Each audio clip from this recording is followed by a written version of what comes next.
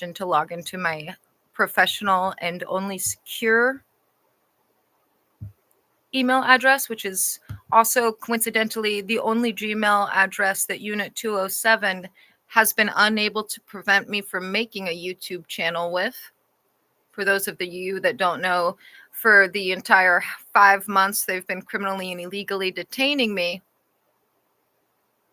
They've also prevented me from using the Google Play Store on any and all devices in order to prevent me from earning money from numerous places, including forcing me to lose out on a $500 job in November by preventing me from being able to use the application known as Telegram, by preventing it to be downloaded on over 3 laptops and over 3 phones. So, since they criminally and illegally ended the live stream, and I already read the spiel today, I already read the script, but I did read the wrong script. I am going to be forced to have to read the script again.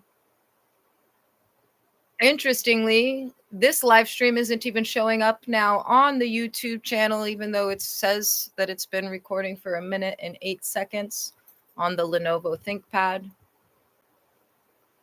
I just refreshed it again. Okay. So now it reflects as being visible. And it reflects that other live stream ended 3 minutes ago. But again, it wasn't visible in any way, shape, or form on the Lenovo ThinkPad. And the screen that's recording it, this screen, said in the top left-hand corner that the internet was unstable. And that's only because of Unit 207 moonlighting as my internet service provider. One of the reasons why Sprint and T-Mobile will be suing them in the future after they are sentenced, arraigned, or convicted. If you didn't know, they've destroyed property, stolen property, stalked me, yada, yada, yada. They've been big on the hacking. The hacking alone, according to the FBI, entitles me to millions of dollars. The hacking alone, including the current real-time cyber stalking of this very moment at 9:08 a.m. Pacific Standard Time. Okay, enough talking, time to get to the script. We do have updates. And I am loading up the script. Here we go. Good morning. I am Lynette Renee Hansen, also known as Mystic Gwen. This broadcast, airing on January 22nd, 2025, at 9:08 a.m. Pacific Standard Time, continues the ongoing public record of a federal investigation into a sprawling criminal conspiracy. A conspiracy that reaches into the North Everett precinct of the Snohomish County Sheriff's Office, the Snohomish County Prosecutor's Office, the Department of Children, Youth, and Families, DCYF, and beyond.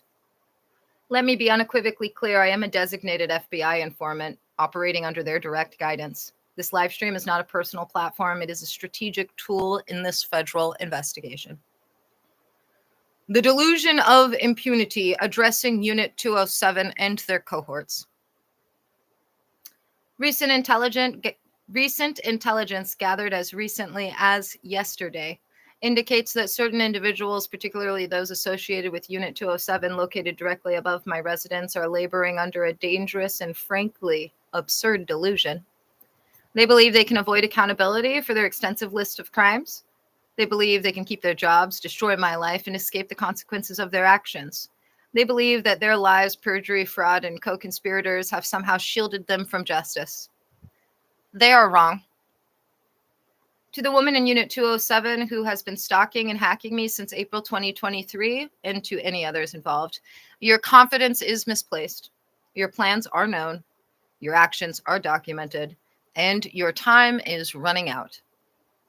The success you believe you've achieved through your deceit is an illusion. Justice is coming, and it will be swift and decisive. During the live stream conducted yesterday that commenced at 9:30 p.m. Pacific Standard Time, While playing the greetings recording, I paused the playback to orally reiterate a critical point of fact. I stated for the record that as of the close of business day, January 21st, yesterday, 2025, the FBI had confirmed that there are still no lawful or non-fraudulent court orders in existence bearing my legal names, Lynette Renee Hansen or Mystic Gwen, from the year 2024 to the present date. This statement elicited a distinct and audible reaction from an individual in Unit 207, a woman who expressed audible shock and disbelief at this confirmation. This reaction captured on this live stream serves as further evidence of the fraudulent nature of the purported court orders and the individual's reliance on their illegitimate authority. The FBI maintains its position clearly articulated since the end of August 2024 that any and all court orders obtained through this conspiracy are fraudulent and that those in possession of or attempting to enforce such orders are implicated in the underlying series of felonies, including, but not limited to, conspiracy, fraud, obstruction of justice, and witness tampering. This incident underscores the gravity of the situation and the desperate attempts by the conspirators to cling to a fabricated legal basis for their criminal actions. It also serves to highlight that those in Unit 207 are fully aware of their guilt and that any and all of their attempts to enforce the fraudulent court orders are doing nothing but indicating them further. A pattern of criminality, the North Everett Precinct and the Snohomish County Prosecutor's Office.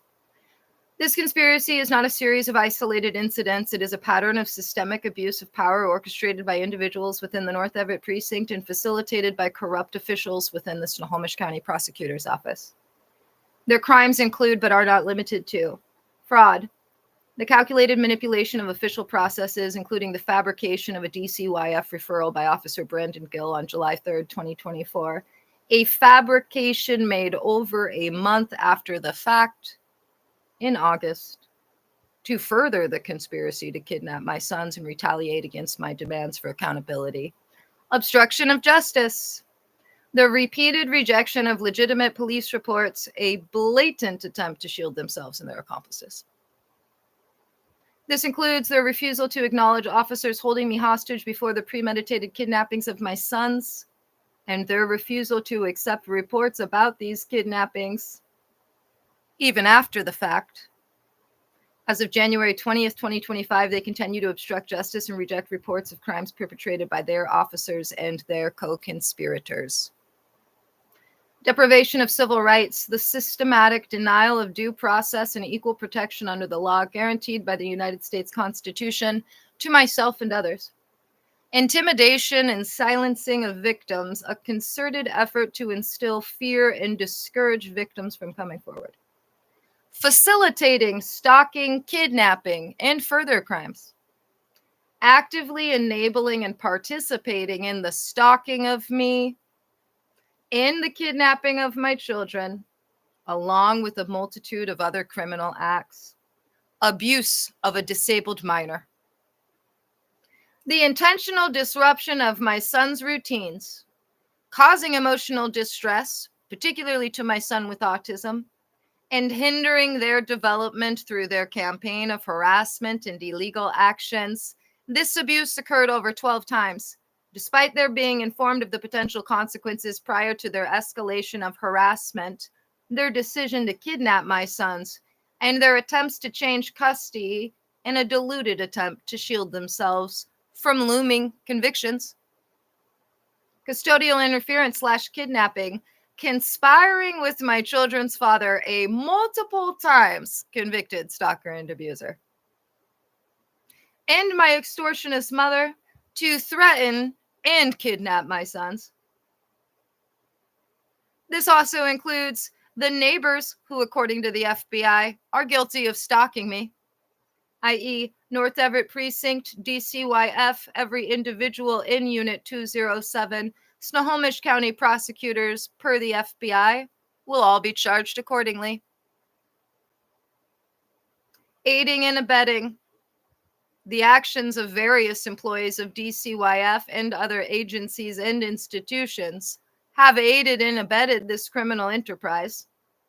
They have been instrumental in furthering the conspiracy through their actions, their silence, and their willingness to follow unlawful directives. The Snohomish County Prosecutor's Office, in particular, has played a central and key role in this conspiracy. At least 2 prosecutors within this office are facing federal disbarment, a testament to the depth of their corruption. The events of August 23rd and September 26th. Let me be clear about some of the specific incidents involving law enforcement misconduct. August 23rd, 2024, 2 officers from the North Everett precinct, not Officer Brandon Gill, along with 2 DCYF employees and Erica Owens were dispatched to my residence. Their purpose was to facilitate the illegal, premeditated kidnapping of my sons.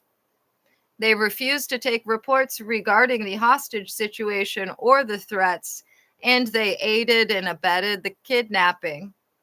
September 26, 2024. Another officer from the North Everett precinct arrived with individuals identified by the FBI as federal felons.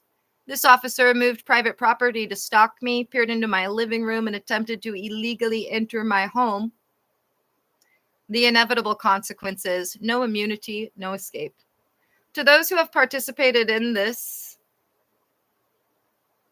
conspiracy, from the officers of the North Everett precinct to the corrupt prosecutors in Snohomish County Prosecutor's Office, to the individuals in Unit 207 and their network of accomplices, there is no immunity for your crimes. You will be held accountable individually and collectively for every illegal act, every violation of trust, and every moment of suffering you have inflicted. The woman in Unit 207 who believes she can escape justice by recruiting someone to take the fall for her, your delusion is staggering.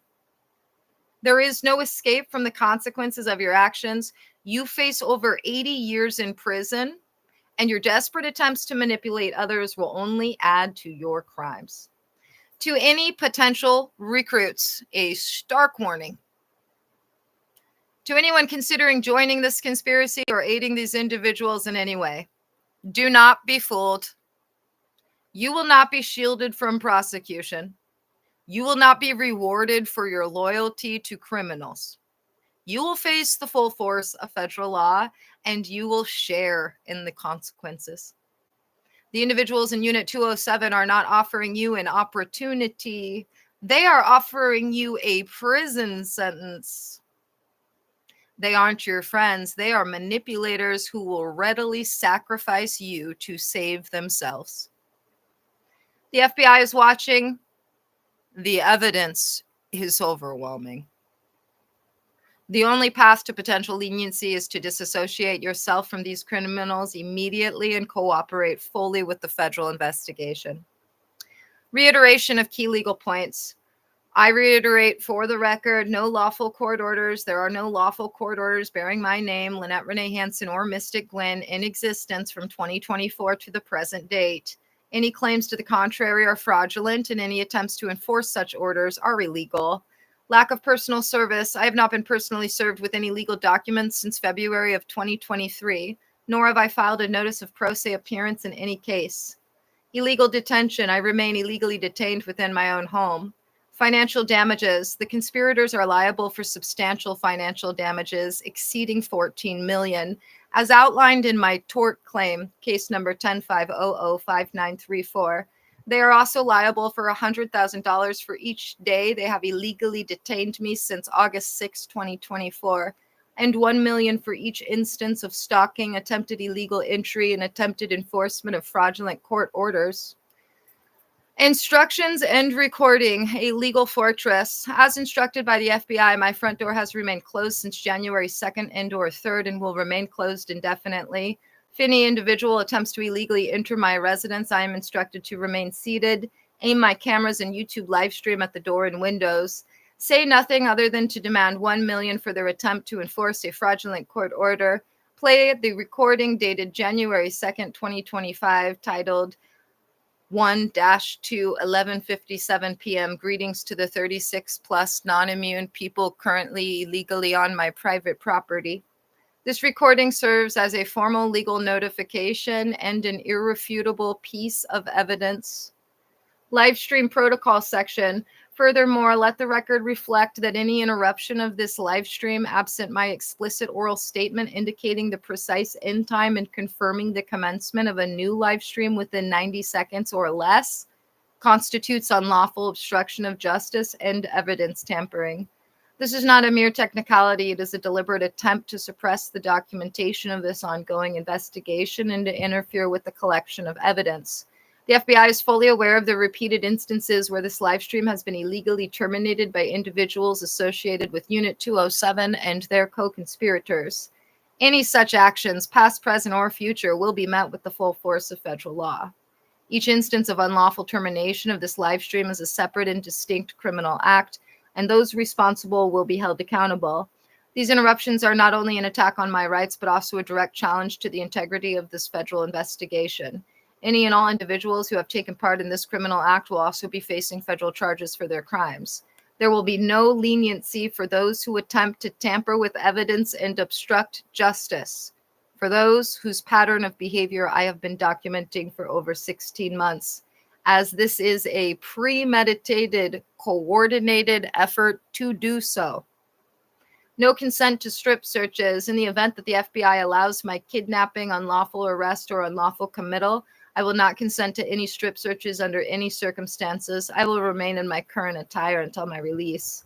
Update to be inserted into script. Timestamp 11:03 p.m. PST, yesterday, January 21st, 2025. Update as of 11:03 p.m. Pacific Standard Time. The situation has further escalated. Within the past 15 minutes, a visitor to the exterior of this building has apparently confirmed to the occupants of Unit 207 that they will proceed with the remaining threatened felonies against me, felonies that have been premeditated and reported for over a year. A woman in Unit 207 was audibly pleased upon receiving this confirmation. This development is a grave indication of their continued intent to obstruct justice, violate my civil rights, and inflict further harm. This also serves as an additional incident for which those involved will face further charges and be ordered to pay me an additional $1 million each. Conclusion: the end is near. The conspiracy is unraveling. The perpetrators are facing the consequences of their actions. The FBI's investigation is nearing its final stage. To those who have abused their power, obstructed justice, and terrorized me and my family, your time is up. You will be held accountable. To those who have been used and manipulated, you still have a chance to do the right thing. Cooperate with the FBI. To the public, this case is a testament to the importance of vigilance, the power of documentation, and the unwavering pursuit of justice.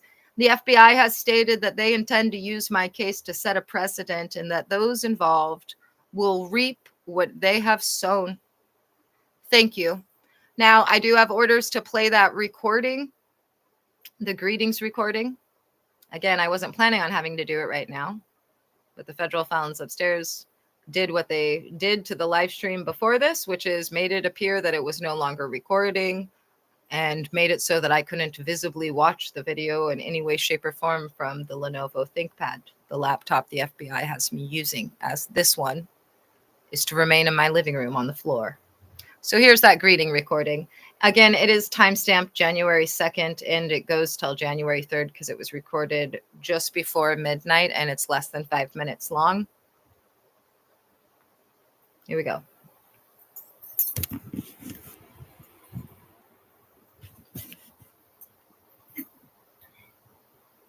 It is 11:58 p.m. Pacific Standard Time, Thursday, January 2nd, 2025. This is a live stream per the FBI's instructions of my new door greeting that I'm to save and to play for those people who are going to prison that have plans involving, once again, actively stalking me outside of my building. I don't know if this is tomorrow or multiple times over from tomorrow to Wednesday, just that the FBI has informed me to do so. So, in the event that you're hearing this, you're in front of my private property. Stop where you are. You are being recorded. By agreeing to come here, you are agreeing to be charged with obstruction of justice. You are agreeing to be charged with witness tampering. You are agreeing to be charged with stalking.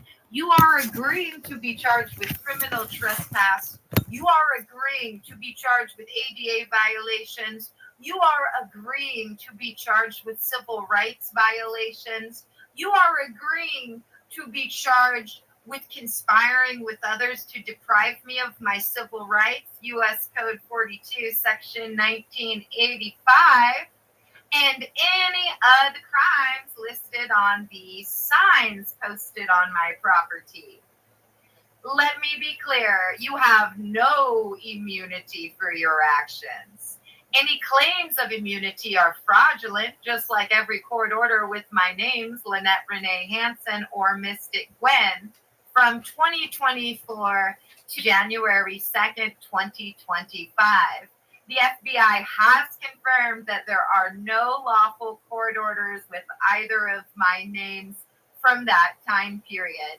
If you choose to knock on my door or to continue standing on my private property, you are choosing to harass me and stalk me. And if you are attempting to goad me into opening my door to pull off another crime, be aware that you are making yourself personally liable. You will be forced to pay me directly from your severance, your 401k, and any other assets you have that will need to be liquidated. No position, excluding the FBI, has any immunity in this situation. I strongly advise you to verify this information with the FBI, unless you and or your associates are some of the federal felons going to prison for the rest of their lives due to the crime spree of the North Everett precinct of fraudsters, Snohomish County Prosecutor's Office, dwindling Department of Child Abusers moonlighting as child protectors, my multiple times convicted stalker and abuser, the extortionist, Anne Marie et al. If you are unable to get verification on anything you have being fraudulent, it is because of your and their looming incarceration and soon-to-be unsealed indictments. Now get off my fucking property and refrain from further crimes. As the signs on my exterior have stipulated, for over a year, it is now 12:02 a.m. Pacific Standard Time, January 3rd, 2020. Remember, it's now actually 9:28 a.m. Pacific Standard Time, January 22nd, 2025. Unit 207 criminally and illegally shut off the live stream before this. I'm still uncertain for how long it wasn't recording versus when this one initiated. So during that period, my door remained closed, obviously, as usual. The FBI thinks that they chose a heck of a time to get another obstruction of justice charge, whatever that means.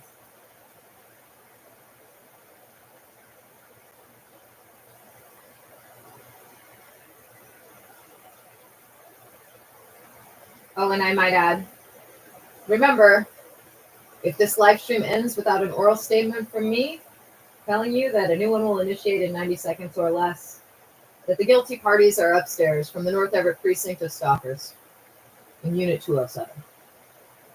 In the dwindling Department of Child Abusers, moonlighting as child protectors. You know, all of my stalkers. Remember, the FBI has stated at my sole discretion there are 16 people that I will be able to get a restraining order against and collect money from.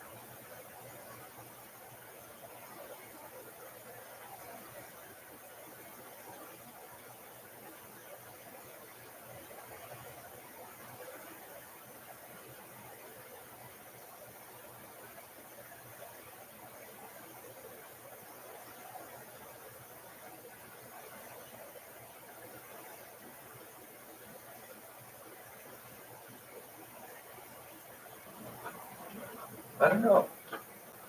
Do I love it yet? Of course I do. Get in the car. Legs. Ow! You did everything perfectly. Your dad never had a clue? Yeah. I just hope he can forgive me. I don't want him to be mad at me for the rest of his life. Look, your father wanted you to marry into some money, right? That's exactly what happened. You should be happy.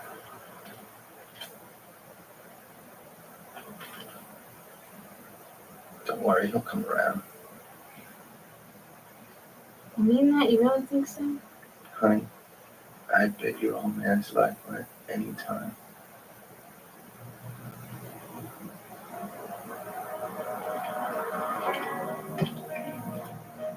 Love you, love you.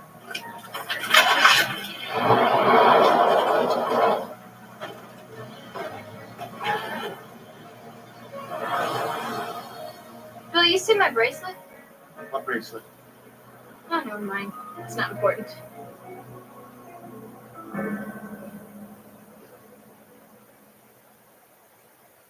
Poor Zella tries to give his kid a shot, and it winds up going to his head, which is better than if it went to his pocketbook, because government needs to do more and ghost less. We have to make horrid choices and back them up with spending cuts.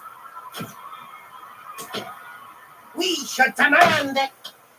Ooh. Now that's what I call a stump speech.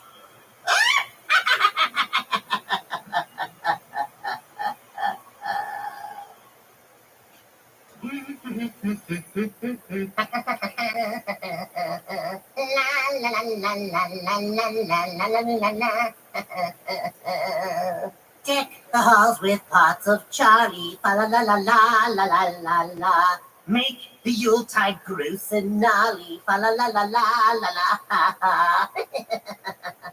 Oh, hello, creeps. It's me, your favorite holiday spirit, doing a little Christmas decorating. Boy, do I love this time of year. Chestnuts roasting on an open fire. Jack Frost nipping at your... Hey, Jack, get away from me!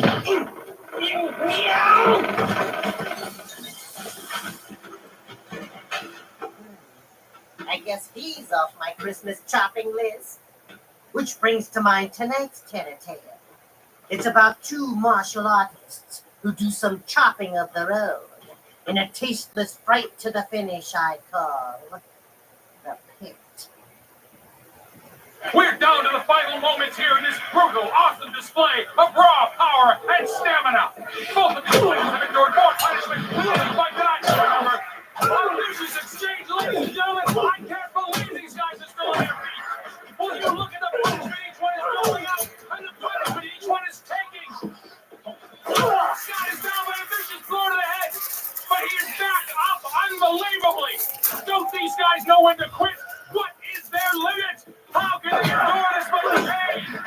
Another vicious exchange and a crushing reverse kick. Ladies and gentlemen, Johnson comes back with a quick exchange of blows. I've never in all my years of broadcasting seen anything as vicious and fabulous as this fight. How can any one human being endure this? Oh, and a vicious cross to the face. They're squaring off. Neither one is standing very steadily, yet they're still viciously fighting it out. Another vicious cross and a counter. Ladies and gentlemen, this can't go on much longer. Neither one has any strength left.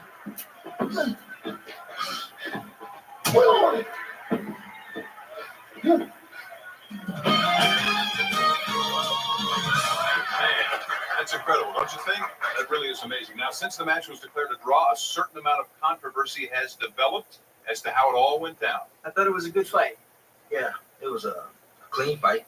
I mean, people got their money's worth. Of course, if I had another round, I would have finished. Yeah, right.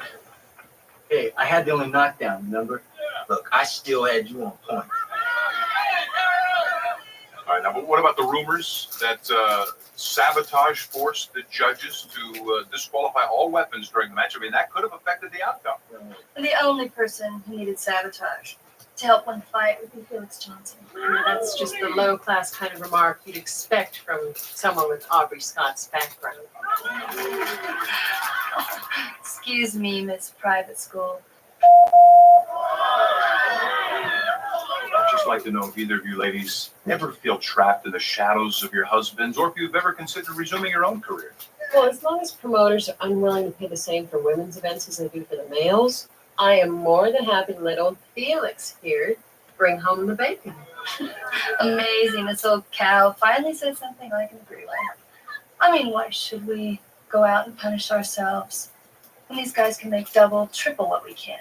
Besides, who would pay money to see a burnt-out has-been like Aubrey do anything except maybe rinse her hair to see what color she's using this month?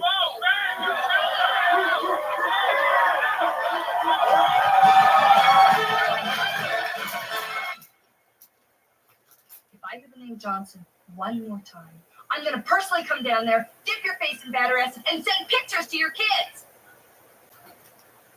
I don't care. At 9:37 a.m. PST, all the federal felons upstairs are really excited with something happening at the courthouse that they feel is good for their crime spree. The men and the women. 9:37 a.m. PST. 1:22:25. Are you guys getting more fraudulent orders so that you can be arrested in my living room? I don't care how you do it, Lou. All I care about is that Aaron gets his part. You'll tell those movie producers if they can't make up their puny little minds. I'm going to pay them a visit and help focus their attention. I don't care if Schwarzenegger wants to bend over for all of them. You get Felix that part, or you're going to be dangling by your you-know-what over Interstate 10 during rush hour. My husband will be the pulverizer or else.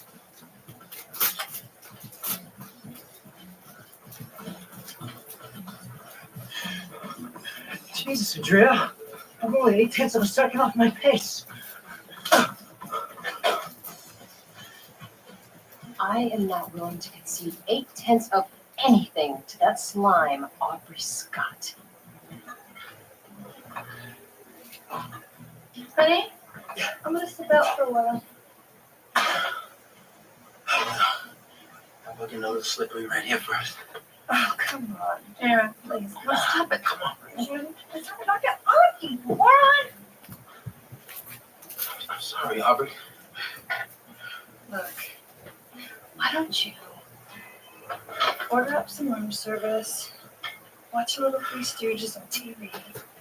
I'll be back in time to check you out.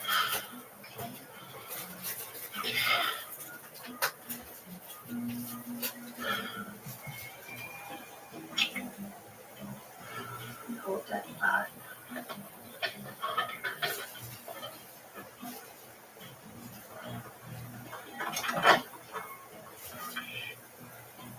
Don't start without me, baby.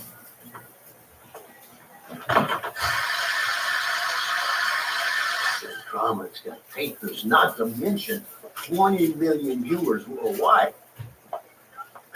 Evander Holyfield versus Mike Tyson live from the Indiana State Prison. What more does he want? Jesus Christ, how the hell did this idiot ever become governor? Hold on. Just tell me what his favorite perversion is. I'll have it delivered with bells on. No, just call me when it's done.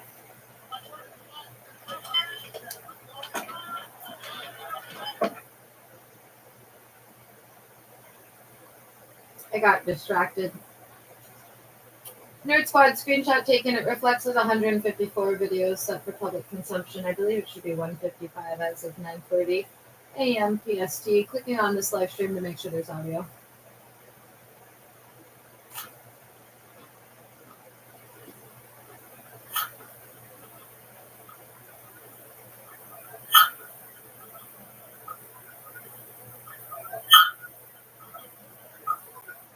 In the North Everett precinct and facilitated by corrupt officials within the Snohomish County Prosecutor's Office.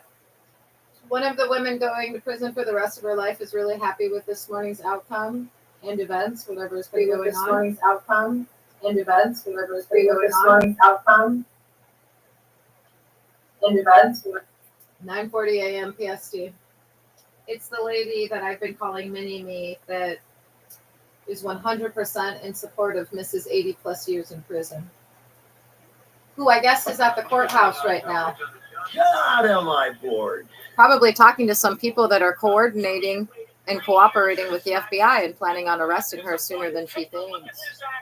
It was wall-to-wall, non-stop body blows, body slams, killer kicks. Just when you thought one had the advantage, here comes the other exploding like a bomb.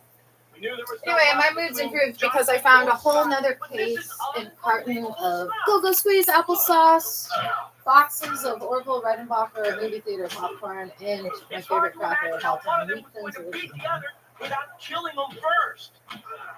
Maybe they're both better off if the match was declared a draw. So I got some You know, snacks. word out west is that both of these guys are up for the lead in the new 20th Century Fox film, Pulverizer. It's supposed to be a war going on between Johnson and Scott's agents as they each try to land the role for their client.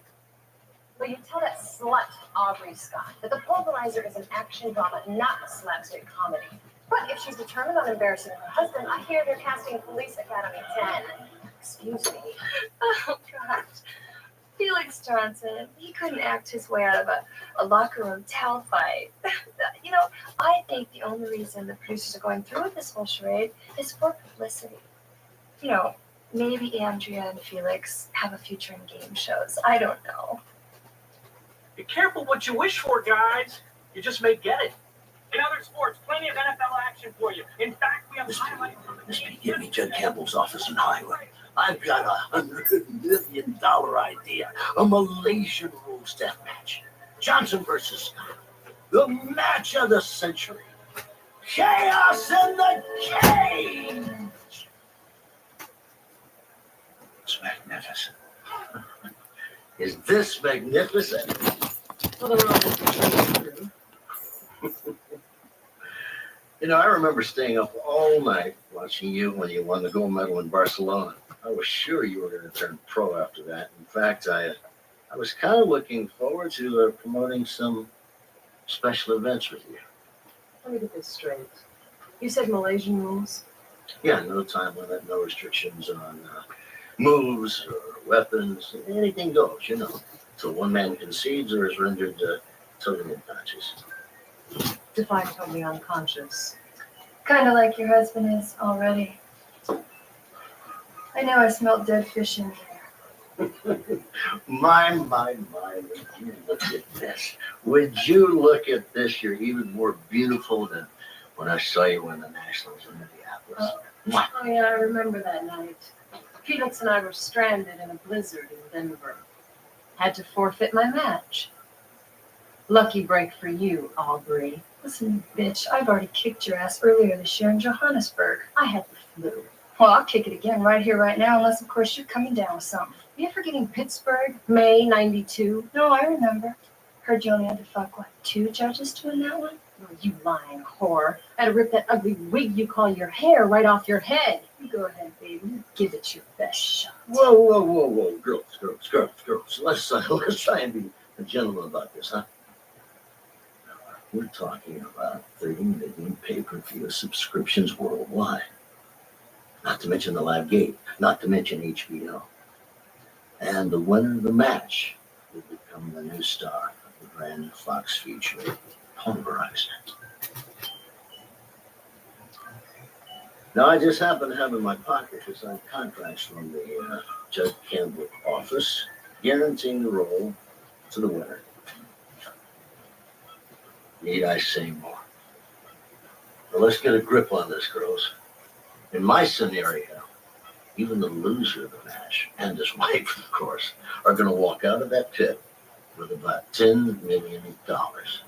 Now, that's enough dead presidents to make anybody forget about a little old Hollywood premiere. Don't you agree?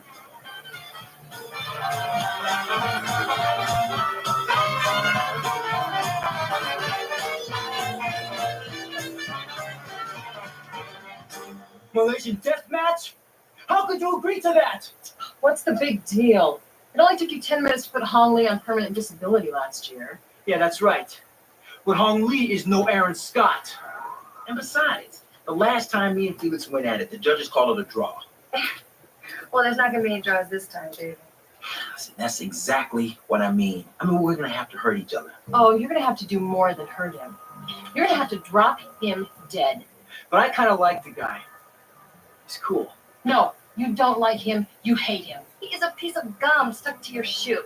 Listen, honey, even if I lose, I mean, I'll still be richer than God. I don't give a rat's ass about money.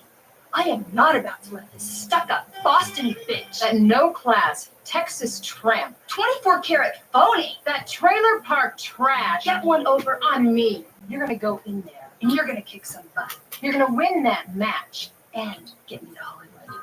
Is that clear? Okay, sure, honey.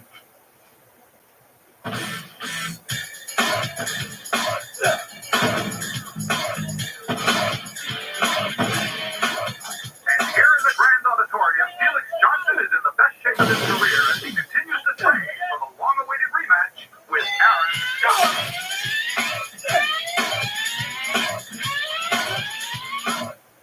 Now, this will be one of the biggest pay-per-view events in history. Now, Borders continues their present rate. We're looking at an audience of about 50 million people from 40 different countries.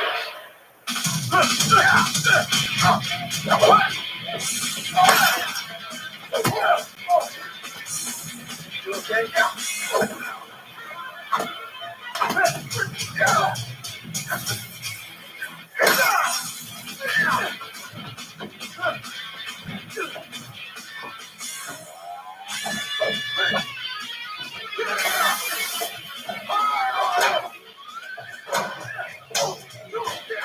Whirling dervish! Whirling dervish!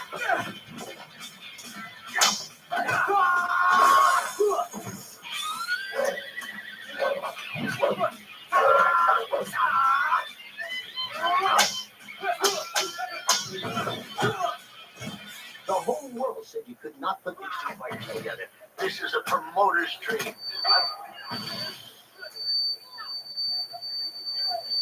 Ladies and gentlemen, amateur hour is over. Say hello to the one, the only, the phenomenal Aaron Scott! Bitch!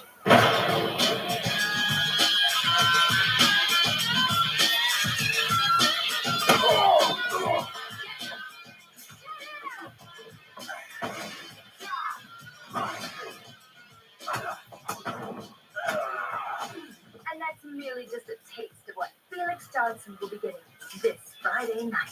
Come on, Felix, speed on you off. Come on, Ring her heart out! And she's teaching me right now. Come on, bitch. Let's go right now! Right now, bitch! Let's go!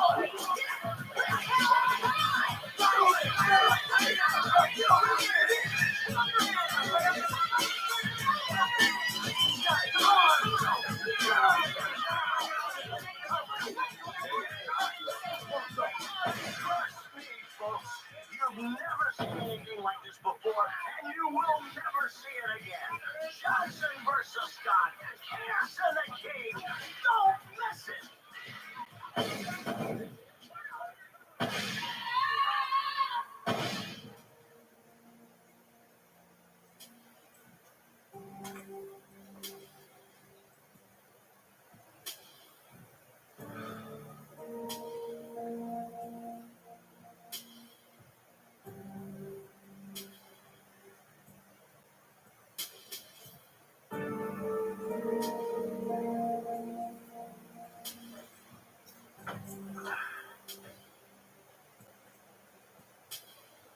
Wondering how much lunch you need to get up on that platform?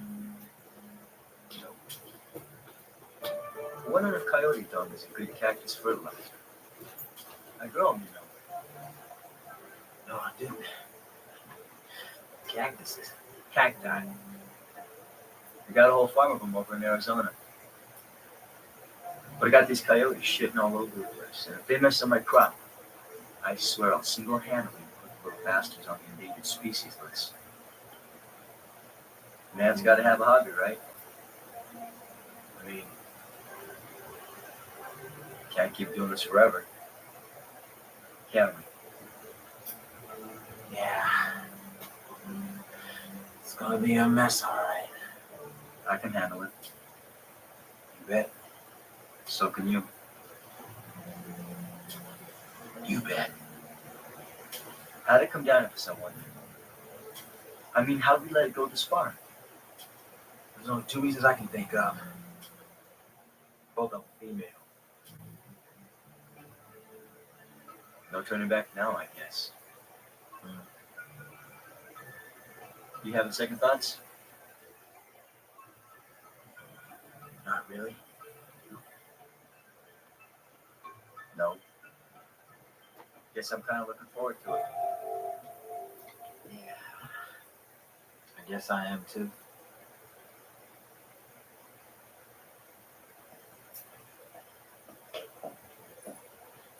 The federal felons upstairs are really excited because they feel that they have something that will allow them to break and enter or to illegally and criminally arrest me or unlawfully commit me.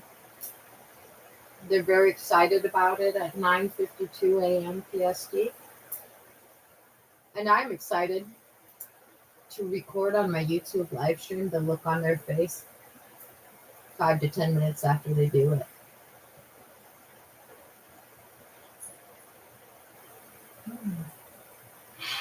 It's 9:52 I'll a.m. take it. PST or 1:22:25. Just put it on our bill.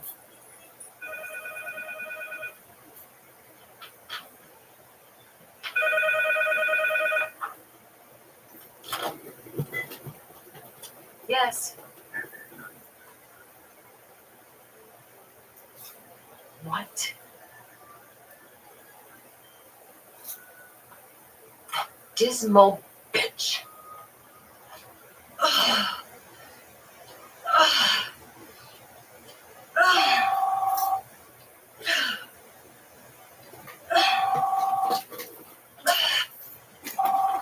Hello?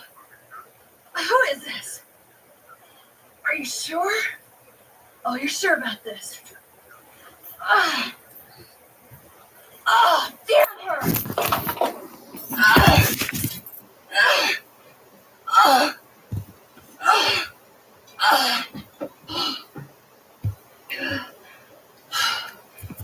I'm done.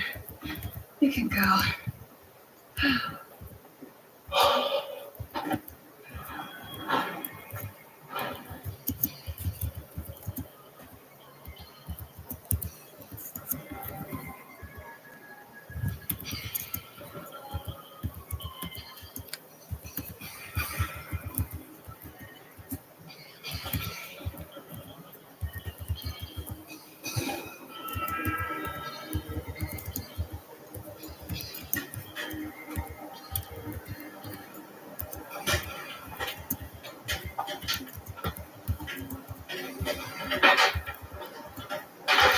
What the hell do you think you're doing? What the hell are you doing here?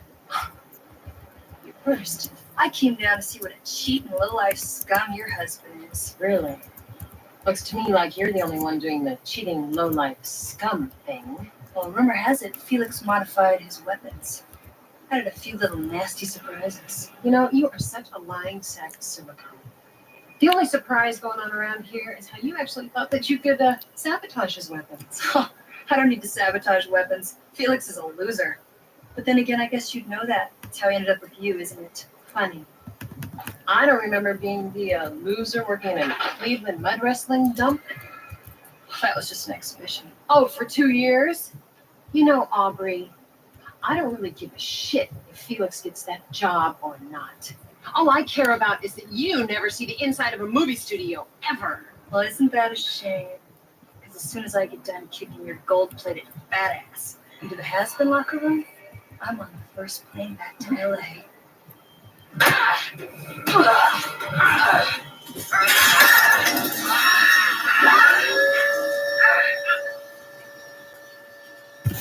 hell?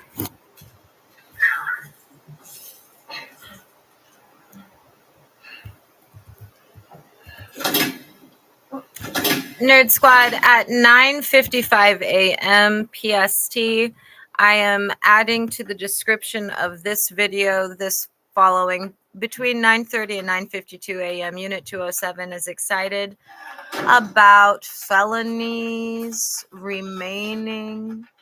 being made actionable due to co-conspirators' actions at the same time.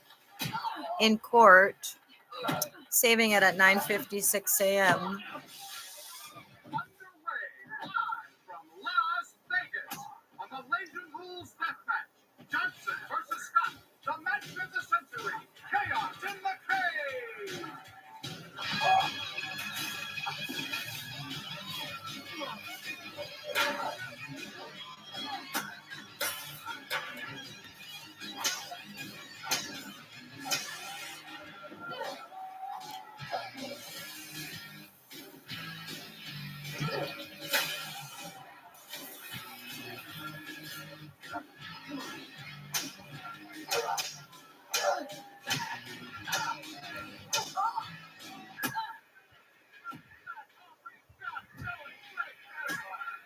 Man, how'd you never hit me that hard? Yeah. The last time Barbara used a claw like that, I had to get 3 stitches in my back.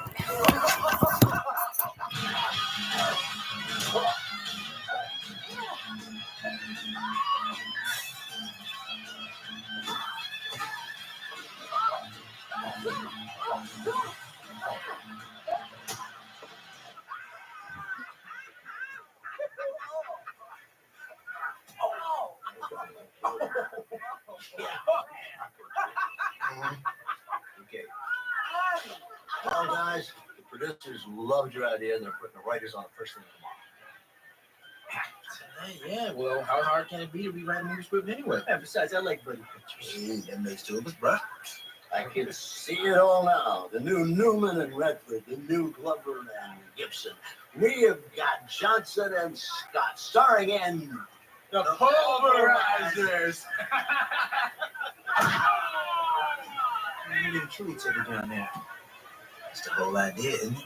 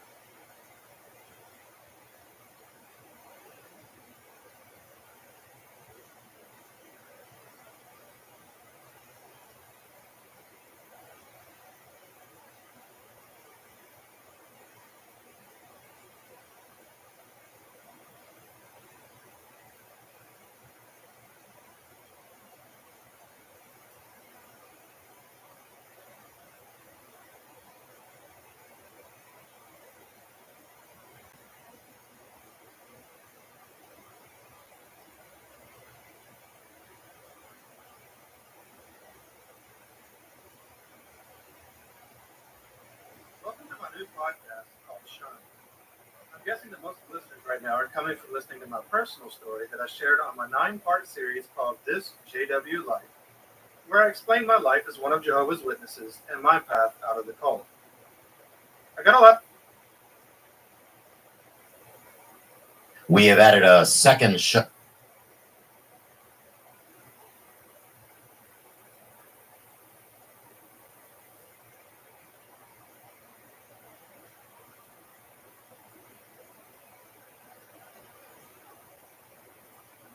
I got a lot of requests to continue exposing these things through the story.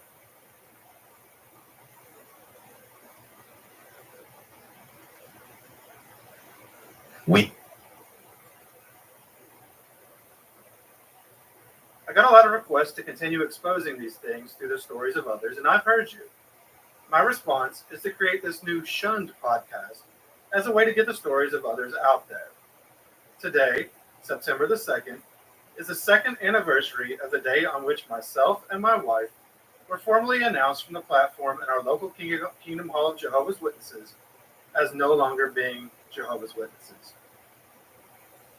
Today is our 2nd official Shunniversary, and what better day than this to start this new podcast? In fact, this first episode is my wife's personal story. You've heard mine, and now you get to learn more about her and her life, including her shunning. My goal here is to let these stories stand for themselves. Although I do conduct these as interviews, the plan is to strip my audio out and to let my interviewee's story stand on its own merits. This isn't about me. This is about the person that is choosing to be vulnerable and to tell their story to help you. There is a learning curve to this type of production, and I'm no longer recording alone, so I've invested in the equipment to record others, and I'm learning how to put this together. So take this journey with me, and let's all keep growing. We need to keep exposing these things to the light. I want to help the ex-Jehovah's Witness community, but I also want to help others that have faced shunning to spread their stories. One of the things I've learned since leaving is that Jehovah's Witnesses aren't as special as I thought. There are many belief systems and ideologies that tolerate no rival and that absolutely cut people off that want to leave. There are also many people out there that are captive to a concept and that want to leave, but know that it will cost them a life as one of the shunned. I want all of you to know that you're not alone. I want you to find comfort and inspiration in the stories of others. I want you to find community as one of the shunned. So let's get started. There are people that walk among us every day that have a secret. A religious ideology has rendered them mute among the family and friends that they once knew. These are the stories that those religions don't want you to hear. These are the stories of the shunned. My name is Jenny. I'm 37 years old. I was a Jehovah's Witness, and I am shunned. My parents were baptized as Jehovah's Witnesses when I was 1. It's a common thing for new parents to feel like they need to pick a religion to raise their child in, and my mom was especially frustrated with the church that she was raised in, so she was looking for something new. Well, my mom was, because she was searching, she tried my dad's religion, the one he was raised in, and it didn't tell her anything different, and that's what she was looking for, something different. She was told that her dad was going to hell after her dad died because he was a drunk, and she hated that. She thought that was horrible, and she wanted a religion that didn't teach something so cruel, because she felt like God was more loving than sending a man with a drinking problem to hell. And so she looked for something different, and my dad's religion didn't tell her anything different than what she was raised in. So when Jehovah's Witnesses knocked on her door and told her they wanted to tell her good news from the Bible, she was definitely excited about that. And they were able to answer a lot of the questions that she had in a way that made her feel a lot better about the Bible. And so they were, they had been studying the books that Jehovah's Witnesses studying with you so that you can get baptized. And by the time I was 1, they were both baptized and well on their way and raising me to go along that same path that they had gone on themselves, teaching me that this was the only one true religion. I needed nothing outside of it. And I did go to school, but that was really, and I saw my grandparents, but that was really the only thing outside of the religion that we had very much to do with at all. The religion made me feel special, and that was a big deal to me. I didn't feel special at home. Neither of my parents paid a lot of attention to me. They more or less, I felt used often around my parents. And at school, I wasn't special. I was nobody. I just quietly sat in the corner most of the time. But when I was at the Kingdom Hall of Jehovah's Witnesses, I did feel special because I was told that I was doing a very important work. And when I would go in the door-to-door ministry, people would say, "Oh, what a sweet little girl, and you're out, doing this work," and they take the magazines from me. I mean, you're not going to say no to a little girl who hand you the magazines. And I would answer questions during the appropriate times at meetings, and I would receive a lot of accolades for that. I was actually even up on the stage giving demonstrations and talks at a very young age. And I just loved the attention. I loved the fact that people told me I was doing something important and made me feel special. It was a pretty big deal to me to actually get some positive attention. When I looked at the world around me, I was told that it was filled with people who were trying to hurt me. I was told that there were horrible things happening just outside of my own little community, and that the world was going to be coming to an end soon because it couldn't possibly stand much longer. I was told that I shouldn't be friends with anyone. Kids at school, definitely off limits. I wasn't to be very close with them. I would be nice to them, but we were not friends. And I was constantly shown pictures from our literature of the world coming to an end very soon. And those were some pretty graphic images. We would see fire raining down from the sky and children drowning and mothers screaming and people running in terror in the streets. And that was a thing we saw quite a bit. And it was something we were supposed to be very aware of it being very real. And we were supposed to look forward to this happening because it was God's idea and God was going to make it happen. This is an interesting podcast. This is the first time I've ever heard it. I wanted to hear it from the first episode onward, but Unit 207 won't let me. So this is the first episode. But it should go into episode number 2, and every time I push forward, it just goes into Theo Vaughn's podcast, which is another podcast I follow, but not what it should do. It should go from episode 1 to episode 2 of this series. I thought that it was about anybody who's been shunned, because there's a lot of cultures all over the world that use shunning or exile as forms of punishment.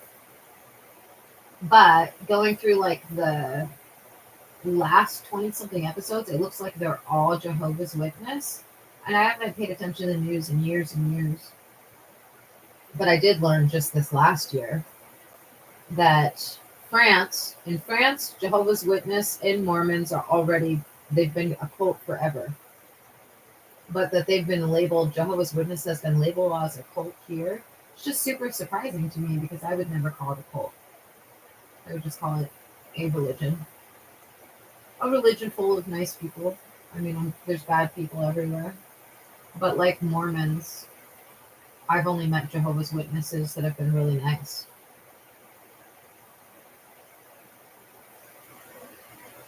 Anyway, but it looks like it's limited to Jehovah's Witnesses being on this podcast. Again, it's called Shunned. To vindicate This is the his first name. episode. At home, I really didn't have, I had no personal space, no belongings. I was one of 7 people in a very small house. I was the oldest of 5 girls. We lived in a 800 square foot house, 2 bedrooms, 1 bathroom. There was very little space. You certainly didn't have, there wasn't a room you could go to just be by yourself. There were people running in and out and children all the time. I didn't have my own, none of my own things really. We all had household community toys. There were blocks and Barbies and things like that we could play with. But I had 2 belongings that I can think of. I had a blanket that I grew up sleeping with every night. It was blanky. And I had a Barbie doll. It was an Ice Capades Barbie, and she was absolutely gorgeous, and she was mine. Those were the 2 belongings that I can remember actually having as a kid. But other than that, it was everyone had everything. At 10:15 in the morning, there's I really lost. upstairs I talking like there's still something going on. Maybe belonging. they have a big thing going on today. Are you guys having an feel entire fraudulent like I wasn't trial today? I wasn't my own person. You know the FBI's done that to some people, especially people in government. Like that guy Joe Rogan had on his podcast. The FBI staged an entire fraudulent trial just to put him in prison. Was a person who had very little confidence and would constantly tell me about things that she had done that she was hoping that I would be proud of her for, and looking to me to fluff up her ego. She didn't listen to me a lot. She didn't pay so much attention to me. She took very good care of me, but she didn't make me feel loved or paid attention to. My dad was much harder on me. He saw me as small, and he didn't respect me. And so when he would be in a frustrated mood, he would take it out on me, and he hit me. I got spankings for, there was a saying in my house, it was for no good reason. I would get a spanking for no good reason. And he apologized for that after doing so, because my mom would take him to task for it and tell him that he can't just beat up on a little girl because he was in a bad mood. Are going to get so bad in like less than 6 hours. And he would actually apologize for it later, and then, but because he had gotten his angst out of the way by hitting me, he would want to play with me like he was trying to make it up. And that was really hard on me. What I learned from that was that if I was bothering somebody, it was a really bad thing, and I was about to get hurt for it. And so I tried so hard not to be a bother. It's something I learned from my mom, too, because she was afraid of my dad. I never saw my dad mistreat her in any way. It was really just his kids.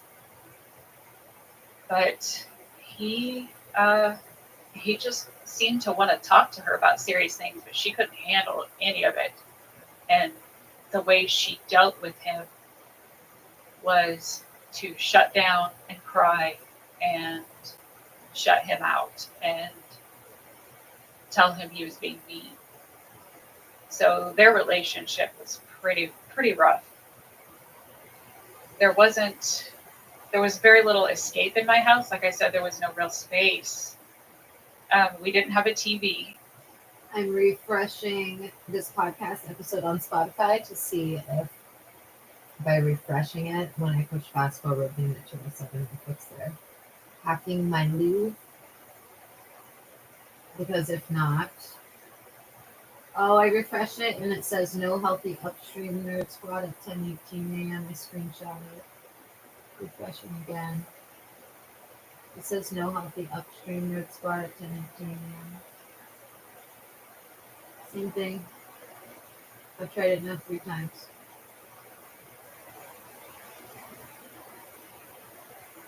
Still saying it, nerd squad. Xing out of the tab.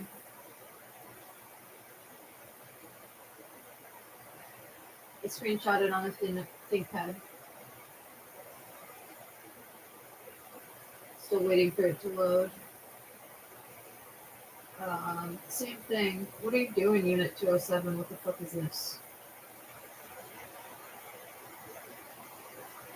Hello? Fix your shit.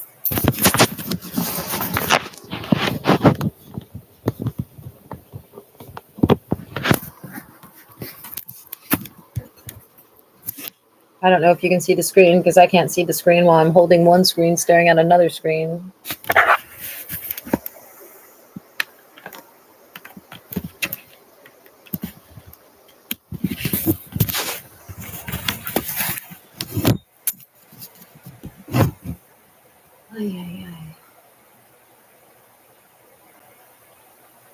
What the fuck, Unit 207? Thank you. Shitheads. You guys suck.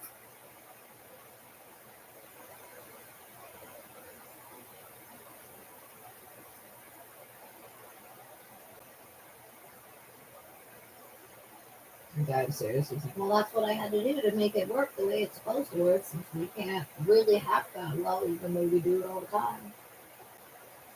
Yeah, dude.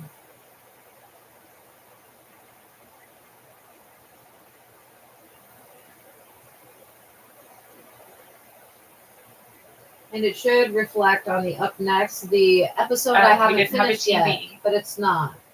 Why? So there was Because no Unit 207 distraction sucks either. dick in every way, much. We did go to the library. a lot. Symbolically. I loved the library, and I read a large portion of the books in that library. That was all I had really was to read, and I escaped to fictional worlds with regularity.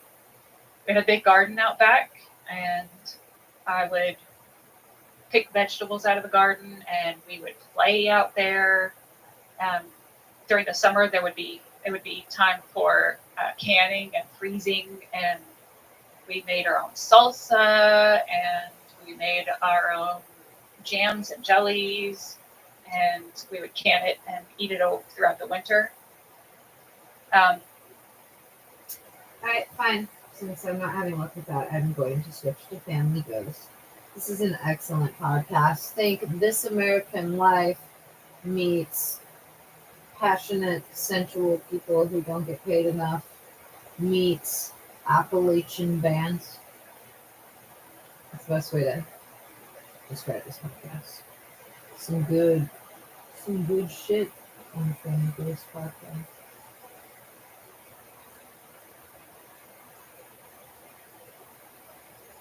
How good? You can decide for yourselves. It's so good that they stopped making episodes, though, which sucks. They do that with a lot of my favorite podcasts. And then there's some podcasts where it's like, my goodness, how do they have 2,000 episodes without saying the same thing? I don't think I could have 2,000 conversations without repeating myself. You know?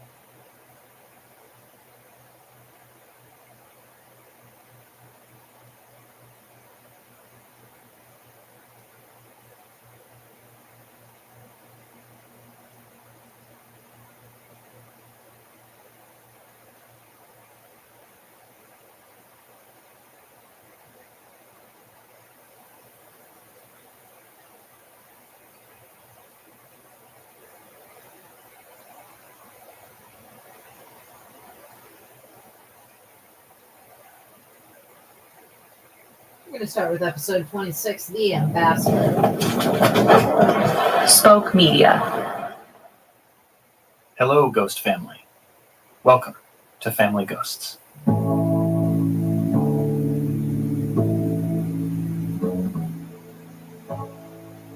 last time I saw my grandmother on my dad's side, she was 94. I'd gone to visit her at the senior center where she was living, and I knew it might be one of the last times I got to see her. So I had brought my tape recorder with me, because there was this story I'd heard just a few years earlier. It turns out I had an uncle I never knew about, who died by suicide when he was a teenager. As longtime listeners might recall, that story was the basis for the season finale of the first season of Family Ghosts. But you don't hear my grandmother's voice in that episode, because that day at the senior center, I was too scared to ask her about it. I spent a few hours with my grandma that day, and at one point, she even looked me right in the eye and said, "I've got a few stories I could tell you." But still, something stopped me from asking about my uncle. Eventually, an attendant knocked on her door and told me it was time for my grandma to get ready for her evening routine and that I had to leave. And the memory that has haunted me ever since that day is turning in the doorway and seeing her sitting in her chair looking out the window and realizing this was probably going to be my last image of her, which it was.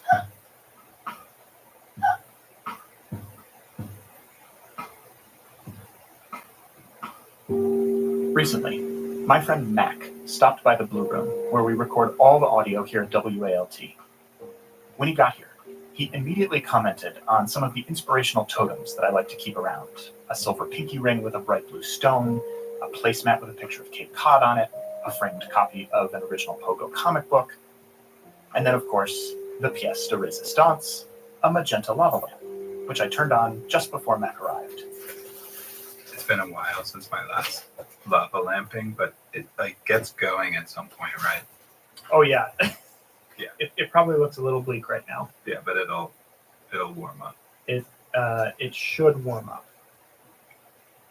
I've known Mac for about 5 years, ever since he visited my apartment to record an episode of a baseball podcast I used to do with another friend. It was about the Baltimore Orioles and politics in that order, and we called it Baltimoreans. I know. Great title. Mac came on the show to tell us about the time he actually tried out to play for the Baltimore Orioles. And every throw was about 4 feet too short and skipped past the first baseman. And then we got to batting. They didn't even call my name, and I just slunked off with nothing more than a sunburn and bad memories. Who's like the worst fielding Oriole shortstop of all time? I was that guy. But beyond this ongoing and ill-advised allegiance to one of the most difficult-to-love baseball teams on the planet, I recently discovered that Mac and I have something else in common.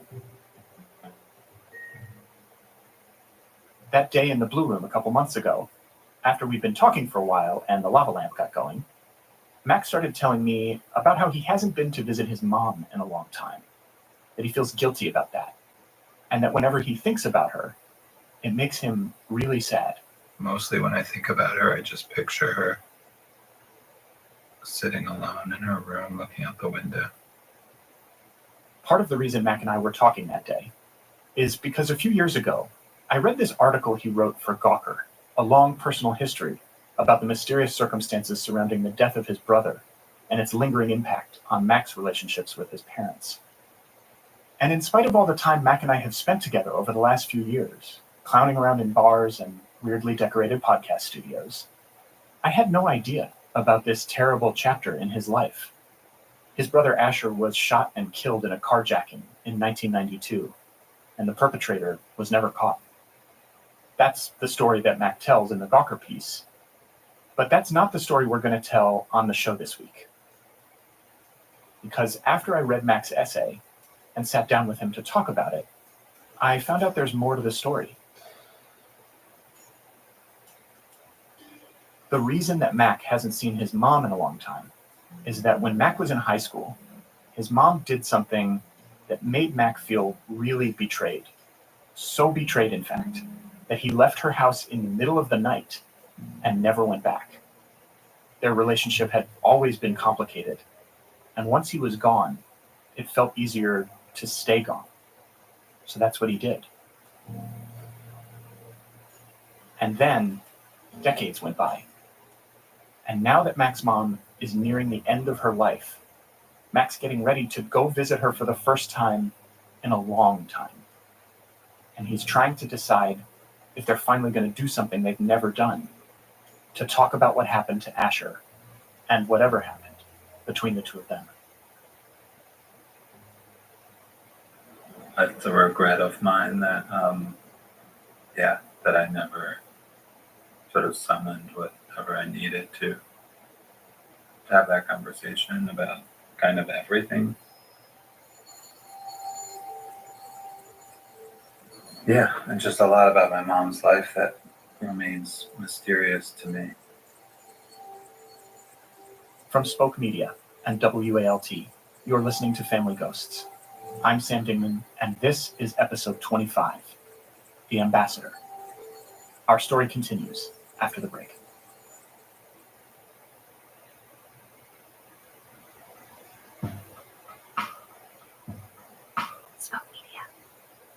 Last summer, I went to visit Mac's apartment. He lives there with his wife, Catherine, their 2 daughters, and a dog named Sully. Whoa. Alert. That's not a good podcast, bro. When I got there, Mac had this big manila folder open on the dining room table with all kinds of old documents spilling out of it. This is my W-9. And oh, this is wild, actually. This next thing is... It's one of those folders a lot of people have that contains this random hodgepodge of family memorabilia, 8th grade report cards, childhood drawings that once hung from magnets on the fridge, a letter Mac sent his cousin about a baseball game that he went to. And there was also this letter that Mac's mom, Rose, wrote to her mom, Mac's grandma, in the mid-90s. She talks in here, from what I can tell, I think, as part of her kind of spiritual practice, there was a lot of dream analysis, conversations with psychics, just sort of anything my mom could access that would try to make sense of a world which I think often did not make sense to her. Dreams were very important to Rose. In fact, she goes by Rose because she once had a dream that she should change her name from Joan to Rose. In this letter that we found in the folder, Rose is telling her mom about another dream she had and what she thinks it might mean. Mac told me that the mystical language his mom used in this letter was familiar to him. Rose used to talk to Mac like this when he was a kid. If I'd say I feel really despondent about, this relationship I'm in or whatever, she'd be like, part of the reason is you're a Ray 3. And Ray 3s, are very sensitive, etc. So, yeah, this language is in there. At least some of this, Mac says, came from Rose's study of Sufism, a mystical strain of Islam that Rose got interested in when she was a teenager. I mean, to hear my grandma say it, my mom from a very, very early age had something in her that propelled her to seek out higher truths or understanding or clarity, from a very young age. By the time Rose left for college at Bard College in upstate New York, she'd been studying Sufism for a few years. And Mac doesn't know the details, but shortly after Rose got to Bard, she had some kind of breakdown. And my grandparents both drove up from Baltimore to Bard and collected her and brought her home, and she never went back to school there. I just think, as that suggests, she was very, overwhelmed by the world from early on. As part of our collaboration on this story, I asked Mac to read me a few passages from that Gawker piece he wrote. You'll be hearing them throughout the episode. And in an early section, he tells the story of something terrible that happened to Rose a few years after she left Bard. Because As a very young woman, she fell in love with a dashing University of Chicago philosophy and mysticism student named Alan. He looked like a Jewish Al Pacino. Soon enough, she was pregnant. And then she was driving herself and Alan and their friend Barbara from Chicago to San Francisco to visit Alan's mother. Mom drove through the night until her eyes closed like their future. The Volvo skidded off the road, down a steep hill and into a culvert. Barbara was in the front next to Mom and survived with serious injuries. Alan, in the back, was crushed to death by the front seat. Mom broke her wrist and was badly cut up. This was just before dawn on December 20th, 1967, outside Truth or Consequences, New Mexico. Asher was born almost exactly 5 months later.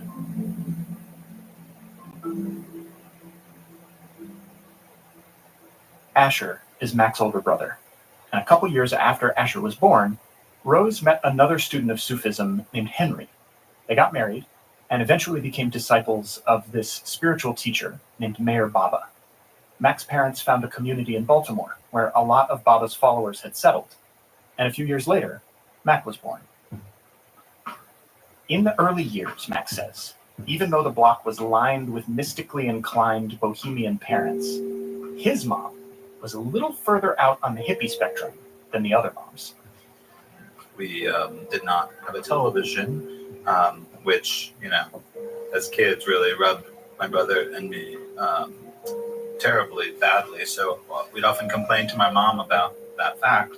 And almost every time we did complain, she would either point to the large window in the front of the house or walk us over to the window and just say, "There's your television. Look out the window. It's organic TV." Other than that, Mac says, life was pretty good for he and Asher. They ran around the neighborhood with the other kids, they played baseball and drew pictures with Rose at the kitchen table. But then, around the time Mac was 9 or 10, he has this memory of an afternoon they spent with his dad, Henry. He once wanted to take Asher and me on what he called a tour of Baltimore. So he had all these spots he wanted to show us, and we were both kind of initially rolling our eyes, this is our town. What are you going to show us? But it ended up being really cool. The Baltimore tour started out great. Henry took Mac and Asher up to the top of this hill in a suburb a short drive from where they lived, and they walked through this vast green field with a beautiful view of the Baltimore harbor, where they could see the city sprawling out all around it. Later in the afternoon, though, Mac says the tour started to get a little weird. At the end, he took us to his favorite downtown bar, I think was called Reggie's. Very 80s kind of swingerish bar. And, Wait, do you mean swinger like John Favreau and his father, or do you mean swinger like Key Party? Closer to Key Party. Okay. Yeah. Mac told me that even though he was just a kid when this happened, it was clear to him that Reggie's was a place that his dad went to hang out without Rose. A few years later, his parents got divorced. And with Henry out of the picture, Mac says he started to notice how close his mom and his brother were. At one point, I came across a poem in Mac's manila folder, apparently improvised by Asher and transcribed by Rose. This is kind of a wild poem. Mm-hmm. It goes, a Charlie Chaplin of a boy playing the wheelbarrow bump on a xylophone hill. A little pants leg kick, halt and rest. With a shrug in his shoulder and he's off again. With a shoe to the air and a trip of the barrow and the wheels skidding, rolling, and a hand on the handles to a five-legged stand. With a lift, skip, tip, kick, stand. All down along the wide grassy tightrope, laying wood chip path to the door of the circus master's daughter. It's trippy. It's like a December song. It's trippy as hell. It is. Mac and his mom were never close the way Rose and Asher were, and the divorce didn't make things any easier. Then, around the time Mac was 16, Asher left for college in California, and things with Mac and Rose started to go downhill. Yeah, at some point we all moved out of the house I grew up in, and my mom moved a couple times with, and she was living kind of with a handful of friends / roommates. I mean, I think she might have met them through her interest in Sufism, but they'd all also like that had morphed into something else where they all had this relationship with a Santa Fe based psychic who was kind of like their guru. Max says there were some positive things about the new living arrangement. His mom's roommates had kids of their own. They'd all play wiffle ball in the backyard sometimes. But those moments were fleeting. It was a strange place to live as a teenager. I remember I had like a basement room. I just didn't really want to like go upstairs and mingle with my mom and her friends. So I remember being down there a lot. Part of Max's resistance to hanging out upstairs had to do with Rose's dynamic with Sylvia, the psychic. She would often say, like, I was talking to Sylvia and we kind of agree you should do X, Y, or Z. At least part of Asher's closeness with Rose seems like it had to do with a shared openness to the idea of some sort of sense of destiny. Asher used to write to Rose about it in his letters home from college.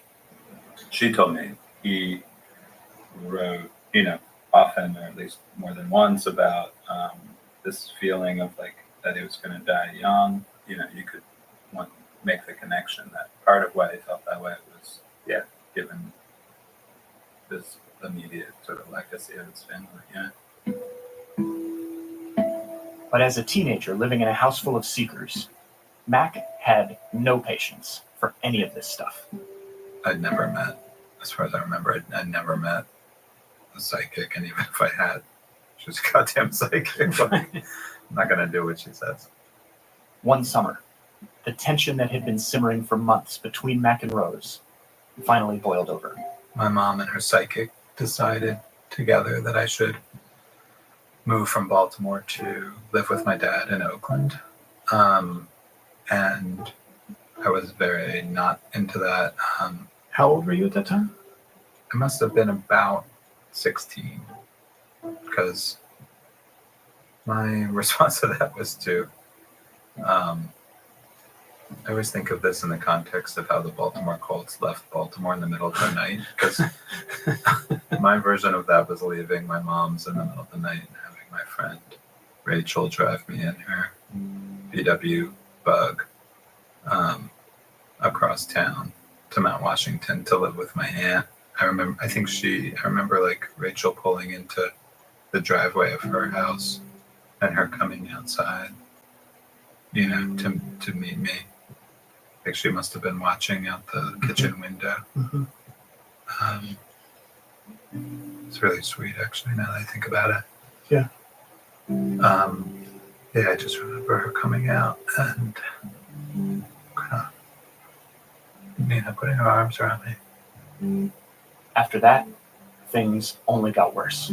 After I left and moved in with my aunt, Sylvia told my mom, she needed to either bring me back to her house or handcuff me and get me on a plane to Oakland. Jesus. Yeah. Did you ever talk to your mom about this? Did you guys ever have a conversation about, what the fuck are you talking about? Or I mean, I said things like that. I definitely said, it's bullshit. Fuck that. Mm-hmm. Conversation might be too grand. Yeah. When Asher got word of what was happening, he flew home from California. He came back to Baltimore largely to kind of make sure I was okay and take care of me in a manner. And he spent a year in Baltimore and got his own apartment out near school. So he came back specifically to check in on you. Yeah, I think he came back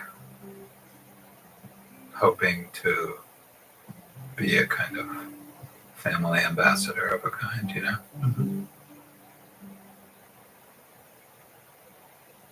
Asher's intervention couldn't fix the problem. In the end, he went back to California, and eventually Mac moved out there too. Not to Oakland, like Sylvia wanted, but to LA, where Asher later joined her. Mac started taking acting classes. Asher had written this screenplay with their cousin Aaron called Nuclear Wasted, a pulp dystopian sci-fi comedy. They wanted Mac to star. They were going to be, in Asher's words, The new Coen brothers or some shit.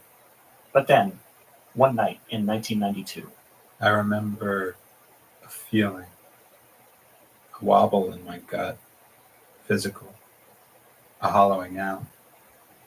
Not nausea, closer to the opposite, like I can't get enough air in. In another section of that Gawker essay, Mac writes about his brother's murder. The night it happened, Asher was out with Aaron, and Mac was driving home from a date with his girlfriend at the time, Evangeline. All I can say, behind the wheel, I feel weird. I fought it, denied it. Look at this rad girl. Look at the swollen moon through the sunroof. Moonroof. Shove in the Tom Waits cassette and forget the gut. Mac and Evangeline made it back to the apartment, but Mac still felt strange. He decided to smoke some weed. Maybe the pot could coat the peculiar wooziness still swirling my innards. Two negatives stacked atop one another to reach a positive charge. Maybe. But no, the effect instead was cumulative, and I was left with whittled wits, unhappily stoned. We played a Sonic Youth CD and sat on the bed, and then taka taka taka taka taka went the firecrackers. Strange for the neighborhood, I thought. Strange for anywhere. I ran shaky to the window and poked a finger into the Venetians, peeking, like a cheap detective in middle-class squalor. What is it? Evan's voice wobbled across the room. I don't know. I don't see anything.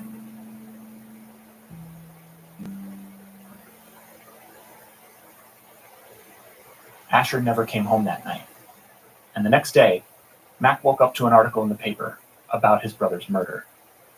It said that Asher and their cousin Aaron had been looking for a parking space when someone ran up to the car and fired a shot through the window.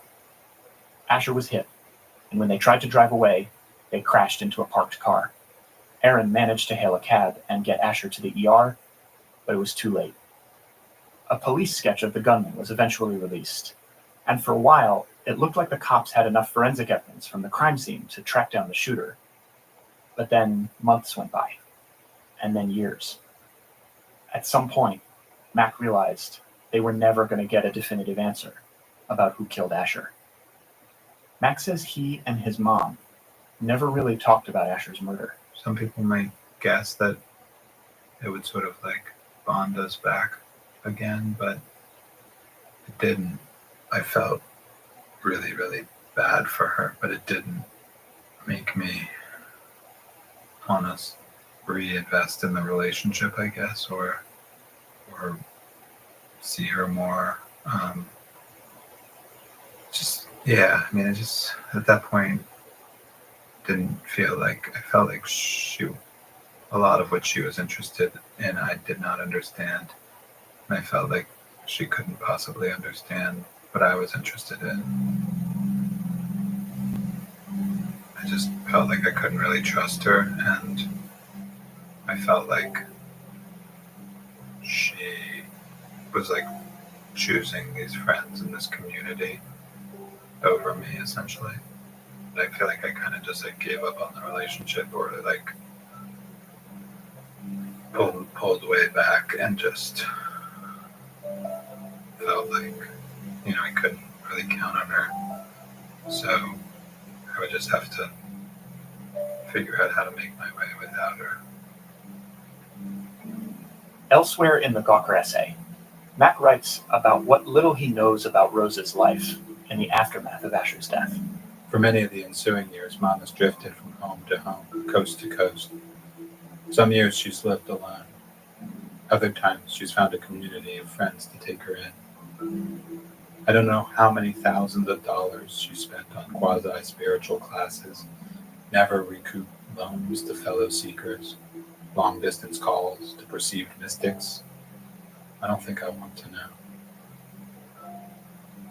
As for Mac's life, he moved back east and started a family of his own.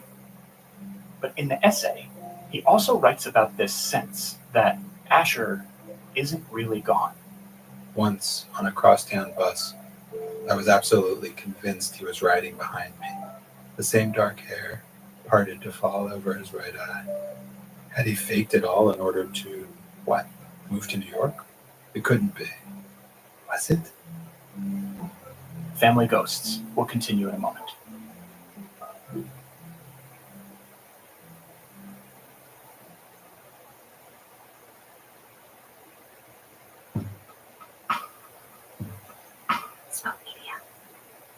When I first read Mac's Gawker essay, I was particularly moved by the sections where he writes about the years following Asher's death. Right after it happened, Mac and his cousin Aaron, the one who was in the car with Asher the night of the murder, moved to San Francisco. We started a band called Cole, changed the name to Postman. We performed at bars, clubs with no windows. Aaron played guitar and wrote songs. I sang. Not really. I drank beer and Jim Beam and jumped around and shouted until my voice was a croak.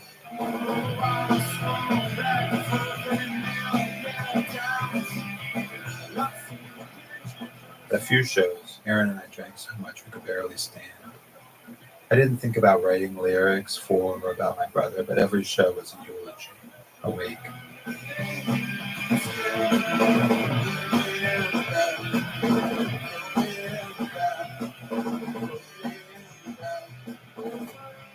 The Postman shows helped at first, but eventually Mac realized he had to try to find a way forward.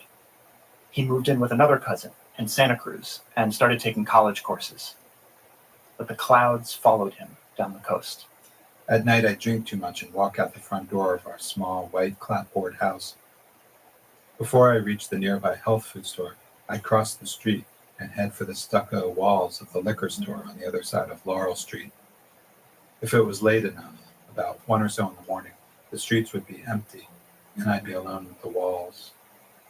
I'd walk steady, determined, eyes on the pavement, around and around the square building, dragging my right hand across the stucco until my skin cracked open. I'd go for as long as I could take it, and then try for one more loop. The open cut sliced wider on the raised fake stone. Thankfully, Santa Cruz is also where Mac met his now wife, Catherine. They got married and moved back east to Brooklyn and had 2 daughters. Postman broke up, but Mac finished school, got a job as an editor, and little by little, the clouds started to dissipate. But by the time Mac started working on that Gawker piece a few years ago, he and Rose, his mom, were in touch only sporadically. Mac writes about literally trying to find her in order to talk to her for the article, how she's drifted from spiritual community to spiritual community, giving unknown thousands of dollars to various self-proclaimed mystics and people Mac suspects are charlatans and con artists. When he finally tracked Rose down, he discovered that she'd enrolled as a student at a place describing itself as a mystery school. Its website describes its purpose. In all cultures throughout the ages, mystery schools appear at times of extraordinary cultural, societal, and technological change to help ordinary men and women bridge the resulting chasm between the inner sacred and outer mundane life experience. To me, it's all a mystery. It was hard for Mac to watch Rose slip into the thrall of yet another spiritual guru who seemed to be exploiting his mother's trust. But it also wasn't surprising. Still, when she agreed to meet with Mac over lunch for the Gawker interview, he realized just how distant their lives had become. She suddenly seemed to be aging very quickly, a half-ghost nibbling egg salad. She didn't appear capable of relating to the kids. At one point, with the girls and Catherine off browsing books, Mom and I talked about possible holiday presents for her grandchildren. Do they like warm blankets? Mom asked, as if she'd just fallen to earth. An hour and a half later, Mom's friend picked her up. It was like visiting a prisoner in the jail of a Marin mini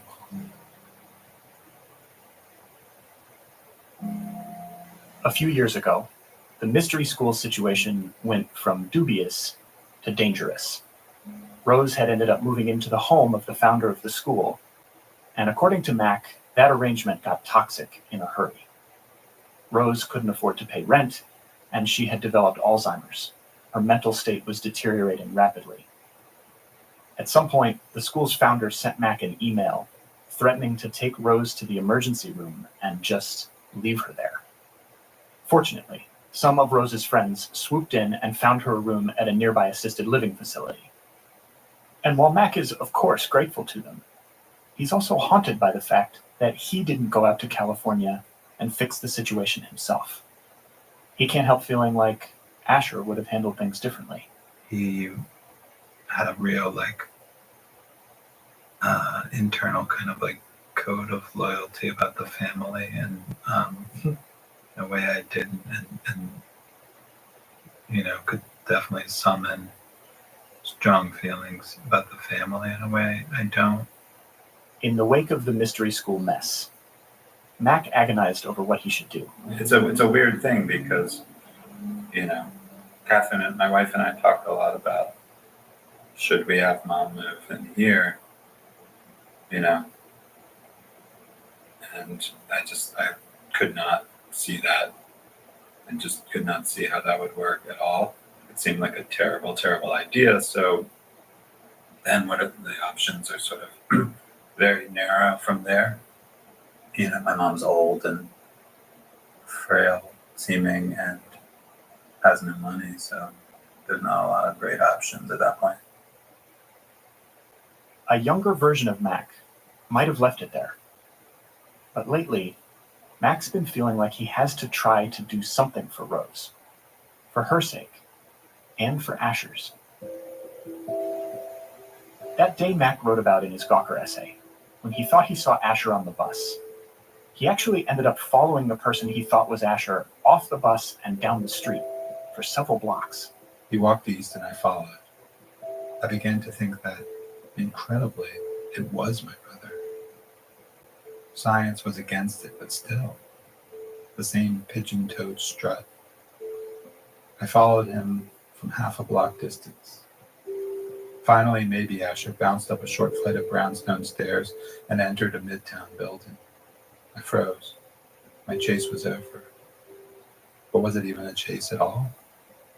Can it be a chase if you don't know what you're after?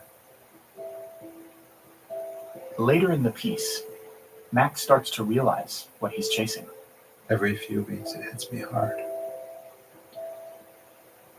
I wish Asher were there for Mom in ways I cannot be. I asked Mac what he meant by that. I think if my brother was alive,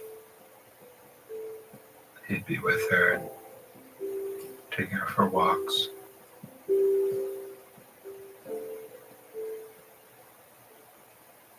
A few weeks later, as we finished going through those documents at Mac's dining room table, he told me that his family was getting ready to leave for their summer vacation.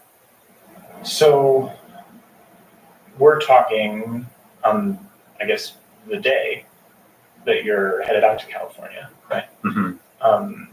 Have you decided yet whether you're going to go see her? Yeah, I'm definitely going to see her. Our story continues after the break.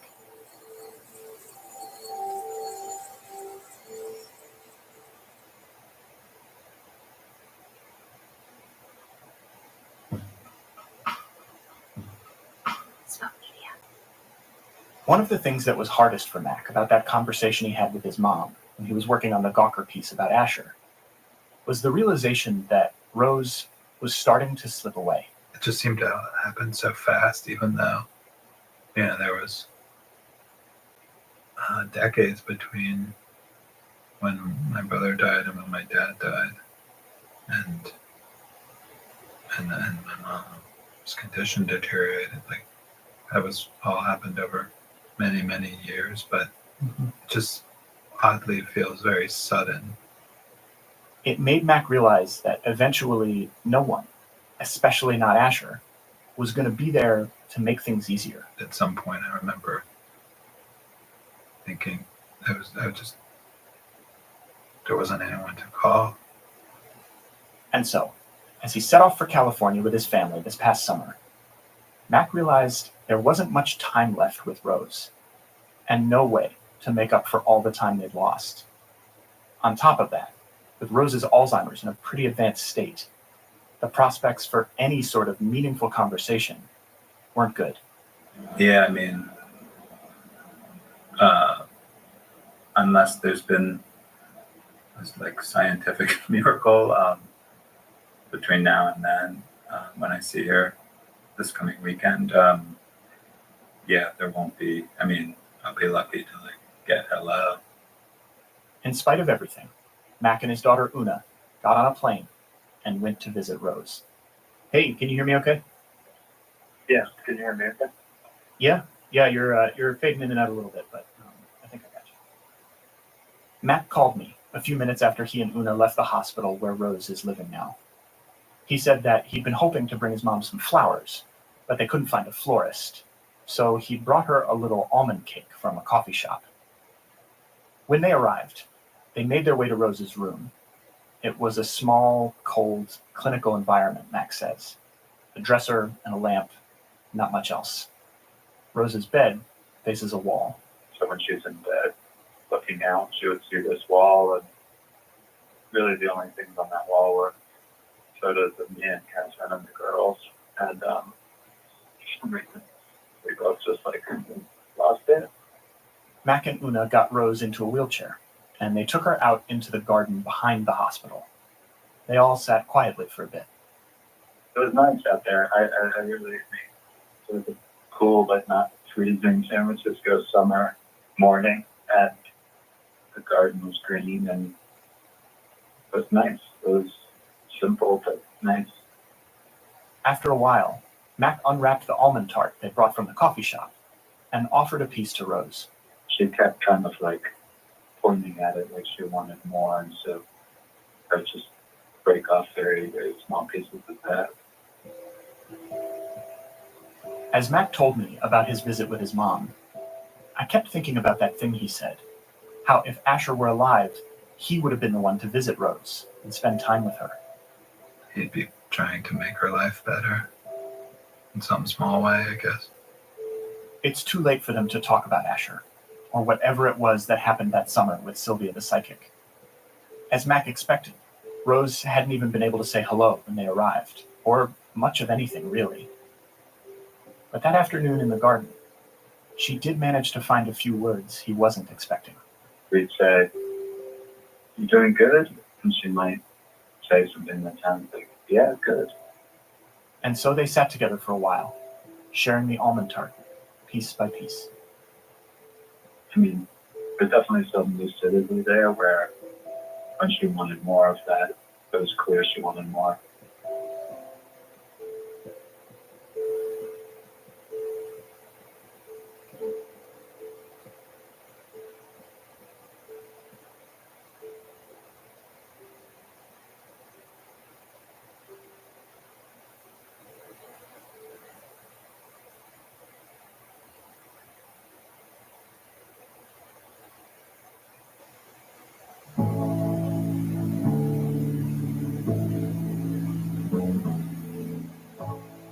Family Ghosts is hosted and produced by me, Sam Dingman, with Vera Carruthers, Soraya Shockley, Sally Helm, Odelia Rubin, Jenna Hannum, and Janiel Kastner.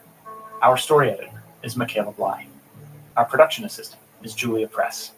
This episode was mixed by Evan Arnett. Our theme music is by Luis Guerra. Executive producers for Season 3 are myself, along with Keith Reynolds and Aaliyah Tavakolian at Spoke Media.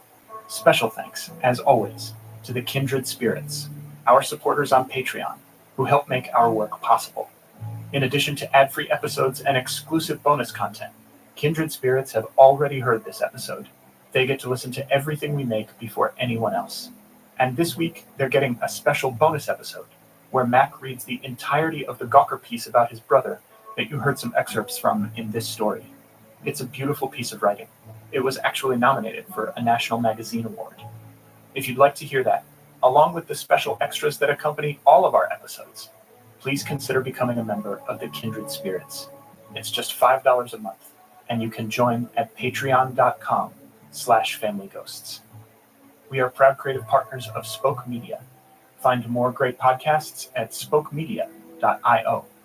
Season 3 continues next week. We'll talk to you then, and thank you for listening to Family Ghosts, where every house is haunted.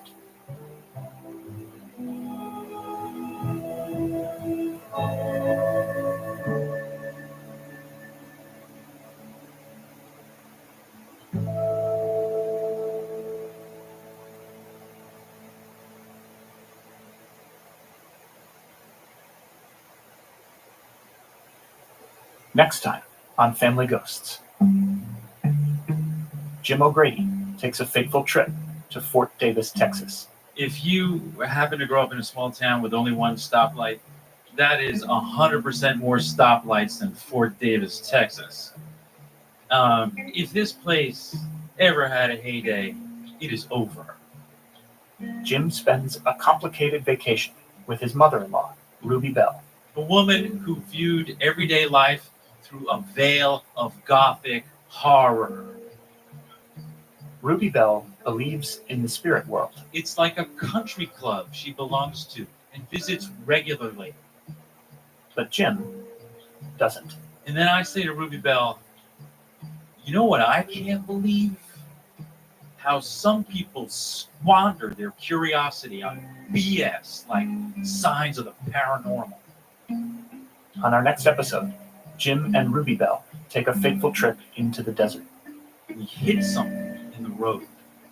Ruby stomps the brakes, spins the wheel, turns around, drives back, stops, and there, in the headlights, is a vulture. That's next week, when Season 3 of Family Ghosts continues.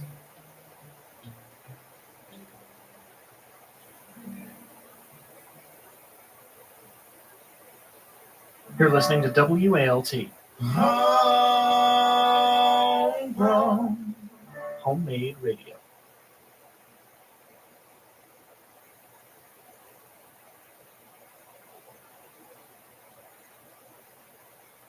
Before we begin, a quick programming note. Family Ghosts will be off next week, but Season 3 will continue with an all-new episode on Wednesday, March 4th. Until then, please enjoy this week's story, and thank you, as always, for listening. Spoke Media. Hello, Ghost Family. Welcome to Family Ghosts.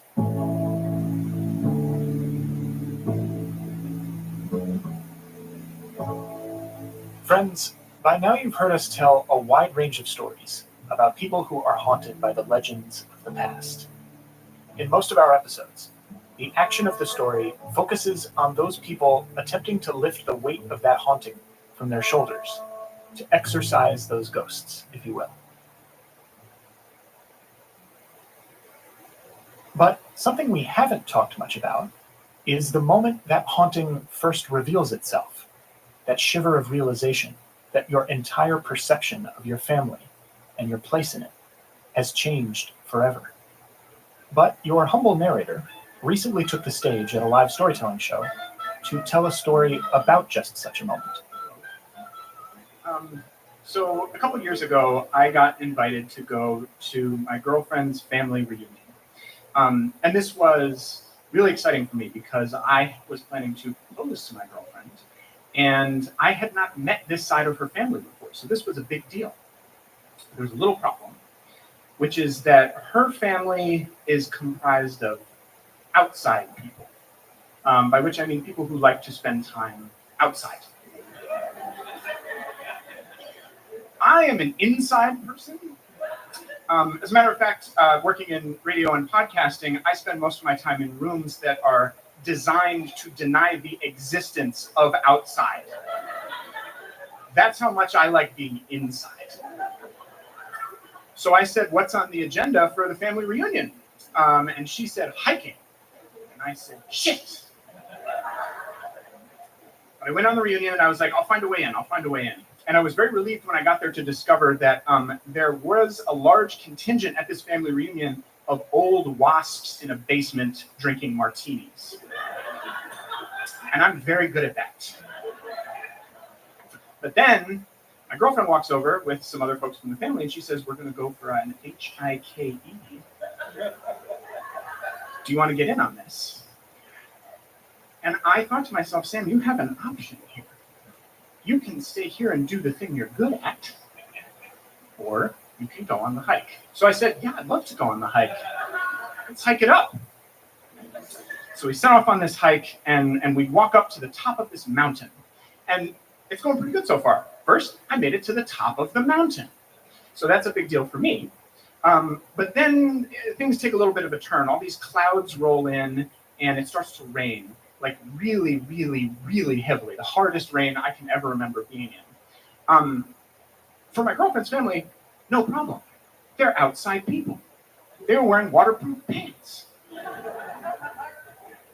I was wearing this.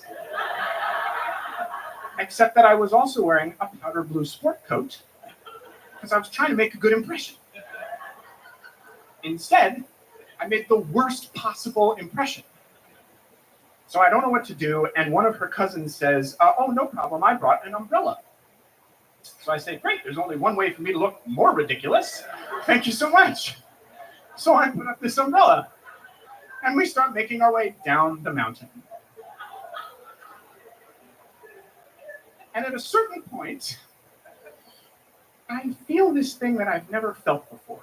And this is what it felt like. It feels like the hand of God has reached out of the sky, grabbed the top of the umbrella, lifted me into the air, and then thrown me to the ground. And this is accompanied by a sound like this.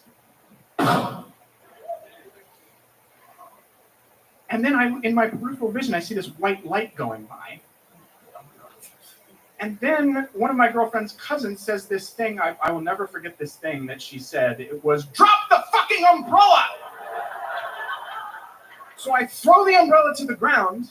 There's smoke coming off the top.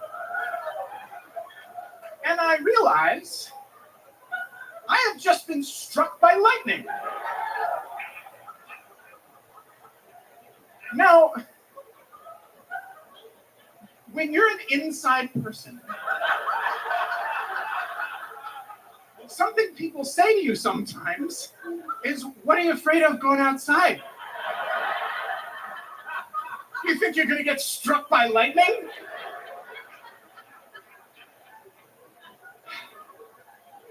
But I also have this other thought in the immediate aftermath of this.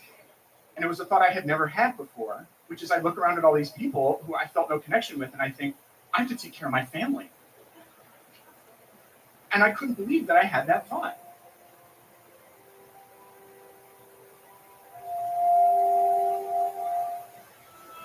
From Spoke Media and WALT, you're listening to Family Ghosts.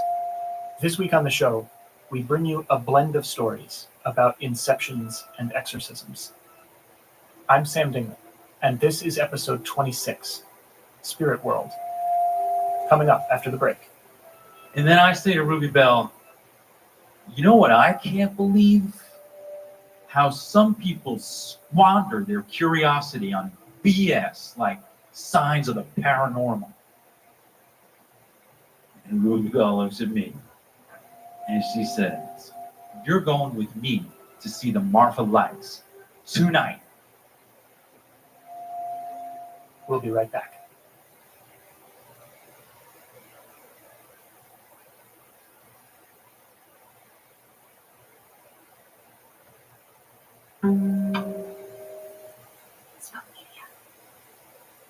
Welcome back to Family Ghosts. Our first story this week comes from Jim O'Grady, who told it at one of our Family Ghosts live shows last summer. So it's the late 90s, and I'm on winter vacation in Fort Davis, Texas. If you happen to grow up in a small town with only one stoplight, that is 100% more stoplights than Fort Davis, Texas.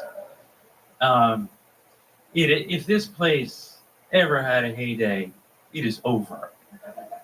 And I remember we were staying in this sort of Western-themed, old-timey hotel, and I went out walking to just take in the place. I remember standing there thinking, oh, this is the kind of town where the cattle is lean and the cowboys are fat. Fort Davis, Texas, winter vacation. I'm there with my wife, Anna. It's the kind of trip you endure because you're married. Or at least that's what I believe. I believe I'm married.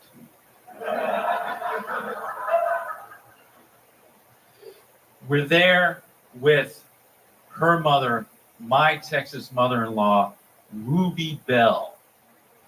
Proper, dignified, hair in a permanent souffle. Oh, and a woman who viewed everyday life through a veil of gothic horror. For example, she'd come back from the supermarket, I'd be helping her put away the groceries, and she would turn and say to me, "You remember Polly?" And I'd say, "No." And she'd say, "Polly, you remember her son went up the roof one day to pull a dead squirrel from the gutter, and he fell, and he impaled himself on the spike of an iron fence. He lived, but he seldom ventures forth anymore because he's hideously disfigured." I'm not from Texas, I'm from Yonkers. In Yonkers, we have separate categories for anecdotes about cream cheese and tales of maiming and near death. We do not mash them together like Ruby Bell did all the time. And to this day, I still think about how she did that. So we're in the dining room of this busted old hotel, Anna and me, Ruby Bell, and her second husband. And Ruby Bell is carrying on about the spirit life. And the way Ruby Bell talks about the spirit life, it's like a country club she belongs to and visits regularly. And so I sort of turned to Anna to get a quick eye roll. But she doesn't look at me. And now I wonder, again, why do I love her? We met years before at a protest in Staten Island, actually. And I admired her. I admired her story of having, at age 18, she actually wriggled free from the grip of her mother, got herself to New York, and made a life. And I admired her sense of justice. But lately, I have this feeling of her slipping back into the orbit of her mother and Ruby Bell's disapproval of me. So that when I order a second glass of wine, they roll their eyes at me. Down that wine. Order another. Down that wine. And then I say to Ruby Bell, "You know what I can't believe? How some people squander their curiosity on BS like signs of the paranormal." And Ruby Bell looks at me and she says, "First of all, young man, it is unseemly to use profanity on vacation. Second, you're going with me to see the Marfa lights tonight." Now, the little town of Marfa, Texas is famous for mysterious green, yellow lights that appear in the deep of night along the horizon. Nobody knows who it is. Is it or what it is? Is it spirits? Is it aliens? Is it Jesus with a flashlight looking for the outhouse? Nobody really knows. The fact of the matter is, the lights are faint. So if you want to see them, it helps to believe in them first. Ruby Bell believes. Many times she's told me how she'd be walking through her house, turn a corner, and there in the doorframe is the ghost of her late husband, Wayland, stretching his leg straight up over his head, the way he used to do. She loves this vision. She loved Wayland. She loved his straight up leg. She loved being married to him. Unlike the man she's currently married to. Ruby Bell can tell a good couple from a bad couple. And so that's why when she looks at me and Anna, she can sense that the light of our marriage is fading. So now we're in the car in the dark of night, driving toward Marfa, and there's these little fingers of snow going across the road. And I have a feeling, well, one thing I know about Ruby Bell is she also believes that vows are unto death. And I have the feeling that I might not make it. So I kind of try to hint at this to her in a very indirect way. As we're driving, I say, listen, Ruby Bell, I got to be honest. I'm not expecting to see the lights. And she clenches her jaw and she's going to give it to me. And then, bang, we hit something in the road. Ruby stomps the brakes, spins the wheel, turns around, drives back, stops. And there, in the headlights, is a vulture with a crooked wing. And we're just looking at it. And she says, we are going to help that bird. And by we, she means me. And by help, she means I'm going to get out of the car and crouch down in front of a wild, wounded animal with sort of entrails stuck to its face. And I'm going to do what? I'm sort of like, I'm there, and I'm sort of taekwondoing it. And then I hear a car door open behind me, footsteps on the pavement. Ruby Bell sweeps past, goes up to the vulture, grabs it, carries it off the road, deposits that vulture in darkness. We're back in the car. We're driving in silence. Ruby Bell says, vultures are useful creatures. We do not give them enough credit for tending to the dead. We reach the spot, she pulls over, cuts the engine. And we're sitting there just looking out over this blackened wasteland. I know that my relationship to Anna does not have long to go. I don't yet know that ending it will feel like a death. I say to Ruby Bell, listen, I understand why people want the line to be thin between this life and whatever comes next. We want to keep our loved ones close to us. We want our relationships to continue. And she says, that's right. Now you tell me, where is the harm in that? And then she sits up and she says, oh, over there, you see the light? Do you see them? They're right there. And I look, and I see them.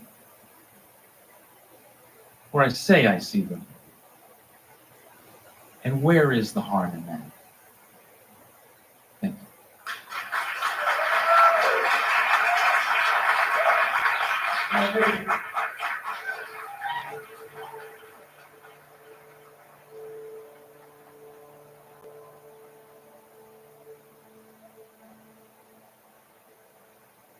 That was Jim O'Grady.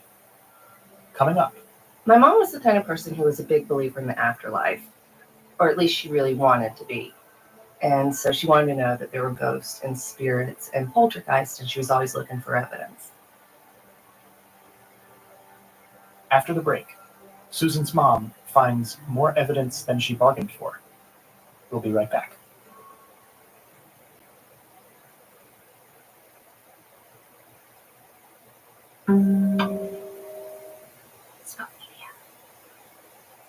For our next story, we head east from Texas to South Georgia, where Susan Kent grew up in a house full of stories about death, most of them told by her mom.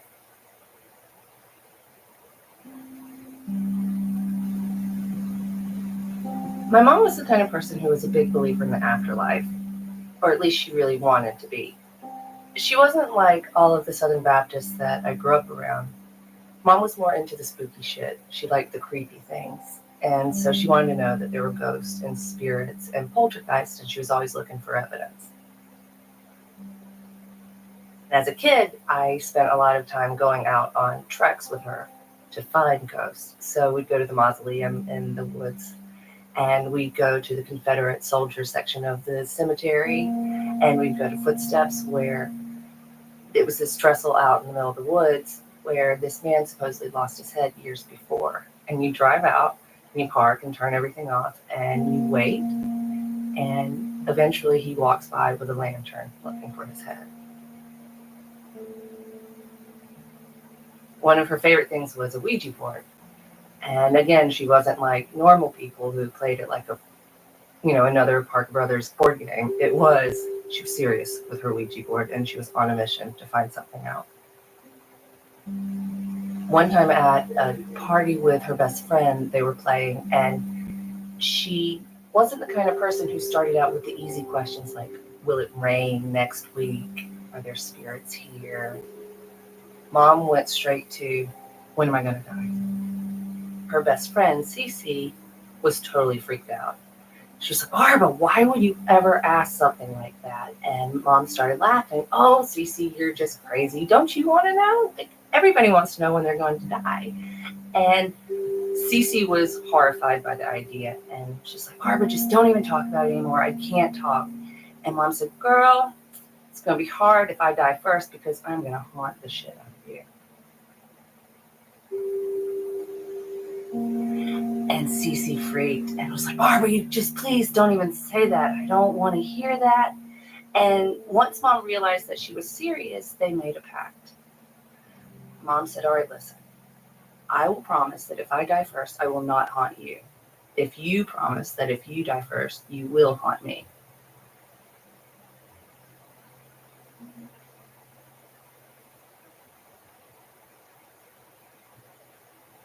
About 8 years later, Cece was diagnosed with a brain tumor. And the cancer took hold really quickly, and she died a couple of years later. And that was in December of 1978. And as Mom was, that her best friend had died, she was also on a mission looking out because she knew Cece would be back.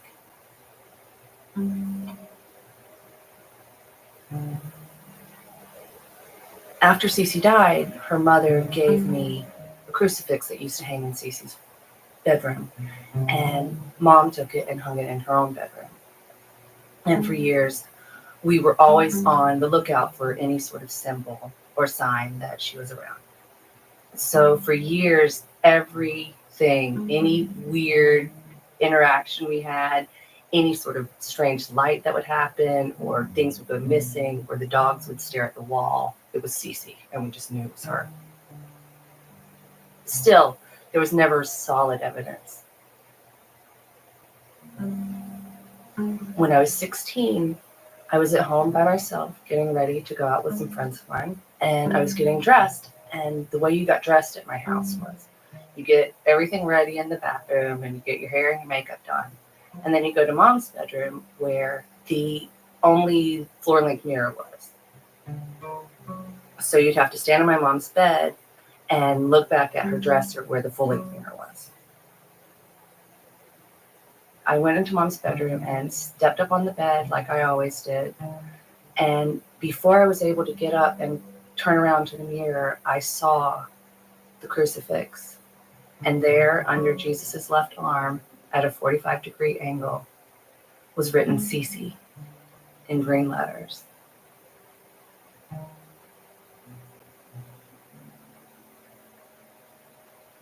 And I completely freaked out and threw myself against the dresser and went running down the hallway and started trying to dial the phone frantically, trying to get to my mom.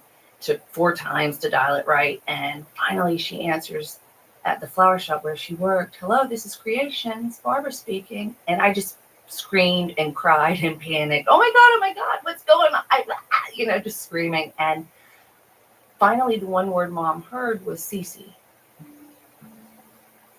And she was like, "Susan, I thought you were being killed. What's wrong with you? It's Cece? Why are you upset? We've been waiting for this for years. She's here?" And I was still crying and panicked and upset that she wasn't as upset as I was, that there was a ghost writing on the wall. And so she just said, "Susan, calm down, call your friend, have them come pick you up. I'll be home later." So when Mom got home that night, she went into her bedroom and she stood in front of the crucifix and she started crying. And she pulled out some old letters that Cece had written and checked the handwriting, and the signature was the same. And she looked at me and said, "Susan, you know how important this is to me. This isn't funny. If this is a joke, you need to let me know." And I did my best to reassure her that I hadn't done it. I was crying and scared and had to leave home. I just couldn't understand why she didn't believe me, especially for somebody who had been just waiting her whole life for pure sign of the afterlife.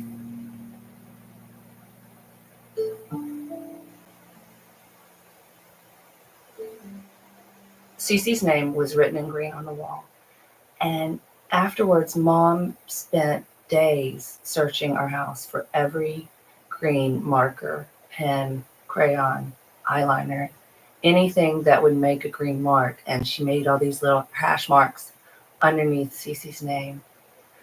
And nothing quite matched. A couple of weeks after, I was getting ready to go to bed and I heard my mom screaming in the back bedroom.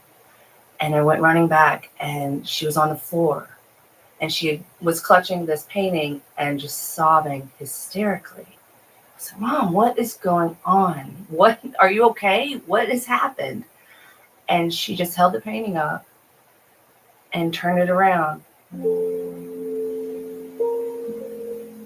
On the back of the painting, there was a tag, and Mom had written a note on it that said, "Is it you?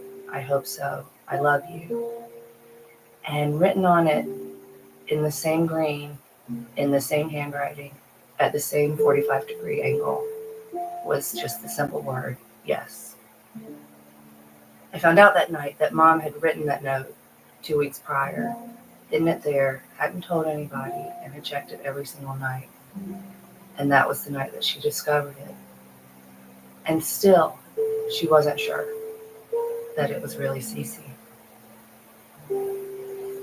Years later, when I went home to see my mom, after she had been put on hospice care due to her own bout with cancer, she was in a morphine haze most of the time, but one day she woke up and we were talking and had a great afternoon. We looked through pictures and we sang show tunes. And before she drifted back off to sleep that day, she looked at me and she said, "Susan, I know what's about to happen, and you can tell me the truth now." And I said, "What are you talking about, Mom?" And she said, "Susan, you can tell me the truth about Cece."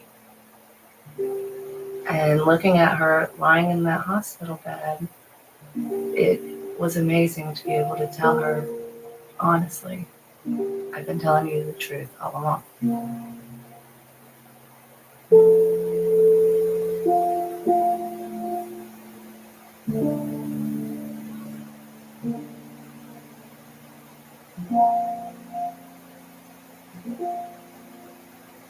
That was Susan Kent. Coming up, another very different story from the American South. Last August, I ended up in a sardine can of a tour bus, being driven over the highway and through the swamps. I'm voluntarily going toward a place that my family has fled. I'm headed to an American forced labor farm. I'm headed to a plantation. Family Ghosts will continue in a moment.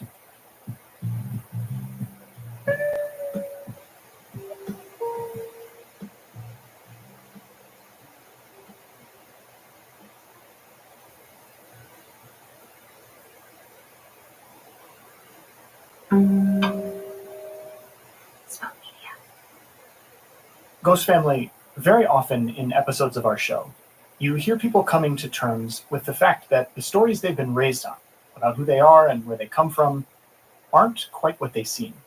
Over the generations, the people in their families who told and retold those stories have omitted certain facts, elided certain characters, or maybe just zoomed the scope of the story as far in as they can, so that certain details lurking just beyond the lens of the camera don't interfere with the story they'd prefer to tell.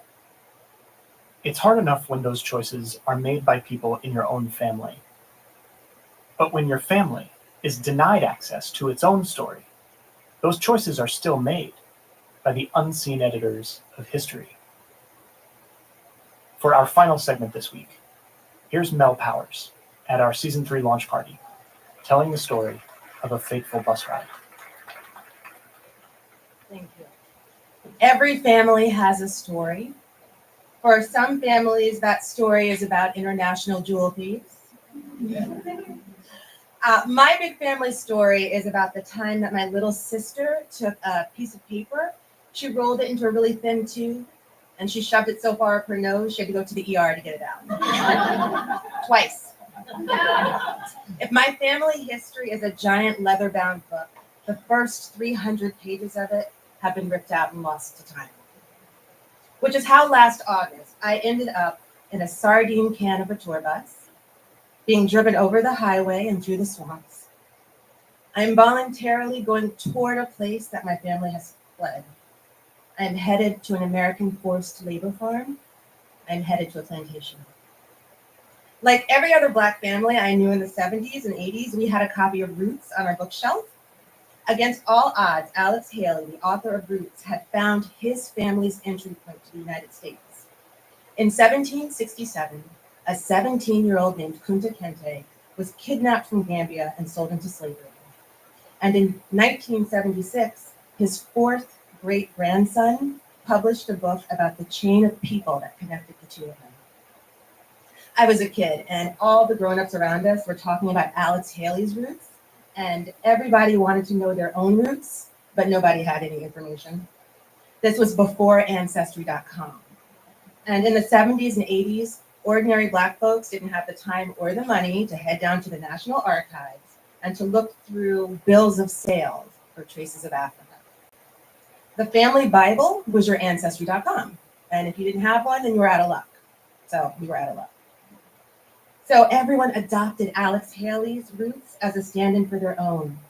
When it became a mini-series, I remember being very small on the couch and sitting between my parents and watching as Kunta Kinte was chased through the forest, captured, chained, and put on a ship to America, my home sweet home.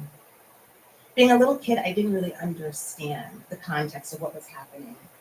I thought it was just another TV show like Sanford and Son. I remember my parents being very upset, and I didn't quite understand the nature of why they were so upset. I mean, I was really young, and so part of me thought that maybe they knew Kunta Kinte from down the block, but his clothes let me know that, it happened a long time ago, so I didn't have a real idea of why they were so upset. On the playground in my Black elementary school, my friends and I innovated a new form of tag. We would name one kid as Kunta Kinte, and then we would chase them around the playyard, capture them, and drag them home. I know, right? But we didn't know any better at the time. When we were older, our schools taught us terms like states' rights and 3/5 clause and other stuffy words that we were told had nothing to do with us now. We were taught about how the great men who founded our country did so on the ideals of liberty for all.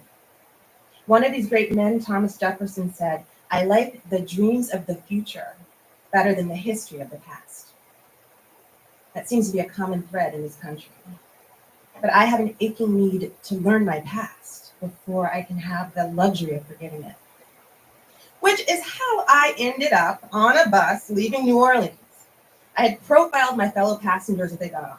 Okay, of the 14 of us, 2 others were women of color, so I felt like they might have my back if something went down. I immediately relaxed though when the driver got on. There was a Black man driving the bus. Figuratively and literally, a Black man driving the bus. It was amazing. his name was Kendrell, and he was great at his job. He started out with some nice and slow jokes, to put us at ease. He said to me, "Hey, Miss New York, if someone offers you gumbo made with nutria, tell them to forget about it." His jokes weren't very good, neither was his accent, but the point was he was trying to make sure we were okay. But as we drove further into plantation country, and as the air grew heavier and the traffic thinned out, he stopped being funny and he started being real. He informed us that a lot of us had been misinformed, and he began to weave stories about how brutal the chattel system of slavery had been. Here's what I do know about my family story. I am the descendant of people who were enslaved on American soil, and that is the only thing I know about those people. My mother remembers her own great-grandmother talking about being a child who was enslaved. But my mom always mentioned it in passing with the same weight that you talk about what you're going to have for lunch. She would say, "Granny would talk to me about being a slave," but I would just say, Now I try to imagine this great-great of mine. I imagine her trying to tell my mother what it was like to be a child who was enslaved. Was she sad or angry? Or did she really just want this fundamental part of her life experience to be remembered? The week before I went to New Orleans, I read a story about how the Whitney plantation was getting really negative reviews on TripAdvisor. Have you heard about this? It's crazy. So people were going on this tour of a plantation, and the tour guides were mentioning slavery. And people on the tour did not like that. In fact, they thought it was really rude to be mentioning slavery on a plantation tour. So here's one of the quotes from a reviewer. "My husband and I were extremely disappointed in this tour. We didn't come to hear a lecture about how the white people treated slaves. We came to get a history of a Southern plantation and get a tour of the house and grounds." Right? I was really confused by this. So further sleuthing found out that this is a common complaint from people who go to these tours and complain. Some people go on these tours to see life like it was Gone with the Wind, and they want to talk about frocks and finery, and they're really put out when people start talking about slavery on a plantation tour. The tour I signed up for was going to stop at 2 different plantations, which told 2 different stories.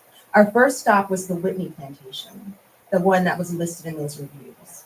The Whitney plantation opened itself as a museum about 5 years ago, and it uses Federal Writers Project interviews from 1940 as the source for their material. The formerly enslaved people who were interviewed in 1940 had been young children at the time of emancipation, 75 years earlier in 1865. So these interviews were with people who had been slaves, but they had been children as slaves. So the museum tells the story of the plantation from their accounts, and it's harrowing. The grounds are vast and beautiful. The first building we encountered was a church. I walked through the doors, and there were groups of children just sprinkled throughout the church, and some were sitting in pews, some were cross-legged on the floor in clusters of 4 and 5. And it took me a second to realize that they weren't actual children. They were actually life-size sculptures of children. They were figures, and they were dressed in rags, and they were purposefully missing their eyes. We had been given a ticket printed with a picture of a sculpture, the name of the child it represented, and their story. And we were tasked with searching through the room and the figures and matching our ticket to that sculpture. As I went through, I felt like I was looking for my great-great-grandmother. I found my little girl. Her name is Frances Lewis, and this was a quote from her. "When children used to get a whipping, they was taught to turn around and say, 'Thank you, ma'am, for whipping me,' and bow. That was mighty hard to do, but we were never allowed to pout. If we did, we got another." I have 2 small children now, and it's all I could think about as I was reading this. My daughter is 7, and it moved me more than I could say at the time. We walked out of the church, and before I could take a minute to recover, we kept moving onto a little grove that had a stone wall with etchings on it, which were more of the children's memories. There was the story a child told about a woman named Elizabeth Stokes, who once had the prettiest teeth that anybody ever saw. Nobody knew why, but every day at 12 o'clock, her master would take her to the blacksmith shop on the plantation, lay her head on the anvil, and knock out one of her teeth until they were all gone. There was an angel monument dedicated to the enslaved children who died on the property. There were reconstructed slave quarters. I was able to enter one, and it was like an oven in the Louisiana heat and humidity. We were told about the precision that went into the location of the quarters to the big house, close enough to know that they were always being watched. Constant surveillance. We finished up our tour and went back to exit through the gift shop. Let's just say I did some emotional shopping. I got 2 pairs of earrings, an African print handbag, 3 books. Then I boarded the bus for our next plantation stop, which was Oak Alley. I felt very quiet in myself. I was thinking a lot about my children and my great-great-grandmother and the children who lived and died on the farm and how we were all on the same continuum. Kendrell turned the ignition to start the bus. The engine went silent. He tried again. If it's possible, I think it was even more silent. The engine had died. We waited in the gift shop while Kendrell figured out what to do. I bought another pair. We were told the company would send another bus for us, but it would take at least an hour to arrive. I mean, the irony of being trapped on a plantation was not lost on me. I bought a necklace before, thank God, the credit card machine died. Finally, a bus from a rival tour company arrived to drop off some passengers before it would continue on to Oak Alley. Kendrell told the driver he'd owe him a favor if he'd take us with him, and he promised he'd come back to pick us up when he got a new bus. I was literally traded on a plantation tour. I got on the bus. Now, on this particular tour, they had to choose between the Whitney Plantation and Oak Alley. So the driver had dropped off the Whitney contingent, so everyone who remained was the Oak Alley crowd. Did you know that Oak Alley was where Interview with the Vampire was filmed? Neither did I. But our driver, Jack, was cheery and bright and filled with lots of fun facts like that. He tells us that Oak Alley's got the best gift shop, and we should check it out. We should know that Oak Alley's original name was Bon Séjour, or Pleasant Journey, depending on the point of view. And then things really took a hard left turn. In the course of the next 15 minutes, he told us many things, some of which I blacked out. What I do remember him saying is he talked about how kindly a lot of the landowners had been, and that one nice thing that the landowners would do was give their slaves Sundays off so they could gather at the park and play music and dance. And he literally said, when they got their fiddles going, that must have been something else to see. I wish I could have seen that. After emancipation, he said the good news was that the workers could get paid now, and to help them out, the landowners would hold their money for them until they had accumulated enough to buy their own patches of land. I mean, he made predatory sharecropping sound like a positive thing. He also recommended a book that we could buy from the gift shop that didn't exaggerate everything like some of the other plantations. I went from 12 years a slave to Gone with the Wind in a blink of an eye. History itself is a ghost. And I said nothing, because I was now a guest on this tour bus, and the vibes were so different from the emotional but safe journey I'd had with Kendrell and at the Whitney Plantation. And while there were people from my original tour who had also been in that journey, there were also the 20 Interview with the Vampire people that had not. And I was so upset and I wanted to speak out, but I wasn't sure I'd be able to keep my voice steady the way I'd been trained to do, to be as unthreatening as possible, even in the face of insult. And my mother had instilled enough survival instinct in me, and I had read enough negative reviews that I had a real fear that if I said something in my big and outraged voice, that he could kick me off the bus. And the last thing I wanted to do was to be kicked off the bus in the middle of plantation and swamp country in Louisiana without an Uber for miles. So what I really thought was about how the people who have the platform, who are driving the bus, are the people who get to choose the narrative of the story. So we get to Oak Alley.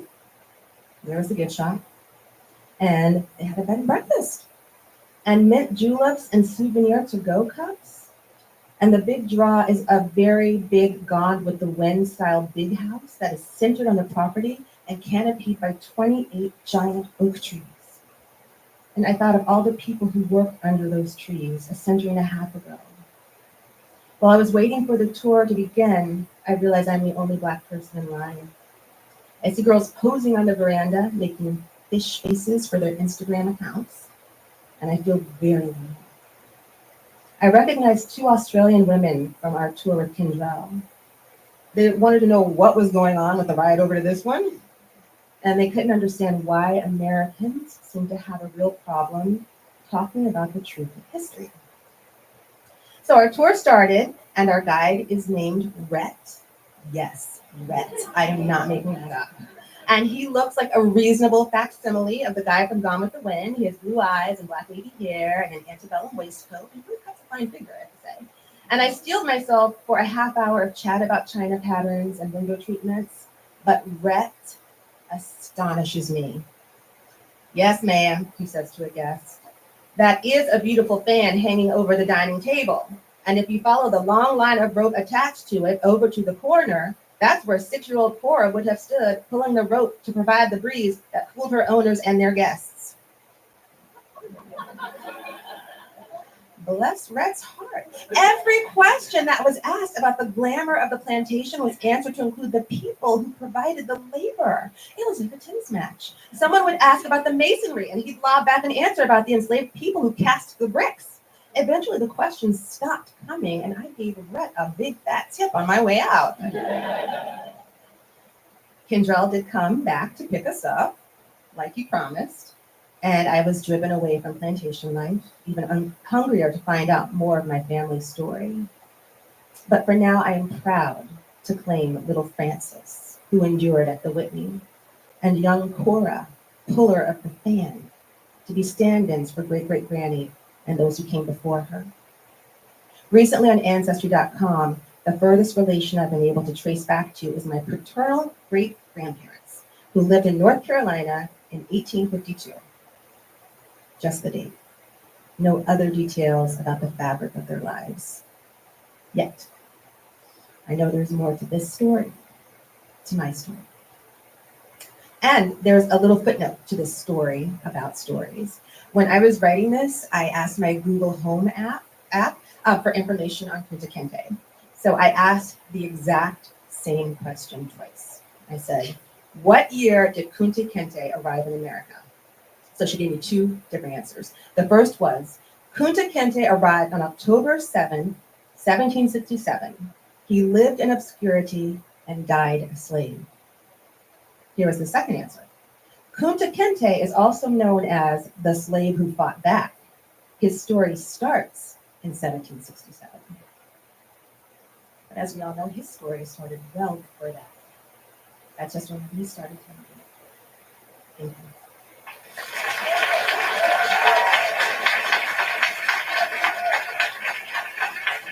More powers.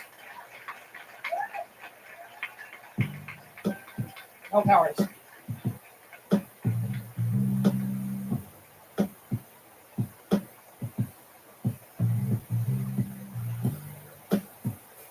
Family Ghosts is hosted and produced by me, Sam Damon, with Vera Carruthers, Soraya Shockley, Sally Helm, Odelia Rubin, Jenna Hannum, and Janiel Kastner. The clip from my story that you heard at the top of the episode was recorded at a show called The Artichoke in Beacon, New York. It's hosted by a wonderful storyteller named Drew Prochaska, and you can learn more about it at artichokeshow.com.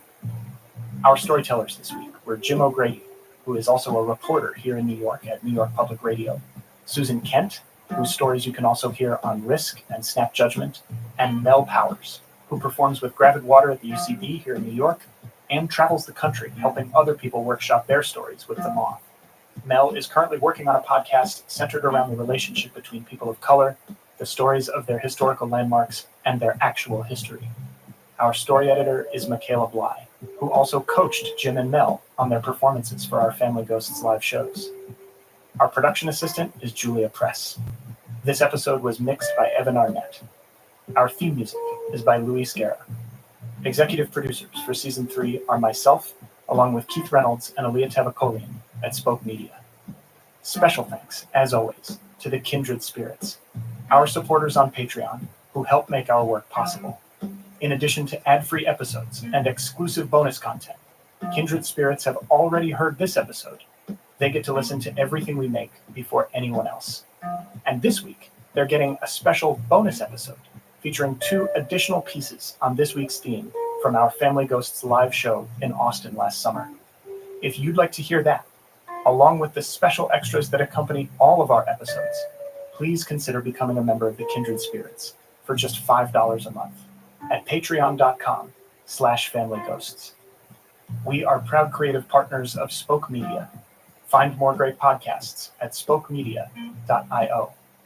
Season 3 continues on March 4th.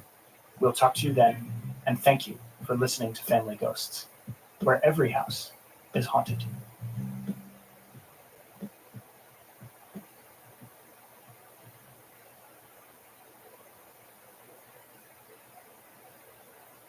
Next time on Family Ghosts. When Tony's brother Larry died, her family just stopped talking about him. In our family, it was like he ceased to exist. He was that entity that was always there, but nobody acknowledged it. Tony was the youngest by far of 6 siblings, and not long after Larry's death, her older brothers all moved away, leaving Tony to navigate the silence on her own. They weren't around. They had their own lives. They lived their own lives. They're making their own lives, and it was just me. Did you miss them? Did you feel that lack? I felt abandoned for sure. But a few years ago, Tony finally learned the real story of Larry's disappearance. The breath got sucked out of me. That was not even something that had even entered my mind. Why didn't anybody tell me? Why didn't I know that? And now that she knows the truth, she won't allow the silence to continue. We never talked about it. I feel like it fractured us. He does deserve a legacy. If it's not children or grandchildren, he deserves a legacy. Tony resolves to keep Larry's story alive and put the pieces of her family back together. That's coming up in 2 weeks when Season 3 of Family Ghosts continues.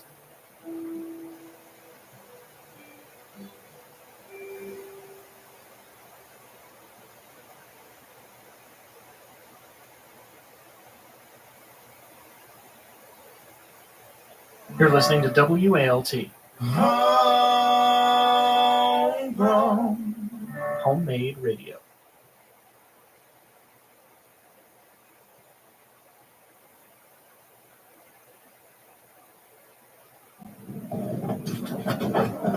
Spoke Media.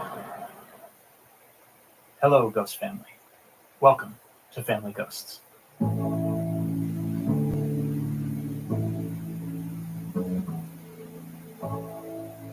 A few years ago, Tony Andrews was in the middle of her workday in Dallas, Texas, when her phone rang.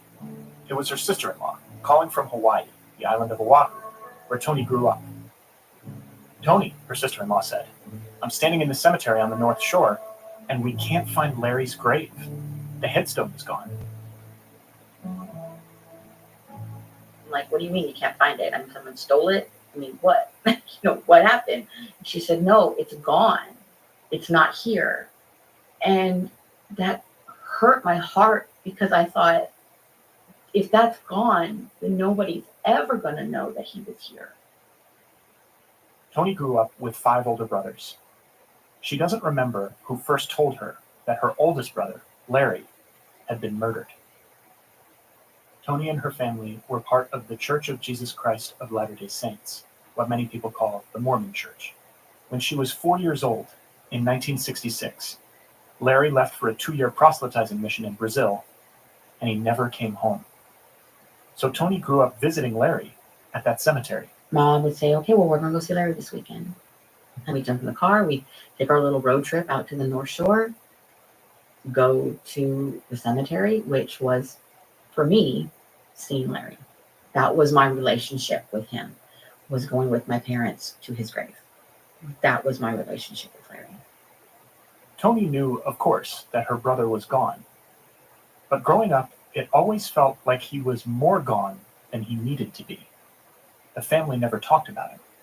In our family, it was like he ceased to exist. He was that entity that was always there, but nobody acknowledged it. Tony's brother and sister-in-law did eventually find a headstone. It turned out that the ground where Larry was buried was sandy. This was Hawaii. And so the stone had sunk. They located the spot where it had slipped down into the ground and had one of their cousins help haul it back up. But Tony couldn't shake this feeling that Larry had almost slipped away for good. Last year, 2019, marked 50 years since Larry's death, and Tony decided it was time. She wanted to start talking about Larry. And in June of last year, she wrote a note to us here at Family Ghosts. My family never really talked about Larry after his death, she wrote. It was like an unwritten rule. There was a conspiracy of silence. So, on a very hot weekend in September, our producer Sally Helm went down to Texas. Come on in. Hey, Tony, nice to Nice meet to you. meet you. Tony and I spent a whole weekend sitting in a little bedroom in her house, the Blue Room, talking about Larry. His disappearance broke her family apart. We never talked about it. I feel like it fractured us. Tony knows there's nothing she can do to bring Larry back. But ever since she learned the story of his death, the real story, she's been hoping he can help her put the pieces back together. He does deserve a legacy. If it's not children or grandchildren, he deserves a legacy. From Spoke Media and WALT, you're listening to Family Ghosts. I'm Sam Denman, and this is episode 27, The Mission. Our story continues after the break.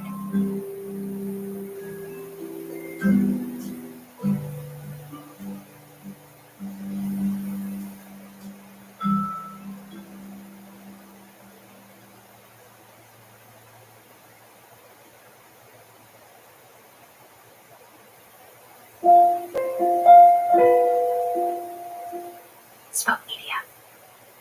When Tony told me about her childhood in the town of Kailua, I kept seeing this image of a little girl sitting by herself, and she's in a sweet-smelling, overgrown flower jungle.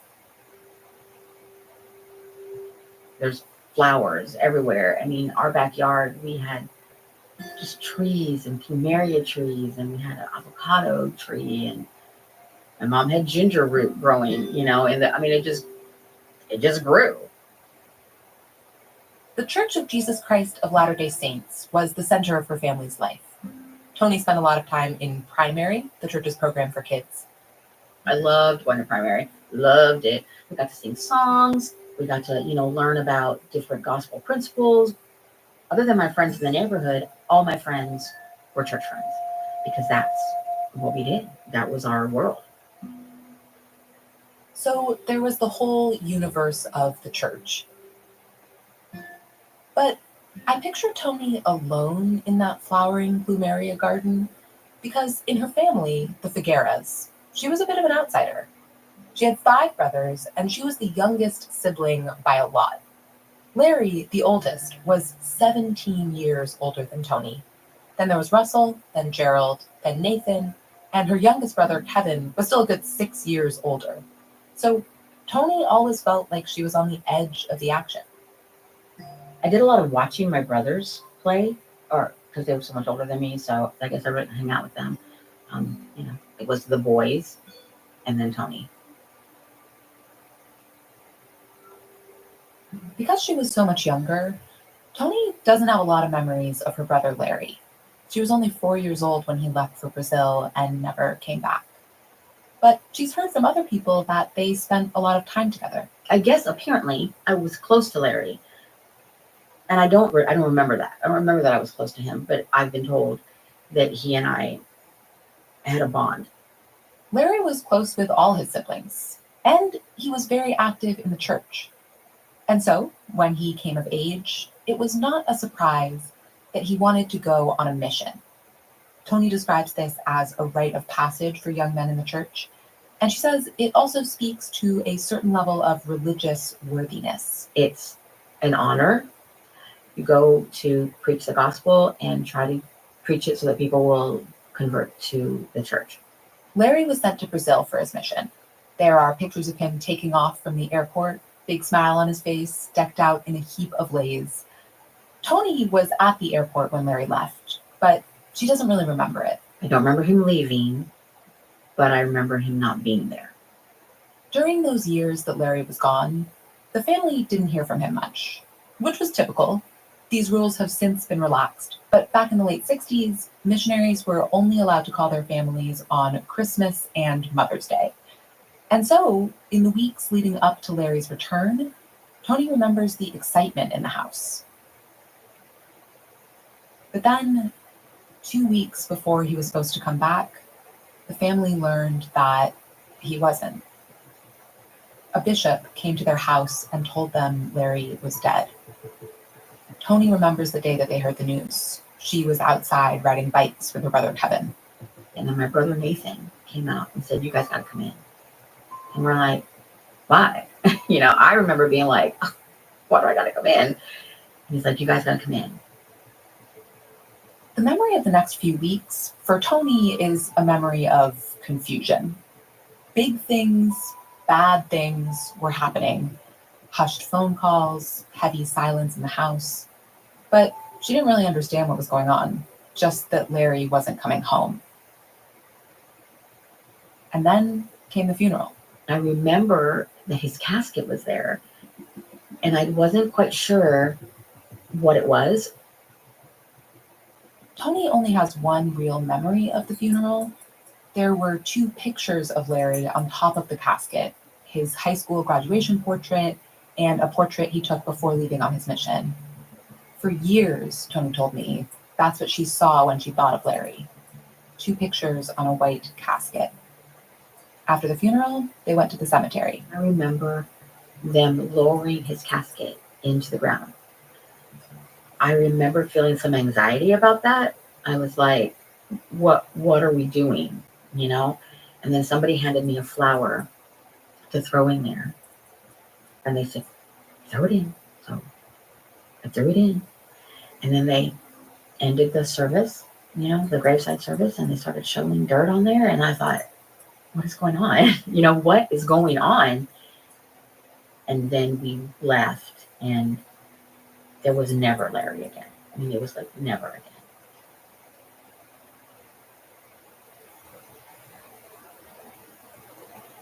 Tony says her parents stopped talking about him. She'd get a detail here and there. He liked lemon meringue pie. His favorite hymn was "Oh, How Lovely Was the Morning." Larry was present in the house in a way because Tony's mom put a framed picture of him on an end table. Tony thought of it as a shrine. Now, today, she can't remember exactly who told her what, but Tony grew up thinking that Larry had been murdered. It must have just been something that they talked about in front of me or became kind of like the spin. Being murdered on his mission made Larry a martyr. And Tony was proud of that. She says she'd talk about it to family, to friends, to her friends' parents. And as she got older, she started asking questions about Larry's death. I had to find out where he went. It just was always a stirring in my soul. But she felt like no one else seemed to need those answers. It was yet another way that she felt isolated from her family. And as the years went by, there were fewer and fewer people to ask. One by one, Russell, Gerald, Nathan, and Kevin all left home. Tony was still just a kid, and her brothers were already starting families of their own. They weren't around. They weren't around for me. They had their own lives. They've lived their own lives. They're making their own lives, and it was just me. Did you miss them? Did you feel that lack? I felt abandoned for sure. With her brothers out of the house, Tony felt even more alone with her burning questions about Larry. She just wanted simple answers. If Larry was murdered on his mission, how come we don't know who killed him? She tried asking her parents and other elders in the church community. And so then I started getting, oh, you know what, leave it alone. Just leave it alone. We don't talk about that. And I didn't like that. I was like, no, someone's got to give me more than that. But I never got it. To make things even more difficult, Tony's parents were getting old. Her mom had a stroke when Tony was 12, and her dad had an electrical accident when she was 13. Tony, the only kid left in the house, took care of them. But they never wanted to talk about Larry. She knew the answers must be out there. In fact, she'd heard that Larry had a journal that had been sent back from Brazil with his effects. Her older brother Russell had it. She said she'd drop hints sometimes, like, man, I'd really love to read that journal. But Russell wouldn't give it to her. No matter where she looked, who she tried to talk to, she couldn't get the story. And I didn't get anything until I was like an adult. Finally, somebody threw me a bone. It was around 1999. Tony was in her late 30s and living in Texas with her husband and kids. An old friend from Hawaii also lived nearby. And one day, they got a visit from Bishop Austin and his wife, Sister Austin. They'd helped run the church community back in Kailua, the town where Tony grew up. So Tony went over to her friend's house to see them. So we kind of was, hanging out a little bit, and I asked the bishop's wife. I said, "Hey, I've always wanted to know what happened to Larry. Did anybody ever find out any information?" And she looked at me and she said, "I'll send you something." And that was all she said. A few weeks later, Tony's friend got in touch with her and said, "Hey, Sister Austin sent something for you. I'll bring it to dinner." I'm like, awesome. So we go out to dinner, my husband, the kids, and we're standing in front of a Chinese restaurant. And she hands me this envelope, and I open up the envelope, and then I started reading it, and it was like the whole world around me stopped. It was like just a tunnel vision on this piece of paper. I didn't even know what I was reading until I kind of got into it. It talks about presiding, and then it, says that the bishop's name, and I thought, oh, it's a church service. Tony has been to a million church services, but she sees that at this service, one of her relatives delivered a prayer. And I read the prayer. He talked about how he was hoping the Heavenly Father would be merciful and kind to the family of Larry Figuera. When I read that, I was like, this is his funeral. Which, even now, it kind of just sucked the air out of me. Tony was there at the funeral for her brother Larry, but all she remembered were those two pictures on top of the casket. She experienced it all as a child. But now, as an adult, now I was going to get a chance to go back to that day. Tony started reading through the record of the funeral service. They sang Larry's favorite hymn, "Oh, How Lovely Was the Morning." After the opening hymn, the eulogy is given. And they talk about Larry and, how Larry was a good son, an obedient son, cheerful. That's a word that they use in the eulogy, cheerful. And then it just got more and more difficult as I read. The funeral record had a transcript of Larry's eulogy. It was given by a close friend of the family. He talks about going over to Tony's house in the days before the funeral and the sadness he found there. He says, what could have brought Larry to the point of no return, to the point where it seemed that the only way out was to take his own life? When I read that sentence, I think I had to read it like 3 or 4 times. Take his own life, take his own life, take his own life. I had never heard that. The breath got sucked out of me again when I first read that sentence, because that was not even something that had even entered my mind. Why didn't anybody tell me?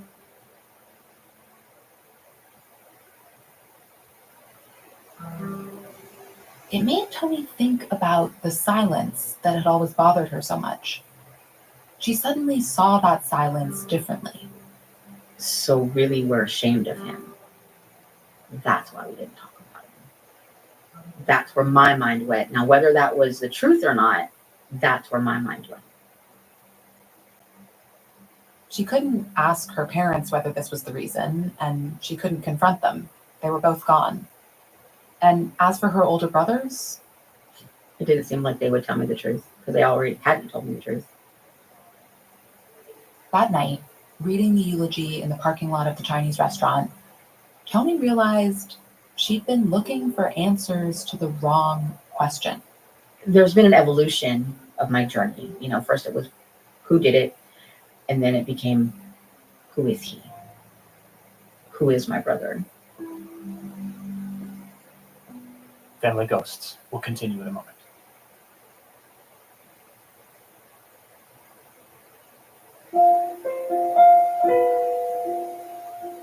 Spoke media.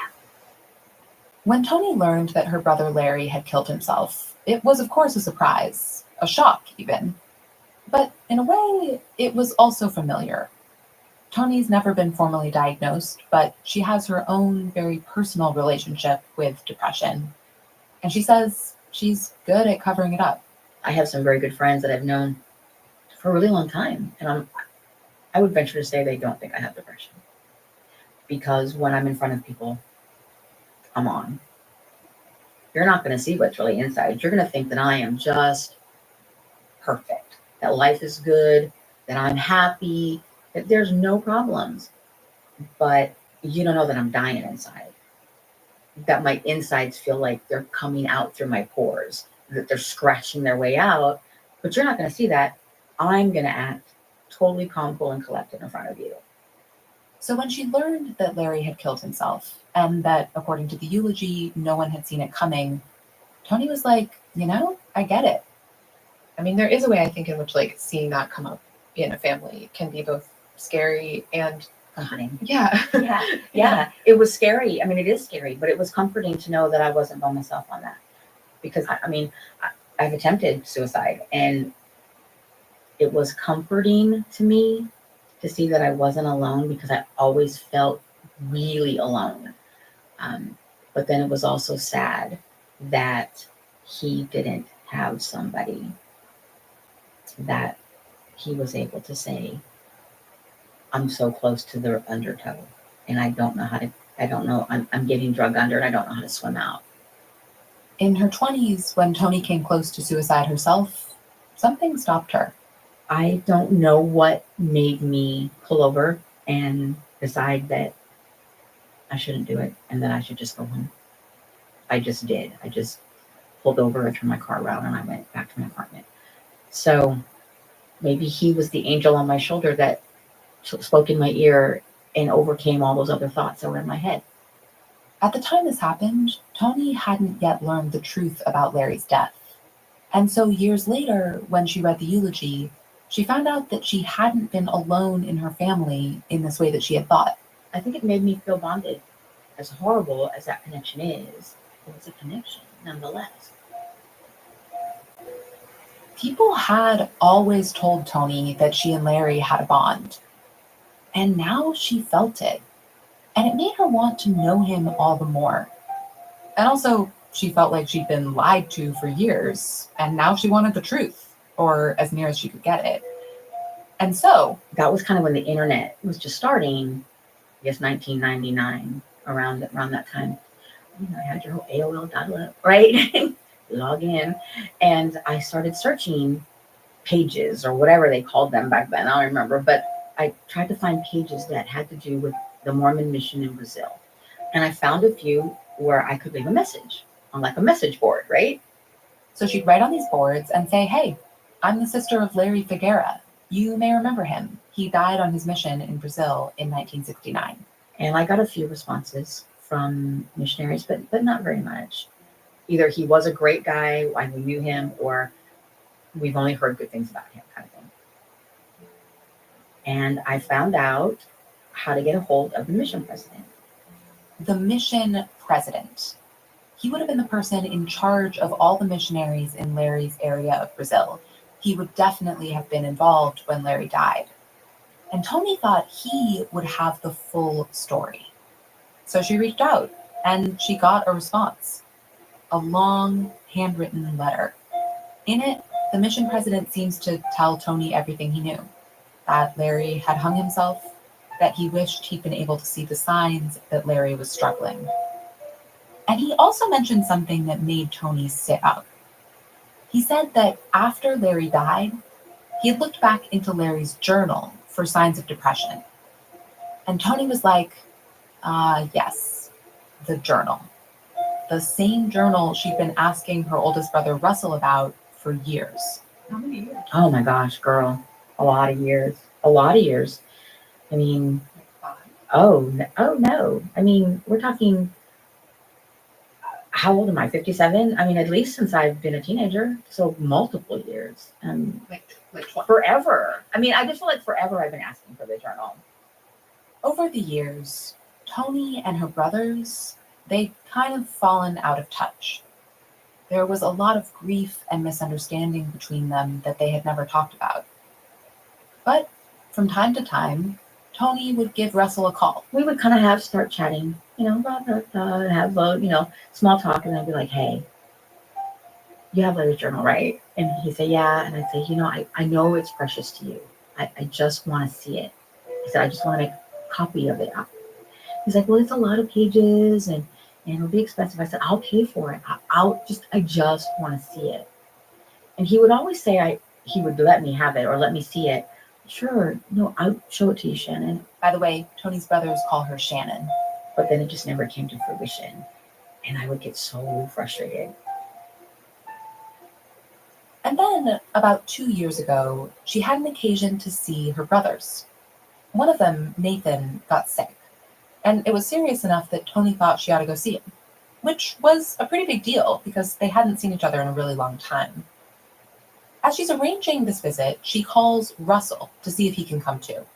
He can't make it, but they get to chatting. And then, as was a habit at this point, Tony asked about the journal. I'm not super sly. I probably just said, hey, about Larry's journal. He said, yeah, I have it. And I said, maybe if I stop by, I can see it. He said this, and I don't even know if he remembers saying this, but this is etched in my mind. He just said, Shannon, it's always been for you. Tony drove to Wisconsin, where Nathan lives, and they had a great visit.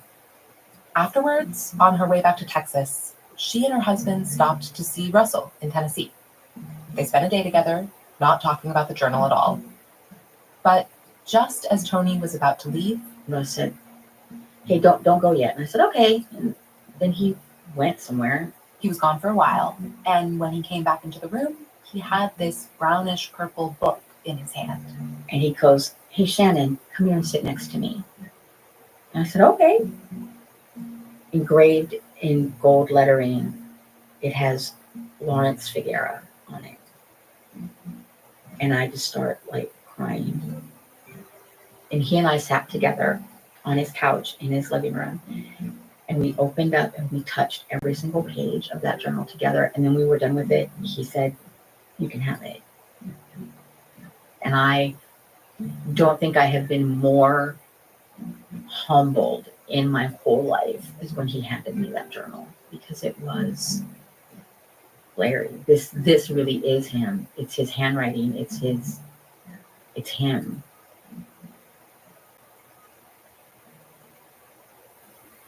Tony took the journal back to her hotel room. She stayed up reading it all night.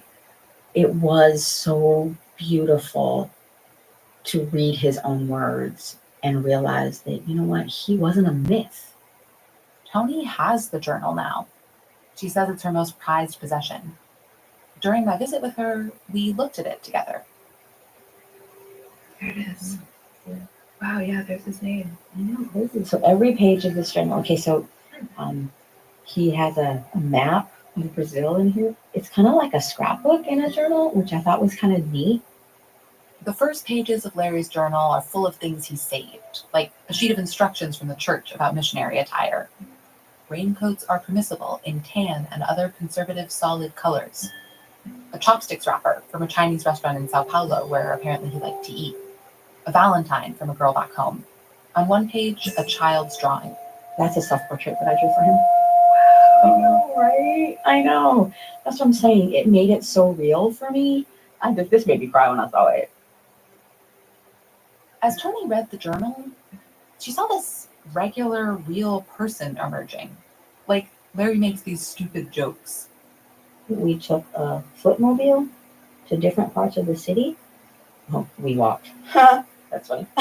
He's really corny. That's kind of fun that he's a little bit corny. It's kind of nice to hear you making fun of him a little bit. I feel like that is another like sibling thing. Well, that's what I'm saying, and I would have never done that. I mean, like I said, he was always just kind of like on this pedestal, but yeah, he's a little bit corny. Larry also writes about some minor rule breaking. He talks about going to the movies, which they weren't supposed to be doing. Larry seems to do it a lot. Went to a flick called Dr. Dolittle. We headed to see Thoroughly Modern Millie, Planet of the Apes. He went to the movies again. He loves those movies. So he tattles on himself a little bit in here. This stuck out to Tony. Larry, who she'd always thought of as this golden boy, he breaks the rules in these little ways. One night he stays up late when a friend is in town. That's also against the rules. He sneaks in a phone call he's not supposed to make. I always felt like the only rebel in the family, but he's kind of a lot like me, where he wants to do the right thing, but maybe we'll just like push the envelope a little bit and see how much we can get away with. So that was kind of neat. It was neat to kind of see our personalities are a little bit similar. Maybe he would have gotten it, Reading through the journal with Tony, it did feel like I'd met Larry. But I was also thinking, this isn't Larry. Not really. This is a book made out of paper and ink and photos and ticket stubs and old wrappers from Brazilian soda bottles. Larry is gone. It sounds like what happened for you is that he's here now, like he's real now. Mm-hmm. And in a different way, he's also gone. And does his goneness feel different to you now? How? His goneness feels like a loss of what would have been, what could have been. I'm sad that he's not here any longer. I'm sad that we don't have the from here on. It took Tony decades to finally get her hands on the journal. And in retrospect, she says she's grateful that she got it when she did, because she could see what was there, not just what wasn't. If I'd found it, when I was 30, I think I would have been disappointed. I think I would have been, well, there's no answers here. How does this help me? And the answers that I wanted are not the answers that I got, but what I got was even better. The thing is, over the course of all those decades of wanting the truth about Larry and feeling resentment towards her brothers, little by little, Tony's feelings started to change. Slowly and sort of just naturally, her anger began to fade. I think that you just come to a point in your life where that's a lot to keep carrying. It just gets heavy.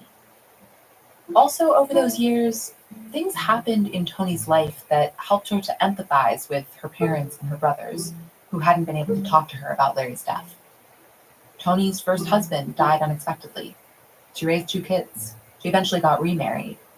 And all of that and the various things that came up along the way, it just made her see things differently.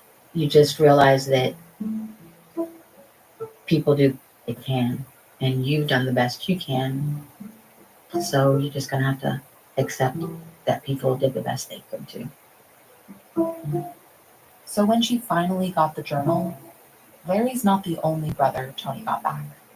I'm just so ashamed of myself for not bringing it up. Our story continues after the break.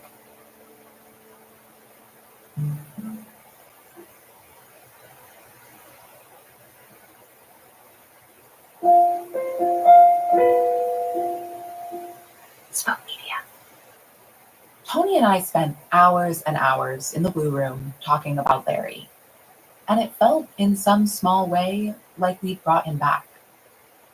But by the end of the weekend, it was clear that there was one more thing we needed to do. There were some other conversations that Tony finally felt ready to have. When Larry died, Tony didn't just lose one brother. She lost the other 4 too: Russell, Gerald, Nathan, and Kevin. Tony told me when we talked that she and her brothers love each other, but Larry's death had shattered their family. She kept using that word, shattered. So we called them. All 4 of the living Figuera boys, to finally talk about Larry. The siblings had never really talked about him, just snippets here and there over 50 years. And when Tony got on the line, she wasn't looking for revenge or apologies. She just wanted to finally talk. Hey, it's me, Russ. Hey, it's me, Tony. Hey, Shannon, how are you? I'm well. How are you, my big brother? I'm good. I'm fine. On these calls, Tony's brothers told stories about Larry that she'd never heard, about learning to surf with him. He said, now when the waves come, just jump on the board. About asking him for girl advice. I don't understand their thinking patterns. What can I do? And he said, and you think I do? You know? About the time Russ was hassling Larry about his darts game, and Larry threw a dart right at him. Every time he would miss, I'd laugh and just have a good old time. And he told me, he said, if you laugh one more time. Darts aside, they remembered Larry as the peacemaker, the leader, the oldest brother. Larry was my protector. He was always the one there who was watching out for me.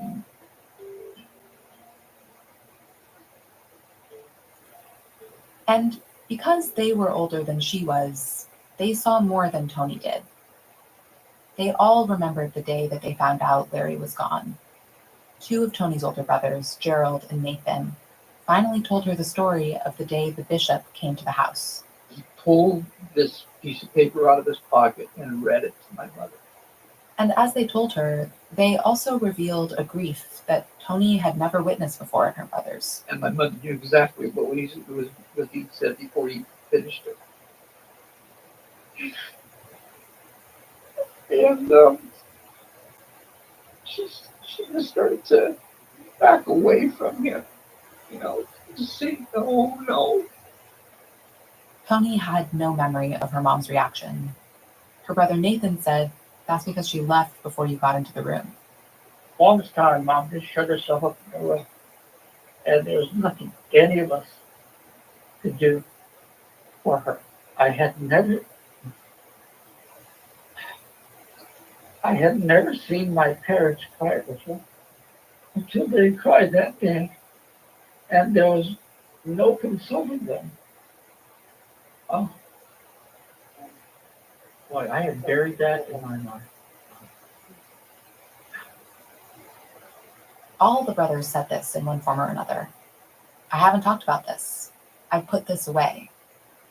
Gerald told us he cried more about Larry's death on this phone call than he had in the past 50 years.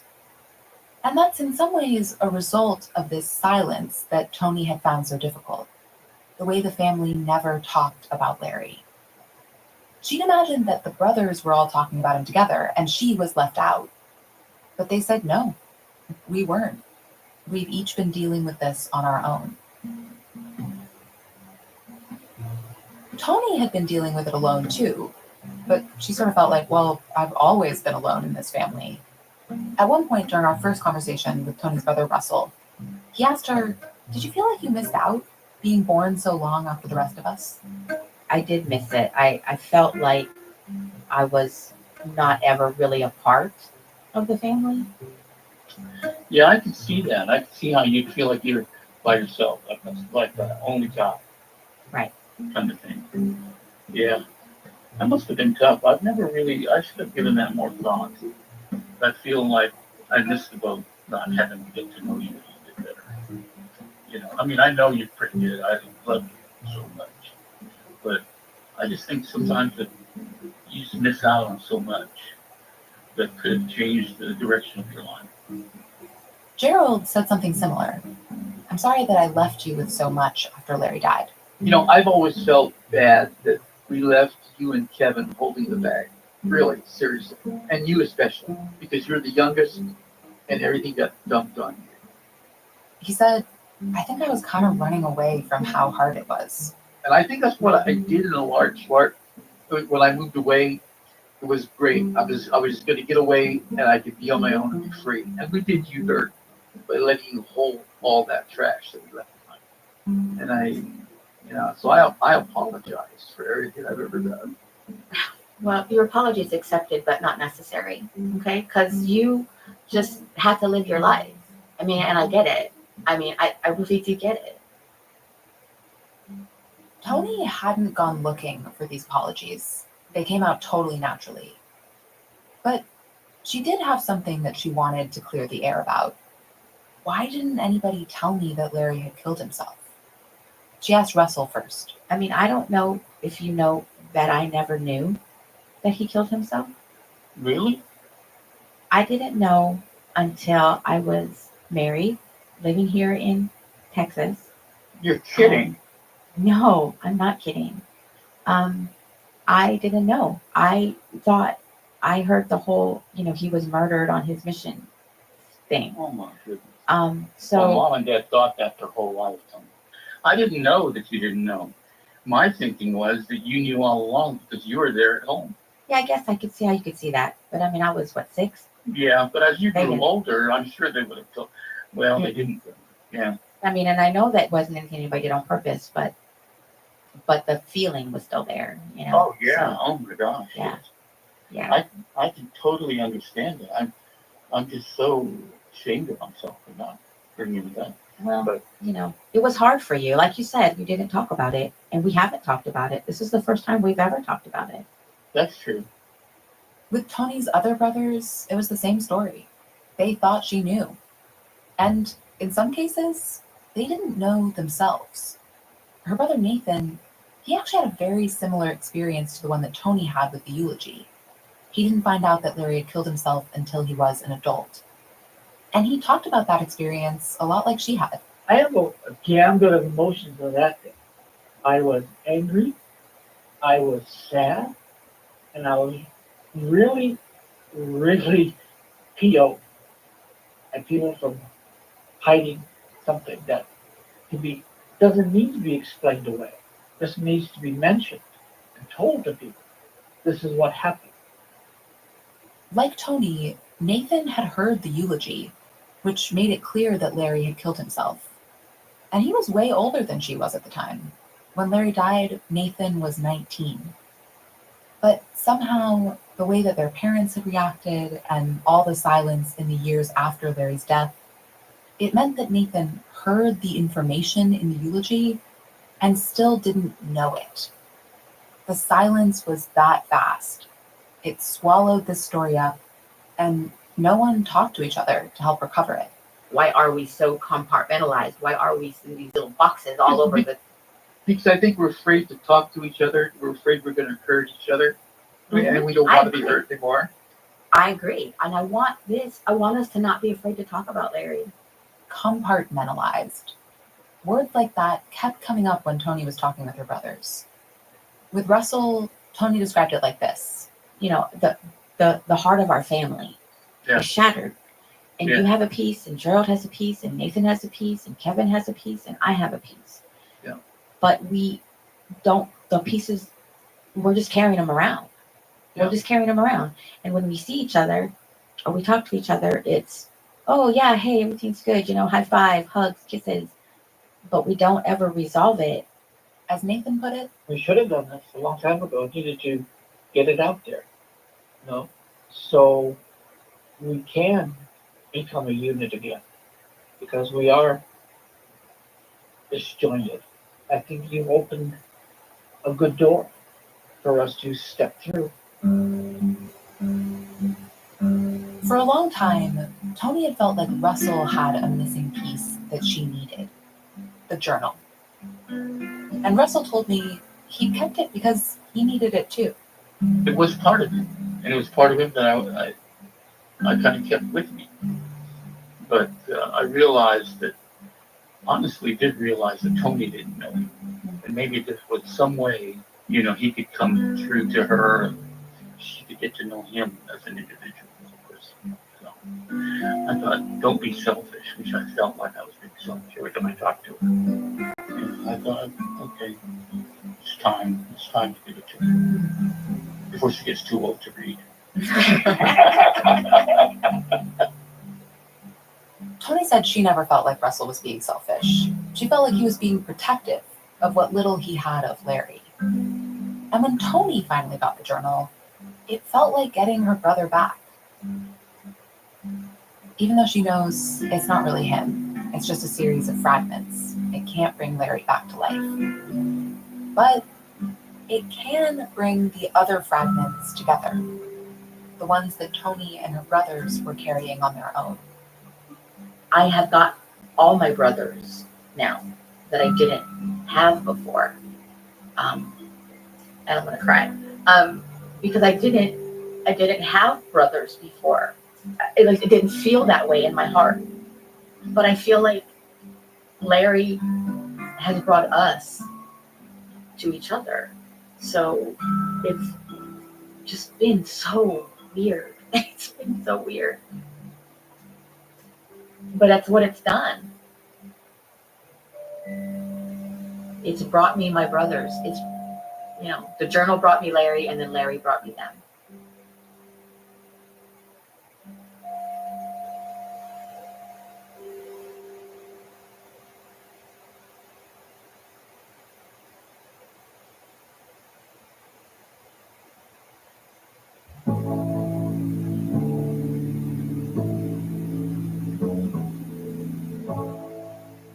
Family Ghosts is hosted and produced by me, Sam Damon, with Vera Carruthers, Soraya Shockley, Sally Helm, Odelia Rubin, Jenna Hannum, and Shaniel Casper.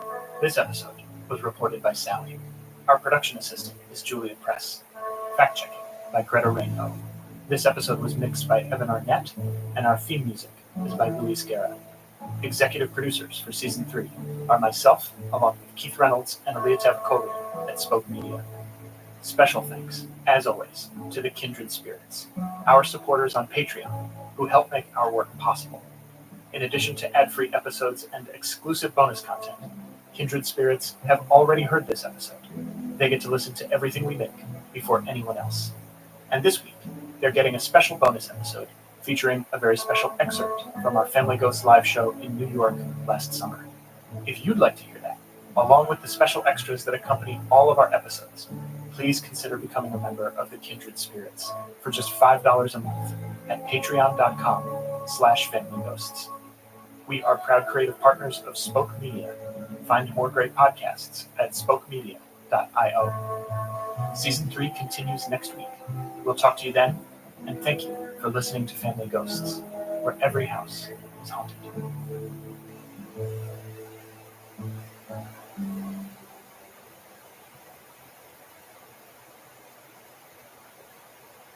If you or someone you care about is considering harming themselves, we want you to know that help is available.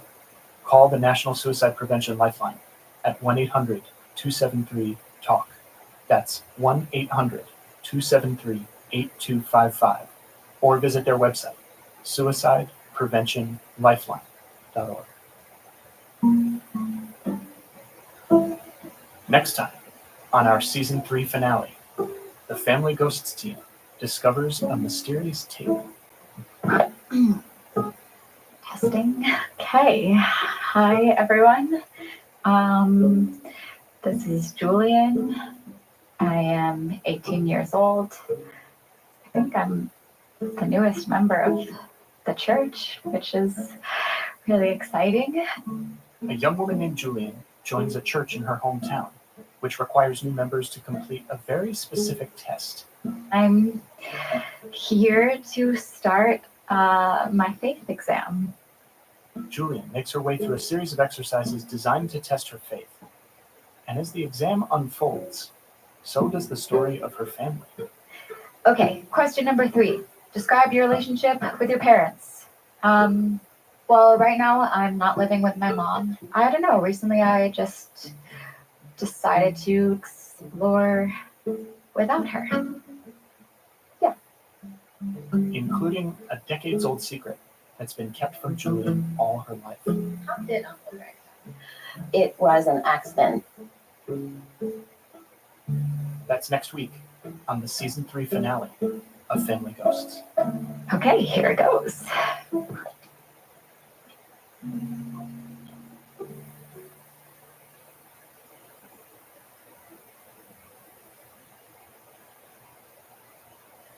You're listening to WALT. Homemade radio.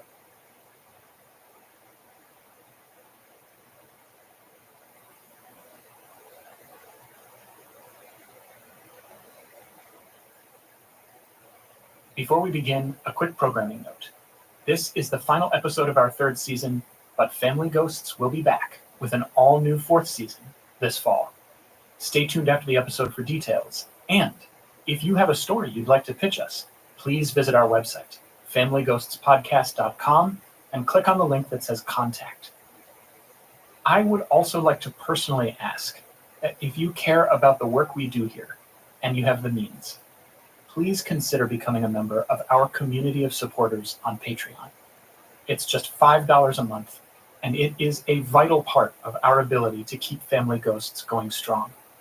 We call our Patreon supporters kindred spirits, and in addition to the good feeling they hopefully get from supporting our show, kindred spirits also get early access to all of our episodes, hear them ad-free, and they get exclusive bonus episodes that aren't available anywhere else. During our upcoming break between seasons, kindred spirits will get a bonus episode of Family Ghosts every month. If you're able, I hope you will join them. Just look for the Patreon link on our website, which again is familyghostspodcast.com. Thanks, everyone. And without further ado, please enjoy the show.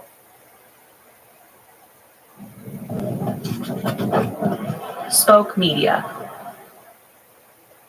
Hello, Ghost family. Welcome to Family Ghosts.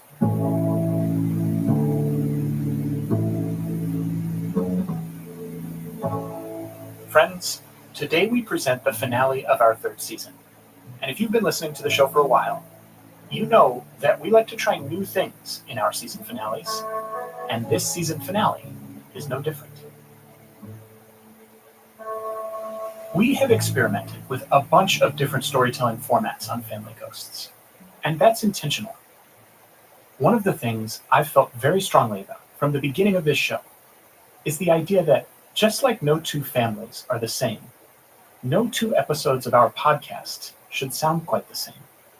You know that feeling when you first step inside another family's home, and right off the bat, you start to notice things about their space.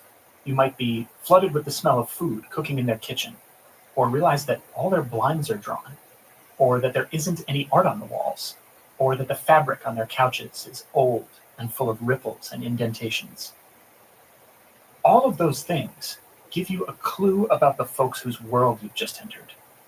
And that's why it's important to me that the architecture of our storytelling be fluid and malleable. I want the sound of the episode to feel like the right house for the family whose story we're telling.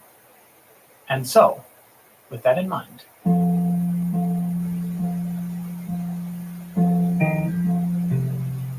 up until this point, all the stories we've told on Family Ghosts have been true stories.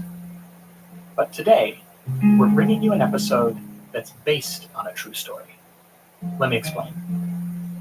Andrew Chuck is an audio artist here in Brooklyn and a dear friend of mine.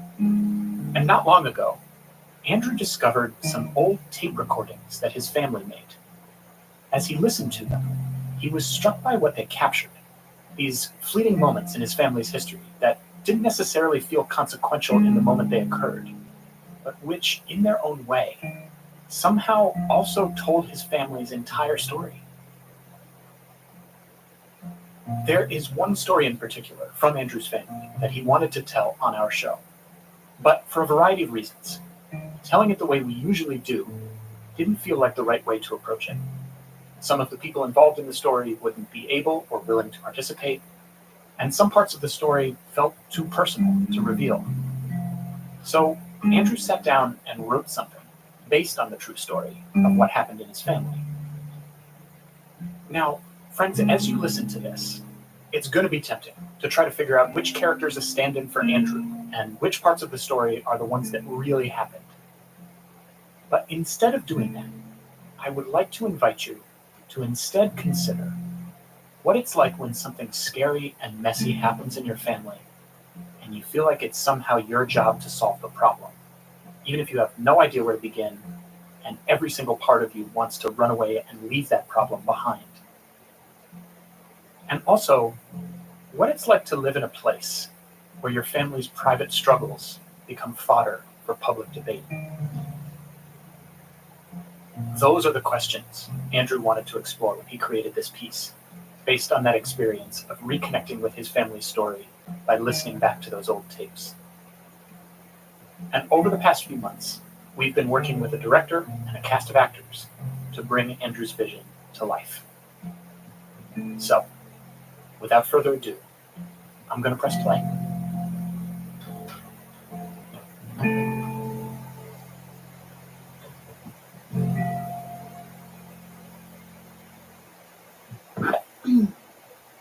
Testing. Okay. Hi, everyone. This is Julian. I am 18 years old. I think I'm the newest member of the church, which is really exciting. And I'm here to start my faith exam. Okay, I'll just read this little the instruction worksheet so I don't mess up myself. Okay. Greetings, parishioner. This worksheet is meant to guide you through our one-of-a-kind faith exam. This isn't your average exam. It's meant to allow the church to get to know you better. The faith exam is a recording made by you, your family, and friends. Consider it your very own time capsule. Your tape will be reviewed by Assistant Pastor Tim Ringfield and then submitted to our annual tape exchange. There are a couple of rules. Number 1, no editing, rewinding, or redoing. We want to get to know you, the real you. Number 2, be honest. Number 3, have fun. Okay, here it goes. Okay, so it is July 29th, 2005. It's around 6 p.m. I am officially recording. So, exercise A. Question number 1. What is your favorite food? I actually love the combination of hot tomato soup with a grilled cheese. And I know that kind of sounds like something a child would say, but okay. Question number 2. Describe your relationship with God. My relationship with God is kind of a new one, but it is awesome, and I'm so glad and I feel so lucky that we have a community. I just feel so guided constantly in every choice that I would have to make.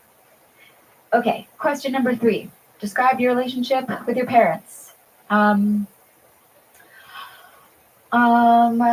Well, right now I'm not living with my mom. She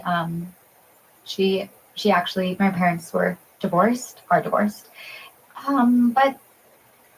But I don't know, recently I just decided to explore without her. Yeah. What is your greatest strength and your greatest weakness? Okay, my greatest strength, I would say, my greatest strength is that I guess I really believe in the goodness of other people, and I feel that I guess sometimes I can feel a little overwhelmed and and so then I just sort of get scared and shut off, and I don't really want to interact in any sort of way. That's a weakness turned flaw. Okay, and last but definitely not least, if you had a talk show, who would your first 3 guests be? Oh my gosh. Okay, I think that one guest would be Shirley Temple. Another guest would be Avril Lavigne, because she's awesome and I really like her music. And she would also be able to be my musical guest. My third guest would be, oh gosh, Leonardo DiCaprio. Yeah? Yeah? Hi. We're back from the train. Oh, great. Callie and Tyler are bringing some things in, and I'm getting dinner going. Okay, I'll be right out. I'm almost done. What are you doing? Yeah, Tim asked me to do it. It's like they give you this recorder and you answer questions about yourself, and then everyone listens to it, and it's like a way to get to know people in the church. Wow, great. Yeah. Very cool. Yeah, I think so. I'm gonna go. Okay. My dinner's burning. Okay, I will be right out, Andy. Okay. Oh gosh. Okay. All right. Well, that is it for exercise A. I have to sign off now. So this is Julian, my very first faith exam. It is Friday, July 29th, 2005, around 9:30 p.m. I'm going to interview my cousin Tally and her friend Tyler, who are visiting from the city where they go to school, and they're just back in Poughkeepsie to visit. Okay. Okay, so I'm gonna read the little instruction blurb that comes with all of the stuff. Okay, so this is exercise B. This exercise is meant to bring friends closer together. Ask these questions aloud to one or more friends. Please answer all the questions on the worksheet, but allow conversations to flow if that feels right. And remember, have fun. Yay! And then they just end it with a nice quote from the Bible. So this one is, "Greater love has no one than this, to lay down one's life for one's friends." And that is from John 15:13.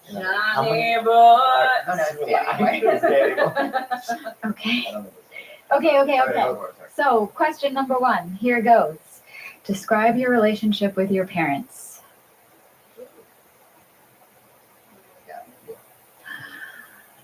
My mom and I are really close. My dad is dead, so I can't really. Give me an A. Wow. Will the churchgoers give me an A? No, it's not. We don't get graded. It's just like a nice thing. I am very tired. I am going to bed.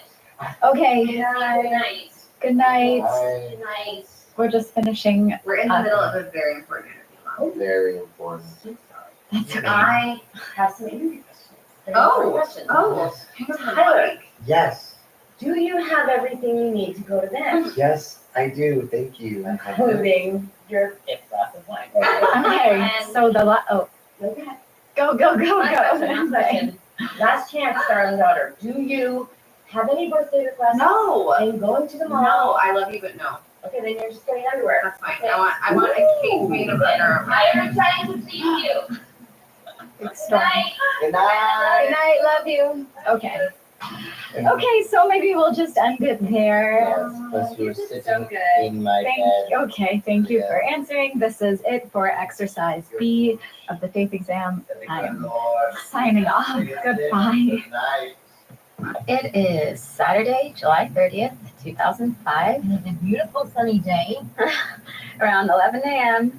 We are in my Aunt Bee's minivan, My awesome minivan. and we are on our way to the Poughkeepsie Galleria to get my cousin Tally a birthday present for her 22nd birthday. And we are continuing our faith exam. Yeah. And actually, this mall is where Tim and I had our first date ever. So You went on a date to the mall with the pastor. That's just like, it's Don't say it like that. Well, when I was little, the pastors, the priests were like old and they had incense and they were scary. And okay, well, our church is definitely not like that. Our church is not like that. It's like a super cool place. Everyone's really nice, and we just hang out and talk and drink coffee and eat donuts and all things that I love, talking, eating Yes. donuts, drinking coffee. And Tim is not an old priest guy like that. I'm glad he's not old. No, he's not even the main pastor. He's the assistant pastor. All right, he has room to grow, career advancement. No, and he's like a few years older than Tally. Did they go to the same school? Yeah. He's talked about her before. They think they know each other. Then we can look him up in the yearbook. Tim, it's nice to meet you. Yes. We're going to look you up in the yearbook. Well, actually, the faith exam was Tim's idea, so it's going to be Tim who is listening and reviewing these tapes. Well, I'm glad that you are interested in our family, Tim. It is exciting, and mostly I just see you sitting out in front of our house in your very, very cool car, by the way. And I appreciate that. I would like to invite you to dinner, Tim. Come in. I make a mean lasagna. So there. So then you're going to come, and the invite has been extended. Wonderful. Okay. All right. So exercise C. Interview a mentor or someone you look up to. It can be a family member, fellow parishioner, or a teacher. And then the quote they give is, "Iron sharpens iron, so one man sharpens another." Proverbs 27:17. I like that one. Yeah. All right. So I've obviously chosen to interview my Aunt B because she is like a mentor to me.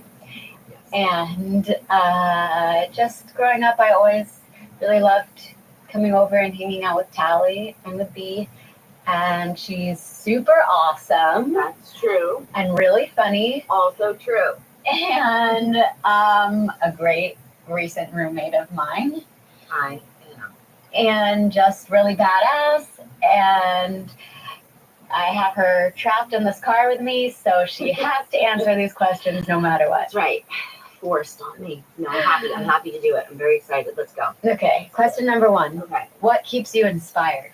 I am inspired by how hard people try in the world. Like, things happen, they move on, if they're resilient, they persevere. That's inspiring to me. Number 2, what change do you wish to see in the world? I wish that everybody, including that guy, would slow down. No, I'm serious though. I do wish that the world would just kind of chill out a little bit, take a breath. Everything is moving very fast, so slowness. Number 3, what is your greatest strength and your greatest weakness? Oh, well, my greatest strength is that I'm hilarious, as we have already discussed. And my greatest weakness is probably that I think about the past too much. I need to start looking forward more and back less. That's my Number 4, what is your favorite book? Oh, it's a book on tape. It's tape. Yes. Yes, Get your your CD. Me too. My game, Holly Ross's The Deliberate Spirit. I have it in the car. Let's play it. Yes, play it. How? Memories Oh my can gosh. be useful, There she is. but only when used intentionally. Otherwise, they will fuel your addiction to dwelling. Now, we all have past trauma that we hold on to subconsciously, but it is those who do not willingly dwell on these memories that are strengthened by the trauma. The what-ifs and the should-haves disappear with the use of willful memories. Willful memories are the most important tool in the deliberate spirit toolbox. I'm a little bit of a dork. Yeah. No, But it I sounds love it. interesting. I know Tally makes fun of me for listening to it. And Tim, maybe you might think that it's a little goofy because you're a pastor and your go-to is the Bible, but No, you don't need to address Laura. I'm sorry. I find her to be helpful. That's Yeah, it sounds yes. really interesting. Thank you. Question number 5. Okay, well, I guess this is a personal question, but are you married? And if so, how did you meet your spouse? Yes. Sorry. No. It's fine. Nobody has just asked me that question in a long time. Yes, I still consider myself married. I mean, I'm a widow, but I still love your Uncle Greg so much, and so yeah, I consider myself married. Okay. Question number 6. What is your most sacred personal possession and why? Oh, it's this incredible photograph that I have of your Uncle Greg and Tally, and it brings me so much joy to look at that picture. And I want to see it. I'll show it to you. Oh my God. Yeah. I can't believe I haven't done it. It's amazing. I'll show it to you. Well, we're just going up to the mall, but maybe we just have next is a lightning round of questions. Maybe we can just answer We that. gotta park, and I gotta run in and pee. I have to pee so bad. Okay. All right. Well, then, okay, so we will continue after our bathroom break. Part 2. Okay. All right.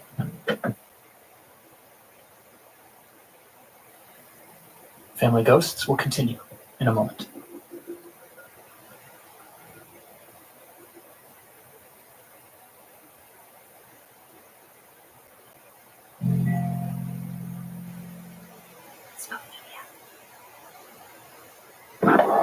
Do you smell that? Yes. What does that Familiar. make you think of? Smell of Mickey D's. Oh, those are memories I love. Yeah. When we would meet you there. You always got a Happy Meal and an extra side of fries. Is that still your thing? Yeah, but my mom always ate my extra side of fries. Yeah, that's true. He always did the like, oh no, I don't want any fries. I'm not gonna have any.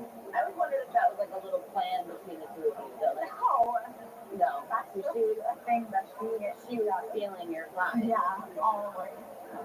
I know that feeling. I've stolen a fry or two from Tally in my life. Oh my god. It's been on this whole time. I thought that I had turned it off. Don't be mad about that. It's a charming little episode. No, he is going to be mad because I was supposed to just do a good job at this and present myself in a particular way for the church. Are you okay? Did you turn it off? It's recording. It's ready. Okay. Okay. It is Saturday, July 30th, 2005, around 5 p.m. I am here with my Aunt Bee in the kitchen. Just got back from the mall. I'm just going to say quick sorry for the accidental recording that you may have listened to. I know, but I had a little freak out, but I'm just going to do what Tim always tells me to do, which is stop making it about me. And this is going to be fun. Okay. Okay, so here is exercise C, part 2. The following questions are meant to be answered lightning round style. Are you ready? Yes. Okay, question number 1. Favorite movie? Dirty Dancing and Harold and Maude. Number 2, favorite season? June. Okay, question number 3. What aspect of your personality do you think benefits the world most? I think my endless joy. Number 4, favorite food? Toast. Number 5, final question. What has been your biggest challenge? Wow. Okay, bringing it lightning round. I would say Greg's death. Also, I struggle with parallel parking. How did Uncle Greg? It was an accident. For some reason, I thought that it was cancer. My mom never talks about it. No, he didn't have cancer. So that looks like it's the end of the questions. So I am turning it off. I love you. It is Sunday morning, July 31st, 2005, around 9:30 a.m. I am sitting here with my Aunt Bee and my cousin Tally. It is her 22nd birthday. I'm not 21 anymore. So this is exercise D of the faith exam. Okay. Okay, so this is just the little blurb that Listen, you're gonna survive. It could be fun. Okay, Right? It's I'm like, sorry. Okay. All right. okay. Okay, exercise D. The final and perhaps most important exercise of the faith exam. Our congregation believes in the healing power of gratitude. In this section, you and your family will go in a circle and record 5 things you are thankful to God for. And then the end quote is, "Give thanks to him, bless his name, for the Lord is good. His steadfast love endures forever, and his faithfulness to all generations." Psalm 105. So I'm going to put this between all of us so you can hear us, and there we go. Okay. Who wants to go first? I'd like to go first. Okay. Great. Okay. Number 1, I am very grateful for my beautiful daughter, Tally, and her very shiny disposition this morning. I'm glowing. Listen, I love you. I'm incredibly proud of you. And this life that we have built together is amazing. Wow. I can feel life draining out of me. Okay, stop it. Number 2, Julian, I'm very grateful that you are here living with me. It's been incredible to get to know you, and it just keeps unfolding, and you are a wonder and a surprise, and I love you. I love you. Number 3, I am grateful for this brunch. And I am now stating for the record that we need to do this every year on each of our birthdays. Next year Yeah. in New York. Number 4 is I am grateful for my sister. I miss your mom. Seeing you, having you here makes me miss your mom. And I'm really grateful for Tyler, and I'm really sorry that he's not here. I think of him as being part of our weird little family, and emphasis on the weird. I'm sorry he had to leave, and that things are hard for him at home. He has really gotten to be like a handsome. He's very cute. Well, you said that with a lot of. Okay, I'm gonna keep going. I just mean like a mother would say like what a handsome young man. Also gay, so you're barking up the wrong tree. I'm gonna keep going and say my 5. Yes, go ahead. Okay, so 5 things that I'm grateful for. Number 1 would definitely, I have to start, it would be Tim, because had it not been for Tim and meeting him, I would never have come back to Poughkeepsie. And you have introduced me to such an incredible community at the church. And I'm really looking forward to hanging out with some of your friends tomorrow after church and getting donuts, dipping them in coffee, which as you know, I am new to coffee and I really like it a lot. Good luck. Raging. And you know Tim, you guys went to high school together. Yeah. I wasn't sure if you knew it was the same person. I know Tim Ringfield. Actually, I think that this is the perfect time for a very important announcement. I just want to say that Tim and I are engaged. We're gonna get married really soon, actually. Let me see your finger. What? Mom, she's joking. No, I'm not joking. I'm really serious. Really? I just wanted to tell you because Tim is listening, obviously. So I wanted all of us. Do you Are you serious? Do you have Yeah, a ring? so say hi because Is that? we don't need a ring because we love each other. Are you serious? Yes. And I just was waiting for a time when all 3 of us were together. Wow. Because I wanted to tell you at That's the same time. incredible. When did this happen? Like last week. Seriously? Am I the only one here who thinks this is just a little bit? You know, I don't really care that there's an age difference between me and Tim because I'm sure he doesn't either. Because we meet on a different level than that. And I'm wise beyond my years. I mean, it's exciting. Does your mom know? No, I wanted to tell you guys first. Well, we are. You've been dating for like, what? Months?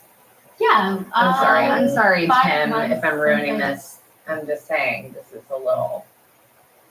When we're done with the faith exam, we'll come back to the big news and, we'll keep All right, going. so, actually, can I do mine? I want to Yes. be grateful. Yes, please. Say Great. Grateful. Okay, And, great. I'm still super grateful for Tyler because he is one of those friends that you need when you're going through a big change and a rough time. Like, I don't know. Like if you went to my high school and you dealt with the people that I was dealing with when I was there, and you had to hear every day people bullying you because your dad died, and maybe one person who would say things like your dad killed himself on purpose. Why didn't you tell me that? It's fine. No, You Julia's never getting married. told me that. You never told me about this. Who would do that? That is like a maybe I should. hideous. I don't want to be Holly Ross right now. All right, I'd like to listen, that move was on. just a little bit mean. Okay. Please, I don't do you mind.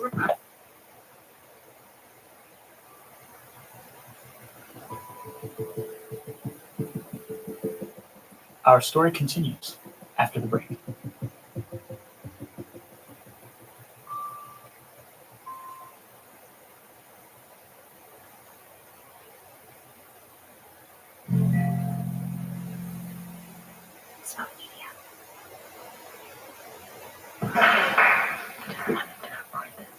Thank you, everyone. Thanks for welcoming me here. I'm Tim.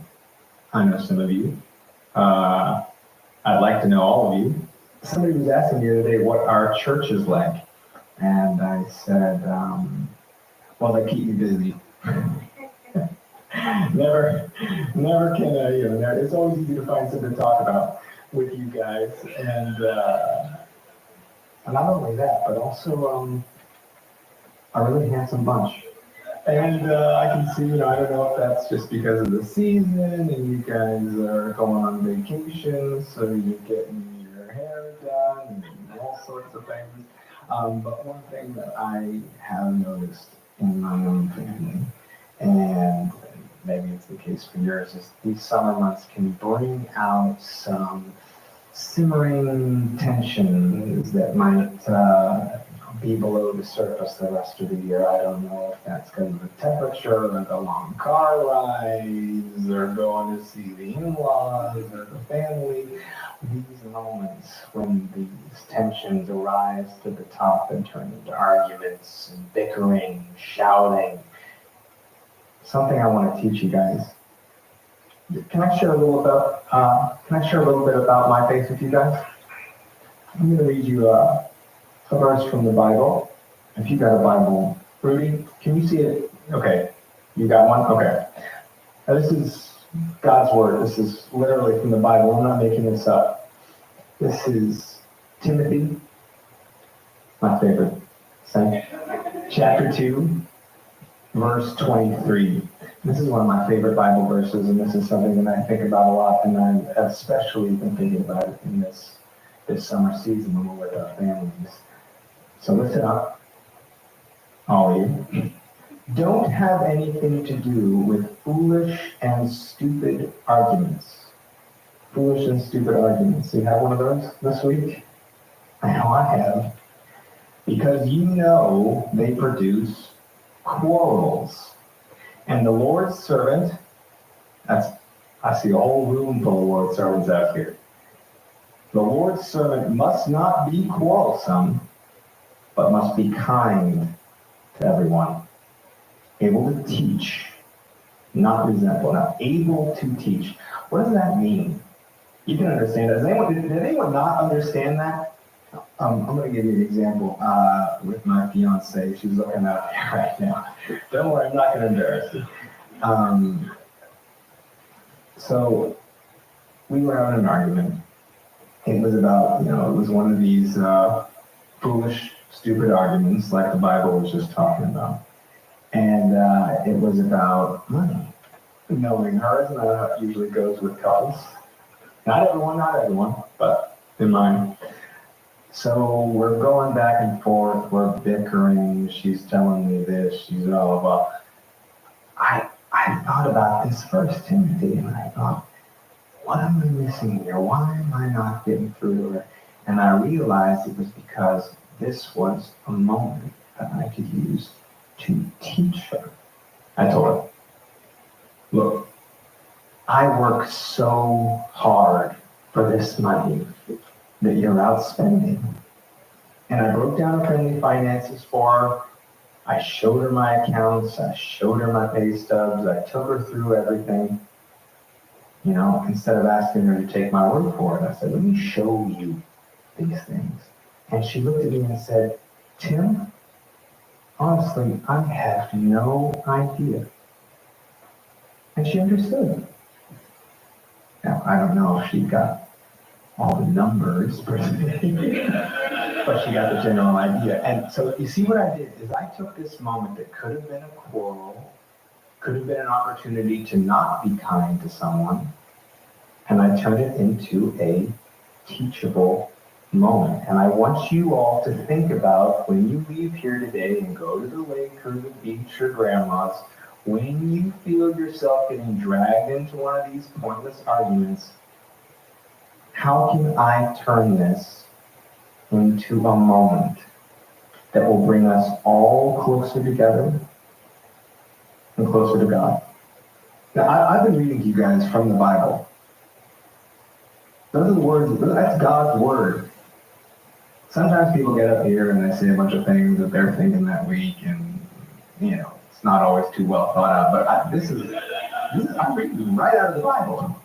You know, this is maintenance for the soul. You know, this is what I want you guys to work on. No mystery.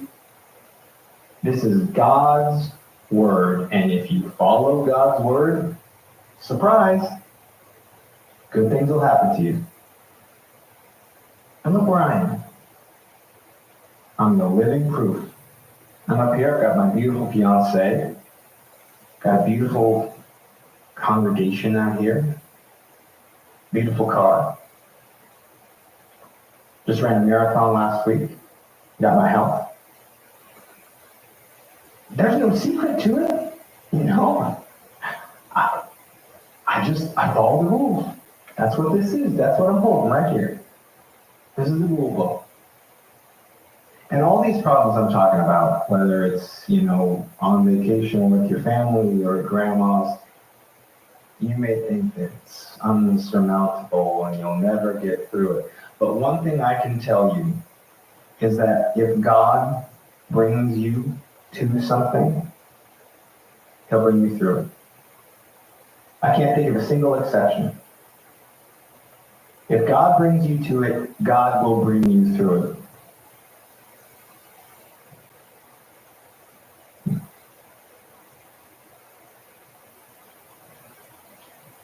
All right, I'm going to let you get out of here and into the sun.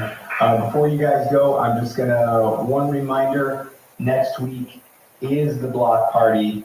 You've got it on your calendars, but it's finally happening. And there's going to be a bake sale, barbecue, bingo, prizes, raffles.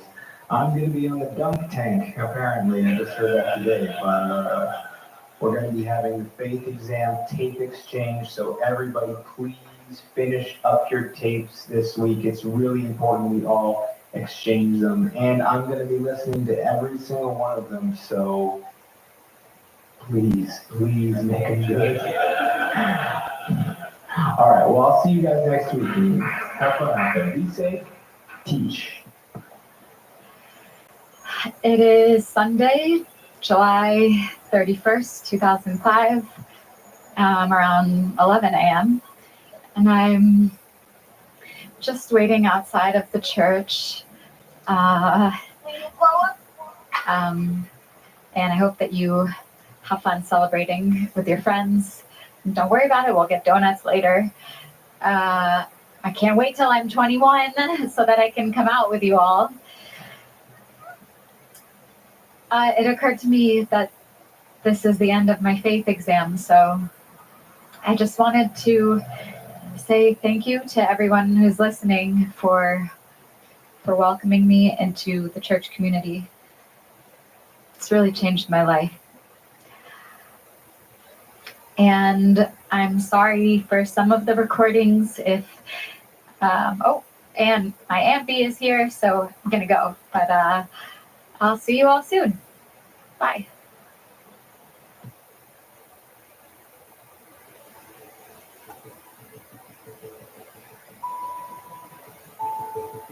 We'll be right back.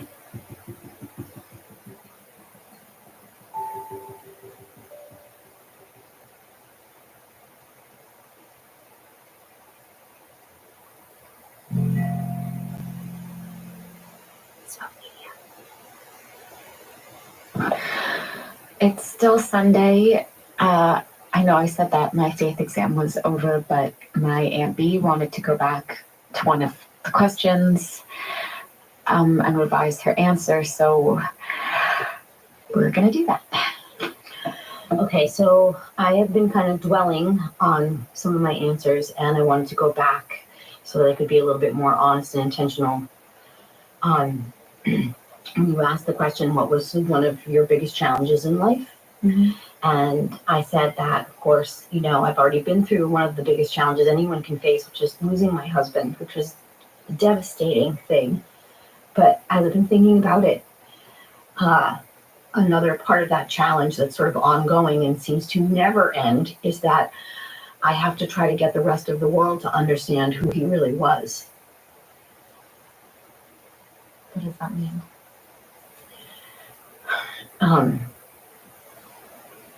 So he was really complicated. And what do you remember about him?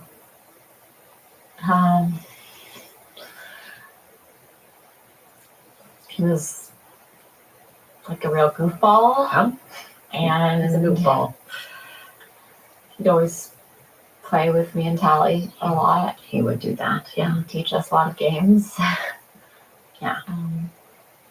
He was always making up games. You know, he loved playing with you guys so much. You know, we'd have nothing to play with, and he'd still like figure out a way to make up a game out of like a shoebox and a piece of string, you know.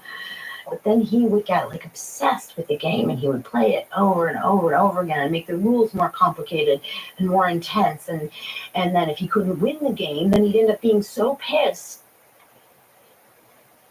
Did you know that Greg was an addict? Like an alcoholic? Yeah.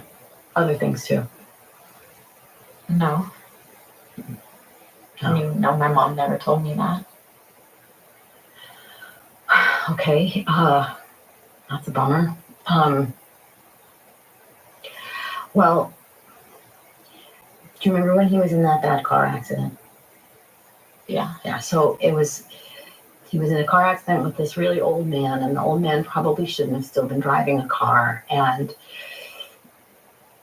they got in the accident, and the old man died, and it just destroyed Greg. You know, it was terrible, and it just sent him spiraling into this depression, and he had all this pain in his back from the accident. And so, you know, he hadn't had a drink in so long. It had been such a long time. He'd been sober, and we were all so proud of him.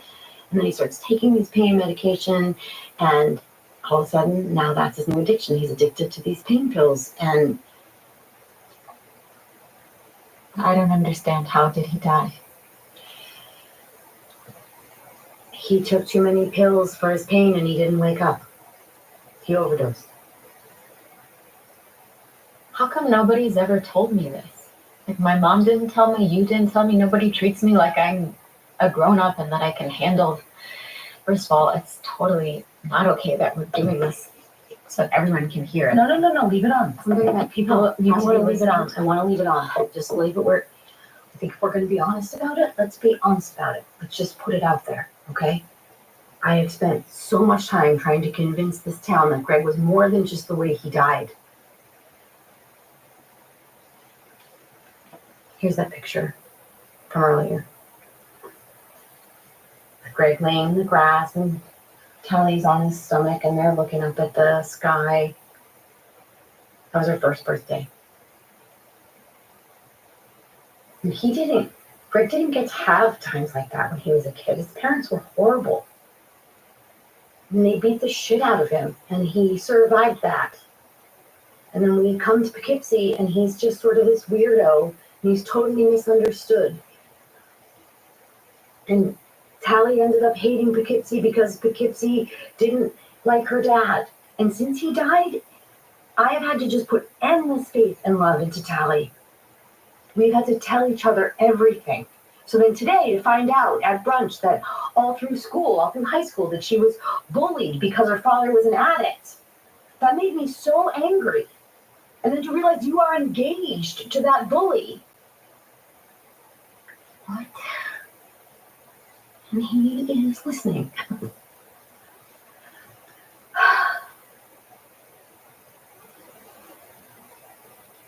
You're going to have to talk to Tally. Yeah, I will. And really talk to her. I will.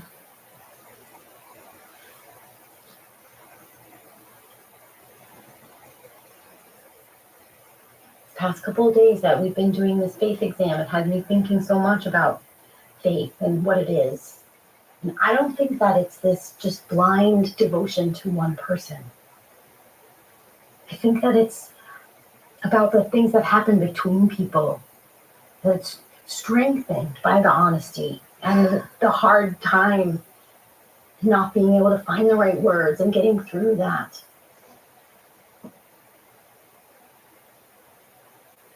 I love you.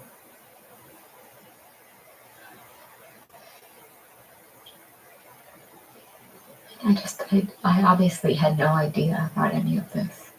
And I love you and Tally. I would never do anything that would hurt you guys. I know, we love you too. I know what it's like to love somebody that other people don't understand and who's really flawed. You're gonna figure this out. It's gonna be okay. And hi Tim. Just want to say that your invitation to dinner still stands. Listen, I have fucked up a lot in my life too. And I wasn't always this sort of Holly Ross lady, believe me. And if we're going to be a family together, we're going to have to move past this so that it's not awkward.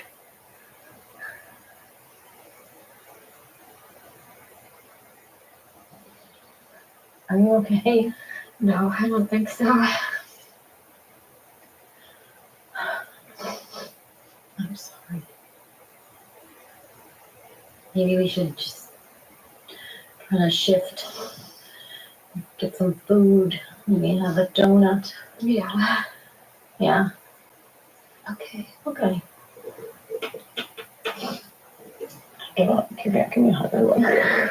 I love you. Oh. Okay, now turn off the damn microphone. Figure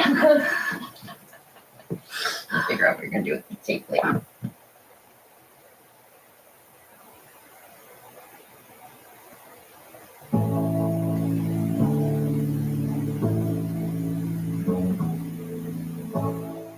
Family Ghosts is hosted and produced by me, Sam Dingman, with Vera Carruthers, Soraya Shockley, Sally Helm, Odelia Rubin, Jenna Hannum, and Jamiel Kastner. The Faith Exam was created, written, and edited by Andrew Chugg and is dedicated to his siblings, Marie, Joseph, and Benjamin. It was cast and directed by Christina Roussos. Our cast was Elizabeth Kenny as Bee, Ariel Goldman as Julian, Ashley Morton as Tally, Greg Herman as Tim, and Alex Gould as Tyler. It was produced by Samaya Adams and executive produced by me. Special thanks to Sarah Rose Siskind, Maura Lynch, Sam Pettibone, and Jordan Bell for their guidance and support. Extra special thanks to the entire team at Gilded Audio, who have contributed their hard work in many ways to this project. More of Andrew's work can be found at his company's website, gildedaudio.org, and more info about director Christina Roussos' work can be found at www.christinaroussos.com. I'll put those links in the show notes for you. Our story editor is Michaela Bly, and our production assistant is Julia Press. This episode was mixed by Evan Arnett. Our theme music is by Louis Scarra. Executive producers for Season 3 are myself, along with Keith Reynolds and Aaliyah Tevacoli at Spoke Media.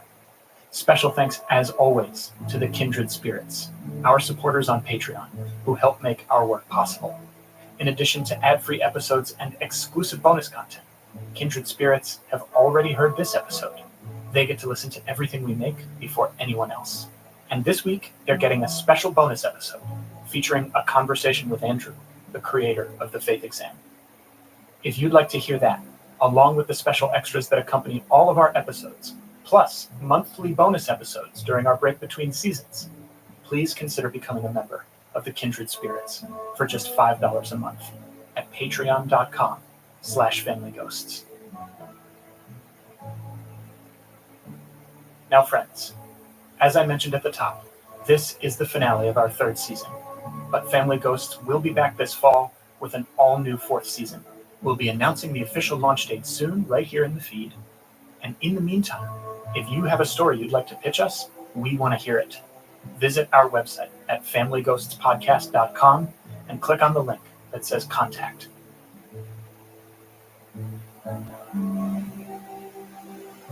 Thank you all so much for listening to our show. We'll be back in your headphones before too long, right here on Family Ghosts, where every house is haunted.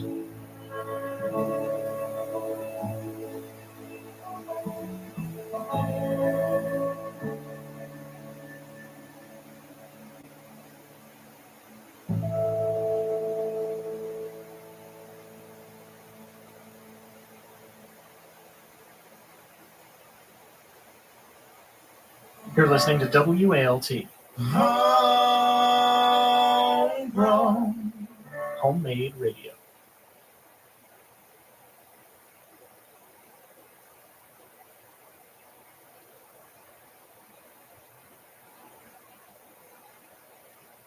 This episode is brought to you by Shopify. Upgrade your business with Shopify, home of the #1 checkout on the planet. Shop Pay boosts conversions up to 50%, meaning fewer carts going abandoned and more sales going cha-ching.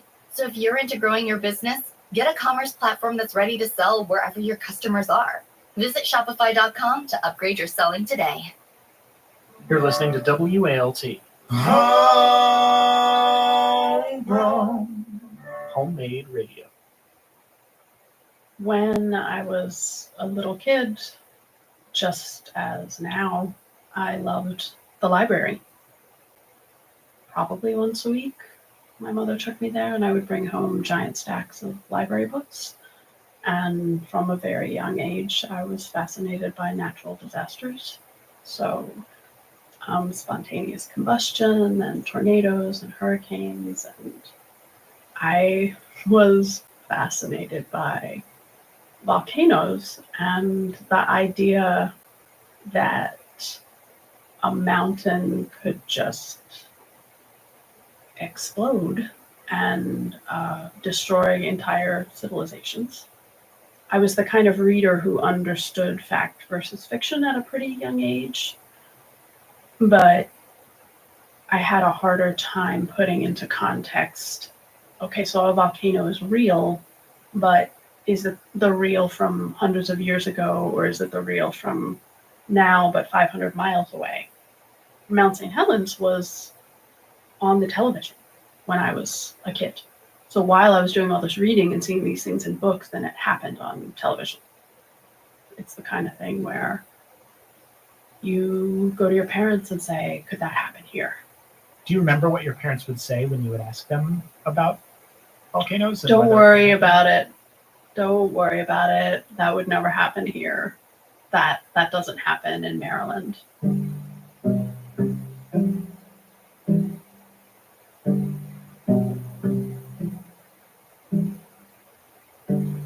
Kate Crane grew up outside Baltimore. She describes her childhood as pretty uneventful, aside from some minor drama with her sister. You had one sister, is that right? Yes. And what was your vibe with her? We never were so close. I actually asked my mom about that recently because I'm not close at all to my sister, and I asked my mother what it was like, and she said that the central tension would be that my sister would want to play and I would want to read a book. So I would be reading and my sister would come and, want to actually do something as opposed to reading, which is not doing anything. Right, and I would just be like, leave me alone, I'm reading a book. What was your dynamic like with your mom? I liked my mom. My mom was a stay-at-home mom who did a really good job of taking care of all of the critical household stuff. There was always food in the fridge, and the house was always clean. And she took me to school and picked me up from school. And she's a nice person. She was nice to her children. Kate has a harder time remembering what her dad was like. I only knew him for 12 3/4 years, which is not, it's the formative 12 3/4 years, but it's not a lot of time. She remembers polyester shirts and black work boots. When I asked Kate what her dad looked like, she paused. It's funny because I think that's the number one thing that I put to the side. He was big.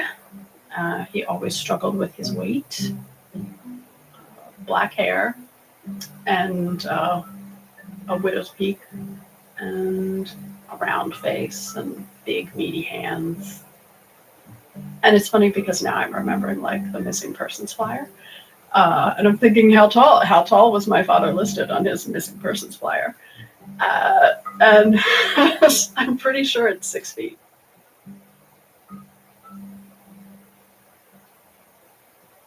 From WALT-FM, you're listening to Family Ghosts. I'm Sam Dingman.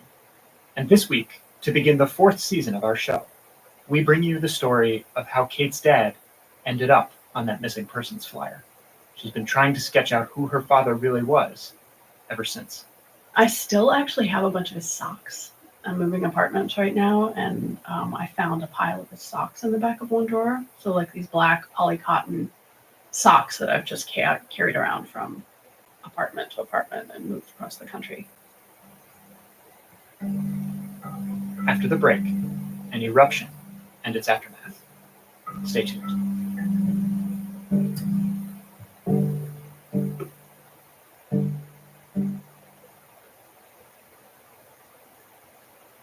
Welcome back to Family Ghosts. Our story today begins in 1987, just outside Baltimore, Maryland. Kate Crane was 12 years old, living in the suburbs with her mom, her younger sister, and her dad, Eddie. The thing I always think about with me and my father was that we drove together. I went to work with him a lot, and his business was in Curtis Bay, which is a very industrial part of Baltimore. And you would drive up a little drive, and it was tucked away. So it was like this secluded place in an already secluded place. And when you got up there were trucks everywhere, like trucks parked and truck pieces and piles of truck parts. Like I actually remember mountains of like little truck part volcanoes. We both loved music. He had this 1975 tan Mercedes sedan, and he tricked it out with nice speakers, and like he and I made the car vibrate from. And he was really, I mean, I don't know if you called them oldies at the time, but we would listen to like the song about the flying purple people eater, and he was really into Simon and Garfunkel and Patsy Cline. The office down in Curtis Bay was probably 45 minutes from where we lived. So those long drives, partly on highway, partly through Baltimore City, were a big part of how I hung out with him.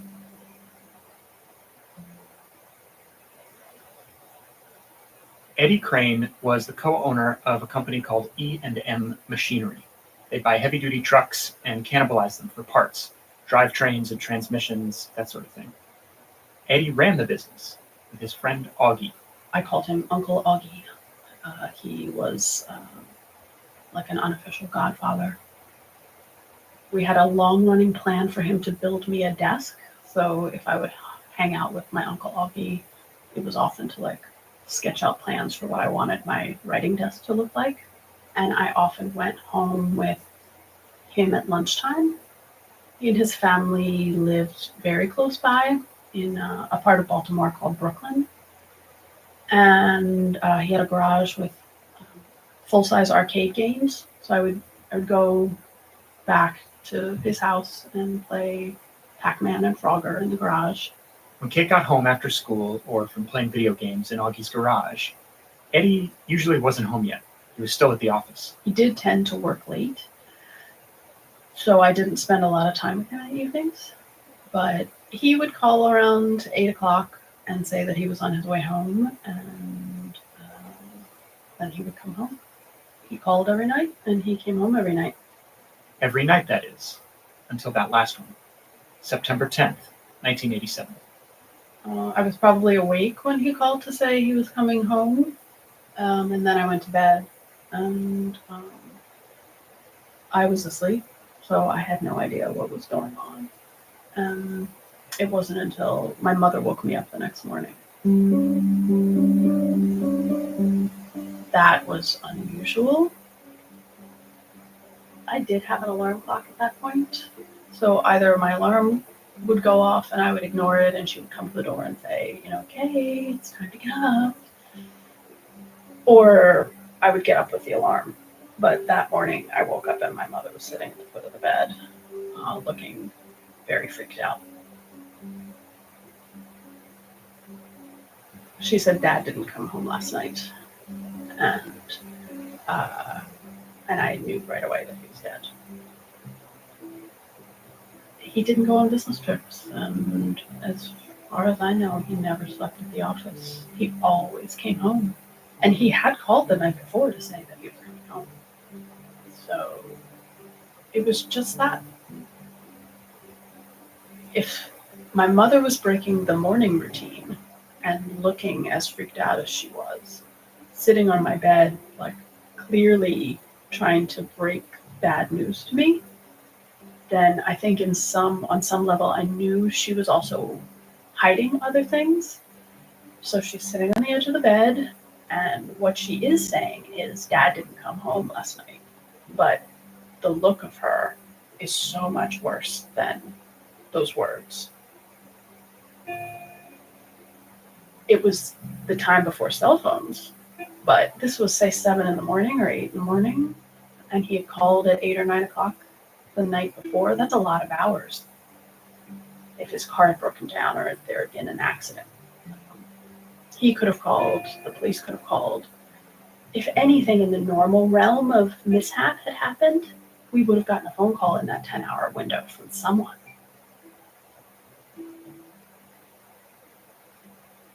Had you ever specifically feared about his death or anything like that? Not outside of the volcano stuff, of worrying that some kind of disaster could drop out of the sky. And then my parents always reassuring me that these things don't happen here. My mother says I wailed. She said I let out a horrible wail. I don't remember that at all. She remembers that very clearly. And then I do remember police coming by and a lot of her relatives coming by to bring like soggy McDonald's food. I do think of that moment as childhood ending.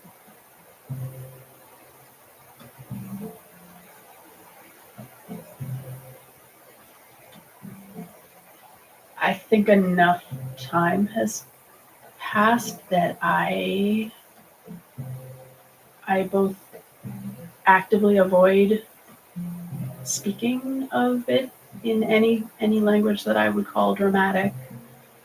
I mean, right now I'm definitely sweating and I'm a little like my hands are cold and I don't enjoy talking about it, but a lot of the overt volcanic emotion has drained out. But I do think it's very fair to say that that is when childhood ended, even though I was not 13 yet. I just knew he was gone, and as the days passed, he was both gone and not being found. So as the days passed, part of me was walking back and thinking, he can't be dead. That can't be right. This has to be a mistake. But at the same time, as every day passed, that initial instinct that everyone thinks is so weird seemed to be bearing out. He's not coming home. No one is calling. We're not getting that candid camera moment where someone jumps out of the bushes and says, like, "Hey, it's all been a joke." Just silence and waiting, and days passing with my dad not coming. I was very curious. The kind of kid who goes to the library every week and brings home a huge stack of books and actually reads them all. I wanted to know everything. And this was I probably had never so much wanted to know about something in my whole life.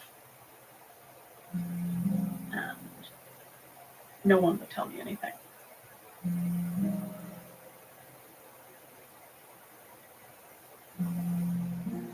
Our story continues after the break.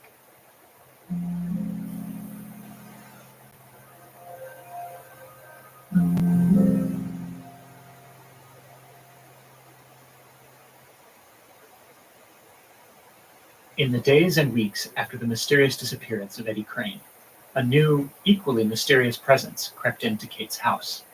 Silence. From her mom in particular. We didn't talk about it.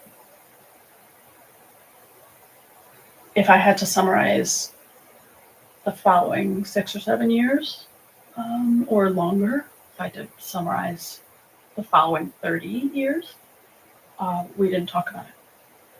And was it a situation where you would try to and she would kind of brush it off? Yes. Or? She would say that the police were doing everything they could and that they would tell us if they had news. And there wasn't much she could tell me. And she would also say, I don't want to get into it.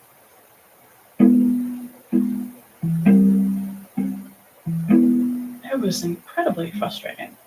I hated being in the dark. Was there anyone you were able to confide in and talk to about what you were feeling? No. Until somehow I fell into this network of pen pals when I was maybe 14 or 15. I would say this went on for about 5 or 6 years. And at the height of it, I probably had 24 pen pals that I actively exchanged correspondence with. Did you tell them everything about what was going on? I told them everything. Yes, these would be like 14-page letters. It must have been so good to have that outlet. Yes. I felt like they understood me. And maybe they didn't, but I could express myself completely in my own handwriting on paper. There was no one looking me in the face, confused or baffled or uncomfortable. It was just the page. And then the sense of understanding came in that they never turned away. They kept writing back. So I got that sense of understanding. I do think I expressed a lot of anger about my mother. I felt deeply misunderstood by my mother. And there was a sense of unfairness that part of me is tempted to write off as teenage petulance. But my father had dropped off the face of the earth. That is actually pretty unfair. And actual teenage petulance mixed with weird true crime drama, I felt a little overwhelmed by unfairness.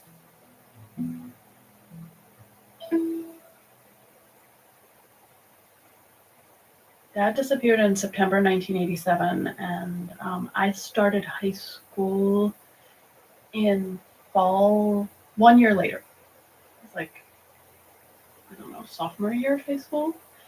And I somehow got involved with Amnesty International, which was a point of conflict with my mother. She didn't understand why I cared about people from other countries.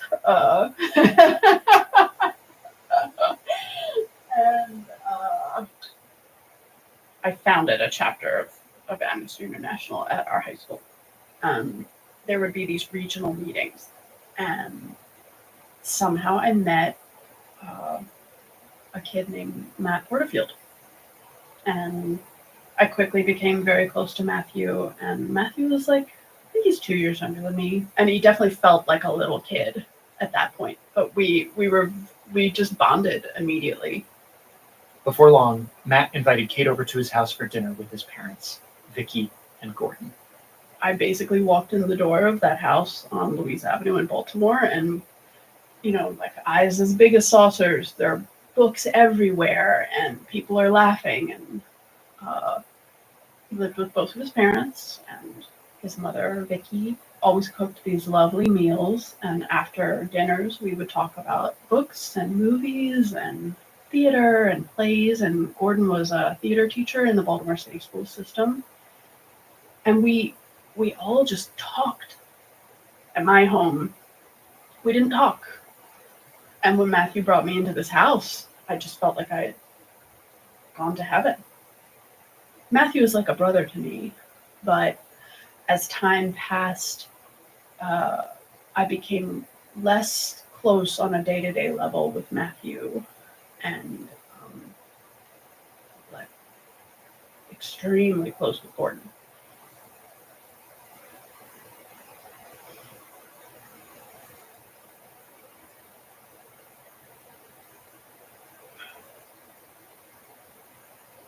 It's funny that is so much harder to talk about than my father.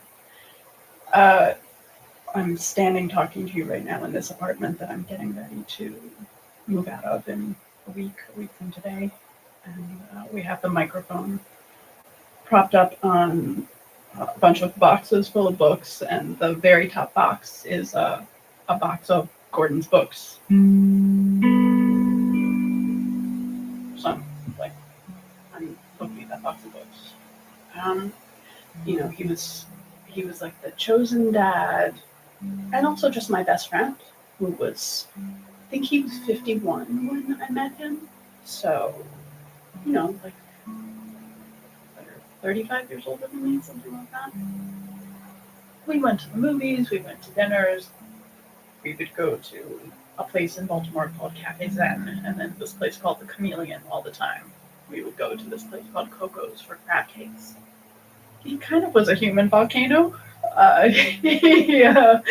He was a very volatile personality, and he didn't eat vegetables. He was the kind of person that if broccoli accidentally came on his plate, he would be tempted to send the food back. But also he was a creature of habit, so servers at restaurants knew, don't put vegetables on Gordon Porterfield's plate. He was an extreme weirdo. Just truly one of the strangest people I've ever met, in the best way. And he could be very, very difficult for the people who actually lived with him. And I think he was very difficult as an actual parent. I got the best of all of it. There are some relationships you can't look at and say, oh, that sprouted out of XYZ. I genuinely think that God, or whatever your concept of God is, drops certain people into our lives at certain pivotal points in our lives. And he was part of my soul family.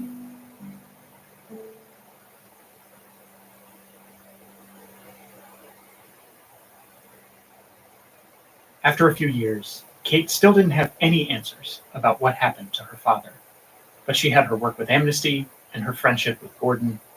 Little by little, Kate was starting to move on. By my junior year, it was almost as if nothing had ever happened. But then David Simon came to our house.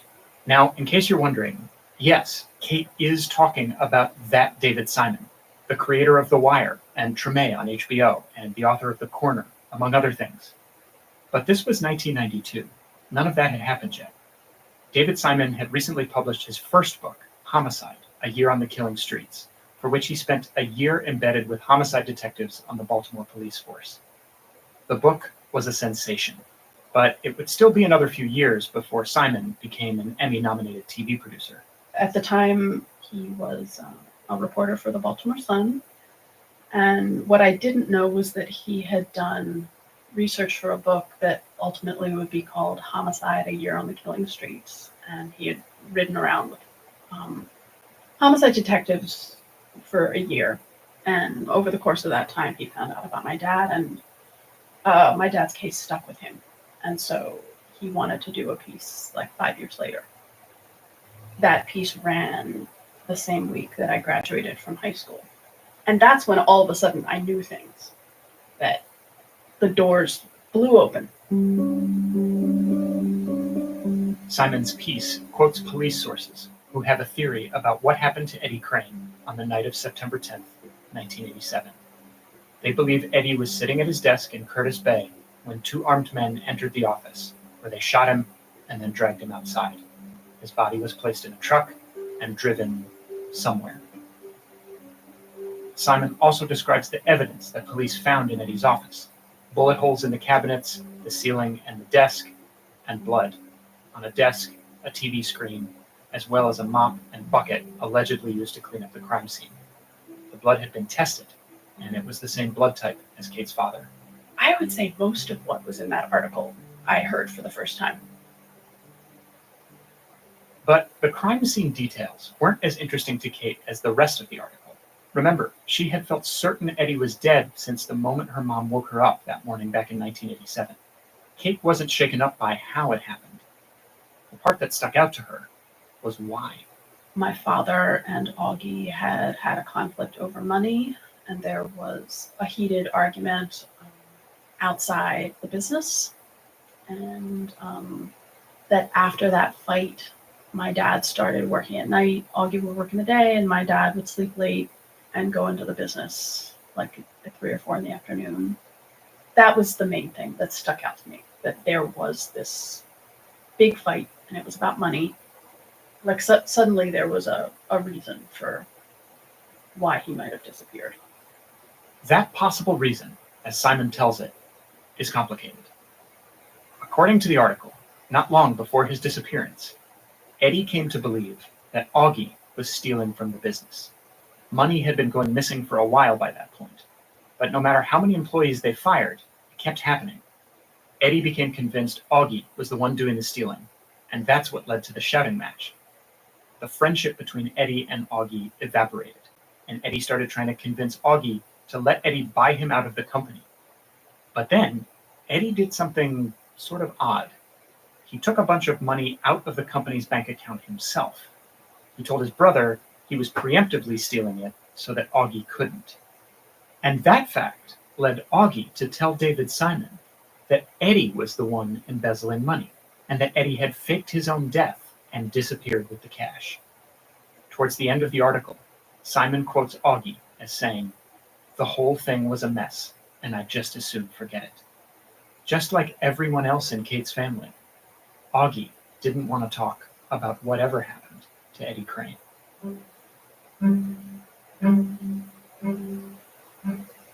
The article didn't answer Kate's questions about her father. But just when she'd gotten to a place where she could almost pretend the whole thing had never happened, it reminded her that the answer might still be out there. It stirred up all those awful memories from 1987, like this one from the early days following her father's disappearance. There was the kitchen and living room that were separated by a wall in sort of the front of the house, and then there was a hallway that led back to the bedrooms. So I do remember hanging out with my sister a little bit and like getting down on our hands and knees and listening under the cracks of the door. And I remember my sister saying, like, "Do you think Uncle Augie had something to do with it, or did Uncle Augie do something to Dad?" And that's what it sounded like from what we could hear wafting back from the kitchen and living room. So you specifically remember hearing Augie's name? Oh, definitely. Mm-hmm. And what did you think about that theory? This had been my godfather.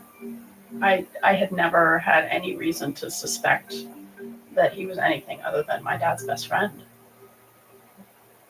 No reason, that is, until now.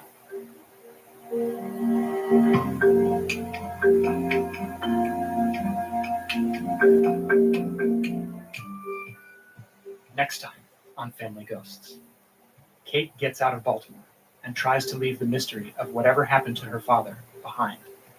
A few years after high school, she finds herself living with her friend Brad in a house full of punk rockers. Brad said to me, if you need to go to the bathroom in the middle of the night, you have to jump from the door frame to the toilet, because if you step on the floor, you'll go plunging down to. Oh God! I had this fairy tale belief that punk could be family, and that like I had found a family. But try as she might, Kate still finds herself haunted by her father's ghost. By winter of '95, I wasn't showing up at my internship anymore, and I essentially didn't get out of bed for 3 months. I stopped eating, and I slept all the time. All this time later, I still get edgy when I take naps a little bit. And finally, after years of unanswered questions, Kate decides to take matters into her own hands. I called the cold case unit at the Baltimore City Police Department. I stammered a lot about my dad's murder, and there was this gruff man on the other end of the line who had a thick Baltimore accent, and he said, well, who's your dad? And I said, Eddie Craig. And he said, that's not a murder case, that's a missing persons case. Just didn't miss a beat. And I was speechless. That's coming up in 2 weeks when we bring you the next chapter of Kate's story right here on Family Ghosts, where every house is haunted.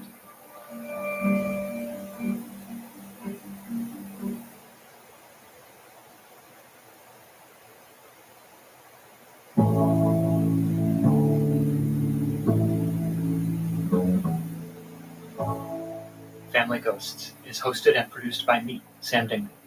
Our show is made possible by the generous support of the Kindred Spirits, our community of supporters on Patreon. For just $5 a month, Kindred Spirits get early access to all of our episodes, hear them ad-free, and also get exclusive bonus content not available anywhere else. The work we do here at WALTFM wouldn't be possible without them. So if you have the means, please consider becoming a member at patreon.com/familyghosts. Special thanks this week to Michaela Bly and Najib Amini, and of course, to Kate Crane. We'll be back in 2 weeks with the next chapter in Kate's story. Thank you for listening, Ghost Family. I'll talk to you then.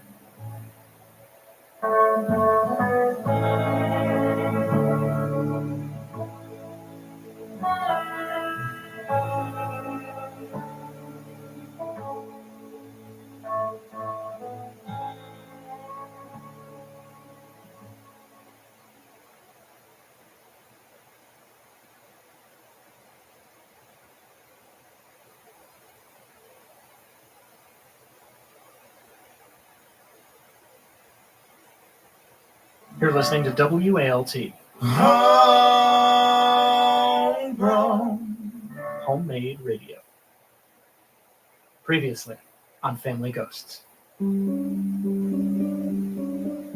you remember what your parents would say when you would ask them about volcanoes? And Don't whether worry about it.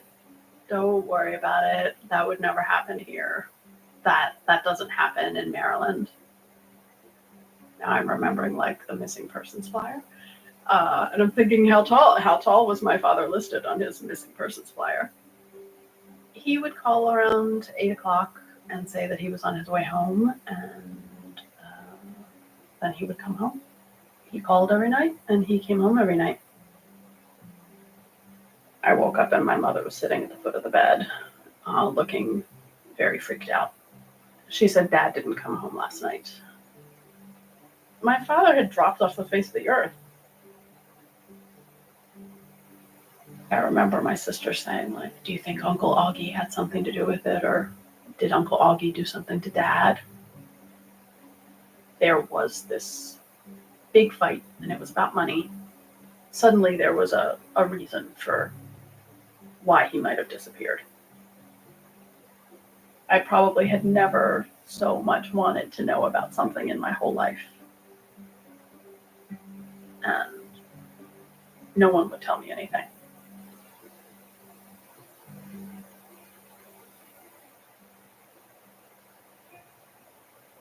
From WALT-FM, you're listening to Family Ghosts. I'm Sam Dinman.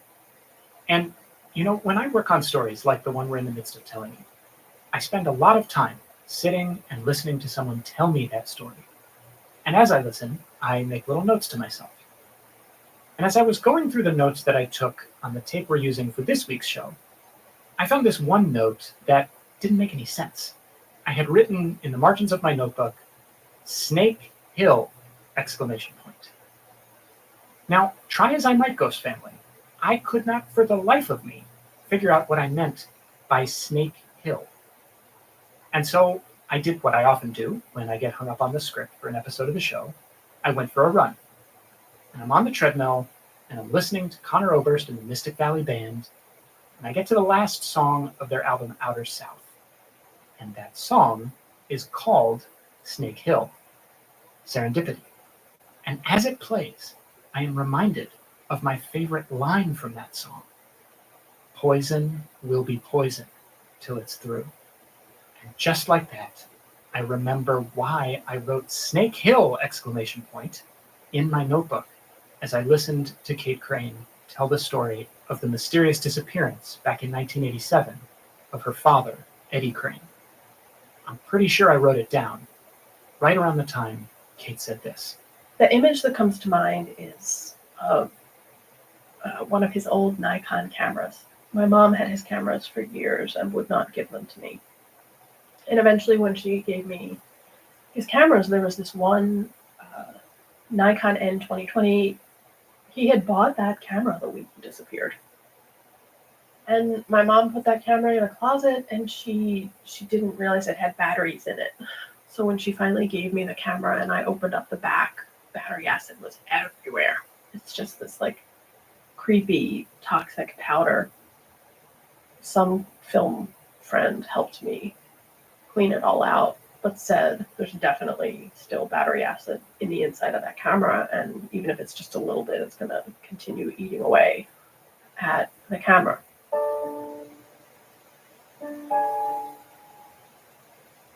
And that's how I felt that what had happened to my father was inside of me, and it was eating me from the inside out.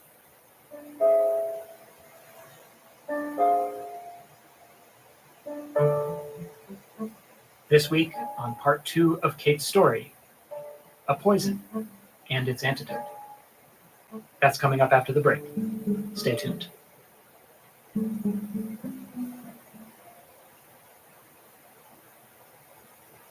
Welcome back to Family Ghosts. As you may recall from the end of part 1 of Kate's story, after high school, she wanted to get away from Baltimore, where the unsolved mystery of her father's disappearance felt ever present. And one day, riding in the car with her friend Jess, Kate discovered an unexpected ticket out of town. Jess drove this old Buick that his parents had given him that had like PETA stickers on the back of it. I remember one day us driving in the car and him playing a cassette on the tape deck. And I loved whatever was on this stereo. I had such a sense of inferiority about Jess. I remember trying to play it cool and being like, "Oh, are you listening to U2?" and like, and he was like, "No, that's the Hated." And he was like, "The Hated? What's the Hated?" And it just was an iconic Maryland punk band that was early in that branch of music that people call emo. So it was hardcore punk music, but very melodic. Just these songs about existential crises and heartache, and I mean, I was sold. And so I started to go to shows with Jess, and then eventually found my own group of friends, and the DC punk scene became my life for the next few years. It's tempting for me in hearing the way that you've been talking about a lot of this stuff to imagine that this music that was such an open conduit to like expressing emotion and like talking about the hard things, I can imagine that must have been really appealing. Was that the draw? Yes, and also the punk scene in the 90s had a lot of different branches. And some bands were very much about fashion and being in the scene. But then there was this whole other side of it that was explicitly political. And the politics were very, very aggressively feminist. And the cultural phenomenon called Riot Girl, I was part of that. So you had bands that are fairly well known, like Bikini Kill and Slayer Kinney, and super dyke bands like Team Dresch, and hardcore feminist bands like Spit Boy. I really developed a sense of self as a woman through the feminism in that music scene. In the mid-90s, a lot of kids in the punk scene were converging on a Washington, D.C. neighborhood called Mount Pleasant, which, incidentally, is possibly the least punk name imaginable. Around this time, Kate's friend Brad told her about a group house in Mount Pleasant called Positive Force. It had been established by a local author and activist named Mark Anderson. And Mark lived at the house, and even by the time I lived there, like 150 people had lived in that house. Kate's friend Brad was one of those 150 people, and he had a word of caution for Kate as she was considering moving in at Positive Force. Brad said to me, if you need to go to the bathroom in the middle of the night, you have to jump from the door frame to the toilet, because if you step on the floor, you'll go plunging down to. Oh God! And he wasn't joking. So it was very rickety. But this little ground floor room had opened up, and I think it was my first time living away from my mother's house. I had this fairy tale belief that punk could be family, and that like I had found a family. Kate's early days in the punk scene were going great. She had an internship in DC, she was going to shows at night with her friends, and volunteering at an anarchist bookshop. But before long, things took a turn. At some point in like winter of 95, I wasn't showing up at my internship anymore, and I essentially didn't get out of bed for 3 months. I stopped eating, and I slept all the time. All this time later, I still get edgy when I take naps a little bit, because I slept for 3 months. People in that scene, and generally, are not so comfortable with trauma and mental illness, and my roommates didn't know how to handle that. And Mark had spent some time in Latin America and had, I think, seen or knew about some super, super horrible things, and he was frustrated with me, as he just thought I was this privileged kid who couldn't like be a grown-up. My sense that family was just out there for me to like go find and replace, that fell apart when I had the major depression. The kind of sick I was is too much for, a bunch of 20-year-olds to handle.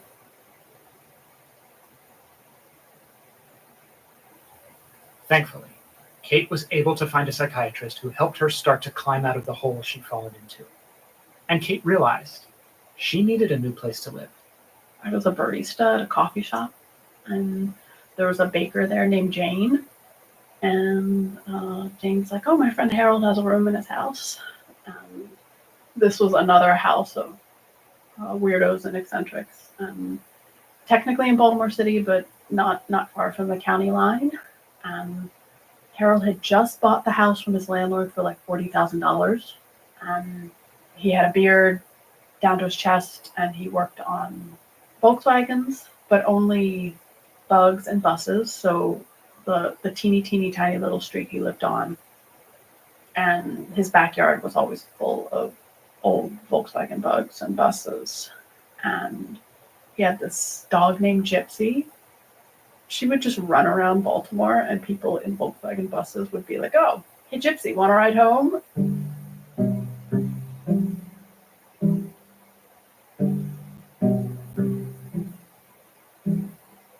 I think I moved into Harold in June, so I was still really wobbly. And I spent much of that summer reading the Lord of the Rings books on his back porch and hanging out with Gypsy.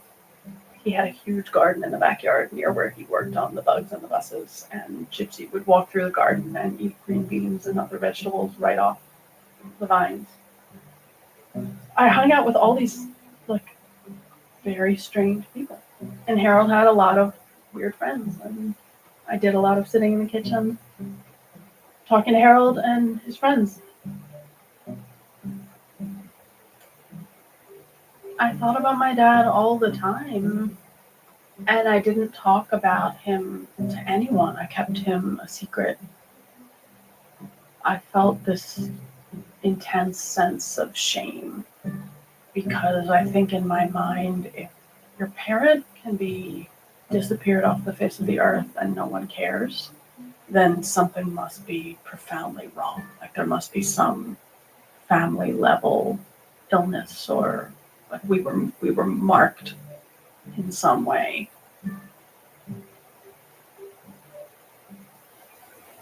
It is striking to me that, during this period where you went back to Baltimore, you didn't go back to live with your mom. It's so interesting because you've mentioned that before, and I find myself sort of flinching because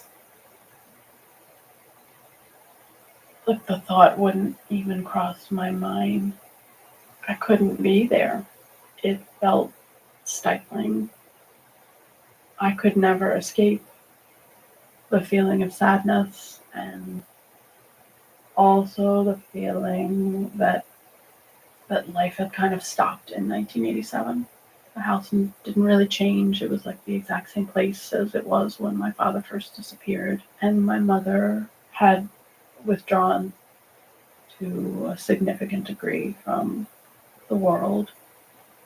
And all of it just made me so sad that I had pretty extreme anxiety every time I went there. So living there was not an option. After a few months, Kate re-enrolled in college and slowly began the process of nursing herself back to health. Harold tried to keep the heat no higher than 50. So we would put plastic over all the windows. And I remember spending a lot of time that first winter in my bedroom with plastic over all the windows, sitting in a rocking chair reading The Waves and The Lighthouse and Mrs. Dalloway, and really feeling like I was coming back, maybe not even coming back to life, but finding life through literature. Kate spent 2 years at Harold's house, which, in a detail that's almost too good to be true, was located on a street called Ready Avenue. There were 2 housemates when I first moved in, and I remember the name of one, Kurt, because he was the one with the butcher knife and the moth. And I don't remember the name of the other one, who did not ever impale animals on our kitchen table with a butcher knife. But when that guy moved out to move in with his fiance or his girlfriend, he said, "You move into Ready Avenue to get ready, and then you leave."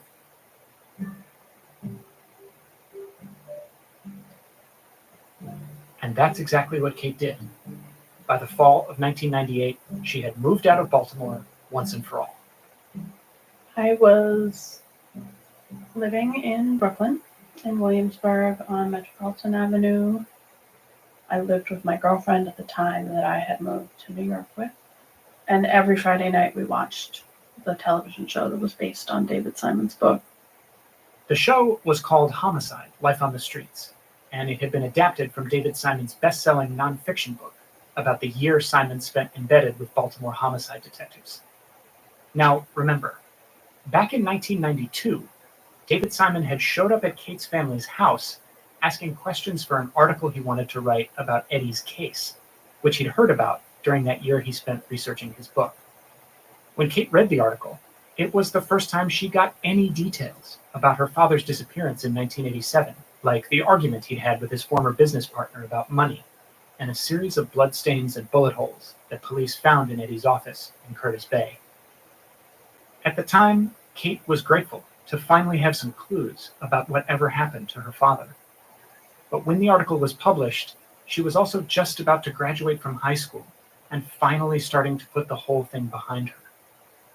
And now, 6 years later, she was in a similar headspace that night in Brooklyn when she turned on the TV. And I'm watching this television show about homicide detectives in Baltimore. Let's get over to Everett's office. It's the last place he was known to be alive. Well, we checked it twice. It sort of started ringing weird bells in my head when I was like, oh, businessman in Baltimore, he didn't come home. But I thought, oh, it's just a coincidence. And there's a scene where a couple of detectives are in the office and they're saying, there's no crime scene here. There is nothing out of the ordinary in this office. There is no blood, no bullet holes, no sign of a struggle. No chair. What? And I suddenly realized that it's my dad's story happening on the TV screen. And I did freak out. Like, how do you process that? And I remember yelling at the television, look at the desk. There are bullet holes in the desk. And, like 2 seconds later, Bullet hole. If you put a couple of slugs in that chair,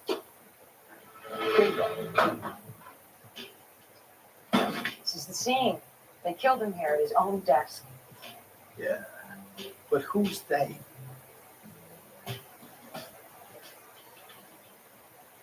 it was super surreal. If I'm understanding you right, you see this episode at a time in your life when you still think about your dad, but you're not really talking to other people about it very much, or it's not a part of your Correct. exterior life. So Very much. I hid it. Mhm. So what was it like to, as somebody who was trying to hide your dad's story, have it told on national television? I felt like I had the sense that I can't get away from it. I left Baltimore. I was in New York City. My dad wasn't supposed to be able to find me in New York City. And here he is on the TV screen. Kate shut off the TV and tried again to move on. She started working as a journalist, writing about music and editing articles about personal finance. But her father's ghost wouldn't leave her alone. A few years after the homicide incident, she tried moving again and settled into a new place in New Jersey.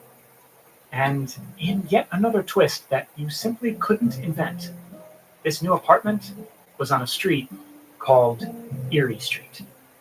For real. Every summer, I would start having a lot of emotional turbulence in the summer, in the months leading up to September, knowing that the anniversary of my father's death was coming. And anniversaries have power, they just do. In July 2007, I realized that September 2007 would be 20 years since he had disappeared. And I remember being in that apartment on Erie Street in Jersey City and thinking, it was like an alarm clock went off. The 20-year point felt very, very significant. And I think in the back of my mind, I had continued to delude myself that quote unquote people were quote unquote working on my dad's case. And then I thought, it's going to be 20 years. But like, are these people alive? Have they retired? Does anyone even still remember my dad? And I thought, no one else has done anything. I have to do something. I could not picture a future for myself. And I couldn't relate to happiness. I just didn't know how to access that. And I felt like what had happened to him, which also happened to me and my mother and my sister, was eating me from the inside out. And all of a sudden I felt like if I don't do something about it, I'm not going to survive. And I thought, I don't want to become a detective. But I thought, I'm a writer at this point, and I can tell his story. That was the thing that I could do.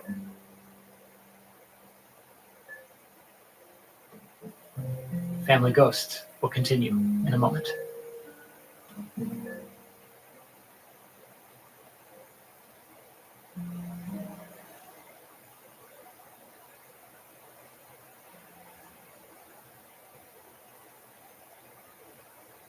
Welcome back to Family Ghosts. Before the break, Kate told us she had had enough of other people telling or not telling her father's story. I called the cold case unit at the Baltimore City Police Department. And I stammered a lot, and I said that I was writing about my dad's murder, and there was this gruff man on the other end of the line who had a thick Baltimore accent, and he said, well, who's your dad? And I said, Eddie Craig. And he said, that's not a murder case, that's a missing persons case. Just didn't miss a beat. And I was speechless. The guy on the phone was named Donald Warden. He was actually retired from the Baltimore Homicide Unit, but was still moonlighting with the cold case crew.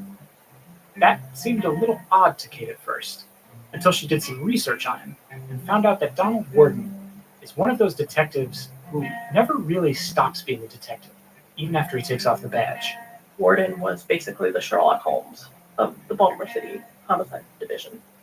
I think people called him the big man or the big guy. He's just solid. He's solid as a human being, basically like a wall. And he projects integrity and intelligence and attentiveness. That man does not miss anything. He watches and listens and perceives on a level that is very unusual. And he hadn't been one of the lead detectives on my father's case, but he was definitely part of it. And so I went and spent some time regularly, both with Donald Warden and Sergeant Roger Nolan. They said that they had never forgotten about it, and that they would try to see if there was something they could still do. So all of a sudden, I was, spending my days editing personal finance journalism for the Wall Street Journal's monthly personal finance magazine, and also trying to work with these cold case detectives to figure out what might have happened to my father. And so Kate started making regular trips down to Baltimore to meet with Warden and Nolan. But as time went on, it became clear that not even Sherlock Holmes could find Kate's father, although that wasn't entirely his fault. Part of the reason this couldn't go anywhere is that the evidence had been destroyed.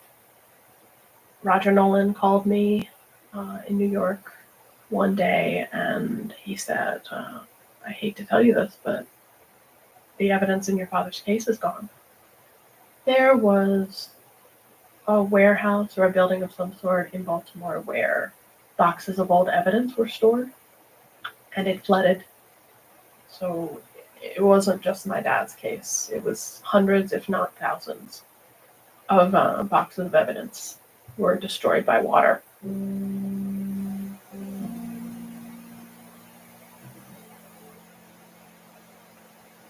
They had found a skull in spring of 1988, and they had had a reconstruction done of the skull, And they showed me pictures, and it sure did look like my dad.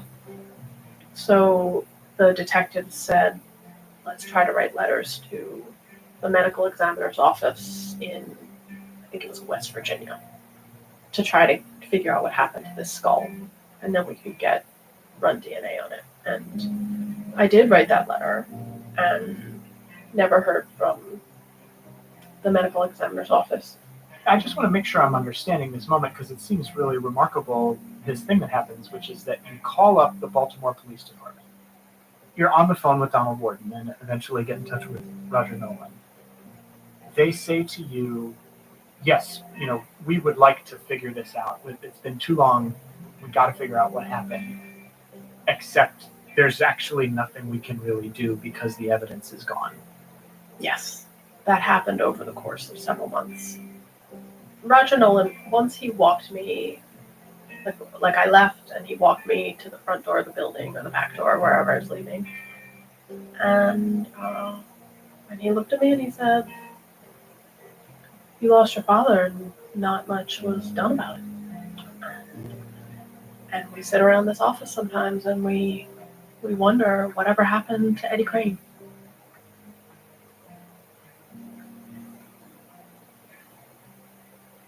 There was one Christmas that I came to Baltimore, and I was going to interview Detective Ed Brown, who was one of the lead detectives on my dad's case. And so I did that interview with him, and I was also going to meet with Sergeant Nolan and Detective Warden.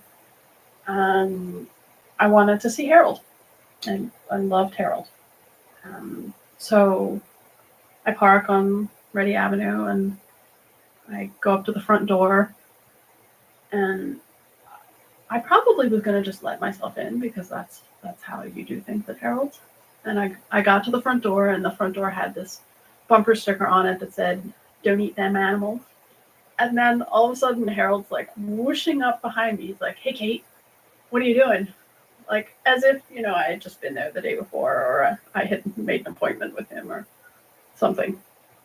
And he just let me in, and I went in and sat in the kitchen, and we were chatting, and I told him why I was in Baltimore, and he said, "That's right. I remember you talking to me about your dad at some point. Where was that business again?" And I said, "Curtis Bay." And he said, "Oh, I used to rent some land from a guy who rented some land from a guy. Harold would store car parts down there. And he said I should ask that friend of mine about your dad sometime." And the phone rang. And Harold got up and he went into the other room, and it sounded like he was getting bad news. And then he said, "Oh, my friend Kate's here, Kate Crane. Her dad used to have a business down in Curtis Bay." And I could see him standing in the doorway between the kitchen and the dining room, and he still had that big curly black fro and big beard, and he looked like he had stuck his finger in an electric socket. Just did this whole body jolt and looked at me and shoved the phone at me. And he said it was the friend that he had just told me about 2 seconds before. That's who had called. If I wrote this as fiction, it would be really, really bad fiction. And he said, "You talk to him." And he shoved the phone at me and walked out the back door and slammed the door. And I was like, "Hi, I'm Kate Crane. Did you know my dad?" And this guy says to me, "Oh yeah, hon. And people put your father's body in a wall." He said that there were some Curtis Bay lowlifes who, when they would go drinking, they would brag about participating in my dad's murder, and that one of them would say that he had put my dad's body in a retaining wall near the business in Curtis Bay. And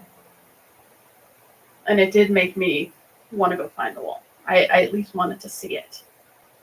But also at this point, it had been about 5 years since I started this aimless project that my mother didn't want me to do this, meaning to ask questions.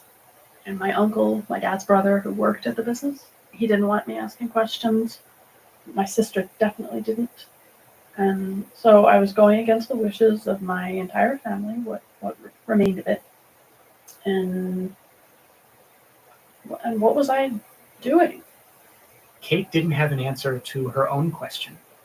But before she gave up on the search, she realized there was still one call that until this point, she'd been too scared to make. I had wanted to try to call Augie. I looked up the phone number, or what I thought was the phone number, and got a recording device that I could hook up to my phone at Smart Money, and called this number that I thought was Augie's house from my office on Broadway and 57th Street or whatever.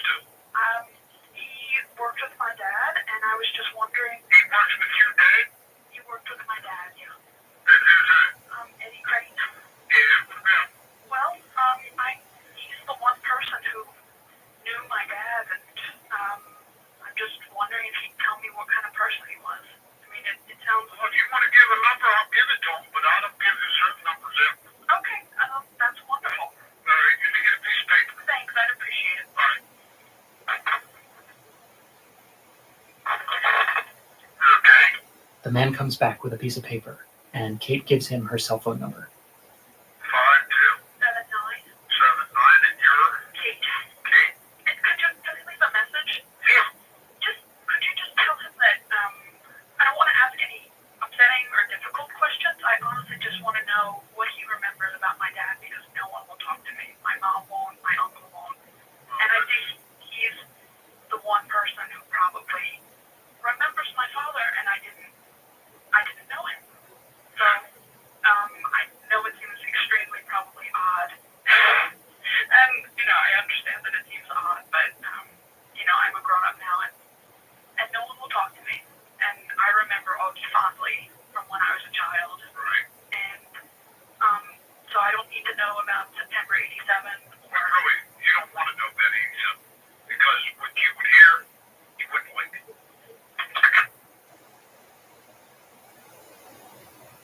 And he, shockingly didn't return my phone call.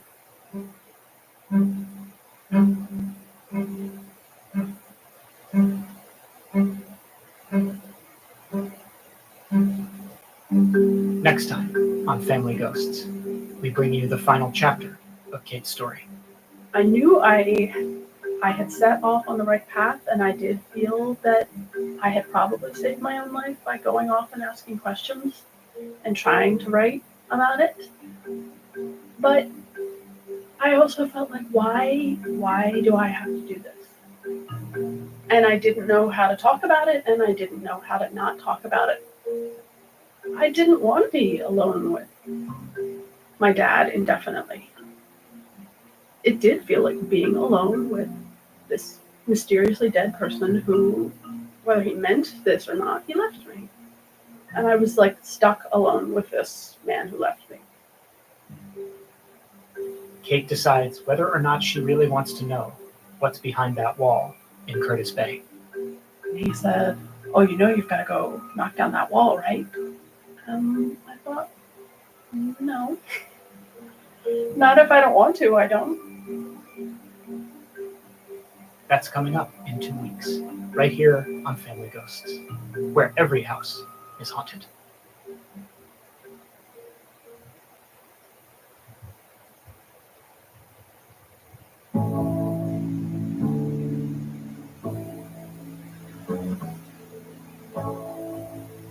Family Ghosts is hosted, produced, and written by me, Sam Dignan.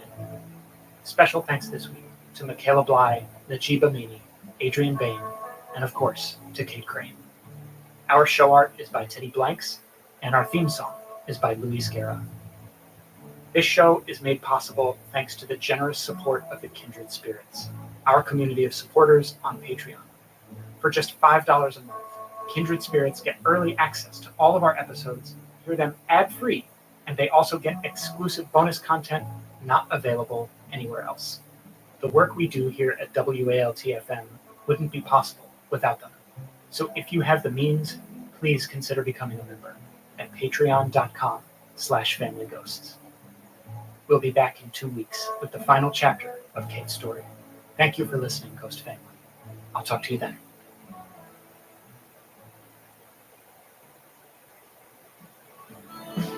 The poison will be poison till it's through. Poison will be poison till it's through. Poison will be poison till it's through. Poison will be poison till it's through.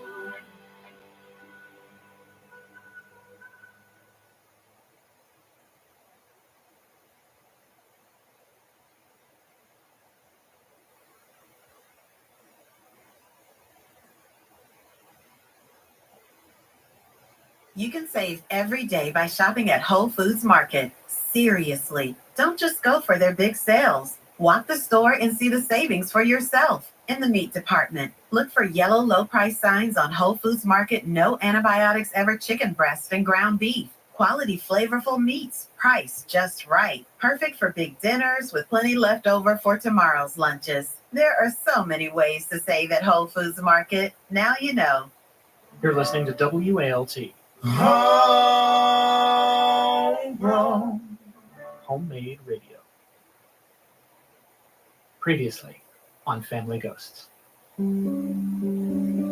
I felt that what had happened to my father was inside of me and it was eating me from the inside out.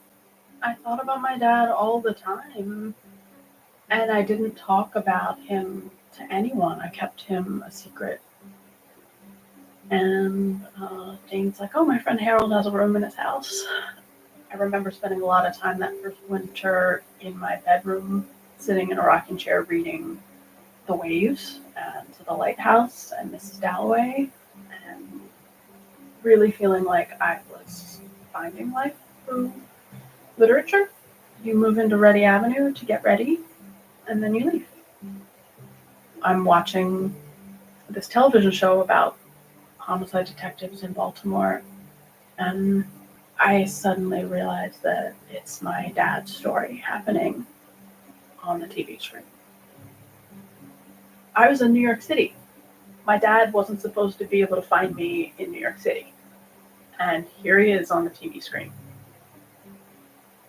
I think in the back of my mind, I had continued to delude myself that quote-unquote people were quote-unquote working on my dad's case. And then I thought, it's going to be 20 years. But like, are these people alive?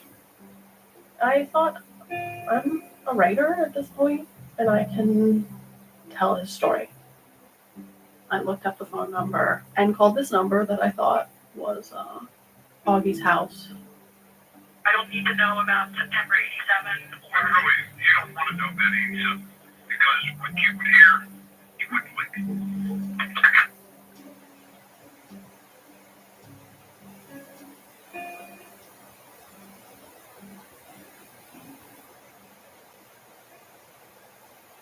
From WALT-FM, you're listening to Family Ghosts. I'm Sam Dignan. And way back, in the very first episode of this podcast, I told the story of my grandfather and his love affair with a mysterious woman named Sabina. My grandfather met Sabina in the Diamond District of Manhattan, where they both worked. And not long after they fell in love, Sabina abruptly fled the country because it turned out that she was wanted as part of an investigation by Interpol and the FBI into an international jewel smuggling ring. And in the course of talking to my family about this, I learned that one day after Sabina disappeared, my grandfather took some jewelry that she'd left behind, put it in a pillowcase, and tossed it into a lake behind the local public library. So one day, I drove out to this same library, and I stood on the shore of that lake. I picked up a big rock, and I tossed it in. And I stood there for a while, staring at the water and trying to picture my grandfather standing where I stood, doing the exact same thing. After that episode came out, one of the most frequent questions that I got from listeners was, why didn't you try to retrieve the lost jewelry from the bottom of the lake? Now, the easy answer would be that it was expensive. I did go as far as pricing it out. And if you have any family heirlooms lost at the bottom of lakes you'd like to dredge up, and you've got a spare $5,000 burning a hole in your pocket, I do have some names I can send you.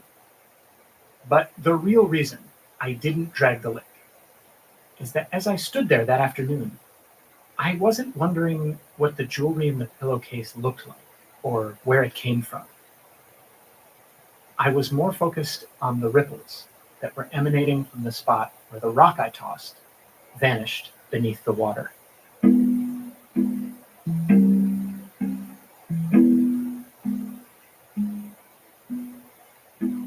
Today, we're bringing you the third and final chapter in our story about Kate Crane, whose father, Eddie Crane, disappeared without a trace from his office in Curtis Bay, Baltimore, back in 1987. Last time on the show, you heard about the trips Kate started making to Baltimore in 2007, 20 years later. At some point, on one of those trips, Kate started recording the thoughts she was having while she was in the car. Coming up to that $5 toll plaza, I was looking at my dad, thinking that I could just barely remember what his voice sounds like. I remember he always had a very tough and self-assured, this is Eddie Crane, like, don't mess with me. I thought about him driving to work, can I get a receipt, please? And, the same things that I say. Except now I'm getting a receipt because I'm going to Baltimore to do what's quite possibly a crazy cockamamie thing. I just don't know.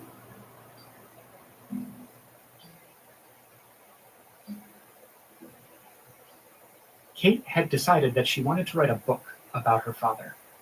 And in the course of making these trips and interviewing sources for her book, she had discovered some leads about what might have happened to Eddie. There was that ominous phone conversation with someone at Augie's house, which seemed to suggest that something nefarious had taken place. And then, of course, there was the story someone else told her over the phone about a rumor going around Curtis Bay that some lowlifes had murdered Eddie and put his body in a wall. Now, I'm guessing some of you heard that part of the story and thought, well, the next step is obvious. Kate's got to go find that wall, which she did. I did get to go see the wall. It's a metal retaining wall. Maybe when you heard about the wall, you also thought, Kate, get a sledgehammer, break down that wall. But the longer Kate stared at this wall, the more she thought about everything that had happened to her over the last few years that she had spent on this very lonely quest.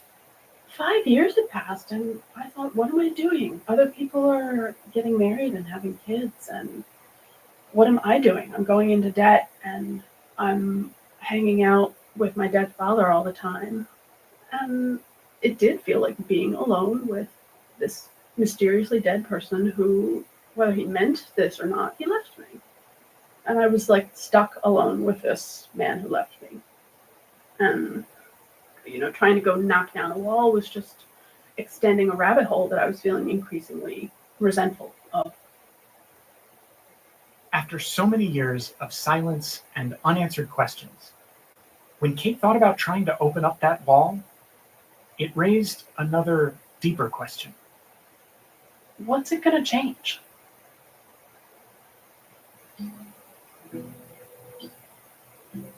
Around this time, Kate was talking to a fellow journalist about her story. And he said, "Oh, you've got to go knock down that wall, right?" I thought, no. Not if I don't want to, I don't.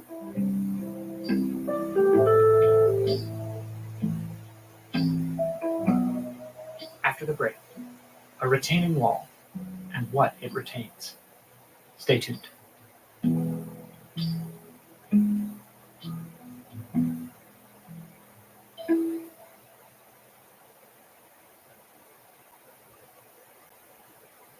This episode is brought to you by Shopify. Upgrade your business with Shopify, home of the #1 checkout on the planet. Shop Pay boosts conversions up to 50%, meaning fewer carts going abandoned and more sales going cha-ching. So if you're into growing your business, get a commerce platform that's ready to sell wherever your customers are. Visit Shopify.com to upgrade your selling today.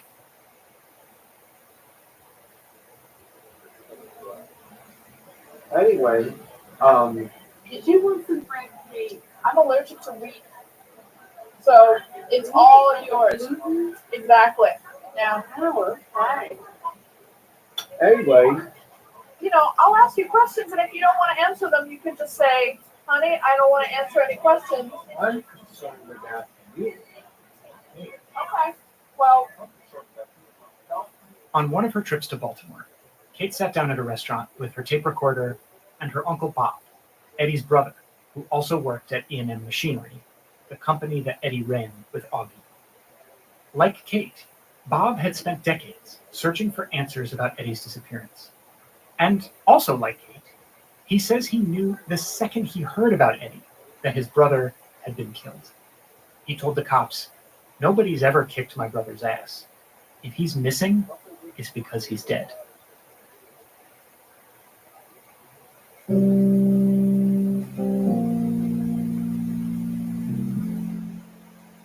Over dinner, Bob told Kate about how frustrated he became with the cops' inability to solve the case.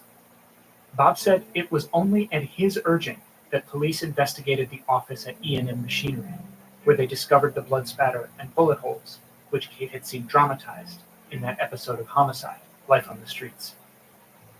And over the years, Bob reached a lot of the same conclusions Kate was coming to. Eddie's story was full of promising leads that ultimately led nowhere. As near as Bob could tell, the cops hadn't made much of an effort to investigate those stories drifting around the taverns and docks of Curtis Bay about Eddie's body being put in the wall.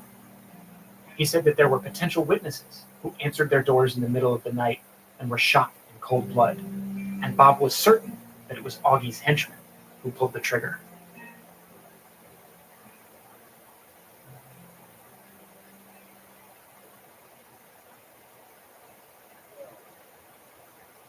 Finally, Bob got fed up, and he decided to take matters into his own hands.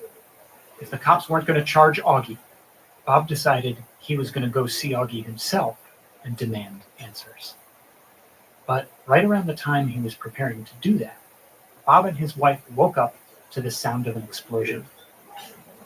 We were living in the Ridge Gardens apartment, and there was a newspaper box came to a hole right outside of our apartment. They put a stick of dynamite down, blew that thing up, it landed way down the street, and Ed Brown said, "Well, that's a message for you to stop spreading the news." But Bob thinks Augie was sending a message when he blew up the newspaper box. Stop spreading the news. Stop asking questions. After that, Bob started carrying a gun everywhere he went, checking the street for strange cars when he came home at night. When he told Kate that, he paused for a moment afterwards, and then said, "It's a hell of a way to live." I mean, you're forever looking over your shoulder or looking around. Sometime later, Bob heard from a disgruntled former employee of E&M Machinery who said he wanted to talk about Augie. Bob went back to the cops one last time, and he said he wanted to meet with this guy, and that maybe when he went, he could wear a wire. Maybe the guy would let something slip that would break the case open. But the detectives told Bob they wouldn't let him do it. It was too dangerous. According to Bob, they didn't mince words.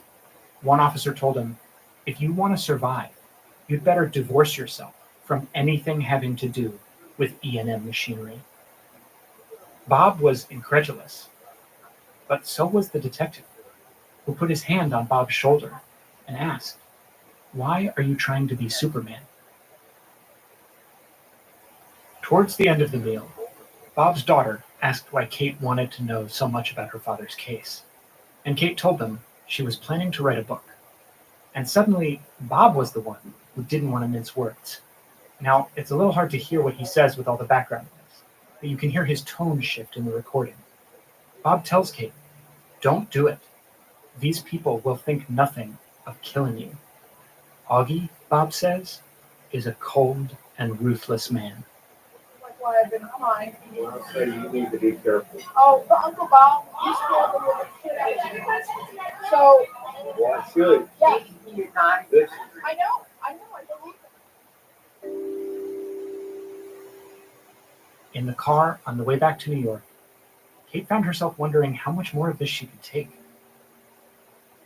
Uncle Bob said, Grandma Hilda raised them, you've got to run with the wolves. And my mom raised me, that's not a good idea.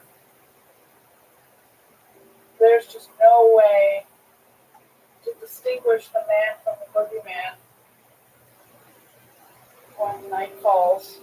The shadow of a cat make me think that one of all these men is at the door coming to shut me out.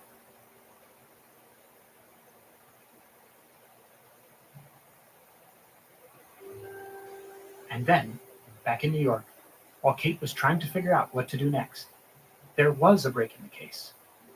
But it broke in the wrong direction. In 2011, Augie hanged himself. Family Ghosts will continue in a moment.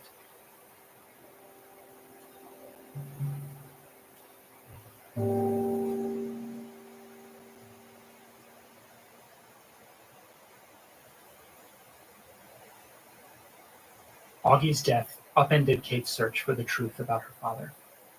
For years, she'd been convinced that Augie was the only one who actually had the answers she was looking for. And now he was gone. At first, Kate was stunned. And then she decided she wanted to see if she could find out where he was going to be buried. I called like 32 funeral homes. I felt extremely driven to go find a funeral and to go basically make sure he was dead and see him. A lot of this whole project was about being able to see things.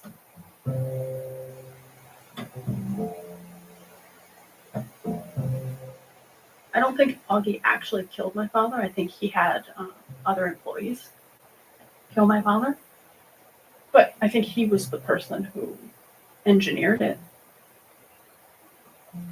I've had a lot of life since 1987, and I've done a good job with my life. But that really was sort of a pivotal, defining event. It shaped my entire life.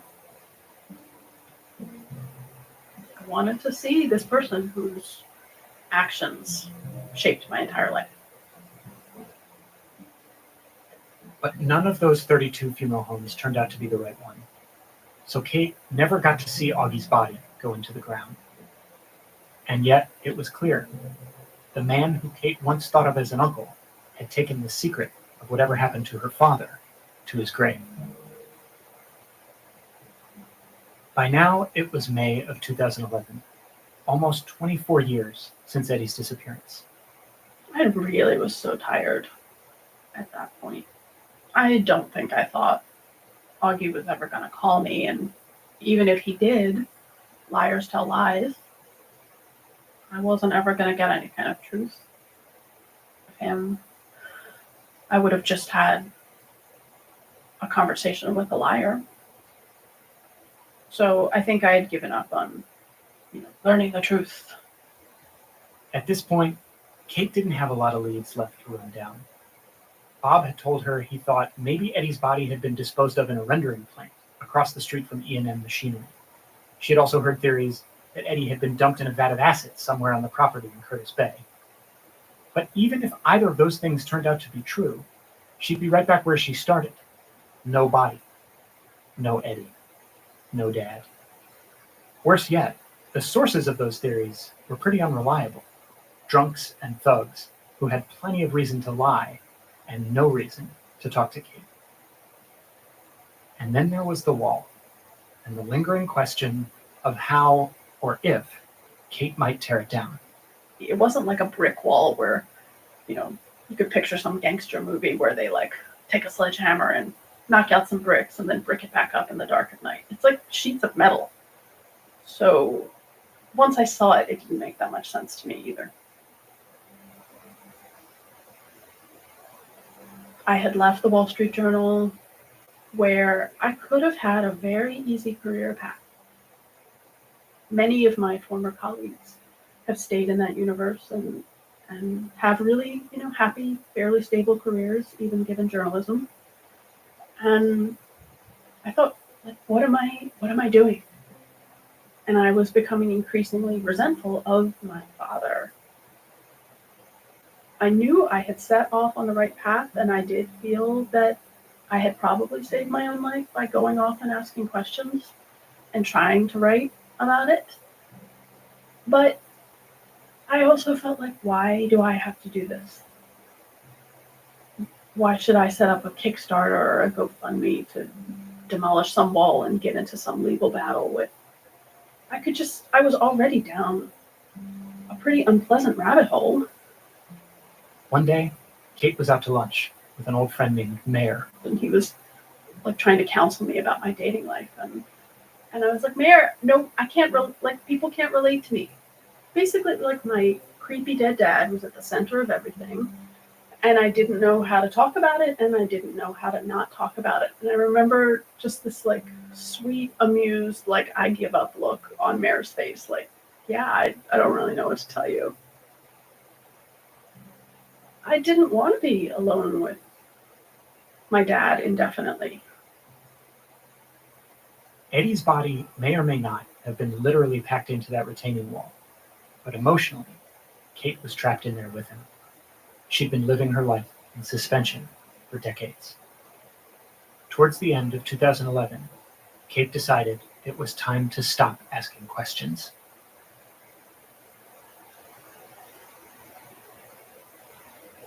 In November of the same year, 6 months after Augie's death, Kate and her mom and sister held a small memorial service for Eddie. Just like anniversaries have power, rituals have power. I felt like I had done something crucial. Like, whatever your concept of God is or is not, it is important to honor our dead. In 1992, at the end of high school, just when Kate was starting to move on from the pain of Eddie's disappearance, an article appeared in the newspaper that brought the whole story back to life in vivid new detail. Then, in 1997, when Kate moved to New York to start a new life, it happened again when she was confronted with the dramatization of Eddie's story in that episode of Homicide, Life on the Streets. And then, in 2007, Kate brought the story back to life herself when she realized that if no one else was going to figure out what really happened to Eddie Crane, it might as well be her. After almost 25 years, symbolically if nothing else, Kate had finally laid Eddie to rest. But then,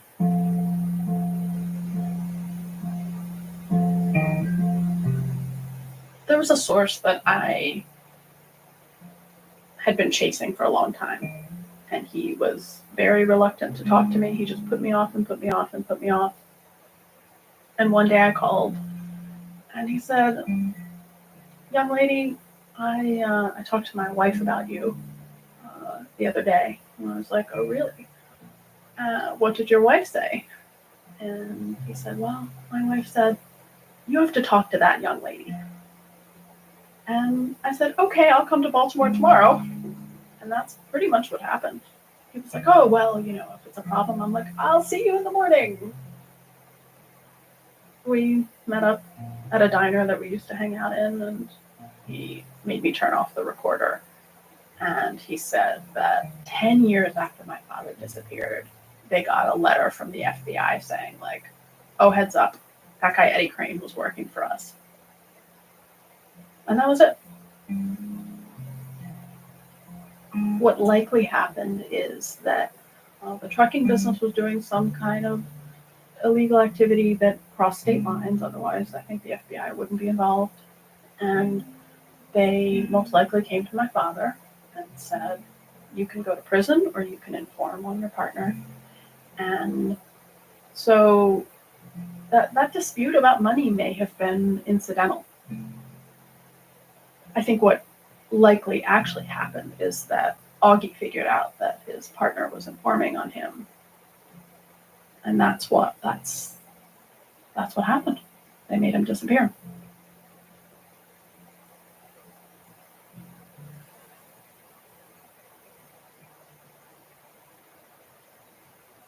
There was still one person Kate had never talked to about any of this.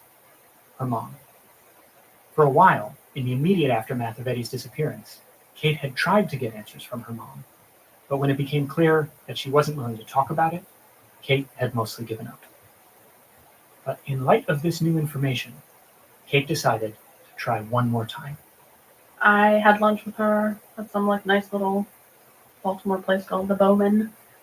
And I sort of sketched out the things that I had found. And when I mentioned the FBI thing, she just shot me a look and said, "Who told you that?" Which, I trusted the source, but that was an interesting reaction. It wasn't like, huh? It was, "Who told you that?" I'm pretty sure she knew. And then after I told her everything I had found out, she just said, "Well, I could have told you that. Just this, I could have told you all of that." But she didn't.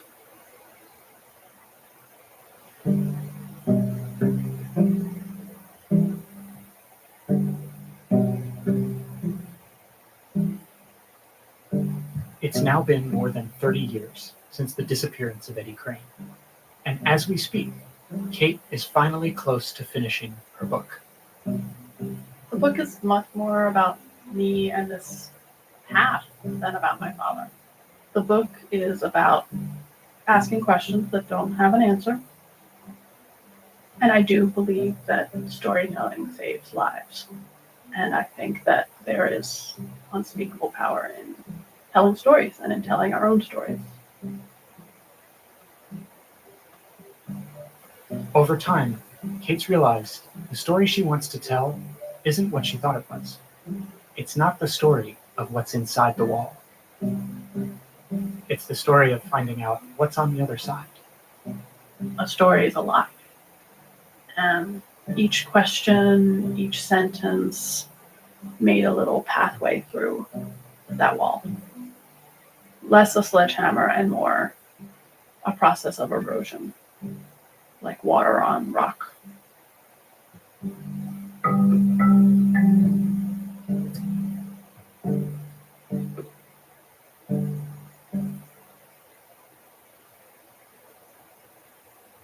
Next time on Family Ghosts, a new story begins. I've got the door. Thanks, Russ. Lights out is in 20 minutes. Are you going to be all right getting home? I think I can handle the mean streets of Mount Absalom. If you're sure. Good night, Doc. Night. Good night, Doc. Oh, hiya, Doc. Hi, Doc Harper.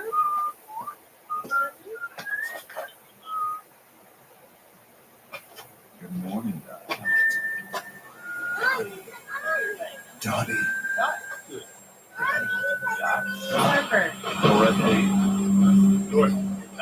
Dottie. Dorothy. Doris. Dorothy. Dorothy.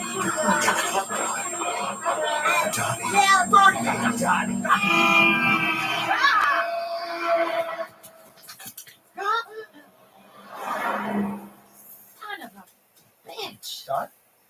Wes? Dot, are you all right? God. definitely not. A boarding house owner in Mount Absalom, Ohio, gets a visit from the past. That's coming up in 2 weeks, right here on Family Ghosts, where every house is haunted.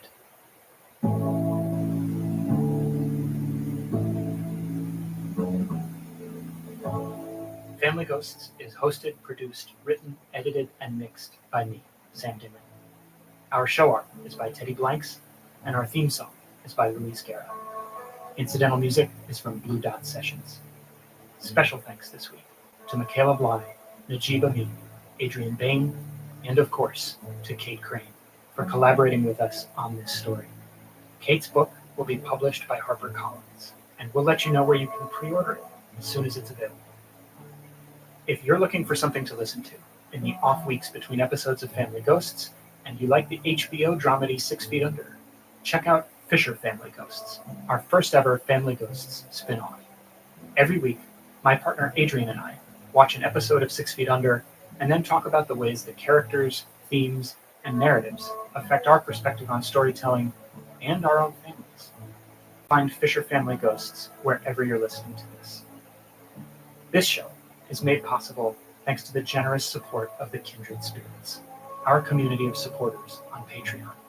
For just $5 a month, Kindred Spirits get early access to all of our episodes, hear them ad-free, and they also get exclusive bonus content not available anywhere else. This month, Kindred Spirits can hear me in the role of a disgruntled alien sentry in a futuristic space dystopia radio drama. So if you have the means, please consider becoming a member at patreon.com/familyghosts. And if you don't have the means, no worries. Please consider supporting us by telling a friend about the show or leaving us a review. We'll be back in 2 weeks with a brand new story. Thank you for listening, Ghost Family. I'll talk to you then.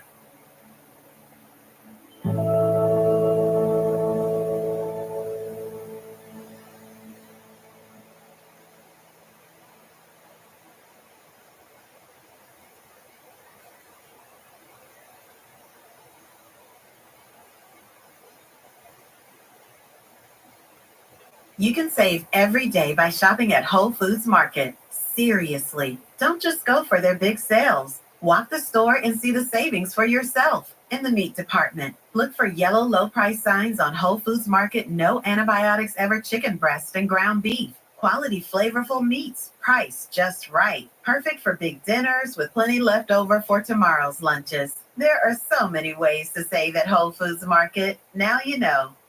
You're listening to WALT. Homegrown. Homemade radio. Ghost Family, I do not have any tattoos. But the only tattoo that I've ever considered getting, and still might, is a tattoo of a penguin. And this would not be any old penguin. No. It would be one very specific penguin. That penguin is Opus the Penguin, and he is arguably the main character of Bloom County, a comic strip that I spent countless happy hours immersed in when I was a teenager.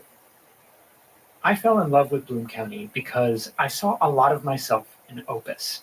He's easily overwhelmed, struggles with his weight, and is terrified of making people upset.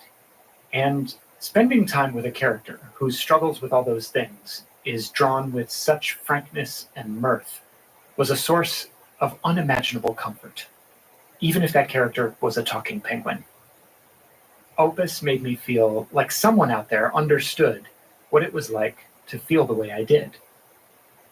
But there was something else about Opus that was, in retrospect, sort of counterintuitive. He had no problem making friends.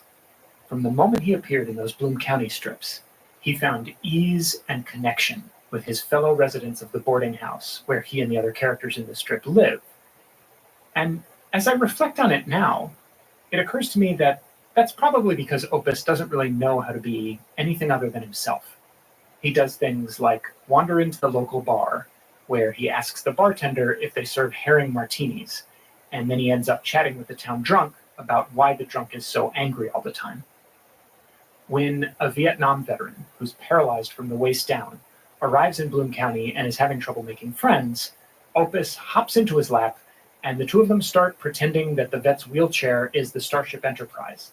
They zip around town playing make-believe, which leads them to nearly collide with the teacher at the elementary school while she's crossing the street, which leads to the vet and the school teacher falling in love.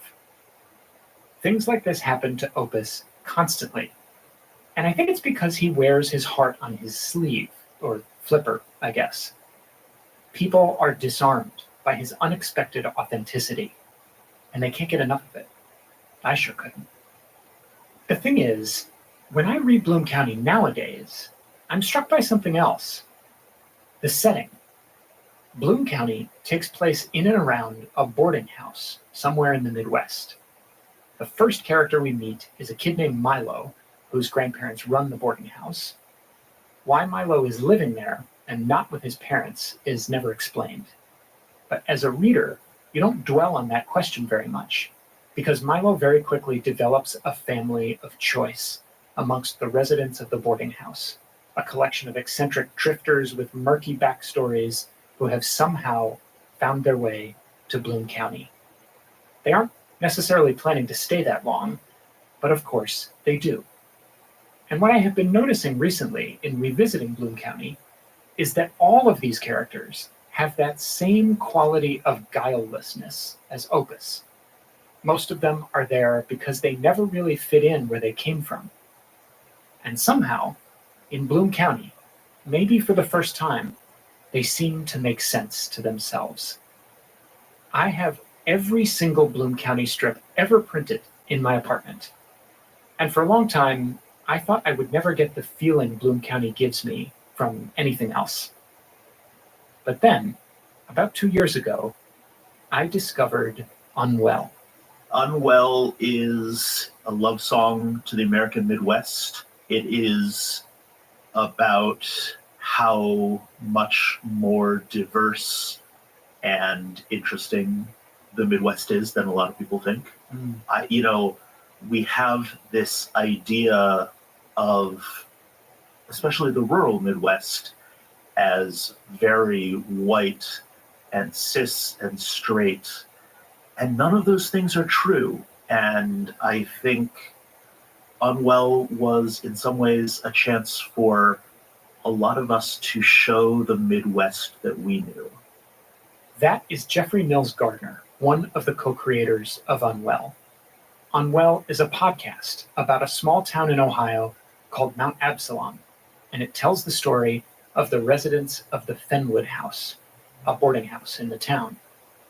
As Jeffrey told me not long ago, even though Unwell is a fictional story, it's a project about very real things.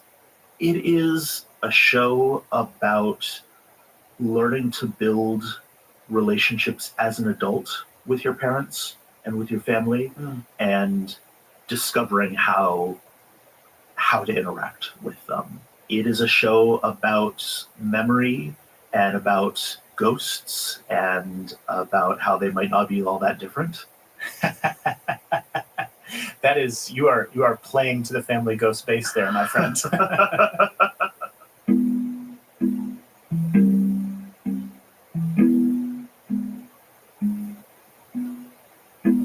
From WALT-FM, you're listening to Family Ghosts.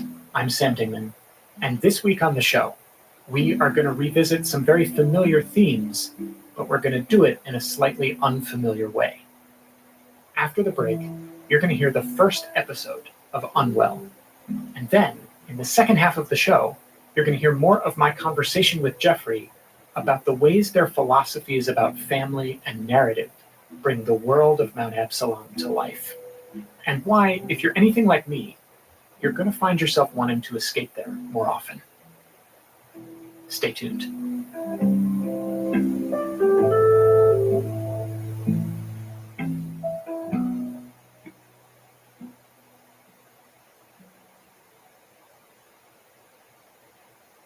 This episode is brought to you by Shopify. Upgrade your business with Shopify, home of the #1 checkout on the planet. Shop Pay boosts conversions up to 50%, meaning fewer carts going abandoned and more sales going cha-ching. So if you're into growing your business, get a commerce platform that's ready to sell wherever your customers are. Visit Shopify.com to upgrade your selling today.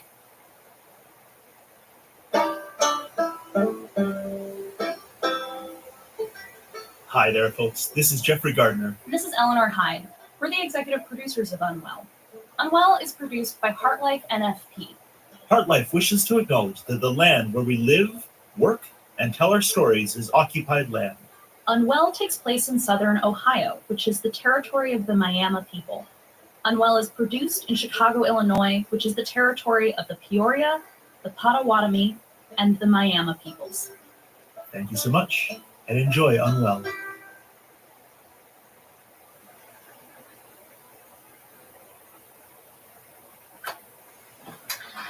I've got the door.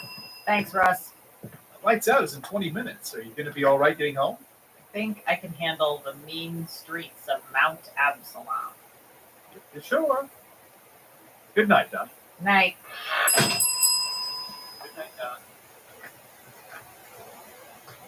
Oh, hiya, Doc. Hi, Doc Harper.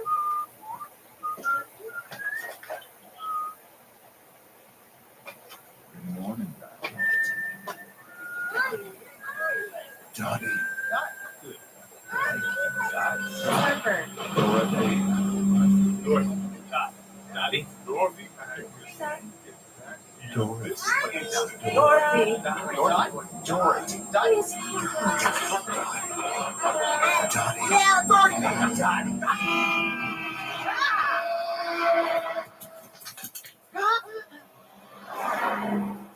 Son of a bitch. Dot?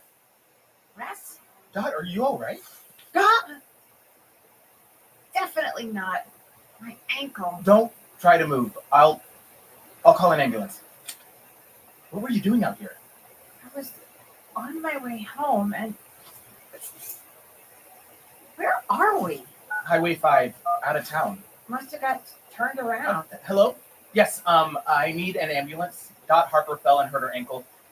No, we're on Highway 5 about a mile from the town line, I think.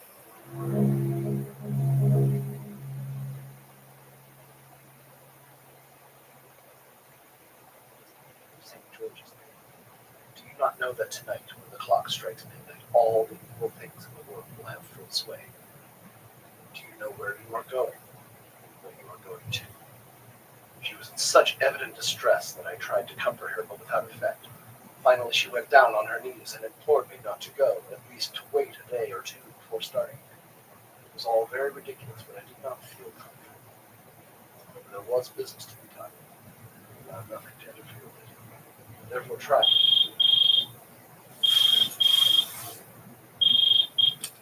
Hello? Hey there. Hi, Dad. Just wanted to see how you were doing. I'm fine. Oh, I feel like I should have hit the turnoff by now. But what I remember, that exit is kind of tricky. Mama C wants to know if you're using the hands-free device we got you. Yes. Because it isn't safe to use a cell phone and drive at the same time. I read that it's safe driving drunk. Both of my hands are on the wheel. Oh, good. Any idea how long you're going to be there? 6 to 8 weeks, according to the doctor. Maybe longer because of her words, not mine. Well, Cynthia and I are here if you need us. Thanks, Dad. Shit. You okay? Huh? Sorry. A dog ran out into the middle of the road. Are you all right? I'm fine. I have to let you go. I need to see if it's hurt. Okay. Give us a call back when you get there. Will do.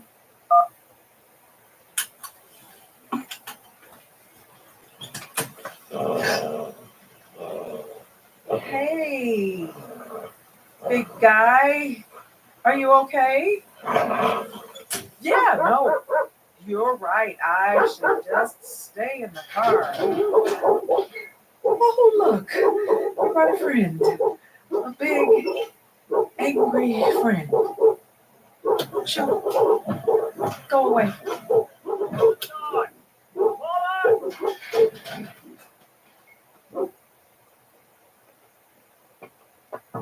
You're all right, miss. Are those your dogs? I'm terribly sorry. They ran off before I could stop them. Yeah. Well, maybe keep them on a leash next time. I very much doubt an old fella like me is going to stop them going wherever they want to go with or without a leash. How about you, though? Anything broken? I'm fine. Well, thank the Lord for that. You hear that, Dawn? Molly, you got lucky this time.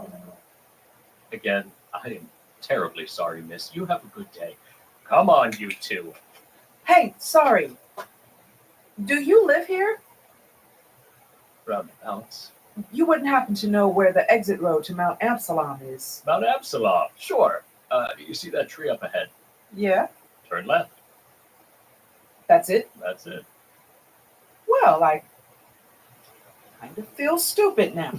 The way is always clear once it's been pointed out, like the little girl in the woods. What did you say? The little girl in the woods. It's a story round these parts. A little girl gets lost in the woods. She spends days trying to find her way home, but to no avail. The woods will not give her back. So she sits down and thinks and prays, and as she looks up to the sky to ask God for help, she notices the tree she is sitting under has a single little branch, and so does the one next to it, and the one next to that, and they all point in the same direction. And she remembers that her father is a woodcutter who goes into the woods to cut branches for firewood. And she thinks maybe he would leave one branch to lead him out of the forest again, so she follows the pointing trees all the way home. You know the story.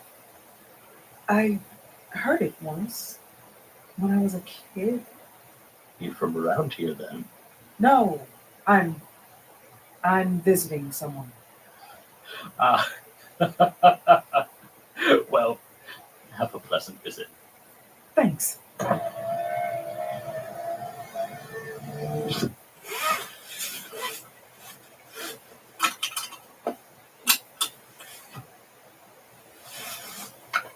therefore tried to raise her up and said as gravely as I could that I thanked her, but my duty was imperative, and I must go. She then rose and dried her eyes, and taking the crucifix from her neck, offered it to me. I did not know what to do. It seemed so gracious to refuse an old lady so well in such a state of mind. She saw, I suppose, doubt in my face.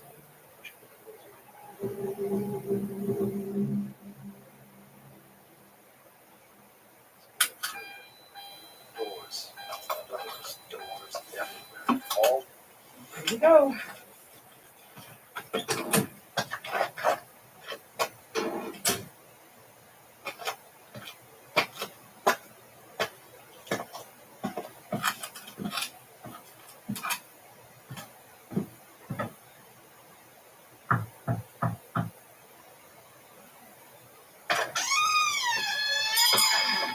Can I help you?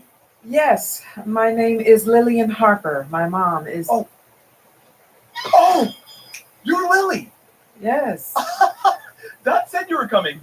Come in, come in. Sorry, most people don't knock. They just come on in. Right, because it's a boarding house. Yeah. So, welcome home, I guess. Do you want something to drink? Yeah, I'm sorry. Who are you? Sorry, I'm Wes. I work here. Part-time, part-ish time.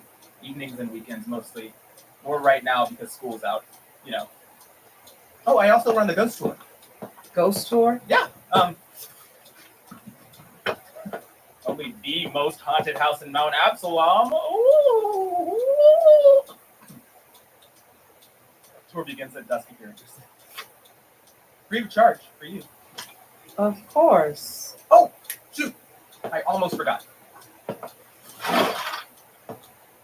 Here. This is for you.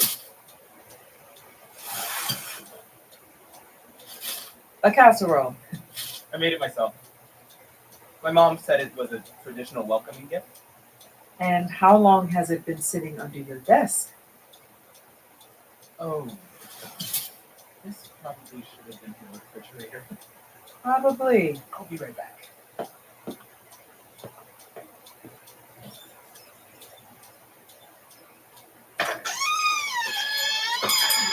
Hello?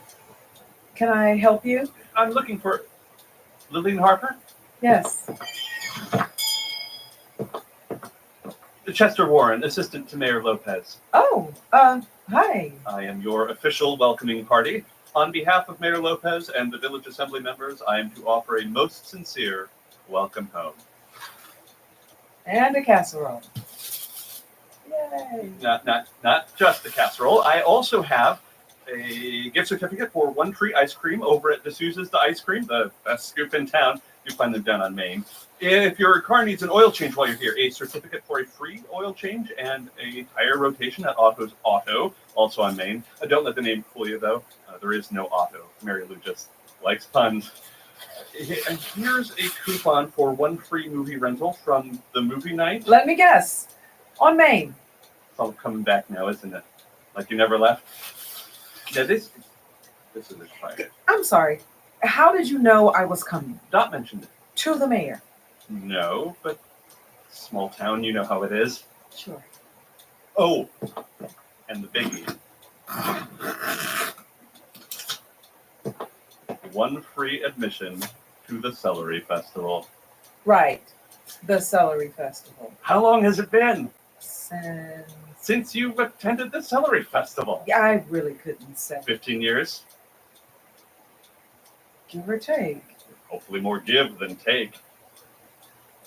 That'll be on Labor Day weekend. Do you think you'll still be here on Labor Day weekend? Honestly, I don't know. Well, you should definitely try. It's always a heck of a time. I'm sure. Anyway, I should let you settle in. It was a pleasure to meet you, Lillian, and again, welcome home. Thanks.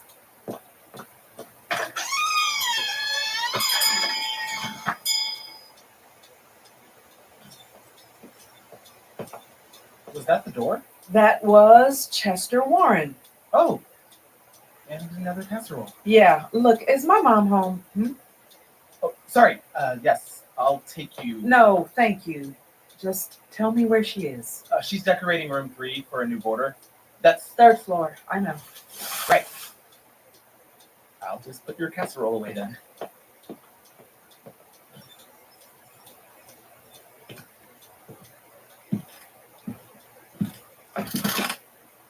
Right.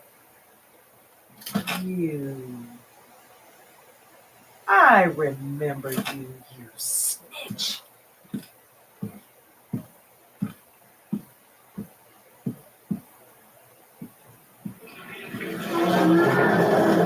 Jesus. Yeah, I remember you too.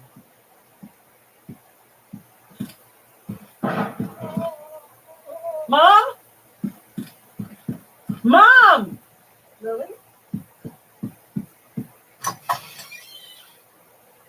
Mom? Lily, you made it. Are you... Is everything all right? Of course. Why wouldn't it be? It's just... It sounded like... Dot? What? 45 seconds. Not a bad response time. Now, let's see you resuscitate the bag of potatoes. I thought you were hurt. And let that be a lesson to you. If I were actually hurt, there'd be a good deal more swearing. Crazy old bat. Bitch, dear. If you're going to work in this house sooner or later, you have to learn to cuss. Forgot the potatoes. I hate you. Lift with your legs. Ugh. How did you even get this up here? A magician never reveals her tricks. So, Lily, what do you think? Same as always. The room? I just painted it. Oh, right. The room. Is a kid coming to live here? An astronomer. Plans to fix up the old observatory on Chapel Hill. Thought he'd like to look up at the stars at night. And did he ask for sheets with planets on them? That is the personal touch that only Fenwood House Boarding Services can provide. It's good to see you, Lily Mel. It's been a while. 14 years. Yeah, well, things have been, you know. Right. Well, let me show you your room. You can just tell me which one is empty and. Let me show you your room. Fine. Show me my room. This way.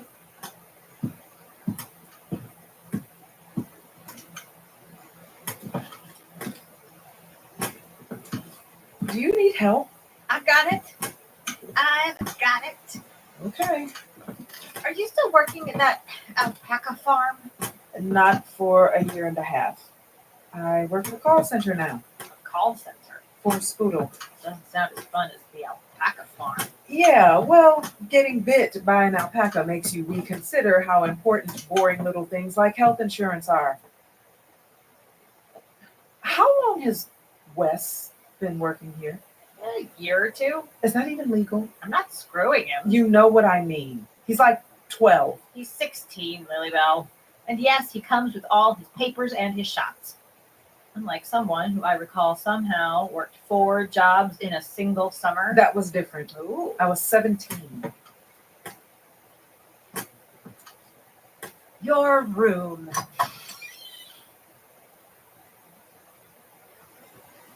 You didn't. You saved my room? Of course not. I've got a business to run, and this is prime real estate. But I saved all your things, and when you called, I took them out of storage and put them back just as you left it. Embarrassing amount of stuffed animals and all. It's exactly the same. Like, exactly. I took pictures of where it all went. You are a crazy old bat. Hey, God, Yeah? look out the window. The window? What in the... Give me a hand, will you? Sure. This thing does not like to move. Russ? God, hi. Did your daughter arrive yet? Yeah, she's here. Hey. Lillian! Russell Epstein. Hi. We are the unofficial town welcoming party. And as you can see, we come bearing gifts. Yes, I do see that. We'll be right down, Russell. Hope you like casserole.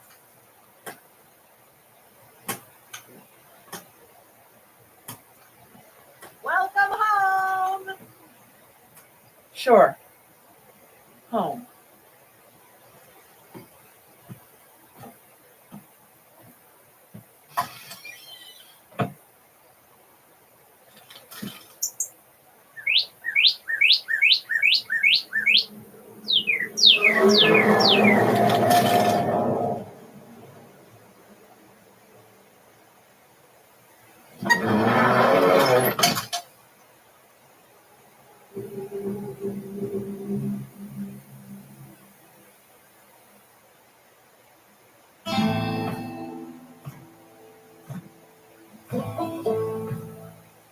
This episode features Shariba Rivers as Lily. Marsha Harvin as Dot. Clint Worthington as Russell Epstein. Bethany Hart as Cynthia Harper. LaQuinn Groves as Dale. Mark Soloff as an old man on the edge of town. Michael Turrentine as Wes. Pat King as Chester.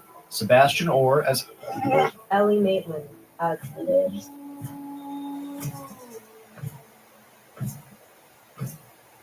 Written by Jim McDaniel. Sound design by Ryan Sheely. directed by Jeffrey Nils Gardner. Music composed by Stephen Poon. Recording engineer Mel Reuter. Unwell lead sound designer Ryan Sheely. Executive producers Eleanor Hyde and Jeffrey Nils Gardner.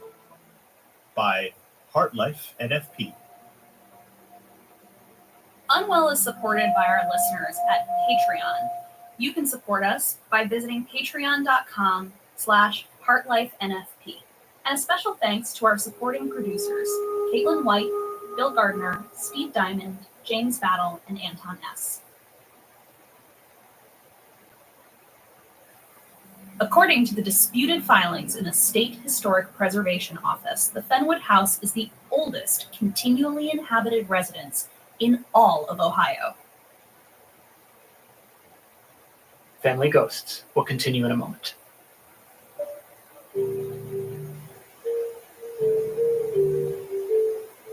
Family Ghosts is made possible thanks to the Kindred Spirits, our community of supporters on Patreon. Now, I realize it may seem odd for me to be asking for listener support when you hear ads elsewhere in the show. But the fact is that while I am grateful for those sponsorships, they don't even begin to cover the costs of making Family Ghosts at the level of quality that you expect from us. And that's why the Kindred Spirits are so important. And in exchange for their support, we give them some very cool perks. For just $5 a month, Kindred Spirits get early access to all of our episodes, hear them ad-free, and they also get exclusive bonus content not available anywhere else. For example, this month, Kindred Spirits can hear me in the role of a disgruntled alien sentry in a futuristic space dystopia radio drama. You'll also hear extended interviews with the creators we work with here on the show, recordings of performances from our Family Ghosts live shows, and a whole lot more. The work we do here at WALT wouldn't be possible without the Kindred Spirits. So if you're already a member, thank you so much. And if you're not, and you have the means, please consider becoming a member today at patreon.com/familyghosts.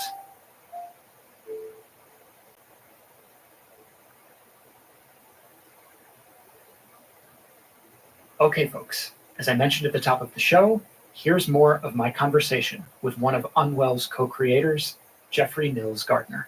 The remarkable thing about the show, I mean, there's many remarkable things about the show. I'm a huge fan, and one of the things that I love the most about it is you're doing this thing that I find very deft, which is there are some supernatural elements in the story that are hinted at. There are these mysterious wolves that may or may not be out there, and there's this basement room in the boarding house that seems to maybe contort and change shape. It's not totally clear, and there's a restaurant that's in the town that seems to have some sinister intent.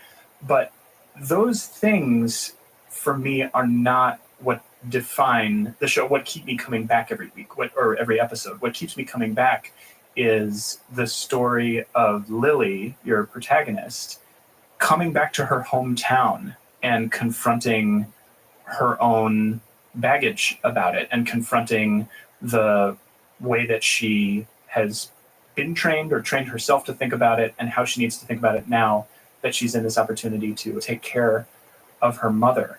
And that's a very delicate balance to preserve, to suggest that there is this larger sort of mythic component to the story, but to kind of keep it at bay and rely on the emotional, the more grounded emotional truth of what's happening to keep the listener focused and kind of attached to the narrative. So I guess I have two questions. One is, how much of that is intentional? And two is, how do you think about that, the challenge of maintaining that balance? Well, I can say that the attempt is very intentional, and I'm just delighted to hear that for you it's working. Oh, it works great. Yeah.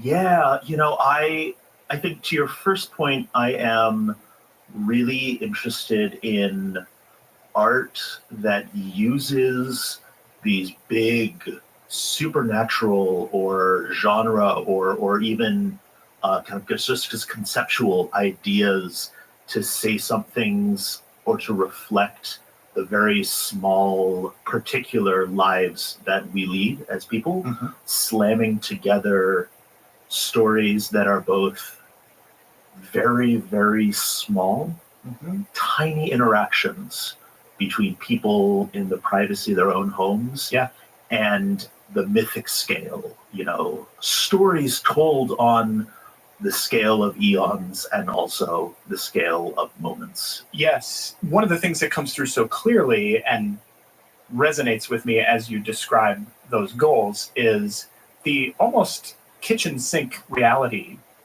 nature of a lot of the scenes in Unwell. Scenes of dialogue that are quite long, and I don't mean that in a bad way at all. The so much character emerges through these interactions. And like any good piece of theater, the conversations don't tend to be about the concept or the theme that you're trying to express. They're about some very specific emotionally loaded incident. Like I'm thinking right now of the moment where Lily loses her phone and she has to go find her phone. And it turns into this whole saga about what it means for her to be so attached to the phone. And it, there are sequences like that in Clifford Odets plays, or not losing cell phones, obviously, because those didn't exist when he was writing. But you know what I mean? It's that level of realism. And to do that in a piece that also acknowledges the potential existence of the supernatural or elder gods or monsters or perhaps unrested spirits from the dead that may lurk in this town by virtue of the massacre that gets referenced in one of the episodes. I'm speaking gently about the plot so that I don't give too much away. I just think that's such an interesting thing to try to do. You're making me think of, I am similarly interested in that, although I have mostly in my life worked in nonfiction. And I think the movie that comes to mind for me that first brought home for me the power of doing something like that is Magnolia. I don't know if you're a Magnolia fan, but there's of course the scene in Magnolia where all these characters who are involved in these intensely personal, very specific, small, as you said, dramas are all of a sudden confronted with the fact that there are frogs falling from the sky. Which I didn't realize until later is a reference to a Bible passage where that happens. And there's this incredible, I think it's incredible. I guess there are some people who don't like Magnolia, and I acknowledge those people's opinions. But there's a part after that happens where the camera pans up to the wall and you see that one of the characters, played by Melora Walters, has a painting on her wall of a medieval scene where something horrific is happening, and there's Gothic text that says, "But it did happen." And I think the reason that this balance works for me in your work and in a lot of other things in this style is because our connection to our home, our connection to our family, I obviously always look at things through the lens of family, feels mythic in scale because it's so big that we kind of can't process it. And sometimes we need a narrative that incorporates large, spiritual, overwhelmingly grand ideas to help us address these real life issues that we're going through. Sure. Yeah. It's the old kind of emotional truth rather than literal truth, maybe. Yes. Yeah. And that idea of fiction is a way of saying things that aren't true to talk about things that are true. Absolutely. So I was just mentioning that idea of running everything through the filter of family, and obviously as a person who's a host of a show called Family Ghosts, I'm going to tend to do that. But I don't want to impose a frame on your show that you wouldn't say is there. No, family is absolutely a huge part of our show as well. Okay, so what's fascinating to me is that, in my opinion, all of your main characters, not just Lily, who is our protagonist and is literally going back to Mount Absalom, Ohio to take care of her ailing mother who runs this boarding house, but also Abby and also Wes, I think could be looked at as characters who are kind of defined by a sense of separateness, not necessarily from family, but from their home. And Wes in particular, there's this wonderful running gag in the show. Wes is a 16-year-old kid who works at the boarding house, and there's this great gag in the show that nobody can figure out quite where he lives or if he ever leaves the boarding house and goes home. Abby shows up in this town. Nobody quite knows what to make of them. They have all these questions about the way this city operates in a municipal way, and they're doing this very advanced research. And then there's this lovely thing that happens where Lily and other characters seem like over the course of the show are starting to encourage Abby to acknowledge some of the emotional realities or non-literal realities that might be going on in Abby's own story and also in the story in general. And we also get to experience Abby's wrestling with that. Again, I guess the question is how much of that navigation of separateness, that distancing from home and self and origins beyond just Lily, how much of that is part of what you guys are after? The lens that we tend to look at it through, and I think this is going to tie in nicely with a lot of what you're saying there, is the kind of the contrast between family of blood and found family. Mm-hmm. And Lily and Dot are related. And we see a very particular kind of struggle between them, but also a kind of not just a connection, but a set of shared mannerisms and all these things. With the others, we wanted to explore kind of what happens when you get all of these people and kind of have them stuck together in a house. And yeah, you're right, these people who are very much kind of in their own ways alone. They kind of find a different kind of family, and one that encompasses Dot and Lily, and in some ways gives them a model for how to build a new kind of family. Yeah. I would say a lot of my work and a lot of the things I've been thinking about during this period is how do you build a family in kind of the modern age? Who constitutes your family? Who do you build those connections with? And for myself, in a place where, my partner and I have decided we're probably not going to have children. Mm-hmm. And what does kind of an adult family look like in that case? Not having the easy models to build from. Oh my goodness. I really, if I may, I really resonate with that real life dilemma, and also this question of how to make a family as an adult when it's not built on traditional structures. Mm-hmm. And also something that I think about a lot is, what does it mean for me to ask the permission of the subjects and sources that we work with on Family Ghosts to allow me into their lives, to ask them about these very sensitive personal subjects, when I normally am talking to them about family structures and family dynamics that I myself don't really have a very deep engagement with. I'm not married, and even if I was, I don't know that children are in my future as well. And yet that is the reference point that so many people have. It's what family means to so many people. And so I think it gives me a kind of natural curiosity about it, and perhaps an ability to ask not uncomfortable questions, but unfamiliar questions. But it also means that there are some instincts and cues amongst subjects that I'm not going to pick up on. And so I think that's something that I do resonate with a lot, that I hadn't considered before we started talking about the characters in Unwell, is that they are the kind of family that I envision myself being a part of for the foreseeable future in my life. And so I think I have just a lot of affection for them. Yeah, and a thing we really wanted to share and show is that is not settling, and that is not a thing you do if you can't have the normal family.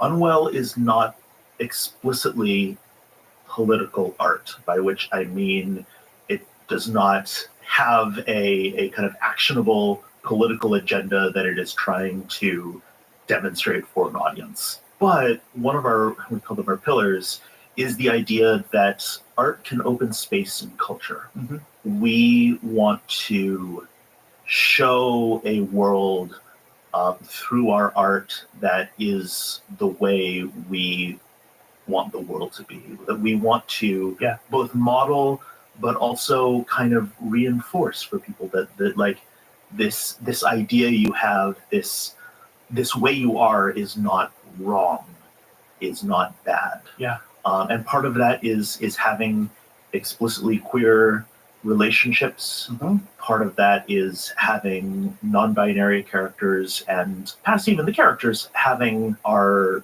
non-binary artists, myself included, kind of there, kind of at the center, and kind of being public and visible. Yeah. To the degree that each of us are comfortable with that, and challenging assumptions. Yeah, well, I'm really glad that you brought this up, actually, because that's something else I'm really interested to talk to you about, is your approach to inclusiveness in the storytelling. And I don't even know if I mean inclusiveness. I almost mean the show feels very integrative or integrative in a very, very natural way. And one of the big examples of that for me, and this could be revealing some of my own shortcomings as a consumer of stories, but So Abby, who we were just discussing, uses they, them pronouns.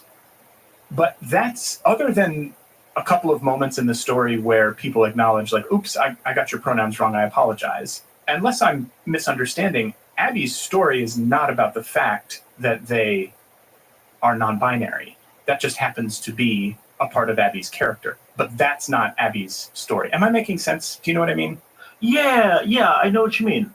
Part of this is, the idea of being non-binary in a lot of mass media is very underrepresented. A lot of stories, especially when told by cis people, are just kind of about that.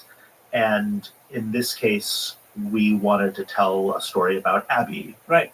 And a given circumstance of Abby is that they are non-binary. Yeah. Yeah, it feels very much like Abby's story is about the curiosity that they have about what's happening in this town and the town's denial about the town's own backstory, and then perhaps this other layer of Abby being so focused on their research and desire to understand this that they perhaps sometimes don't engage with other things going on around them or something like that. Well, and I think the two things that are really important to highlight here is one, I do think that both in the writing room and in the recording room, Abby's non-binary identity absolutely informs a lot of the choices that happen, about what's happened. But I think it's really important that they and lots of other characters are able to be more than that identity. They're allowed to be full and complete characters rather than being kind of pigeonholed and kind of funneled down into just one aspect of their personhood. Yes, and that strikes me as a really important complexity in what you're doing. Is it's not about denying that identity or that reality in the character, but it's about saying that's not the only thing from which a story that this character is at the center of might emanate. And there are I don't want to sound like we're the only people doing this. There are in fact lots of other fantastic audio fiction productions that also follow this kind of work in the same space. But I do think that like an important thing we can do to open that space in the culture is to make work that is like that, because that's how it all should be. So yeah, right. Absolutely. So I'm interested then in relationship to all of this about the choice to, I think it's the first episode you start by saying this, and in subsequent episodes you say this at the end, but about how, I think you say the land where we live, work, and tell our stories is, I can't remember if you say occupied land or stolen land. And then you acknowledge the reality that the native people that lived here when Europeans arrived were living and working and telling stories on their land. And I know that is an element in the story in Unwell, but it's not the main story necessarily, at least not so far. And so I'm really interested in framing our entry as listeners to the story with that context. So it's something that I think, and I can really just speak for American creators, but I think it's something that more people should be doing. I think it's an important piece of context for any story kind of told on or about America. Yeah. Because it is a huge piece of American history that gets constantly ignored. And the American present, we as Americans tend to think of the atrocities as being things of the past. And I think that's letting America off the hook. Unwell is in a lot of ways about how memory decays and about how memory is rewritten and how stories can be misremembered either innocently or purposefully. And that applies to, a mother and daughter having conflicts over how they remember the daughter's childhood. It also applies to, the narrative of the the founding of Ohio as a state, and right. of the kind of the annexing and stealing of sovereign lands by white settlers. Yeah. So that again, I guess that strikes me as a really important complexity in your work, is that you're saying in a way, this is actually the appropriate frame for all stories. Yeah, absolutely. all stories that are told, particularly in this country, but also the thematic connections to the work that you're doing in Unwell are actually quite direct. Yeah. If one excavates it just Sure. a bit. And to your point about modeling, I've never heard anybody do it before. That's why I wanted to ask the question. And so it's really interesting to hear you talk about the motivations behind it. It's one of those things that we're very glad that people are asking about it. And it's also something that we very much are excited and hope will be something that is commonplace enough that no one asks about it soon. Yes. Okay, so another thing I think is really remarkable about the show is Mount Absalom, which is presented, at least to my mind, listener, as a small town in Ohio, somewhere in the Midwest, is a place that is very diverse in ways that small towns in the Midwest are not commonly talked about being. And that challenged my expectations as a listener. I will freely admit, when I heard that it was a story about ghosts and hauntings and family in the Midwest, I imagined a story about white people, which has to do with my own preconceptions that I'm always trying to reinvestigate. But that's partially intentional, right? Sure, yeah. I mean, that's the trope that kind of everyone comes in expecting. And we did want to actively disrupt that, you know, because we are all people who have lived in and around the Midwest. We are in fact living proof that we exist in the Midwest and in small towns in the Midwest. Right. Yeah. Well, Jeffrey, I am so grateful to you for taking the time to talk to me and for making this really, really beautiful show. I just can't tell you enough how much it's meant to me to find it, and I'm really excited to see where the rest of the story goes. Thank you so much. It's been great to talk.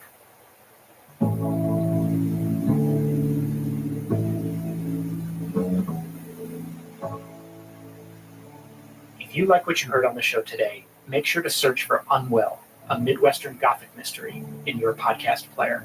And thank you so much to Jeffrey, Eleanor, and their entire team for sharing their work with us this week. If you want to learn even more about their work, check out The Limitations of Truth, our bonus episode from December, where you can hear me in conversation with Unwell co-creator Eleanor Hyde. And if you're a Patreon subscriber, you can hear an extended version of that interview with Jeffrey, where we talk in much greater detail about the state of audio storytelling, what it's like to be an independent artist when everyone else your age is getting married and having kids, and a whole lot more.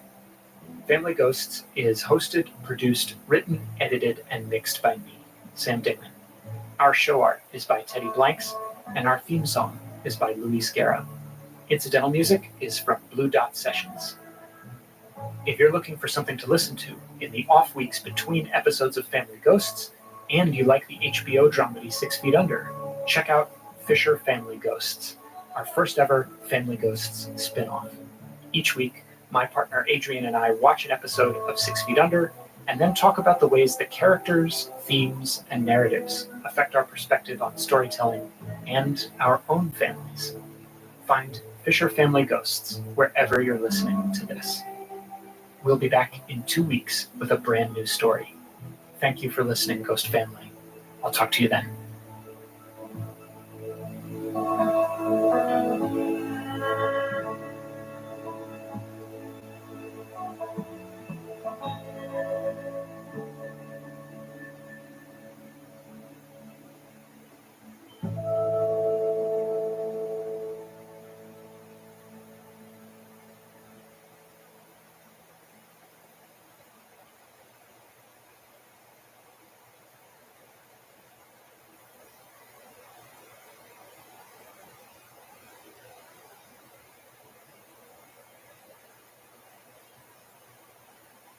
Imagine a world-class graduate education that's accessible, flexible, and designed for career impact. That's Harvard Extension School. Build actionable knowledge and skills in challenging online classes taught by Harvard faculty and industry experts. Explore new opportunities and expand your network with high-achieving professionals from around the world.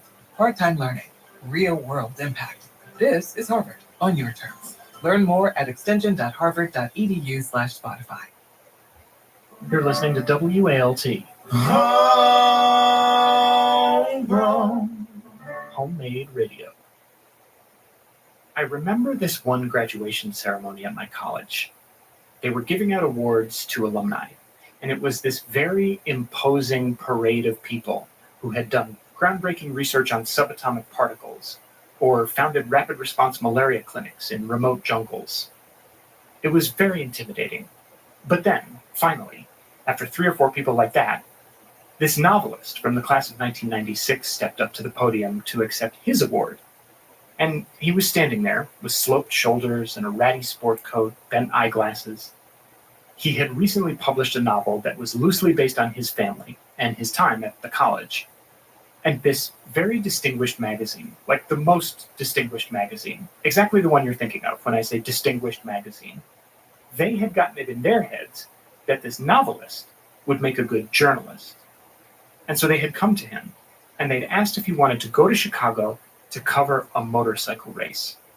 And being a writer and a college graduate, he was smart enough to know that he should not turn down a paying gig, even though, as he explained to us, he was in no way a journalist, and he didn't have the faintest interest in motorcycle racing or how to even begin reporting a story like that. So he told us, the magazine flew him to Chicago, they put him up in a hotel, and when he got there, he realized he was too scared to go out to this dusty racetrack and interview a bunch of bikers. So he spent the entire weekend hiding in the hotel room watching TV and writing in his journal about what a failure he was. And when he got back to New York, he went to see his editor, and the editor said, "So what do you have for him?" And he said, "Nothing." And the editor said, "What?" And he said, "Nothing. I was too scared to talk to anyone." Now, this editor would have been well within his rights to tell the writer to go pound sand, but that's not what happened. The editor said, "Look, I get it, but I need that story. I'm sending you back again this weekend. Please do your job this time." So the next weekend, the writer got back on the plane, checked into the same hotel, and was still too scared to do any interviews.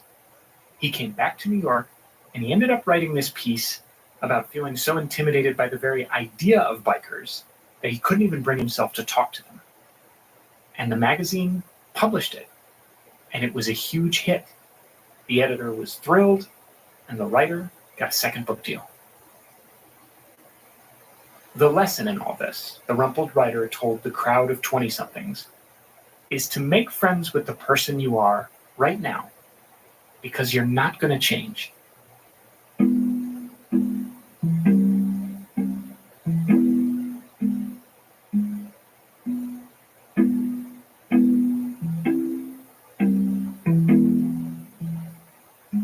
From WALT-FM, you're listening to Family Ghosts. I'm Sam Dingman. And at the time I heard that story, I remember feeling this wave of relief. Like, whoa, maybe the person I already am really is enough to be worth something in this world. Not that I didn't still want to evolve in terms of my values and my skills and whatnot. But as a proud member of the International Folkhood of Imposter Syndrome patients, the idea of being enough just the way I was felt like a revelation. A decade or two later, I'm sad to say I'm still working on believing that, but that's a conversation for my therapist and I later this afternoon. The reason I wanted to tell you that story before today's episode is because lately I've been thinking about the question of why we expect such radical change from ourselves. Why we're so convinced that we're always on the brink of bursting from our chrysalis, emerging as a fitter, happier, more productive version of ourselves. And some of that is the cultural pressure of advertising and hucksterism, probably. But I think it starts long before we see our first Matthew McConaughey Lincoln commercial, or fork over our first 10 grand for a meditation retreat in Ojai. I think it starts with our parents. Because no matter how much we love them, there comes a time when we wish they could be different people than they are. We wish they were more engaged, more sensitive, more fashionable, less uptight, less cheesy, less alcoholic. We convince ourselves that it would be so easy for them to change, and it's unfathomable to us that they won't. If we're lucky, I think, eventually we realize that our parents aren't ever going to metamorphose into these perfect beings we wish they could be. But what can change is our ability to recognize them in their own skin. And on the show today, you're going to hear two stories about that. One from someone who realizes it a little too late, and another from someone who figures it out just in the nick of time. That's coming up after the break. Stay tuned.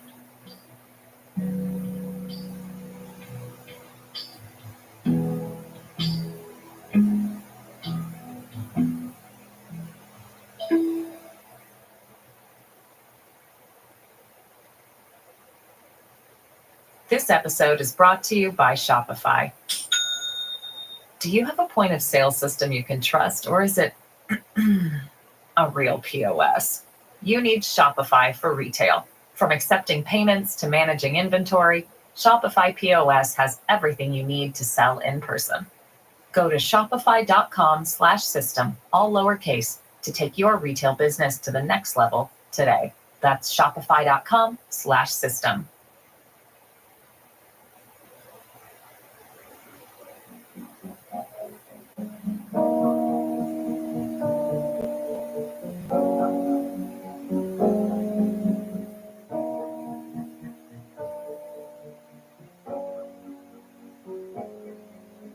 It must have been the dead middle of summer 2005 when the doorbell rang. It must have been the dead middle because I hadn't realized that the summer had started, and I had no idea that it was just about to end. In through the entryway dotted with authentic African masks, which I'm given to believe were fashionable entryway decorations in the 1970s, strolled Arnold and Phyllis Rowe. They were carrying a bottle of white wine. Like my parents, Arnold and Phyllis changed their surname after being married for some time. My parents made the move from Janowitz to Jordan, and Arnold and Phyllis left from Rojakovic to Rowe. While my parents were pleased with their surname shuffle, Arnold and Phyllis seemed to be made only more nervous by the fact that they'd upended the natural order of their own identities. They were nervous to begin with. Phyllis had that quivering vocal whine which conjures up memories of a Sunday school teacher, and Arnold seemed as though he was always bracing for a meteor to strike right dab in the center of Riverside, California. They probably should have just left their name the way it was. With an uncharacteristic flourish, my father swept the bottle of wine from Phyllis's unsteady embrace and seemed to have it corked by the time he said, "Welcome."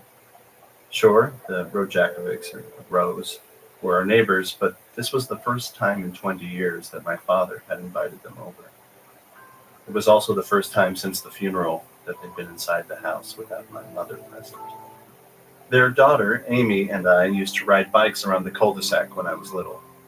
I have a vague memory of Amy having a serious injury when she was about 11 years old. But the dominant memory is of us just chasing each other around in circles on our shoulders.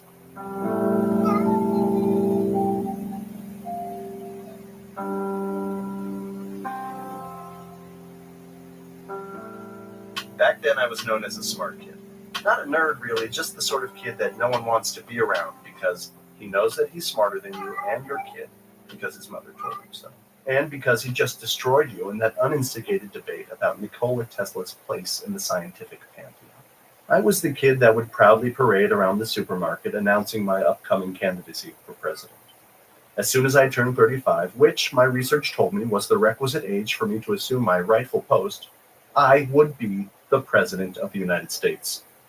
This must have been the most annoying fucking thing in the world to hear from a 4 to 13-year-old, but I didn't care.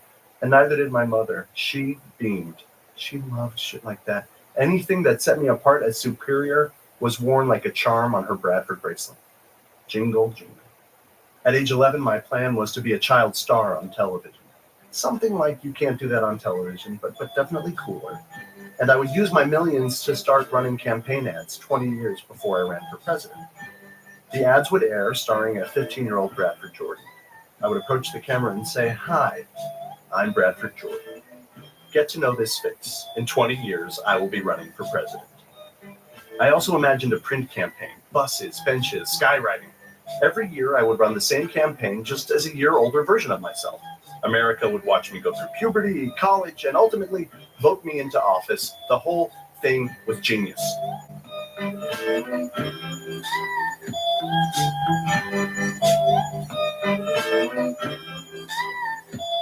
My dad ushered the Rose out into the backyard. We never had people in the backyard. He turned on the fountain. He poured the wine. He engaged the neighbors in conversation. Arnold looked up a lot. I think he was probably keeping a lookout for ominous cloud formations which might portend the invasion of an alien rock into our atmosphere. And Phyllis just did most of the talking. Only it wasn't really talking. It was yammering. We were all just yammering at each other. In the dead middle of the summer of 2005, I was living at home with my father. Just the two of us, in our family's house. It had been 4 years since someone randomly carjacked and shot my mother twice in the heart, killing her instantly. We were still deep in the process of recovery, but there we were. Assembled in the backyard were two bachelors, a nervous wreck, and a goof. Yammering.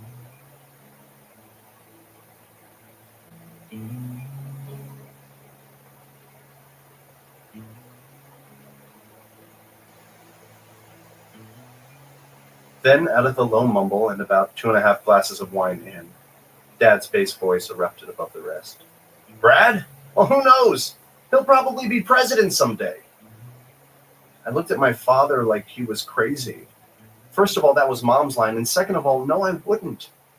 I'd spent my senior year of college smoking enough weed, having enough sex with random people, and committing enough petty theft to fill a decade's worth of political attack ads, but that was hardly the point.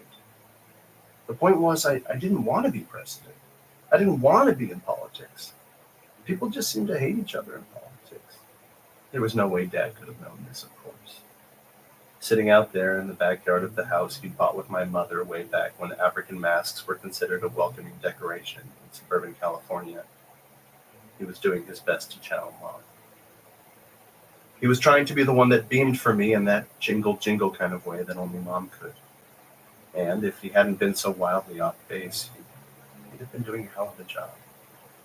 Phyllis and Arnold were certainly convinced. They looked at me with that, this kid could really be something. And he probably is. You know, that look that I'd cherished for so long. Only this time, that look made me feel dirty.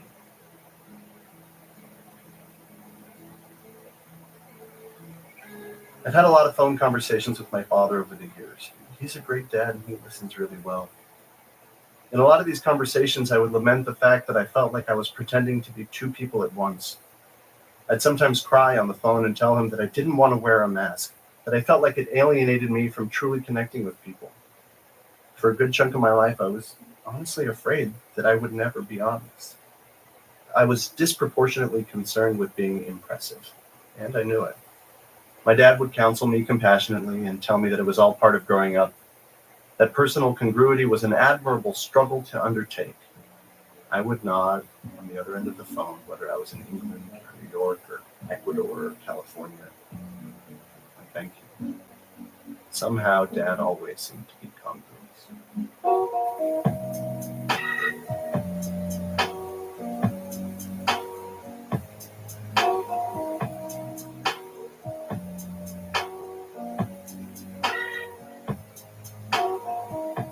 That warm evening in the dead summer in Riverside, however, with Phyllis quaking on the rocking bench and Arnold eyeing his wine like it was a foreign elixir, Dad was incongruous. Dad was trying to be Mom and Dad at the same time, and it felt fucking weird. If it had just been Dad, I would have told him that I don't want to be president. I would have told him that if I had $1 million, I wouldn't blow it on an ad campaign to alert America to my burgeoning greatness. I would have told him that I just wanted to be a guy who could amble onto a stage or into a classroom once in a while and laugh hard at the beauty of the world. But I couldn't do that. Not right then, because it wasn't just Dad. It was Mom, Dad, Dad, Mom. A bizarre, otherworldly combination of memory, fear, and love.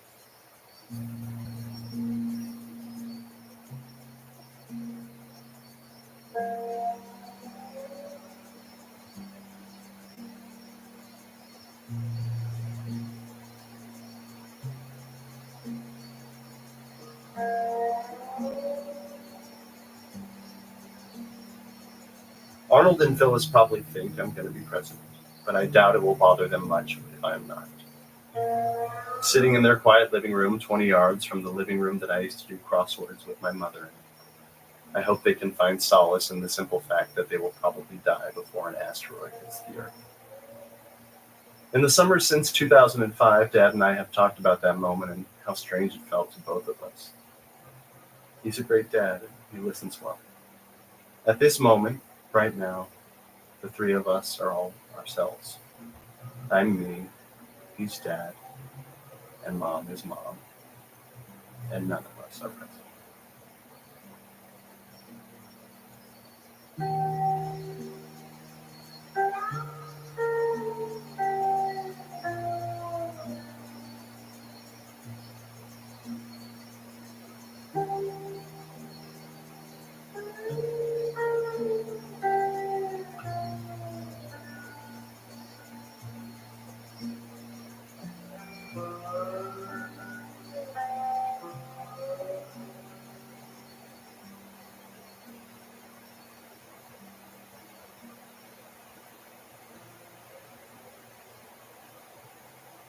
Family Ghosts will continue in a moment.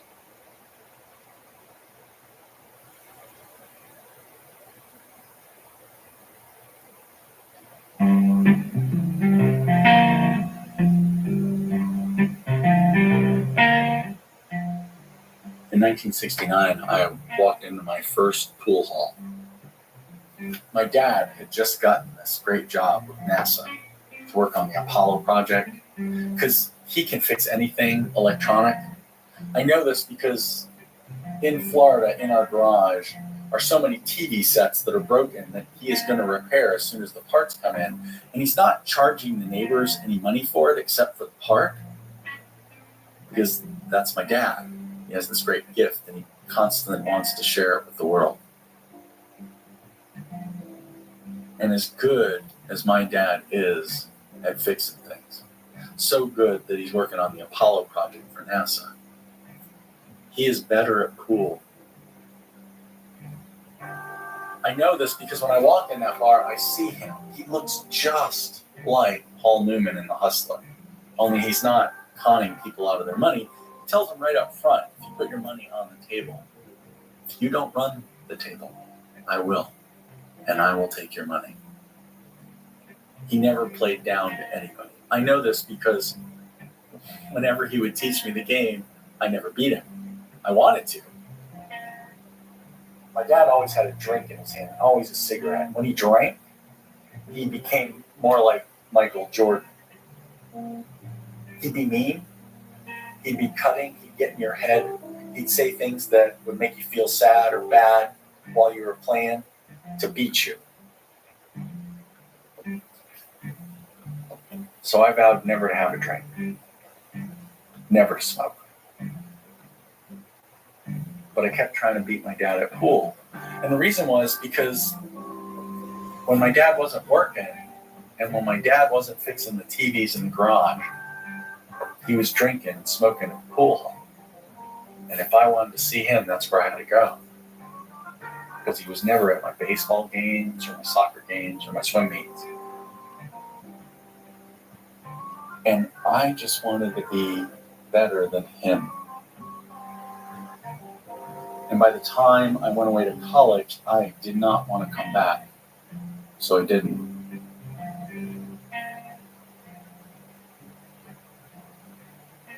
And 3 years after leaving home and not paying attention to anything there, I found out my dad was living in Dallas and my mom was still living in Houston, and they were on the verge of splitting when he called me drunk one night. He was crying. He was talking about how he was a bad father, just like that guy, the Cat's Cradle, the one who never made time for his son. And my dad was begging me to come up that coming weekend to spend it with him. I didn't want to be like the guy in the song, the son who never made time for the dad. So I agreed, and I drove up to Dallas. And when I got to Dallas, we went and ate. He told me some stories, and I told him how school was. And then we went to a bar, and we started playing pool. And very soon after playing pool, I realized how badly I play it. And I watched my dad beat me over and over again. And I just, all that resentment and anger and frustration, instead of fixing anything, this was just making it worse. After watching my dad play for 6 hours against people I couldn't afford to play against, watching them just give him their money, watching him hurt them with his words and get in their head, I drove him home because he was too drunk to do it himself. And the next morning, we went out for breakfast. And he asked me, what time is the Cowboys game? Because it's Sunday. And I'm thinking, well, that'll be fun. We'll go back to his place and we'll watch the game. And I said, noon, Dad. This is great. I'm like, why don't we watch it at your place? He goes, oh, I don't have a TV. Let's go to the pool hall. I rack the table. He breaks. And nothing falls. And then I sink the next 7 balls in a row. And I am looking at the 8 ball. And for the first time in my life, I am going to beat my dad at pool. And he had already yelled at the waitress for a bourbon and Coke, but she couldn't give him one because it was 11:45. And even though there was no money, and it was Sunday morning in this bar and there was nobody watching, I had this ridiculous sense of pride. A sense of pride I never thought I'd have in a bar with my dad. It wasn't going to fix our relationship, but it was going to make me feel good to look at him after I beat him. And as I hit the 8 into the pocket, I heard the Cowboy game start. And as I stared at the ball at the table, realizing I had just won for the first time in my life, I looked over at my dad and he wasn't there. He had gone to hunt down the waitress to get that bourbon and Coke.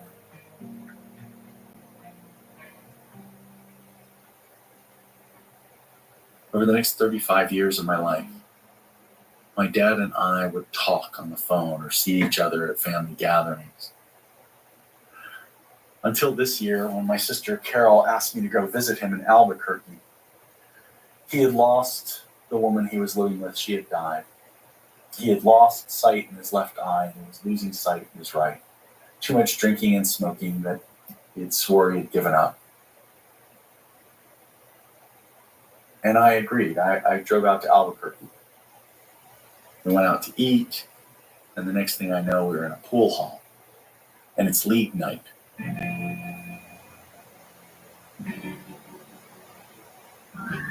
And my dad is just kicking my ass at pool. He can't remember if he's solids or stripes every single time he shoots. He's using the table to hold him up. He's shuffling his feet and he can barely fucking see. He can't find the chalk on the table, and he is kicking my ass, so much so that other people are watching him. With all these great players in there, the owner of the bar is watching my dad, and I am watching the owner watch my dad, and I am loving it. I am loving that he's still doing it, and he's still got it, and that I'm there with him, and it doesn't make any sense to me that somehow this is fixing our relationship. And I realize I don't have to beat my dad. I just need to be here, where my dad is at his best.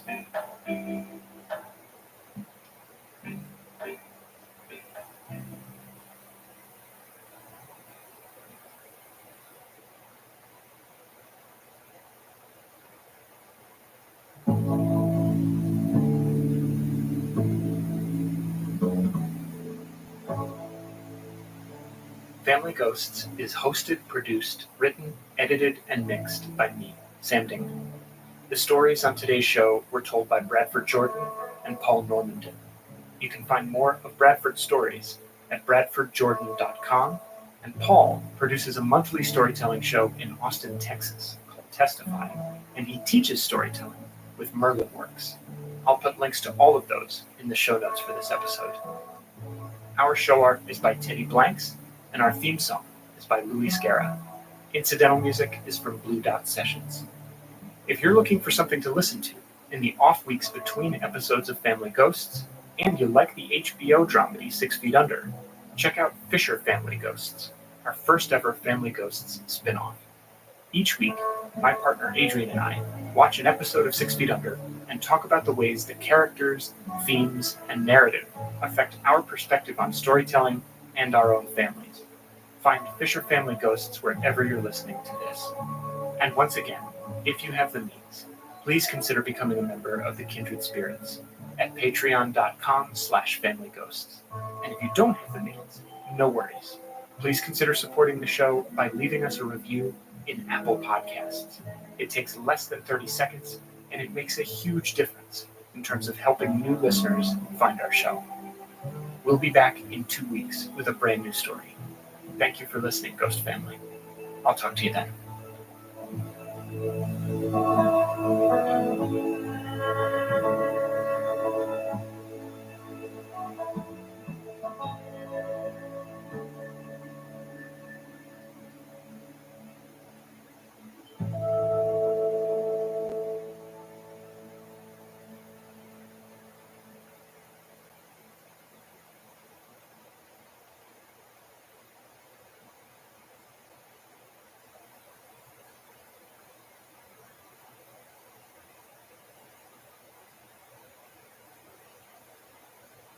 This episode is brought to you by Hyundai. Think you know what an electric vehicle should be? Think again. From the charge time and range in the Ioniq 5 and 6 to the 601 horsepower Ioniq 5N, Hyundai is redefining what EVs should be. Learn more about Hyundai EVs at HyundaiUSA.com. EPA estimated 303-mile driving range for 2024 Ioniq 5 SE limited rear-wheel drive and 361-mile driving range for 2024 Ioniq 6 SE long-range rear-wheel drive with fully charged battery. Actual range may vary. You're listening to WALT. Homegrown. Homemade radio. I got this new car a couple months ago, and it's a manual transmission. And every time I shift gears, I think about my dad. First gear is for those first moments after soccer practice, when he'd start the Mazda and ask what CD I wanted to listen to on the drive home. I always picked the greatest Western themes, because I liked imagining the leather on the boots of the cowboys in the songs, stretching and bunching like the leather on the gear shift. I used to pretend that we were cantering past sun-baked mesas instead of the Bradley Shopping Center. Second gear is for the way he used to slow down outside Video Vault so we could get a good look at the new movie posters in the window. Third is for the first time he let me drive us to Atlantis Pizza on Friday night to pick up our takeout order. Fourth is for the time Grandpa fell and Poppy was too tired to make the 8-hour drive from Alexandria to Ithaca for the third time that month. So he let me take the Mazda on the highway for the first time, and he fell asleep. He woke up to the sound of the engine roaring because I was so excited to be driving that I was doing 80 and forgot to shift into fifth. And fifth is for the night I went out to the Mazda to practice shifting in the driveway and smelled the perfume and realized everything was about to change.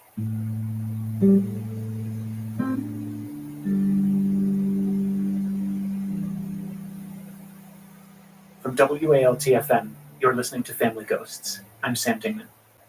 And from the beginning on this show, I've been fascinated by the phenomenon of family members whose presence lingers even in their absence. I haven't been in a car with my father for years, and yet he's there every time I put the key in the ignition.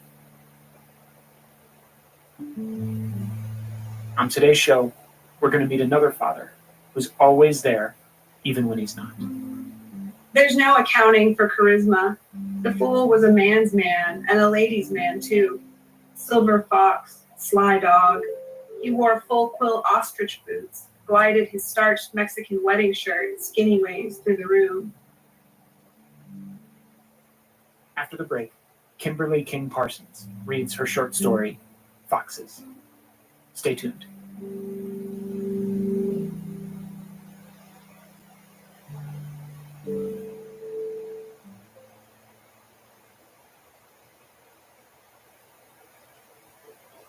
Shopping is hard. I can never find anything in my size. I don't even know my size. I buy my clothes the same place I buy my groceries. There's a better way.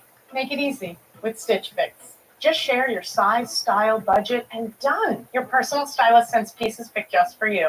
That was easy. Stitch Fix. Online personal styling for everyone. Free shipping and returns. No subscription required. Get started today at stitchfix.com. This episode is brought to you by Amazon Business. We could all use more time. Amazon Business offers smart business buying solutions, so you can spend more time growing your business and less time doing the admin. I can see why they call it smart. Learn more at amazonbusiness.com.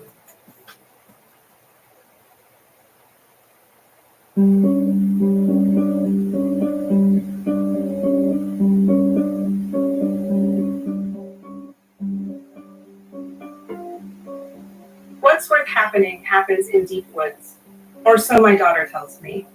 Her plot lines.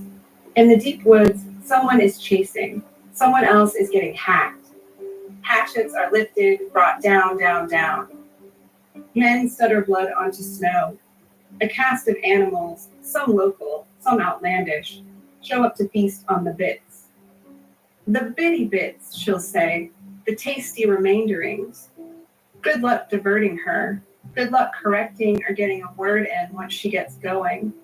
It's gruesome, but this type of storytelling, I've been assured, is perfectly normal among children her age. I have a fat stack of books concerned with the inner lives of little girls. I have glossy pamphlets, full-color articles I've taken from waiting rooms. Her stories may be distasteful, but my daughter is happiest describing dark, spattered worlds. Routine is what's important. All the experts agree. Stability. So tonight is the same. Woods it is, I say, when she takes me by the wrist. I'm the first to admit it. I tune her out. I know there are foxes in her stories. I know there are men. She misses the dogs, maybe. She misses her father. She's an excitable kid, prone to rushed speech. Truthfully, she spits. I'm told this mess is evidence of a rich mind. Doctors say it, teachers. My girl has strands of dazzling beads hidden in that throat. She pulls them up from somewhere rich, way in the back.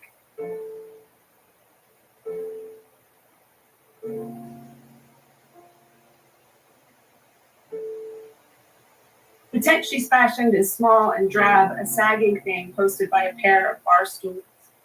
Soiled, pulled straight from our beds, these drooping sheets are my daughter and myself layered, fitted and flat. She scurries inside, whistles for me. I'd bunch up and crawl through, hem in hand, nude hose splashing, nude pumps kicked off.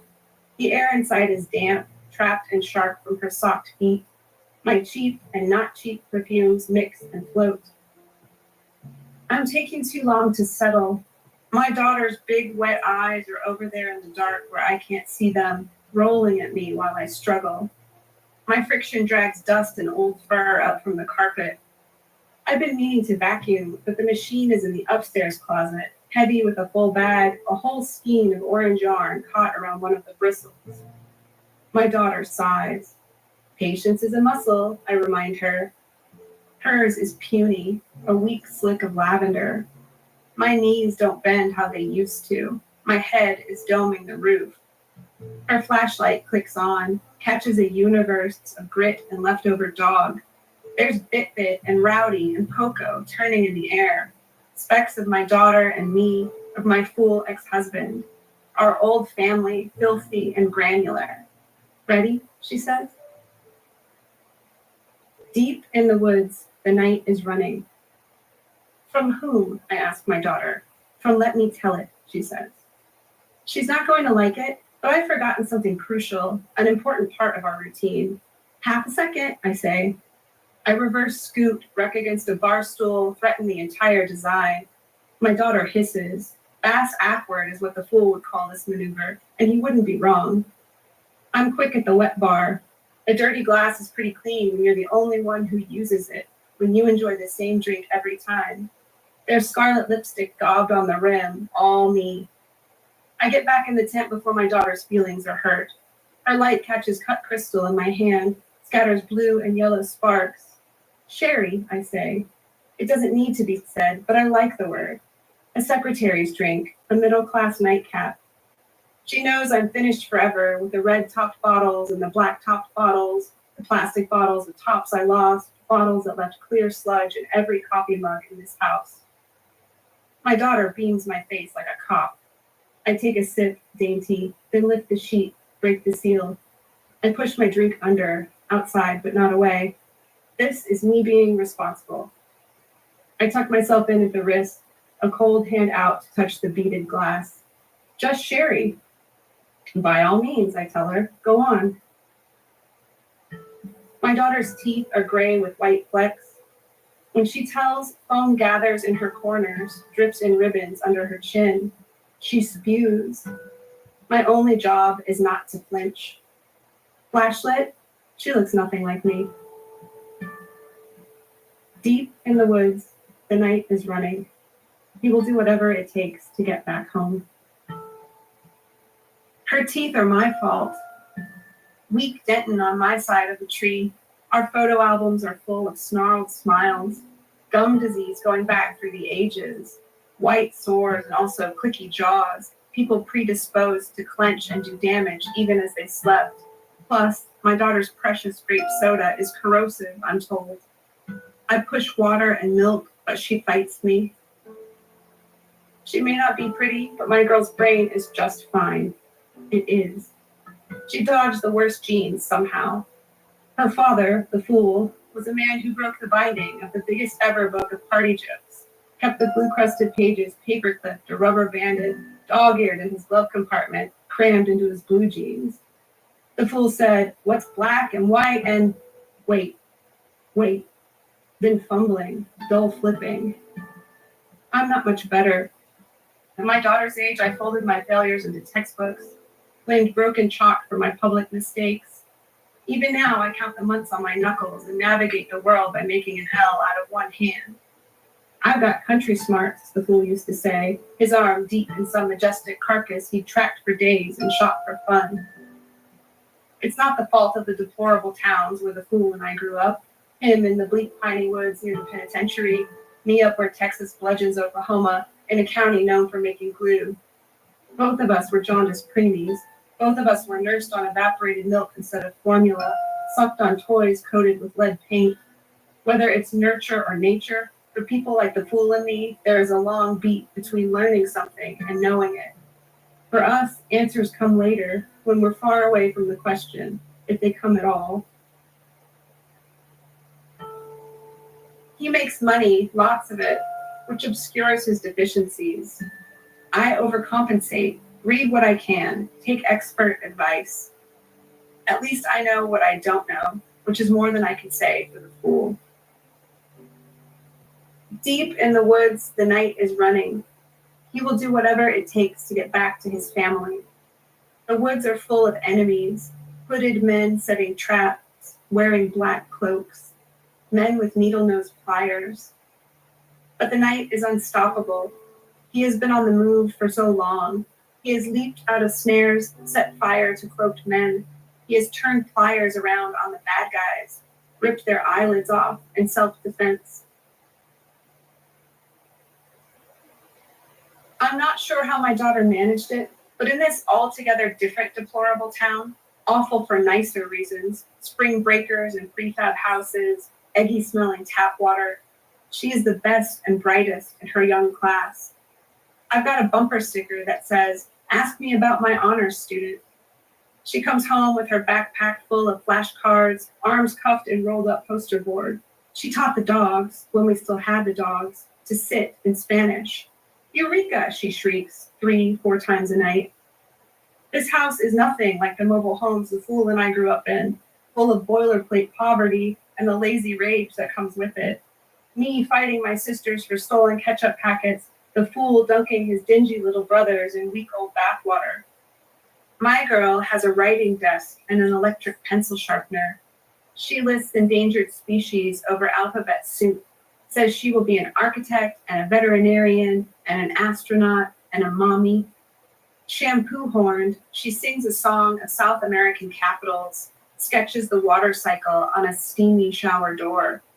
When I'm toweling her off, I trace cursive letters on her back, sweet little notes just for her. No matter how fast I spell them out, she never misses a word. Through those teeth, my daughter tells me about baobab trees.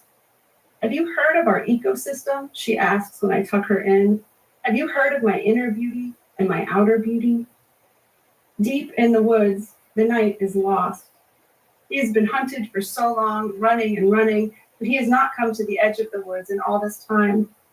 He worries that he has been going in circles or in the wrong direction. The night will do whatever it takes to get back to his child, but he needs a new plan. He knows he must leave some sign of himself behind. Can I borrow breadcrumbs? My daughter asked. From the one with those kids and the oven witch? Of course, I say, thrilled to see her comprehension and recall at work. Take whatever you need. I don't dare check it now, but outside the tent, my drink is almost empty. You can tell by the temperature of the glass. The night leaves a trail, focaccia and croutons, big hunks of Wonder Bread. Fairy tale bullcrap, her father would say, were he here. The fool believed himself to be a master of deep woods. In real life, he'd say, people bend branches to show where they've been. There's no accounting for charisma. The fool was a man's man and a lady's man too. Silver fox, sly dog. He wore full quill ostrich boots, glided his starched Mexican wedding shirt skinny ways through the room. His quick smile propped up dimples stitched in deep rawhide. A big tipper, a southern gent. He was good in bars, good in places that muffled him. Those terrible jokes, the Helen Kellers and the knock-knocks, so many stupid blondes. The fool and I argued. We were most brutal in cars, coming from or heading toward the next humiliation. We fought about women and we fought about men. At parties, I talked small with strangers and double-fisted drinks before I went looking. I find the fool in a dark room, his face caught by the light from a refrigerator door, a passing car, the party-goer or hostess turning, buttoning, zipping. Honey, baby, he'd say to me, cornered, where have you been all my life? Take me drunk, I'm home, with the fool on his knees in the coat room, belly up in the bushes when I went for the car. He was much older with a fortune coming, an oil well he dangled when I pretend packed my bags or sat crying on a suitcase. By then there was the daughter, diapered and snapped, gummy and drooling, strapped into a car seat out in the hall. I was 23 with a cesarean scar and a court reporting certificate. The fool paid our mortgage, had a trust fund for his only child. I wasn't going anywhere. Come back, baby. Baby, please come back, he crooned. One weekend, the fool went on a bender and smashed every light in his house. I spent my Sunday screwing in bulbs. Hey, the fool said from our bed, still drunk, how many U's does it take?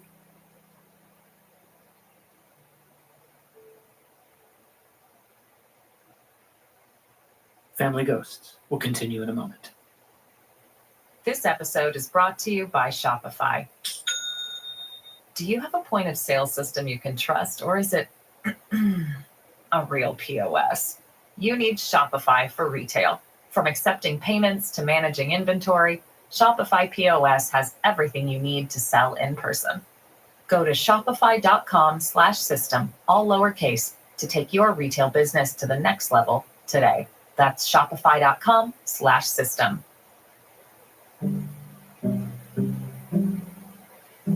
Ghost family, if you like what you hear on the podcast, I hope you'll take a moment to consider becoming a member of the Kindred Spirits, our community of supporters on Patreon. I know it might seem strange for me to ask for your financial support when you hear ads during the breaks of our show, but the truth is, while I am grateful for those sponsorships, they don't come close to covering the cost of doing this work at the level you expect. And that's where the Kindred Spirits come in. For just $5 a month, They get the satisfaction of knowing they're keeping the mics hot here at WALT-FM. Plus, they get cool bonus episodes every month, featuring exclusive content you won't hear anywhere else. This month, they're getting to hear an interview I did with the author of the story you're listening to right now, Kimberly King Parsons, about, among other things, why she calls this the hardest story she's ever written. Kindred Spirits also get early access to our new episodes and hear them ad-free. If you're already a Kindred Spirit, thank you so much for your support. And if you're not, and you have the means, please consider joining them today at patreon.com/familyghosts.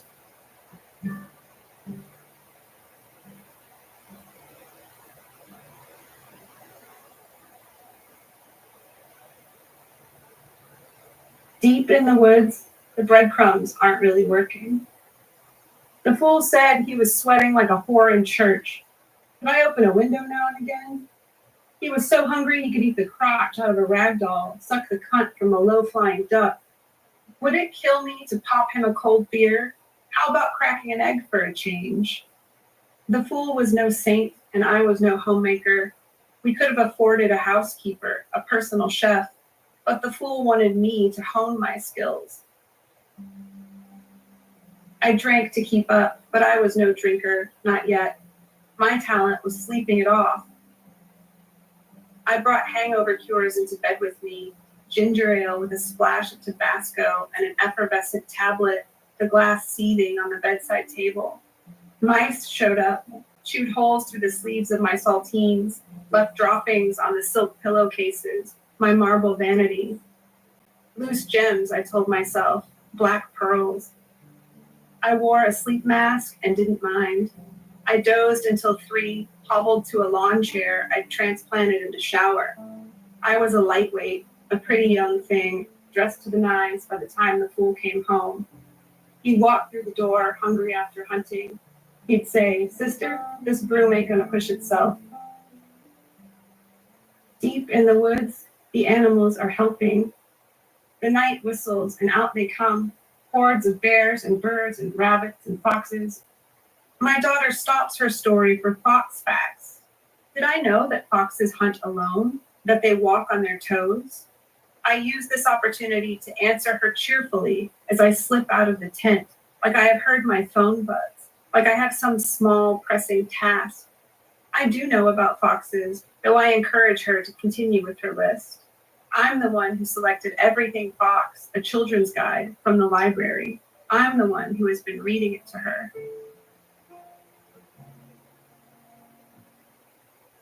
I'm back under the sheets right away. "The night," I say, chipper. I'm checking her face to see if the bottle registers. I've put it next to me like a pet.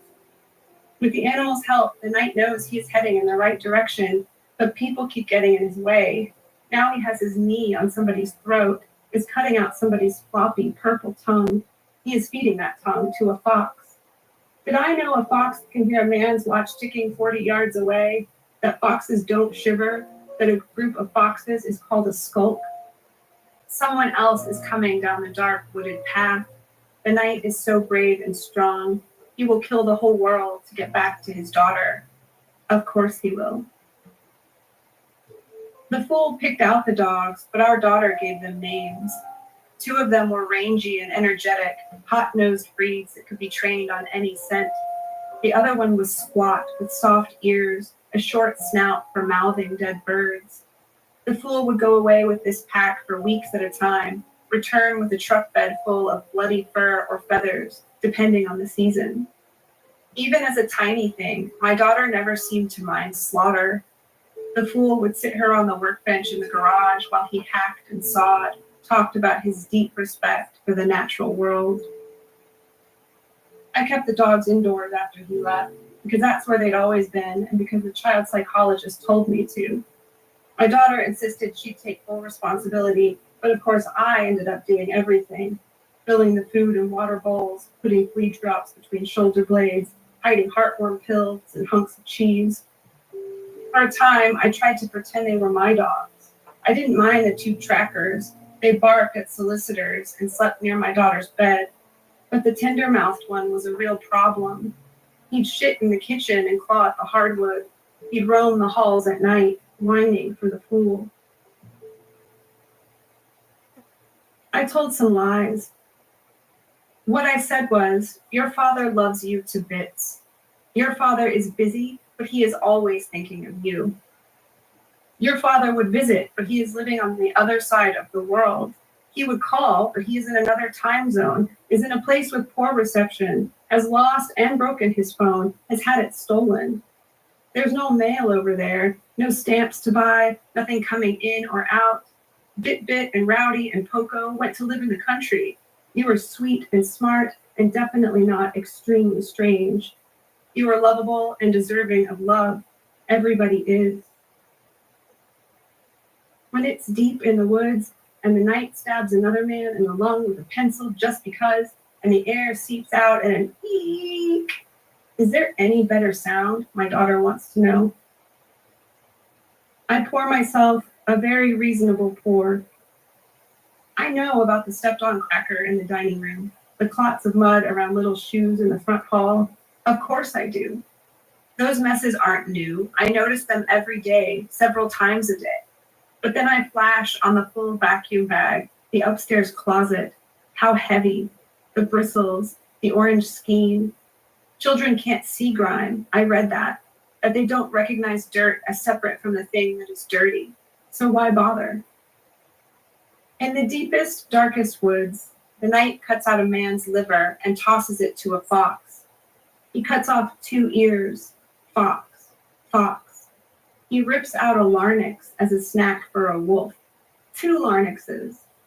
I believe it's pronounced larynx, I say gently, refilling my glass.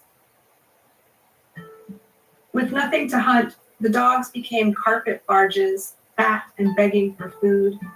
They stank and were noisy, and my daughter had lost interest in them, or seemed to, so I kept them locked in the laundry room.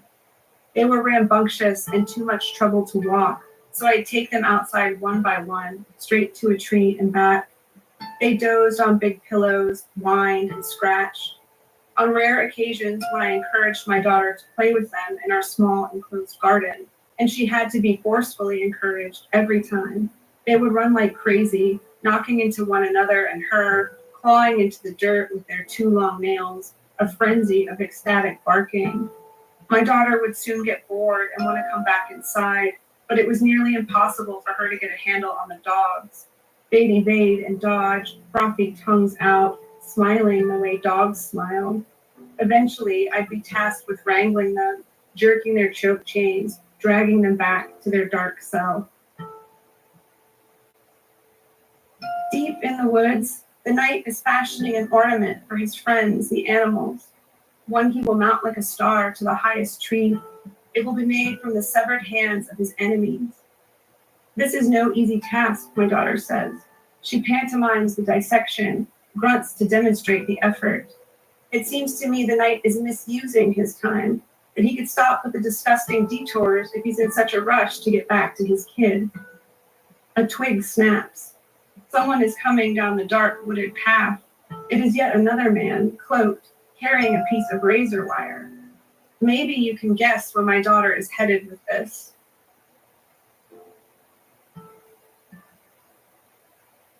The hooded man is a zombie, she says. No friend at all. Zombie why, I say. How? Annoyed, she informs me that these are new characters, that her plot has twisted. What about his daughter, I ask, pouring myself a lovely pour. You've left a lot of holes. The knight and the zombie fight in a heap like dogs, storybook dogs that spin around and around until they turn to butter. I read her that one. But these 2 do not turn into butter. They blend and melt together until they are indistinguishable, until one dizzy cowboy is all that is left, naked, bleeding out at the base of a tree. Isn't that a little sloppy, I say? Things have changed since I last freshened my drink. My girl's stories are stories only in the loosest sense. The night is no longer present. I need clarification. She glares, goes on, gives another butchered hand to the animals. Safety scissors are involved. The webbing between dead fingers must be sliced for some reason. I don't always need to follow her logic. The cutting is the point, the ripping apart. Ding dong is what the fool called our daughter. Dingus. What you doing, ding-a-ling? He would ask. But what a genius the girl was even then, rolling over, sitting up, pulling herself to stand by our pant legs, propelling herself around the coffee table. There was no real tether between the two of them. My girl's glories wasted and unnoticed. She doesn't need him now either. She's well on her way to growing up, becoming a real person. She has preferences she's come to on her own, sophisticated tastes. For example, she's crazy for artichoke hearts and capers. Capers. There are tricks to coping with a surly person you've brought into the world. Focus on the positive. Maintain a cheery outlook. Relish small personal pleasures. Because of the teeth, my daughter looks like she's been drinking red wine. I swear she hasn't. Are you blacked out now? The fool wanted to know. How about now? It was one of his jokes, one of his insults. I could match him shot for shot, but not without consequence. Lost keys, broken ribs, a cue ball I tried to bite like an apple. Did I have fun? I had to ask him. Did I? Then the girl was born and things changed not at all. We went about our business with babysitters. Beth's and Bonnie's, never a Tanya, never a wrist like a Stacy. I liked my girls' acne, fluorescent rubber bands stretching at the backs of their mouths. You are a motherfucker, I slurred at the fool as a hand-wringing Beth looked on from the couch. Some horrified Bonnie waited for her ride. You are nouveau riche, trash with cash. I fed the fool his greatest fear. This after a sickening discovery. Photos of some mixed-up kid, an unseemly queen posed in purple panties, and the fool's 10-gallon hat. What does that make you? The fool shot back. You without a pot of your own to piss in. Or maybe I didn't really say those things, not out loud. Maybe this time there was not a Beth or a Bonnie present. It was only the fool on the couch, on his back, boots in the air. A bag of peas on his face to soothe the eyeball I scratched with a tossed Polaroid. Maybe the girl was not yet born. It's possible I'm remembering things in the wrong order or remembering them out of scale.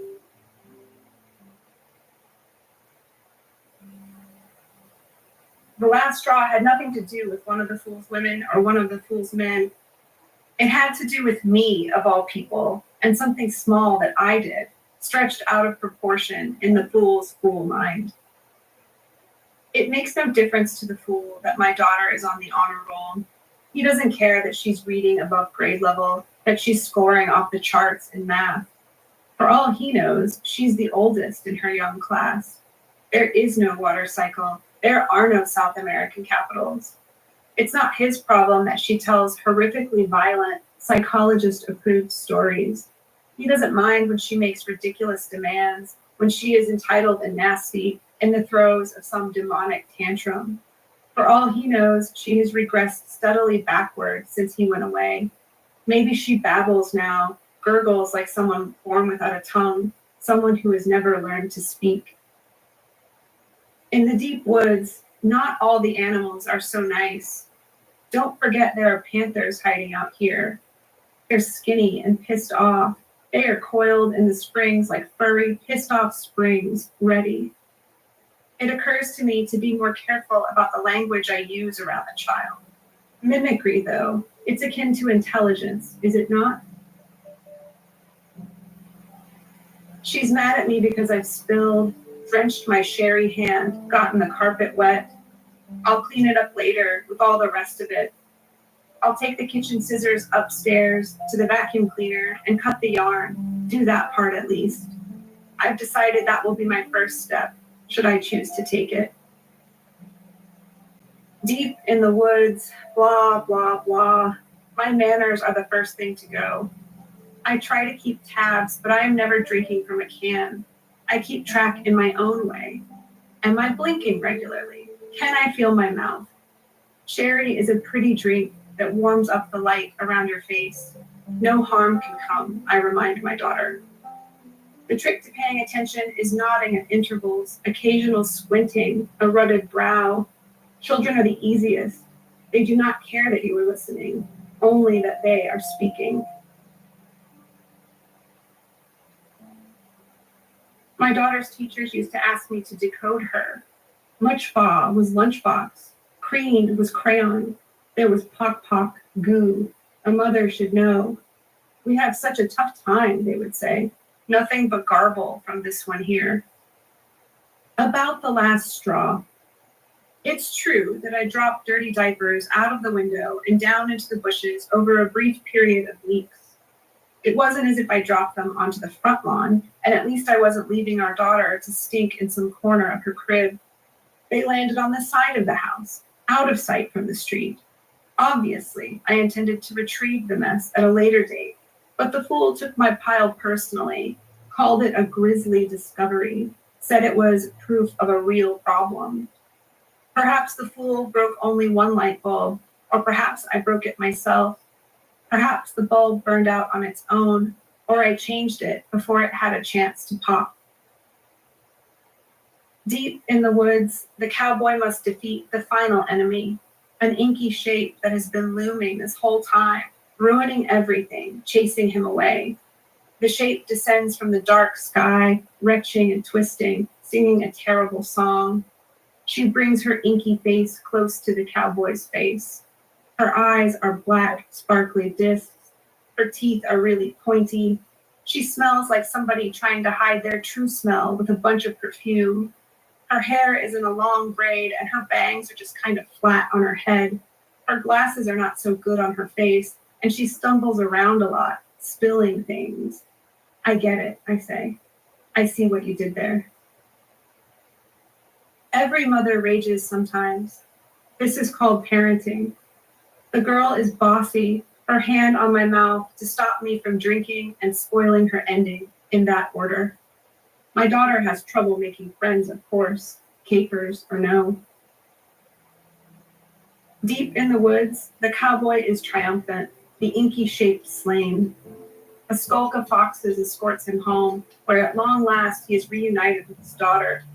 She has been waiting for him, all alone, all this time. He hugs her so tight, makes her alphabet soup. He sets up a tent in the living room. He listens to her stories, really listens. Later, he tucks her in, traces a cursive message on her bare back when she can't sleep. I'm here, I'm here, I'm here. Outside on the porch, the cowboy has set out big bowls of food and water to feed his friends. The inky shape is elsewhere, a slushy mess on the forest floor. The pissed off panthers bounce out of their trees, quick to slurp up her blood. Deep in the woods, a story is not over, in my humble opinion. The inky shape, that terrible bitch, she comes back from the dead. She researches schools, makes doctor's appointments. She pays parking tickets and does the laundry. She enjoys a drink now and then, okay? But the inky shape is not committing any egregious errors. For example, she is not getting laid. No men are coming in and out, no men at all ever. She buys organic fruits and vegetables. She really does clean sometimes. She keeps her hands to herself, and it is so hard. With a dog, you can overtake them. The trainers will tell you this. It's to establish authority, to maintain control. You can't do this with a child. Hold their arms at their sides, sit lightly on their chests. Experts agree. The cowboy will never come home, but he is not wandering, not lost. He is still in Texas, not even very far away. He commands a crew on a derrick in the Gulf, the big empty hulk of his operation deep underwater. He doesn't need the job. He has the kind of money that begets money, but he enjoys living out there. There are miles of handrail, 1,000 light bulbs. Sometimes, to boost team morale, he hosts an open mic. He day sleeps and plays ping pong, puts checks into the inky shape's account. He's in touch for practical reasons, but he has no interest or intent to return. He's made this clear. Very soon, he will be dead in a painful, mundane way. A ruptured this, a burst that, and even more funds will arrive. How noble of him to provide such a hefty inheritance. I'm still working out that last part. Right now, it's more wish than plausible ending. It's quite possible my daughter will disagree with this version altogether. She might say that I put words into her mouth. Show me a mother who hasn't.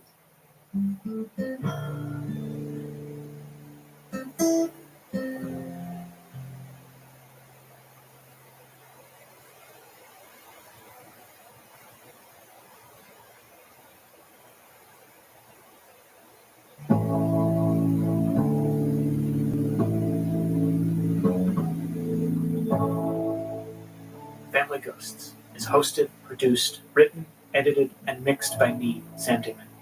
The story you heard on today's show is called Foxes, and it was written and read by Kimberly King Parsons. You can find this story alongside many others in Kimberly's book, Blacklight.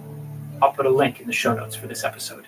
Our theme song is by Luis Guerra, and our show art is by Teddy Blanks. Incidental music from Blue Dot Sessions. If you're a member of the Kindred Spirits, our community of supporters on Patreon, you can hear an interview I did with Kimberly about the inspiration for this story. Please consider becoming a member of the Kindred Spirits today. It's just $5 a month at patreon.com/familyghosts. We couldn't make Family Ghosts without the Kindred Spirits, and we appreciate your support so much. And if you don't have the means to become a Patreon supporter, no problem. Please consider supporting the show by leaving us a review in Apple Podcasts. If you're looking for something to listen to in the off weeks between Family Ghosts episodes, and if you like the HBO series 6 Feet Under, check out Fisher Family Ghosts. Every week, my partner Adrian and I watch an episode of the series and then talk about the ways that narrative, characters, and themes affect our approach to storytelling and how we think about our own families. Find Fisher Family Ghosts wherever you're listening to this. We'll be back with a brand new episode of Family Ghosts in 2 weeks. Thank you for listening, Ghost Family. I'll talk to you then.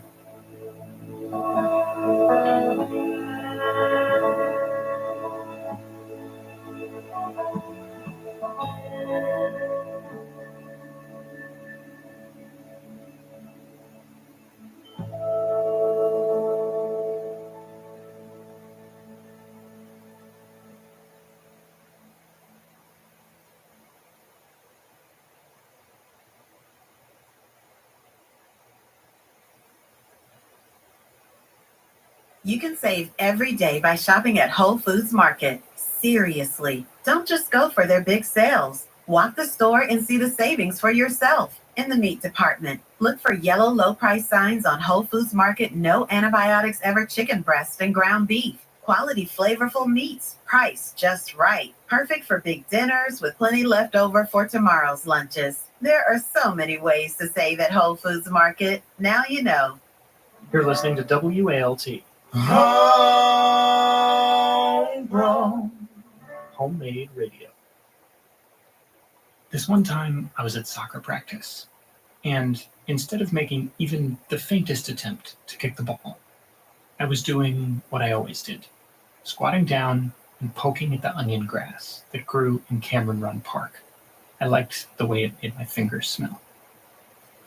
And on this particular night, gleaming under the streetlights, partially obscured by the fragrant stems, I found something bizarre.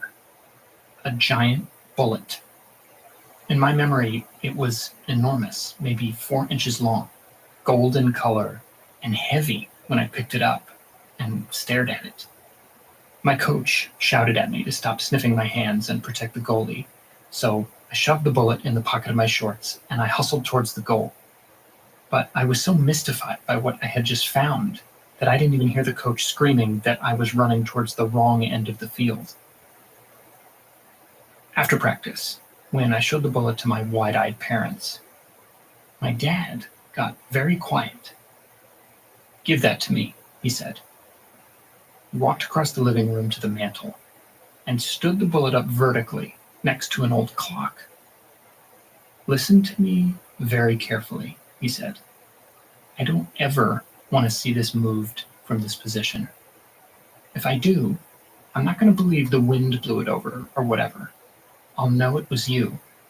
You are not to touch it ever again. Got it?" I got it.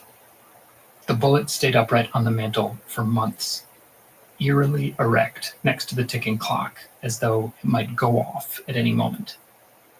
After a while, we were packing up for a trip to visit my grandparents, and my father announced that he'd be giving the bullet to my uncle, who was a hunter, so that he could either use it responsibly or get rid of it. I watched my dad carefully wrap the bullet in tissue paper and bury it at the bottom of a box, and I never saw it again.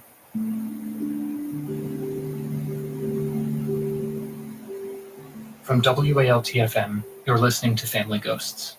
I'm Sam Dingman. And many years after this incident, I would learn that my Uncle Dick, one of my dad's other brothers, had taken his own life with a hunting rifle when my father was just a kid. And when I first heard that story, I thought about the bullet and how even though as a kid I had no idea what it represented, I knew that it had this aura, a power that I was old enough to feel, but too young to understand.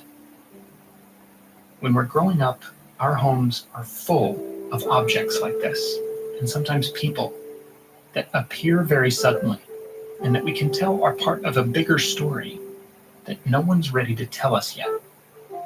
And then, just as quickly as they materialize and turn our worlds upside down, they vanish, leaving us with questions that linger for years. On the show today, you're going to hear a story from Mary Terrier about this very phenomenon. She sat at the table, tracing her jeweled nails around water rings, and asked for Gatorade powder to mix with her whiskey. Part of a Kool-Aid pouch and some sugar would work too, she said. That's coming up after the break. Stay tuned.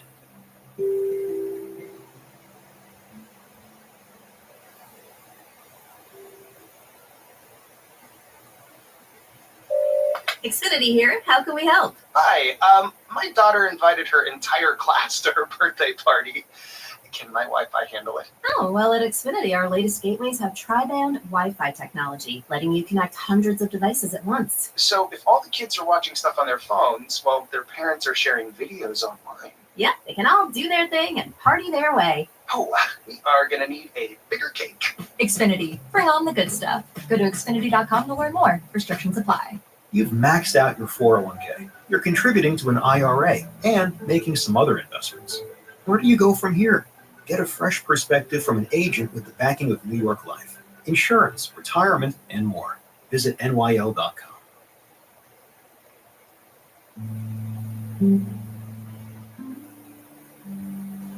The month after our mother died, our father began bringing women home. It felt like a behind-her-back kind of operation.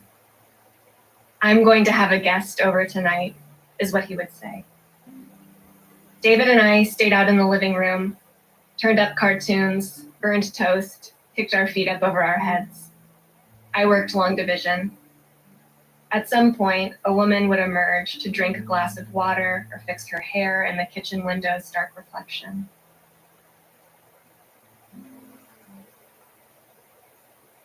The guests left behind nubs of lipstick in gold tubes and leftover food, paper pouches of cold French fries, chicken legs, and clamshell styrofoam boxes. They left tampons blooming through toilet paper in the trash can, like tiny mice they'd killed, the cottontails pink with blood. I guess when you think about it, everything we do is behind the backs of the dead. I imagined the doctors had removed my mother's sick breasts in one clean cut, still lovely things I could slip into a bra and strap to my chest. I didn't want the illness, just the shape. If my mother's body could no longer be my mother's, maybe it could be mine. I didn't tell the grief counselor this because she would have said it was normal. This was her favorite word. It made me want to flush the toilet 3 times. It made me want to take the pictures of Greece off the walls of her dim office and bring them home and give them as gifts to Dad's guests. It's not normal to lose your mother when you're 11.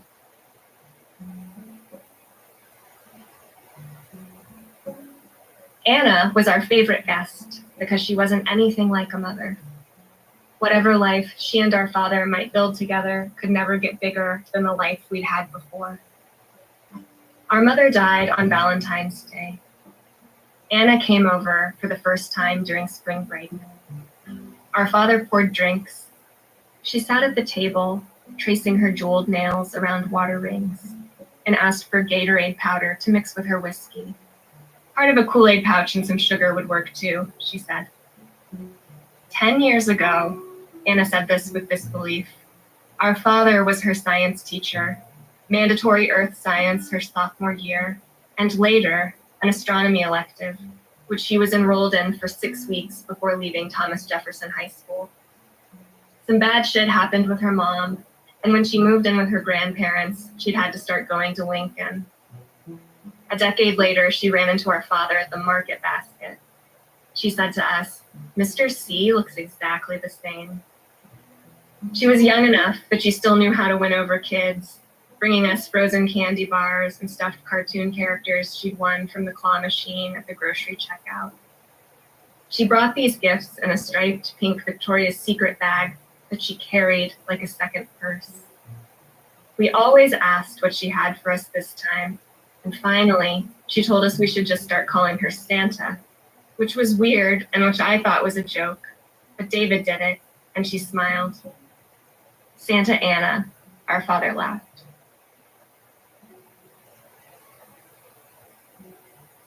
In April, Anna volunteered to watch us after school while our father supervised extra credit lab work. When we got home, Anna was at the kitchen table, glossing her lips, watching the local news. She said, "Seriously, how hot is the evening weatherman?" and blinked against the brush of her mascara. I asked how she applied her makeup so perfectly without a mirror. I just know my face really well. Anna traded the mascara for a pen. She shuffled job applications, brought all of her dark hair over one shoulder. She skipped over the sections she didn't like. List all relevant experience, provide 3 references. What positive attributes will you bring to our team? Fuck these things, said Anna. She filled out her name, address, and phone number at the top of each application, and then moved on to the next one. Anna gave us tattoos. She drew a smiling cat on my bicep. She gave a marker to David, who drew a happy face on his stomach, using his nipples as the eyes. Anna drew a heart on her knee. She shook her accumulation of keys. This was what being an adult meant to me. Anna had the keys to our house, the keys to her grandparents' house, the key to the equipment room and the high school gym. She was the assistant volleyball coach. One key she wore on a silver chain around her neck. She brought it to her mouth and dropped it between her breasts. Anna made dinner when David said it must be time. She stirred a stick of butter into the macaroni and wrapped our bowls in aluminum foil before spooning in the noodles. A good trick, she said, because no one would have to wash dishes. Anna collapsed onto the sagging couch. David ate lying on the floor, balancing the silver bowl on his stomach. Anna balled up her foil and threw it to me, muted the TV, and told us that everyone has a worst year of their life, and everyone has a best year. You only get one of each. It is very, very common, she said, more common than anyone understands until it happens to them, that the best year becomes the worst year, that the best year and the worst year are the same. Anna said, someday you wake up and know they'll be terrible. I know. Wrong side of the bed, that shit. Sometimes you have a whole year of days like that, but that definitely won't be the worst year. No way.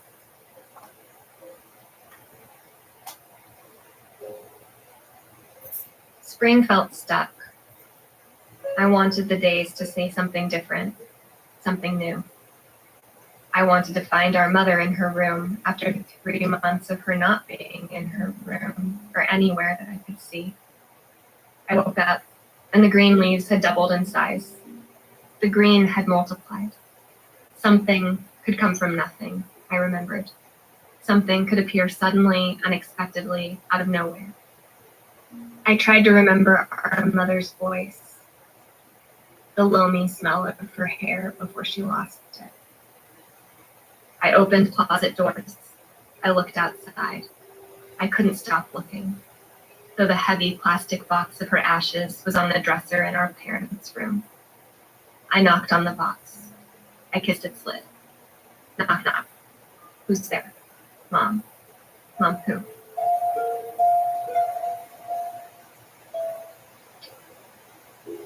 Anna came over in a blazer.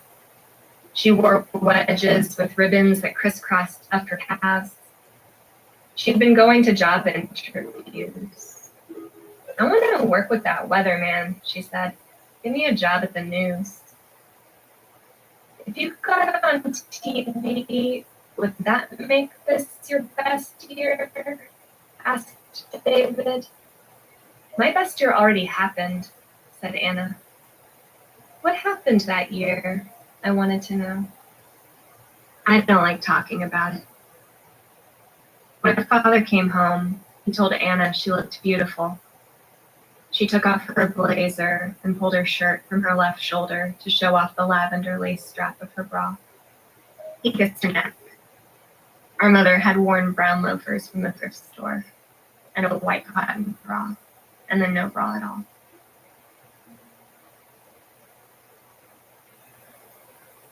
Our father taught summer school. Anna was cheaper than him. She wanted to give us everything she ever wanted as a child, everything that had been forbidden, too expensive. Long afternoons at the theme park, horror movies, gum. When we got ice cream or Coke, Anna said, go ahead and get a large. David said, I like when Anna's in charge. Anna's favorite thing to say was, let's get out of here. She was fun, the kind of mother we might have said we wanted before our own mother was gone. Anna drove us out to the beach.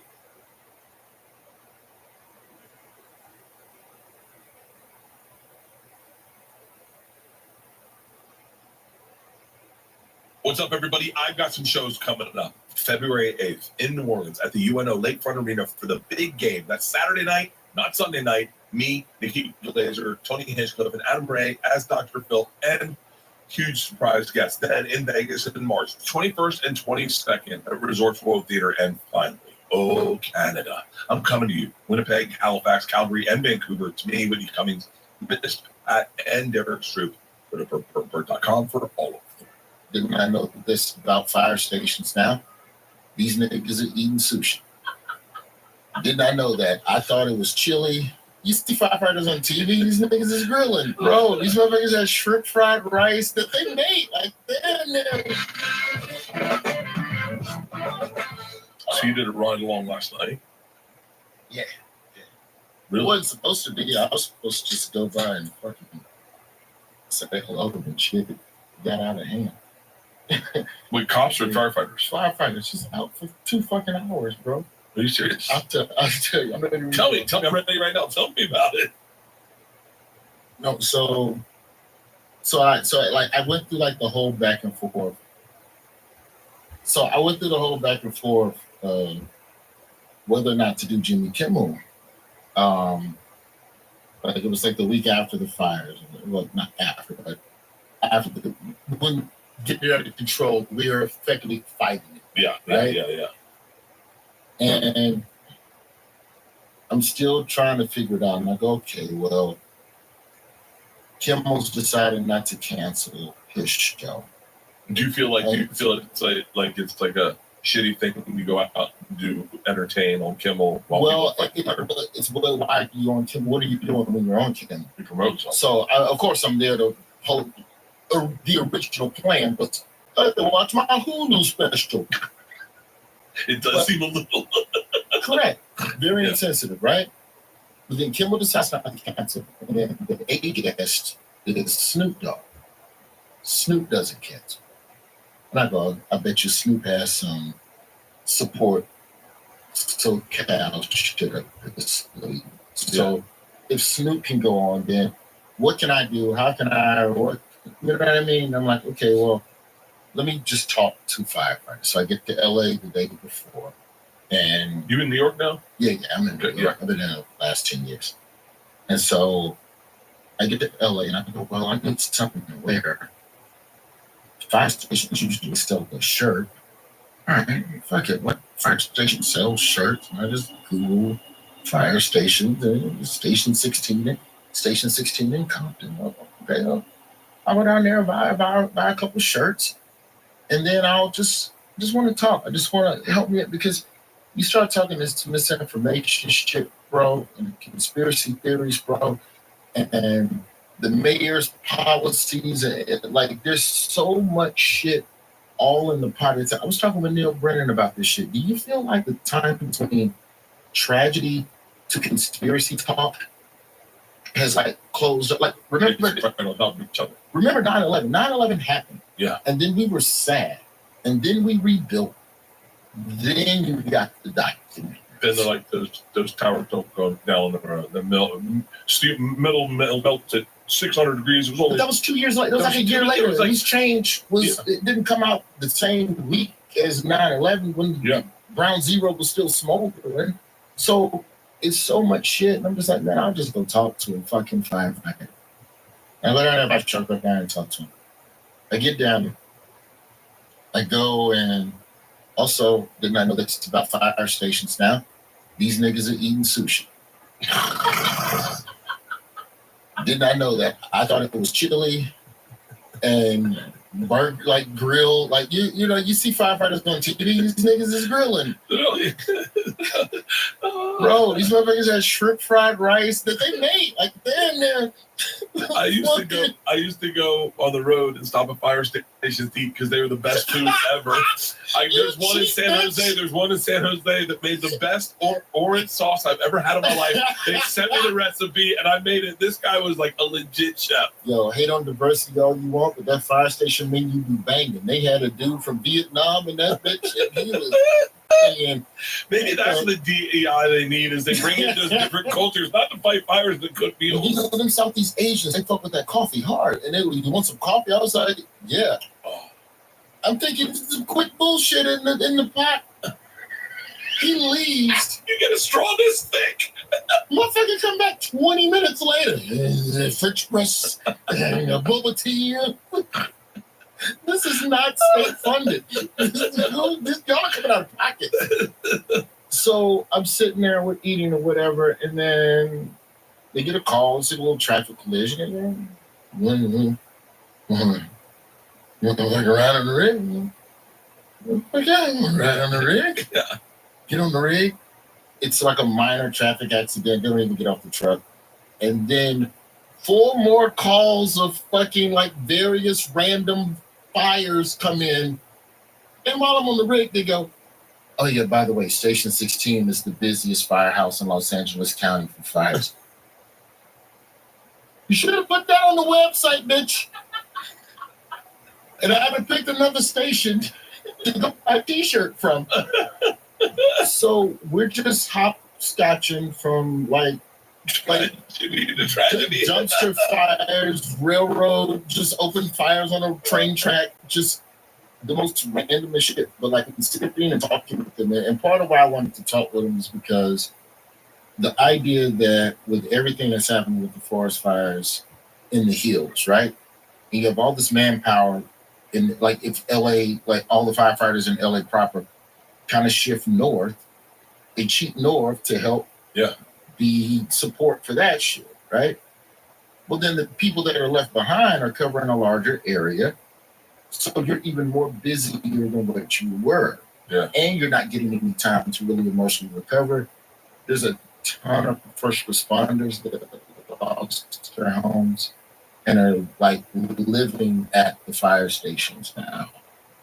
And most of them are already on call 24 hours time anyway, to the point where you don't go home. When your shift is over, you still stay here.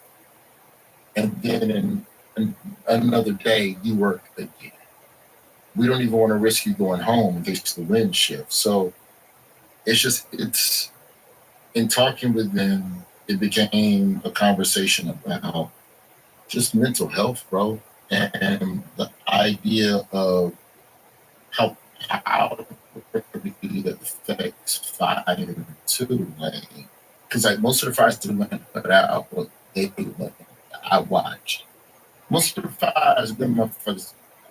Most of the fires I observed. You almost got into some Brian Williams shit. We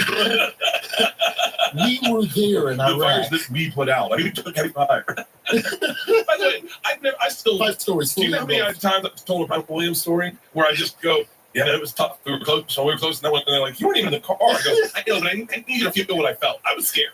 I got one U.S. story like that with Steve Byrne when we were in a Chinook, and then we like landed on a roof and back there. And we were like, by the time we got back to America, it was fire. They had a lock on us, and we fucking jinxed to the right, and the missile. So like, but like most of the fires we were putting out were just homeless people, drug addicts who were trying to get copper wiring, and like copper could be insulated with something, or was it insulation or whatever? So they burn off the insulation off the wiring to just have the wiring, because the recycle centers won't take it all the bullshit on it. So a lot of it is just people trying to get money. And you start a dumpster fire to burn all of this copper, to burn the shit off the copper.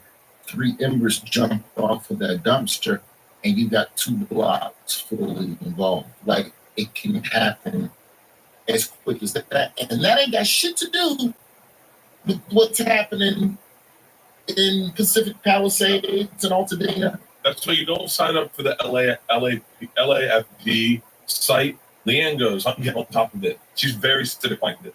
She goes, I'm not even the watch duty, that's one, but I'm going LAFD. And then all of a sudden she's like, holy shit, there's 5 fires. And I go, yeah, there's also fires. There's also like the regular shit. There's regular fires all the time. It doesn't mean it's part of the wildfires. So like a second alarm fire, the response time on that right now is going to take long. And that's just, I mean, and I'm joking, but I mean, we were supposed to go out for one run, and we were out for like almost 2 hours. And I've had some of the guys were telling me how they've been on 20-hour runs and never seen the firehouse. You pull up, and then the fucking bell goes off, and you're gone. And it's just hit after hit after hit. And if you're lucky, you get to stop at a fucking Wendy's between calls or some shit. It's a crazy job, bro. It's just a crazy job. The only other fire department I've ever had like any like real in-depth conversations with is back in Birmingham. It's a totally different situation because like Birmingham is 70% black, middle to lower middle class. There's affluent neighborhoods, but for the most part, if you got money in Birmingham, you go to suburbs. So if you're a firefighter in the hood, most firefighters started in Birmingham City, and then after a year of experience, you're eligible to go to a suburb. It's a 40% pay bump.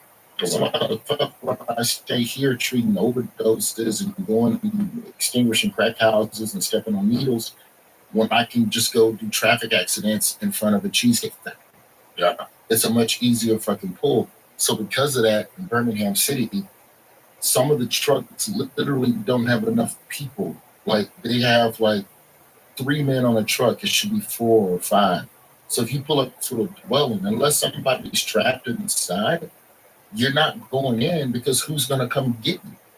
Yeah. If it's 2 men in and it's just one motherfucker out front running the faucet, that's the professional firefighting term. Righty-tighty. Turn the faucet on, nigga. We inside. Nigga water. So like 2 in and 2 out. So they would have to like get another firehouse to show up back up. So the tactics of firefighting are just handcuffed because of the lack of manpower in some cities, and I'm not sure if it's LA City or LA County where they have more men but not enough trucks. There's 100. I mean, Here's where conspiracy theory. This is what. So I had a little come to Jesus the other day. I'm on the bus and I'm in a group. I have a diverse group of friends, but they all believe in like they're all kind of down one path, right? They're all down the path of like the text I guess said, "Do you see this trans this trans kickboxer beat the fuck out of this woman? We got to stop this." Did you see this? Did you see the big one I got was look at the lesbians that are running the fire station. Correct. This is what's wrong with our country. He says she can't carry a man out of the fire. That woman should never have said that. That woman. That woman fucked up. That woman fucked up. That was the dumbest thing. Well, listen, I just would say to your husband, you got yourself in the wrong place. Say you try your best to try really hard. I saw something online where it showed it. I sent it to my mom how to get a man off the ground if you're not strong. You like lay next to them, slide their leg over you, roll. Oh yeah, I saw that. But here's the thing that bums me out. Like, I get these texts and like let's just call them my friends. Girl. I get these texts about the 3 lesbian firefighters, and I do what most of America does. I see that and I go, God damn it! I want a grizzled motherfucker. I want a guy who fucking curses at a press conference. I want a Mexican guy. I really want a Mexican dude. Over a big white guy? Yeah, Mexican firefighters are the best. I don't know. I mean, I grew up in Birmingham at the time, but there was only like 4 Mexicans, and we didn't get Mexicans till Atlanta Olympics. But I want a motherfucker like you. I want someone like me that couldn't go to college, not smart enough to go to college, not smart enough to start a landscaping business, but he's smart enough to put out a fire. Yeah. I want a dude who kicks the door and says, "It's gonna be okay," and you believe him. When we first had kids, I remember thinking it can't get any worse traveling with children. Then I traveled with children to go skiing. Trust me, that is the worst. You got to travel with. I travel with my snowboard, my boots, my helmets, my gear. It's such a pain in the ass, and especially if you want to make a couple trips, like Thanksgiving, you go home to see your family, and then you guys want to tag on a ski trip. Dude, thank God we have ship skis. You can now skip airport stress and costly airline fees with complimentary insurance, real-time tracking, dedicated support, and on-time delivery. Ship Skis takes your skis and sends it to your location for you, where you meet up with your skis, and boom, you're done. Just schedule your shipment, attach your label, and Ship Skis handles the rest, delivering your gear directly to your destination. And if I'm not mistaken, Ship Skis ships to 180 countries for hassle-free, gear-free journeys. I'll tell you right now, Ship Skis is offering our listeners 20% off your first shipment when you go to shipskis.com and use code BIRDCAST. Go to shipskis.com and use code BIRDCAST to get 20% off your first shipment and save yourself the hassle this ski season. That is shipskis.com, and make sure to use code BIRDCAST so that they know that I sent you. Dude, I have to tell you this game-changing product that I use every night when I go out to drink. It's called Pre-Alcohol. Z-Biotics Pre-Alcohol Probiotic Drink is the world's first genetically engineered probiotic. It was invented by PhD scientists to tackle rough mornings after drinking. Here's how it works. When you drink, alcohol gets converted into toxic byproducts in your gut. It's this byproduct, not dehydration. It is this byproduct that is to blame for your next rough day. The pre-alcohol produces an enzyme to break down the byproduct, so while you sleep, you feel awesome. Just remember, this is all you got to do. Make pre-alcohol your first drink of the night. Drink responsibly, right? Like we all do. And you will feel your best tomorrow. I did it all through the holidays. Now it's like a go-to. I have to also say, my bathroom cycles the next morning are. Go to zbiotics.com/birdcast to learn more and get 15% off your first order. when you use Birdcast at checkout. That's ZBiotics, and it's backed with 100% money back guarantee. So if you're unsatisfied for any reason, they're going to refund your money, no questions asked. Remember, head to zbiotics.com/Birdcast and use code Birdcast at checkout for 15% off. But here's what killed me is, so then I listened to this podcast, and I don't know how I got sent. It's called All In. It's 4 tech guys, 4 tech guys that are like, they are angel investors. They're really smart. They're not really politically associated with any leaning, but they're really smart, and they're tech. And for them, it's all about the logic. Just logic. Okay. And then one guy goes, "Hang on, this woman, Kristen, whatever, running LA, the fire chief, she's like fucking legit. But for her job, what she does, she runs the fire department. She lit up caravans, and she like scored in the top." Out of 1,800 people, she had one of the top 16 scores. But she's apparently and she apparently earned the position. What happens to me is that all that gets lost in the clickbait narrative of outrage. And I said myself, I'm offline because I don't know. Like, I'm really excited to talk to you. I know you're someone who pays attention to what really is happening. You're not someone that gets outraged by the left, outraged by the right. You're kind of like pretty grounded and informed. Yeah, and that's what it was. It's like, okay, well, if I'm going to do Kimmel, I'm not from California. So let me go talk to firefighters, see what's going on, and then use that, and then just create a conversation. Let me put, as best I can, some pure information out to the world. I think, with the fire chief shit, like with her, we also boil it down to, can you still do the job? Yeah.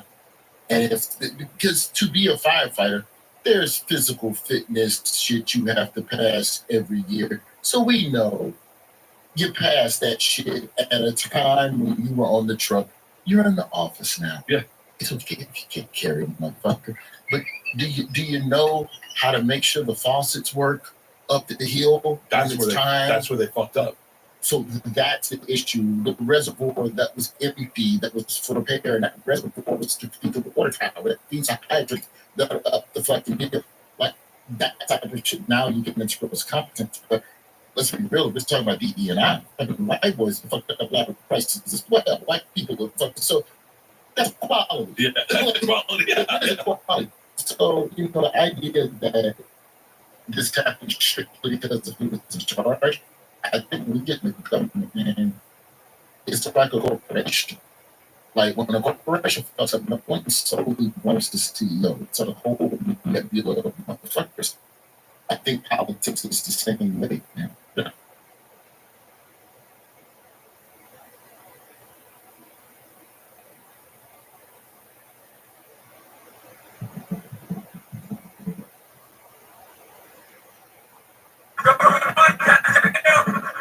Okay. Experience.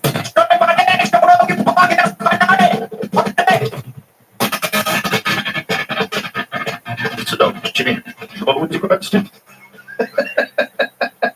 It was 2 Lex, but it was really like, I wouldn't know. Hardcore science question. Yeah.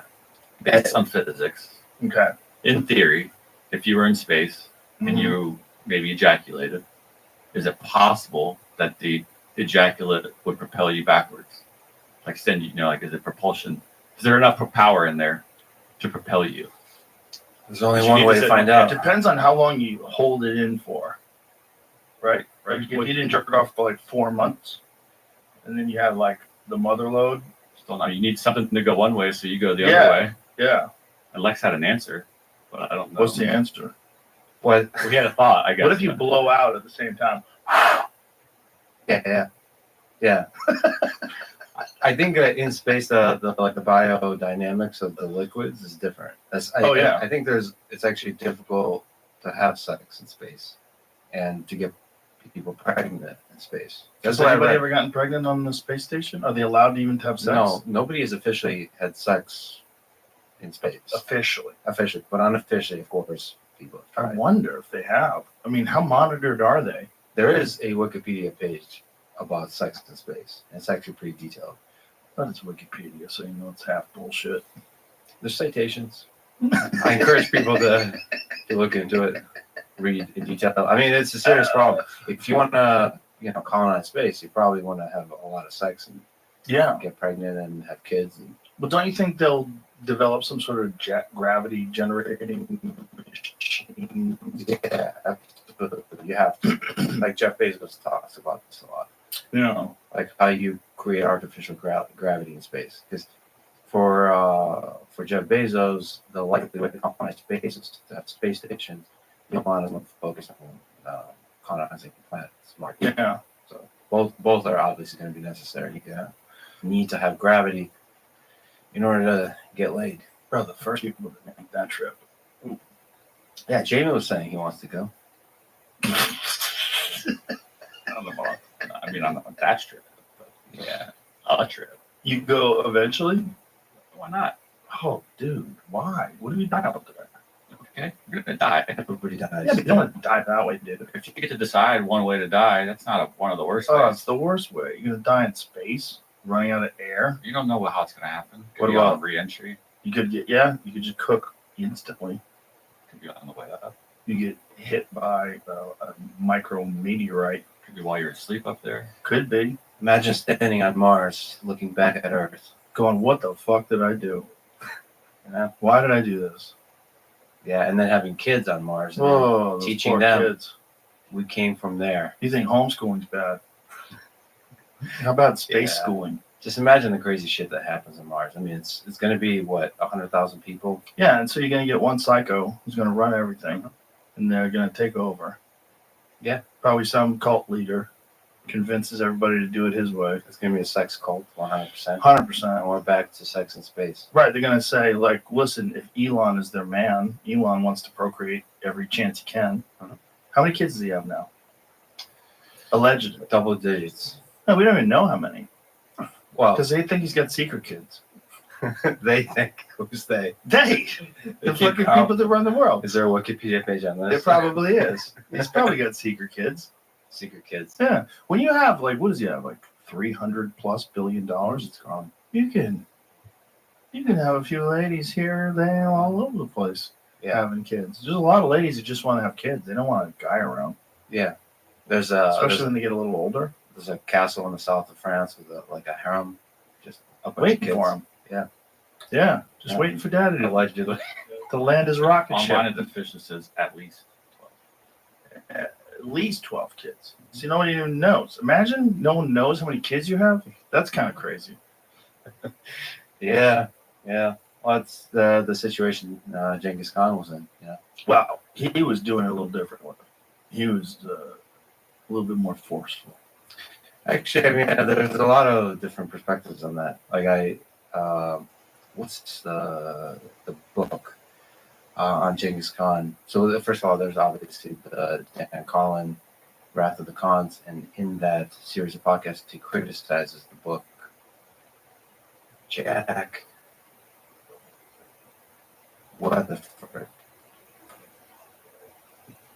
Genghis Khan and the making of the modern world. The Mongols and making the modern world. Yeah, so that's the now. There it is. Nice. That is one of the things that Dan Carlin talks about. That when enough time has passed, that they sort of look at these marauders and murderers in a different light and saying, "Oh, he opened up trade to the east." Sure. Also, killed 10% of the population of Earth, lit people on fire, and launched them on catapults onto thatched roofs. Well, I think actually Dan Carlin makes a really good point. How long do you wait until that you could tell these kinds of stories about Hitler? I think that's the right. example. Yes, that's what he uses. But you want to be historically accurate here, and Genghis Khan. There's a lot of different perspectives, including opening up trade, and including what was the protocol based on which he was doing the murdering. So it was very clear before the invasion. He always said, you can surrender, and then we would not murder anybody. You just have to follow the law. And the law was very, very sort of clear, and it's basically enforcing a law of the land, the free trade, free practice of religion, and you have to pay taxes instead of to your king. You have to pay taxes to the Mongol Empire. But did they really say we won't kill anyone? Yes, 100%. That's they followed that, and this is very well documented. Really? Yes. So everybody could have just laid down, and 10% of the world's population wouldn't be dead.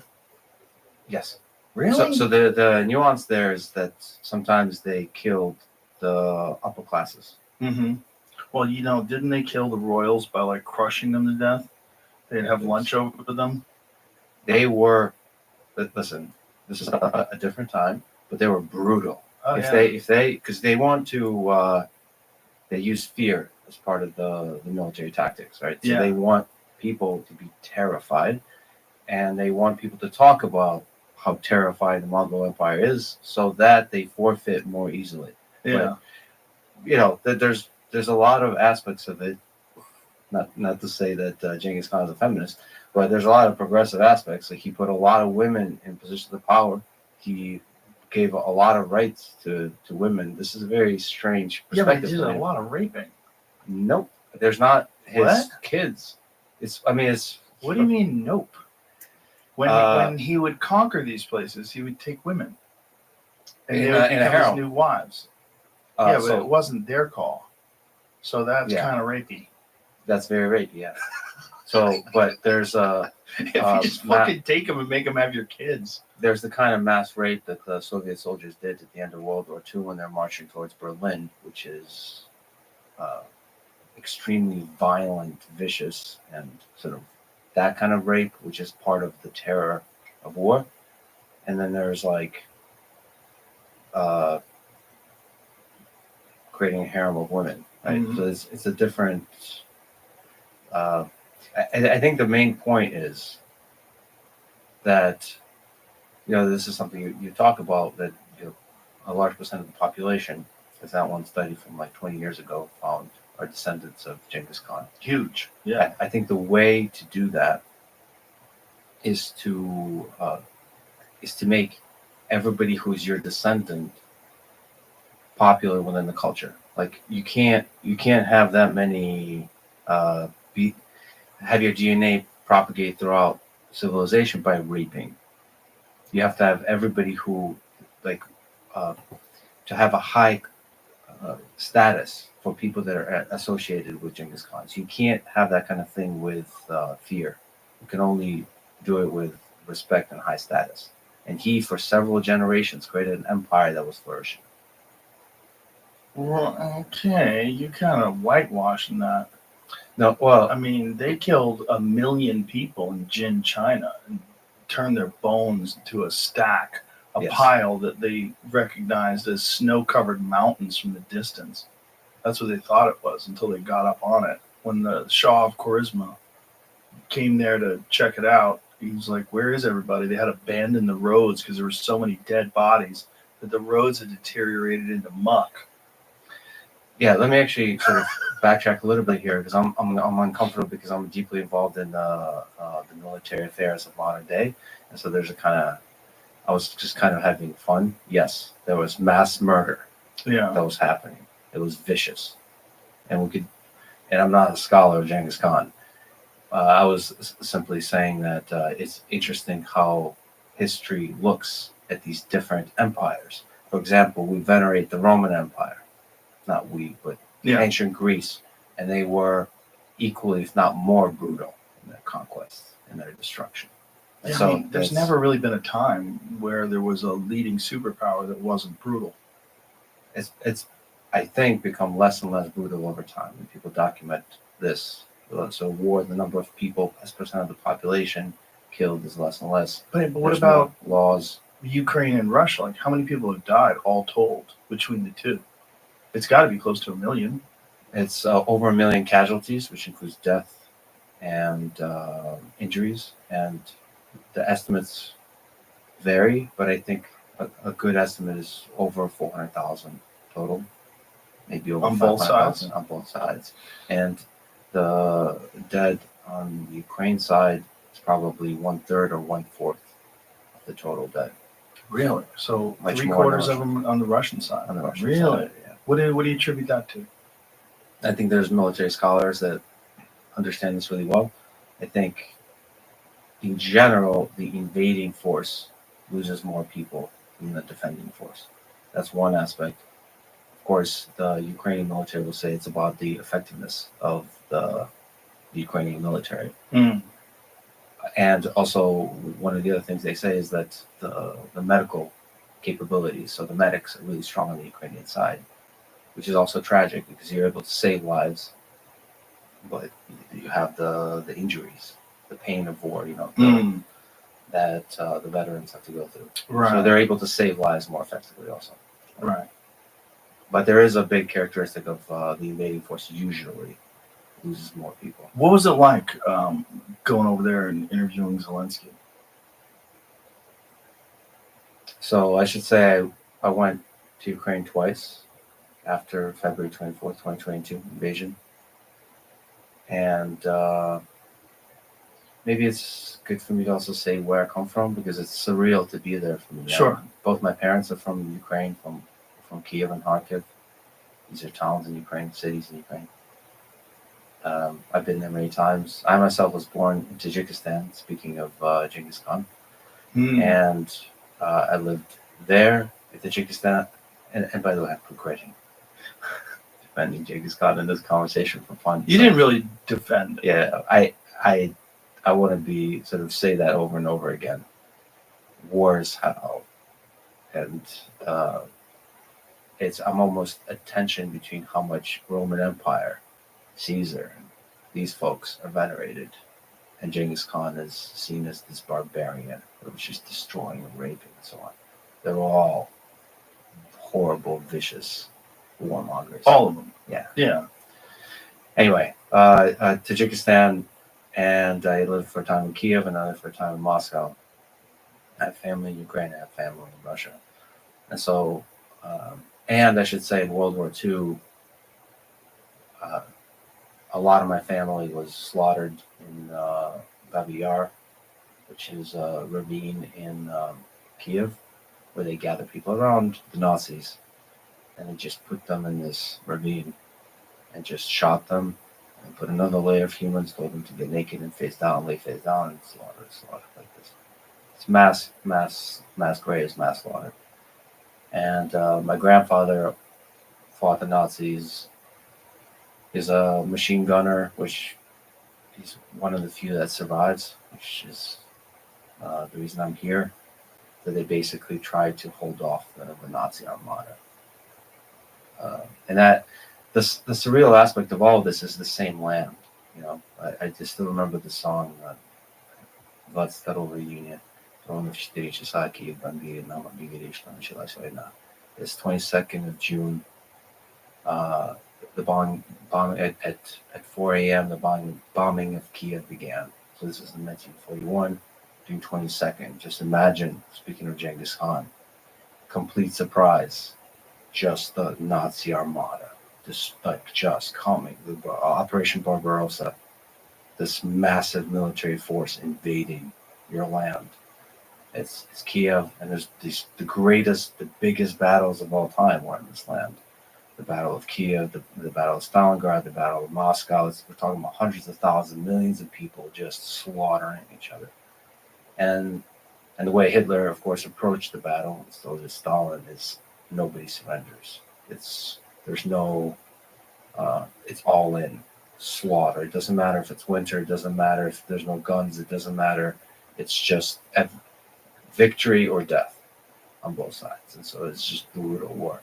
And so this is the land, right? This is, and I have, for a lot of people in this land, this history is part of them. It's part of their blood. They remember these struggles. They remember this political, this geopolitical, this military, this social. This is real. This is like, imagine it's recent. Imagine the United States living maybe a few decades after the Civil War. You remember. You remember you have relatives that died. You remember the real hatred, the real tensions, the real battle. So yeah, it was surreal to be back there, and to try to do what I was doing, which is to push for peace. Since there's probably a lot to say about this war, I should say that I interviewed Vladimir Zelensky, and I will be traveling to Russia to interview Vladimir Putin. And I'm aware of the risks. I accept the risks, and the goal, the mission, is to just push for peace, to do my small part in pushing for peace, and that's what I was trying to do in this conversation. And it required just a huge amount of preparation. For people who don't know, maybe I'll lay out where there was opportunities for peace. So since the beginning of the war, February 24th, 2022, I think there was 3 moments to make peace. From the perspective of Ukraine, you want to make peace from strength. So when you're in a position of strength. The first time to make peace was March and April of 2022, when the Ukrainian forces were able to successfully defend the north, defend Kiev. There was this huge optimism, this belief that we're pushed back this gigantic Russian military. That's a place for leverage and the confidence both of the U.S. funding, the European militaries, and the Ukrainian military that we can win this. This is when you make peace, when there is a perception and a reality of strength. The second time was in the fall of 2022, when there was a successful counteroffensive by the Ukrainian forces that recaptured Kharkiv and Kherson. This is the south and the east of Ukraine. And there was this real sense that we could, that the Ukrainian forces could defeat the Russian forces. Huge optimism. A lot of pressure from the U.S. to make peace then. This is the strength and perhaps the weakness of Volodymyr Zelensky, who I do think is a historic figure and a great leader, is that he, one, deeply emotionally feels the suffering of the people and the loss that war creates. And he single-handedly has to unite the nation and carry the will of a people and the morale of a people, has to lift the morale of the people. And that kind of man struggles to make peace because he understands, he wants justice, not peace. And so from a position of strength there, he wants to go further, recapture all of the land that he sees belongs to Ukraine. That's exactly when you make peace.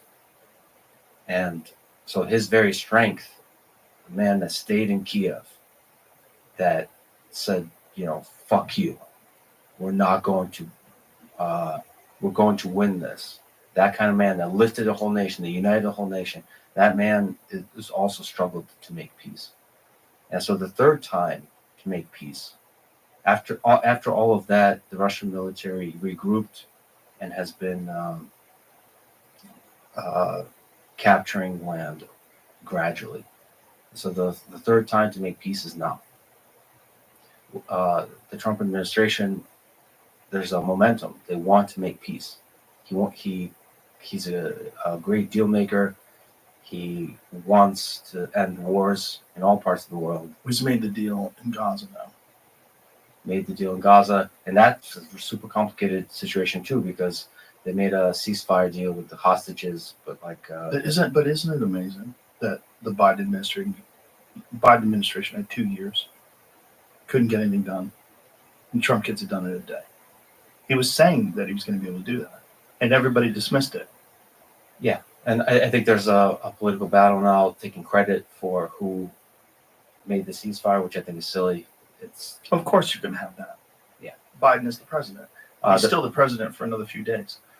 The point is, with Donald Trump, there's a real will and a momentum to make peace. There's a respect, there's a fear, there's, whatever you think about Donald Trump, he is this person that world leaders respect in the full meaning of the word respect. Not like admire, but fear. I think both Zelensky and Putin fear Donald Trump. and that's a great person to then make peace because he has the lever. All of them believe, Putin and Zelensky, that Trump can do some crazy shit. And he probably would, but he doesn't want to. Right, This he is doesn't the want to. difference. And That's a very unique position that he's in, where they're afraid of him, but yet he wants peace. Exactly. You know. And so this is the time. And if you don't make peace now, what's going to happen is the funding from U.S. and the support from U.S. is going to dwindle gradually. And Putin is willing and able to just wait and to let the war continue for months and for years. And meanwhile, people are dying every single day. Yeah. Thousands of people. And what's horrible about this war too is there's GoPro footage. There's a lot of cell phone footage. There's a lot of GoPro footage. I've watched too much of it, unfortunately. But it's rough, man. It's a horrible war, and it's a war that's so confusing over here, for especially to the uninitiated. For the people that are just like kind of reading the newspaper and getting it's a sort of a cursory understanding of what happened. Russia invaded. Why? What did they do?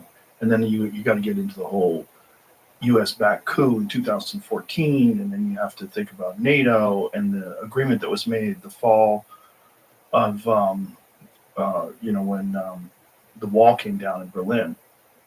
The agreement that NATO would not push forth and move closer to Russia, which they violated over and over and over again.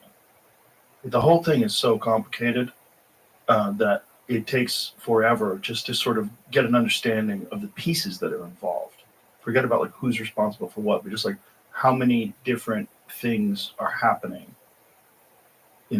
simultaneously that are forcing Putin's hand, now Zelensky's hand, and it's just to be on this side of the world watching it take place. It's almost unbelievable. It's so hard to believe that Russia and Ukraine, which were both a part of the Soviet Union, just not that long ago, while during my lifetime, now they're at war.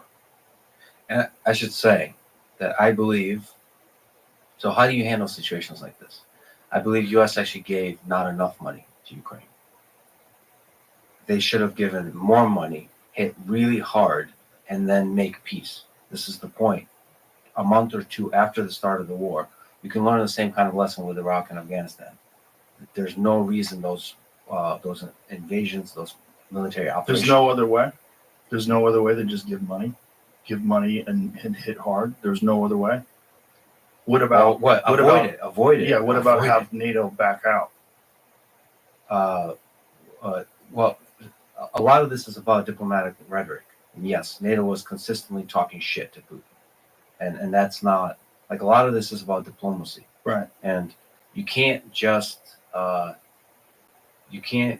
pressure with words. I mean, for some people, it seems almost silly that you need to show respect to world leaders, but there needs to be shown real respect. Putin has laid out the interest of the Russian Federation. He said he's been very clear about what the interests are. They want their security to be respected. They want their nation to be respected. He's very clear, and simply at the negotiation table, he just needs to be respected. Like his perspective needs to be understood and heard. You can't just say Putin is evil, bad guy, authoritarian, hates freedom. We need to destroy him. This whole vibe and energy you come, this idealistic sense that you bring to the table. You have to respect leaders. You have to respect Xi Jinping. You have to respect Putin when you're at the negotiation table. Not when you're on Twitter and X or talking shit or historians or activists. Fine, you can criticize as much as you want, as vicious as you want. You can mock. Artists can mock as much as they want. Comedians, doesn't matter. When you're a world leader and you come to the table, you have to show respect. You have to treat other world leaders, as funny as it is to say, the way you want to be treated, with respect. It's not funny at all. Yeah, makes sense. And if you want to get things done. If you want to get things done, and more importantly, if you want in this war for the death to end, one of the things I kept pushing in an almost childlike way with Zelensky is getting him to open himself up for peace, because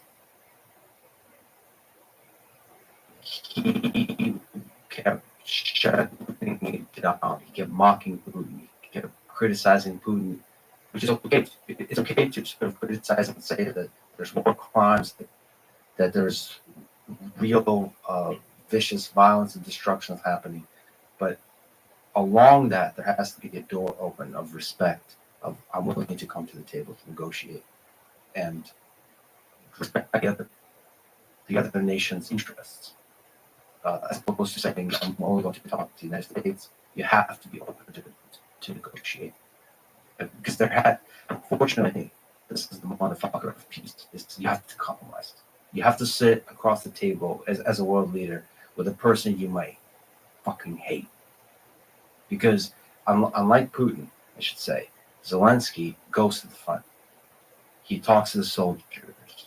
He sees the dead bodies. He talks to the civilians, the mothers that lost their children, the wives that lost their husband, right? This person who's an empath, who's an emotional being, he's wearing all that in his mind. Like, there's a real pain there. Like, he's tormented by this. If you're a leader, you have to put all that aside, and you have to sit and save your nation by compromising. That's it. And that's the hard thing of it, especially now there's an opportunity where the Trump figure rolls in who wants to make peace. You have to use this opportunity. Yeah. And it's tough. It's very, very tough. Yeah. You're putting it mildly. Very tough. What do you think Trump can do now? When he gets what could possibly, if Zelensky wants victory, they want revenge, what can Trump do to sort of like bring peace to the table?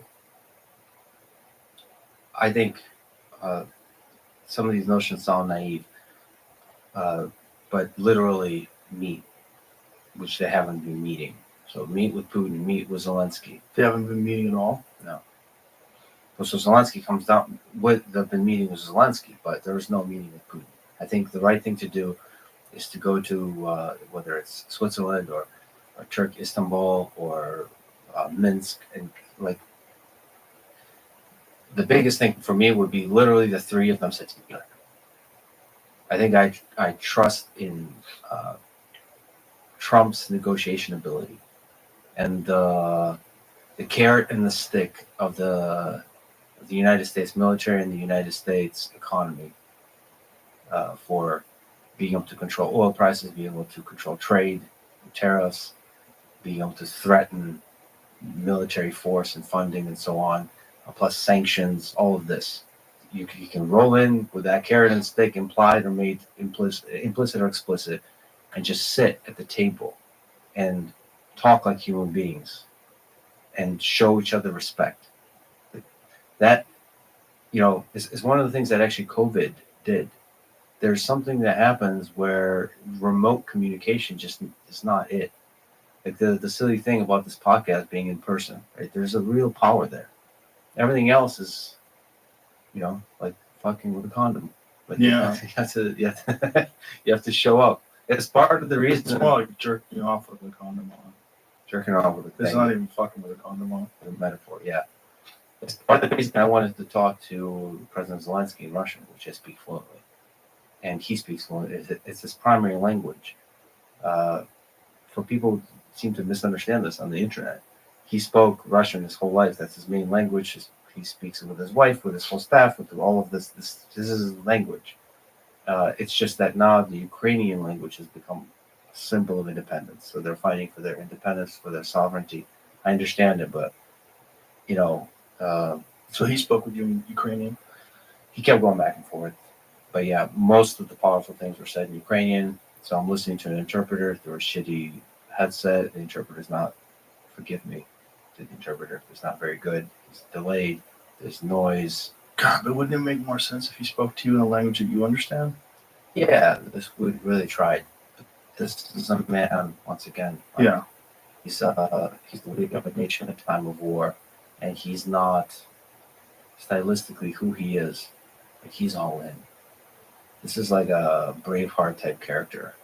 Playoffs. We're talking about playoffs? You bet we are. Get in on the action with DraftKings Sportsbook, an official sports betting partner of the NFL. Scoring touchdowns is key to winning the playoffs, and you can score big by betting on them at DraftKings, the #1 place to bet touchdowns.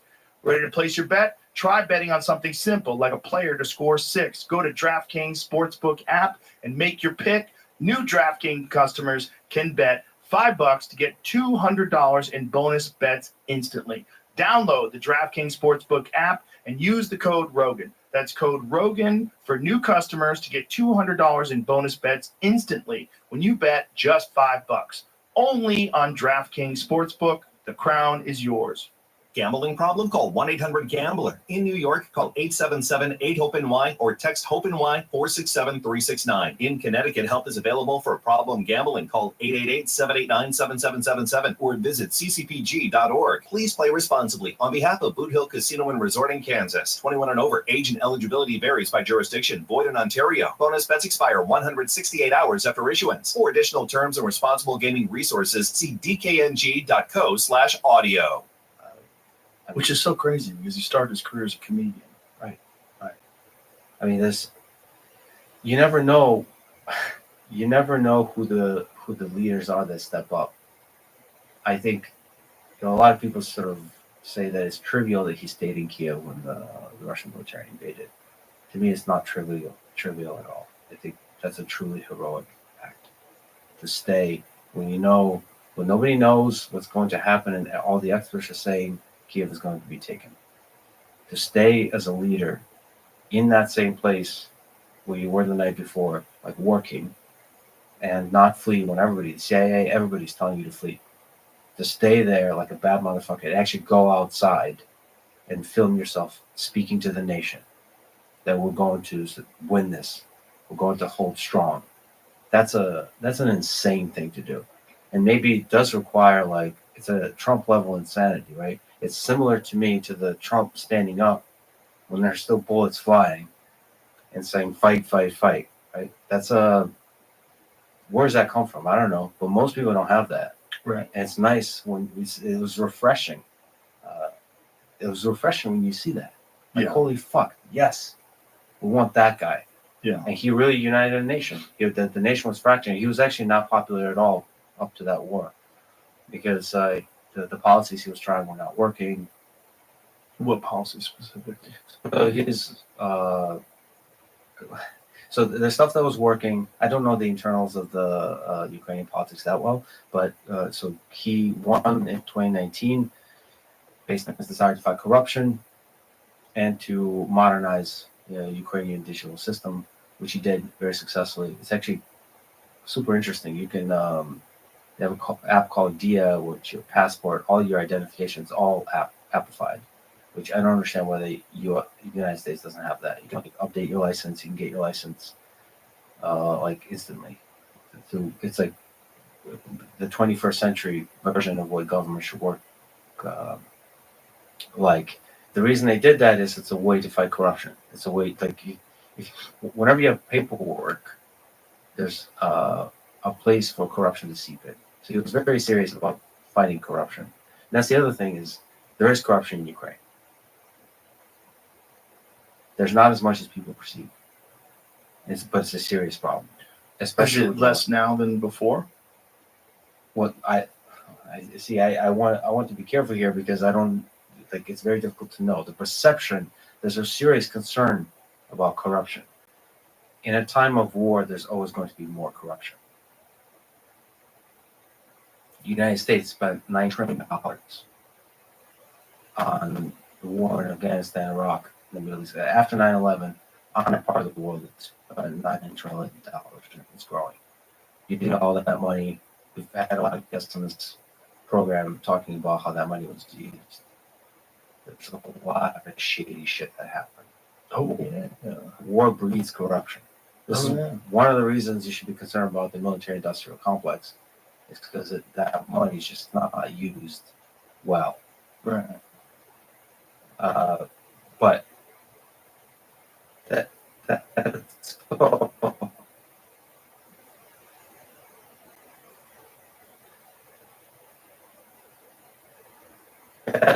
the discussion. The reality of corruption in Ukraine is it should be dealt with after you make peace. All the problems, the elections were suspended, the ideas of the democracy. There's censorship in Ukraine now. All of those ideas all of those things cannot be fixed until the war is ended. The reason there is censorship now in Ukraine is because it's a war. Like you can't. The ideas of democracy, in part, have to be suspended during a war to effectively fight that war. This is the whole idea of martial law. The United States has this. You don't fuck around. You have to win the war. When your land is invaded, you have to.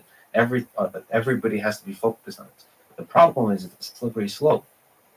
When all the media channels are being controlled, and the president and everybody is so invested in quote unquote winning the war, then where are the critical voices that say we need peace? Right? They're coming from the outside, but you need that. The thing is, it's a really complicated tension, right? You don't during the war with martial law, you do want to suspend elections potentially. It's a really difficult trade-off. The United States has the same thing. If we were to be invaded, I don't know, by a coup, this is not, if Canada invaded, I don't want to make a joke out of this, but there's going to be a more, yeah, a quick fight. Yeah, exactly. Well, like there would be a martial law where elections would be delayed or suspended and so on.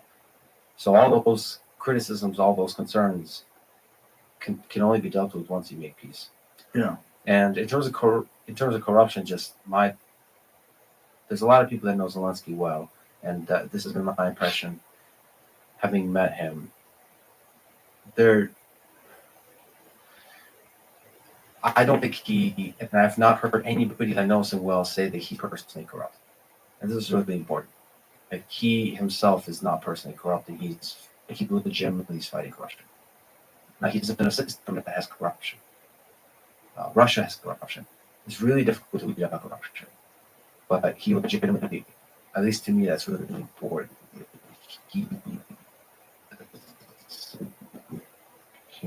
beating, and people are really close around him, like really close. That's corruption starts to seep in, of course, when you go further out. But in that direct human being, that he is not personally corrupt. He financially speaking, he singularly believes in the idea of Ukraine as a sovereign nation, and he's willing to die for that idea. That is his strength, and that is also his weakness. One, it's hard to make peace. When you are preparing to do something like this, and you are, you're doing your research, you're getting ready to go do it, what are your concerns other than your own physical safety, of course? But like, what is your, like, ultimately, what's your concerns? What are your goals when you're setting out to do this? This is very different than any other kind of podcast interview.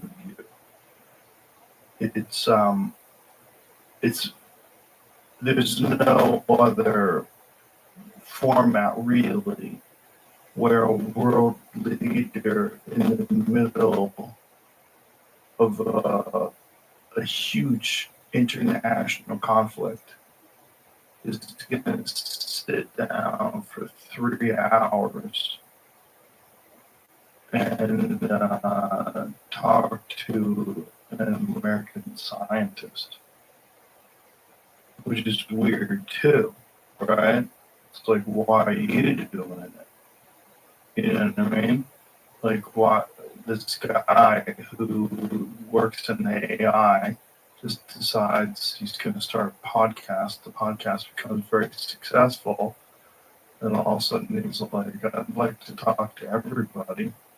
I'd like to go over and talk to Zelensky and talk to Putin. And everybody's like, why you? What the fuck are you doing? So you get a lot of that. Yeah. And then unfortunately for you, you read the comments. So you get sucked into all that negativity. Yeah, there's a lot to say there. First of all, in the comments side, I always have a little Joe Rogan on my shows. Don't read the comments.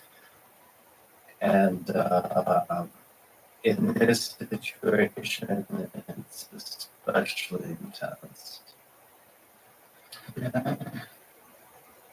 I should say, like, privately, after the conversation with Zelensky, every single person that knows the situation well and knows me personally has written to me, and it's all been really positive, like really positive, almost like in the desert wanting water positive, because there's a lot of voices that are afraid to speak that want peace. Sure. But online, this is something we talked about a little bit. There's just like these like swarms of people that are like not even necessarily people. That's I don't want to sort of go too far in that territory, assuming that anybody who criticizes me is a bot. No, but there is I'm not saying that, but there's an enormous element of that that's real. Whether it's bots or whether it's hired people, hate propagandists, the conversation is not a pure conversation between people expressing their ideas. There's a lot of propaganda online, and it's very confusing to try to discern what the percentage is. You know, we've talked about this a bunch of times on the podcast, but there was a former FBI analyst who estimated that it's on Twitter alone. This is before the purchase. He believed it was around 80%. So 80% fake accounts, 80%, not just propaganda, like government propaganda, but most certainly corporations are hiring people to do similar things. I'm sure there's companies that will do that for public figures, actors, you know, people that are involved in conflict. That this is part of the Blake Lively dispute, is that she's accusing that Justin Baldoni actor of an organized attack on her, which is probably what it feels like anyway when you're involved in something on social media. Like, oh my God, this is organized, where they're attacking you. But it's a very confusing landscape. Ideally, what we would want with social media is different people, informed and uninformed, but at least expressing their ideas on things and exchanging information back and forth and talking. It's not the whole story, though. There's a lot of other players involved that are not real. There's AI for sure. There's definitely large language models that are involved in this back and forth with, you know, automation, and you know, they look out for certain code words, and these accounts attack certain ideas. So it's hard to know like what the actual will of the people is. Yeah, I mean, it's definitely true. And I've seen a lot of evidence to this, that there's Ukrainian bot farms and Russian bot farms. Have you spoke to Elon about this? About bot farms? Yeah, because like he knows a lot more now, of course, right? Because there was the big concern when he was buying Twitter. They were trying to say that it was 5%, it was 5% bots. And they were doing that in an extremely low sample size. They were doing it off of 100 people. So they got 100 people, and out of those 100 people, 5 of them they determined were bots. And so they went with 5%, which is just ridiculous. You know, you're dealing with how many people are on Twitter every day. Like, what's the total Twitter audience? It's not as big as Facebook, right? Facebook is 3.2 billion worldwide, which is unbelievable. I think X has a small number, but very influential and Very. very active. Yeah. Very active, very influential.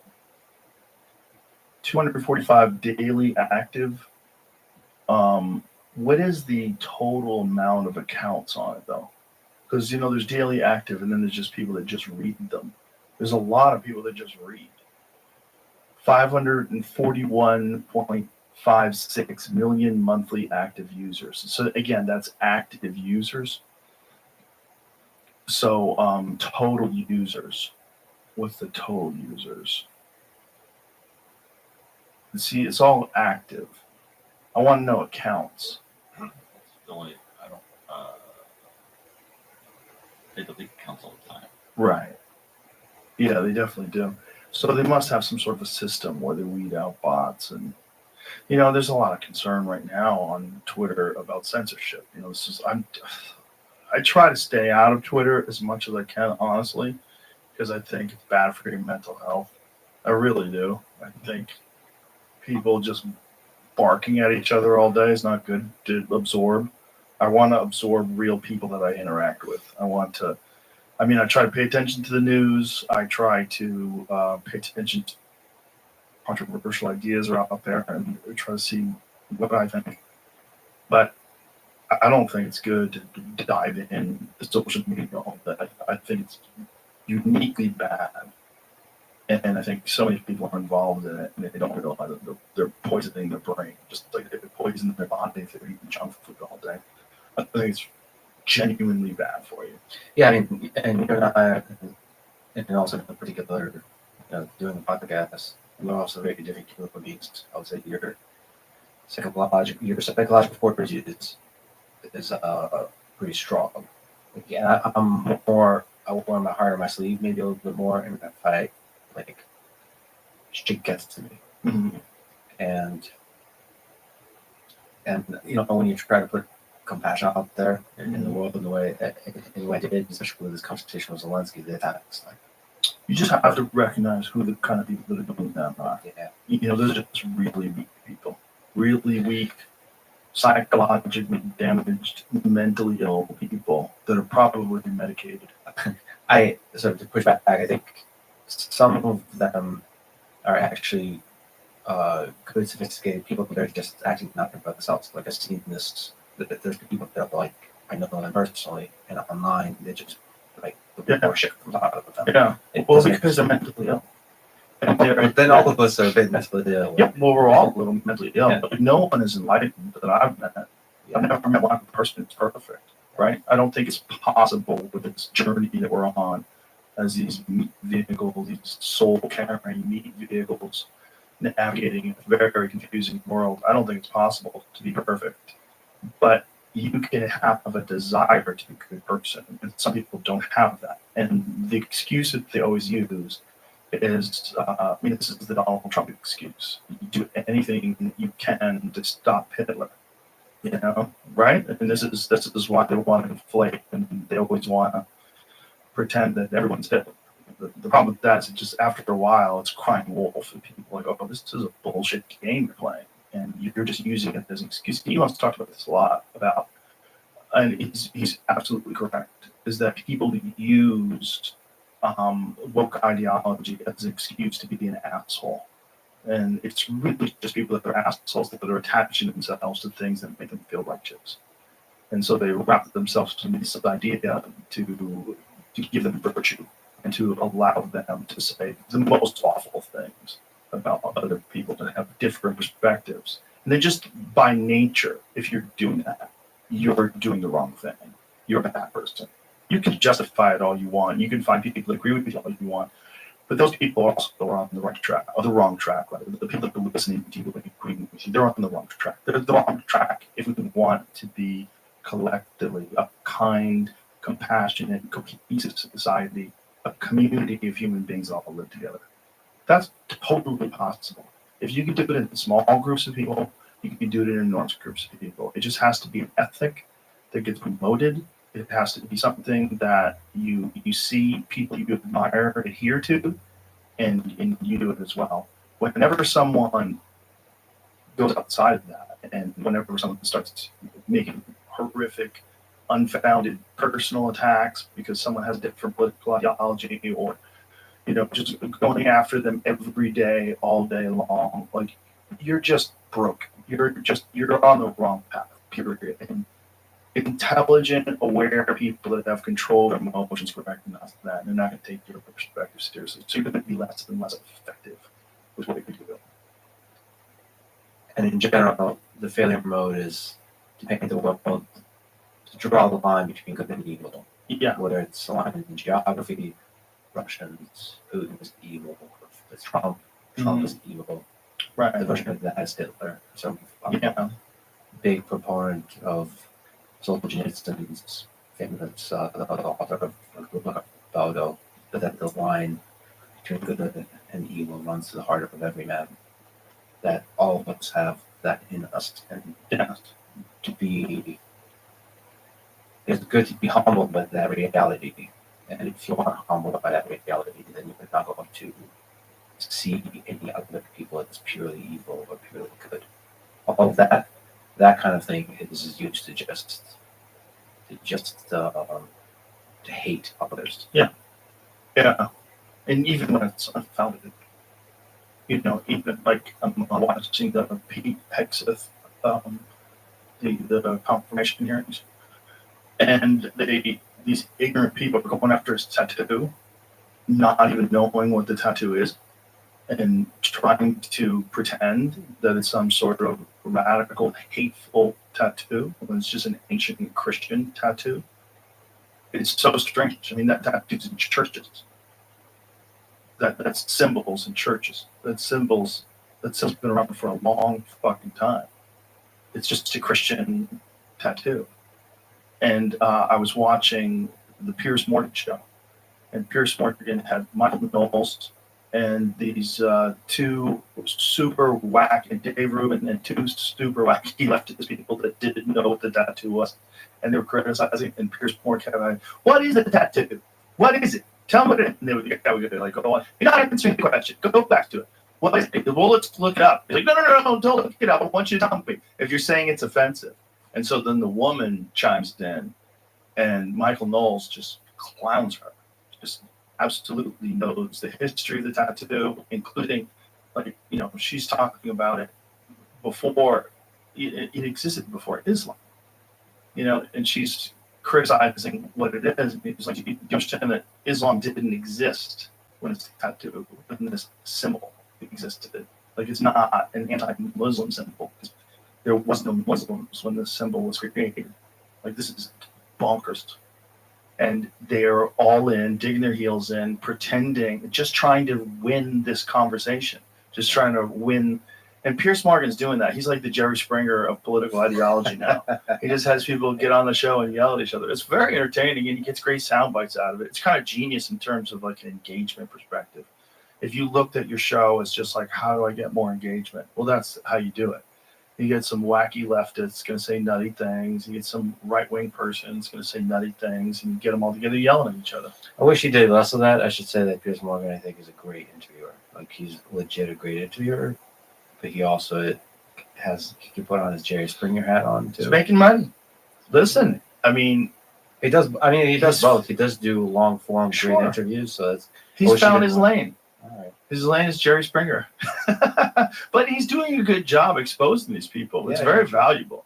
Like, that conversation was very valuable for me, because like, this is adorable. Watching this guy like flounder around trying to come up with a reason why this tattoo is so offensive.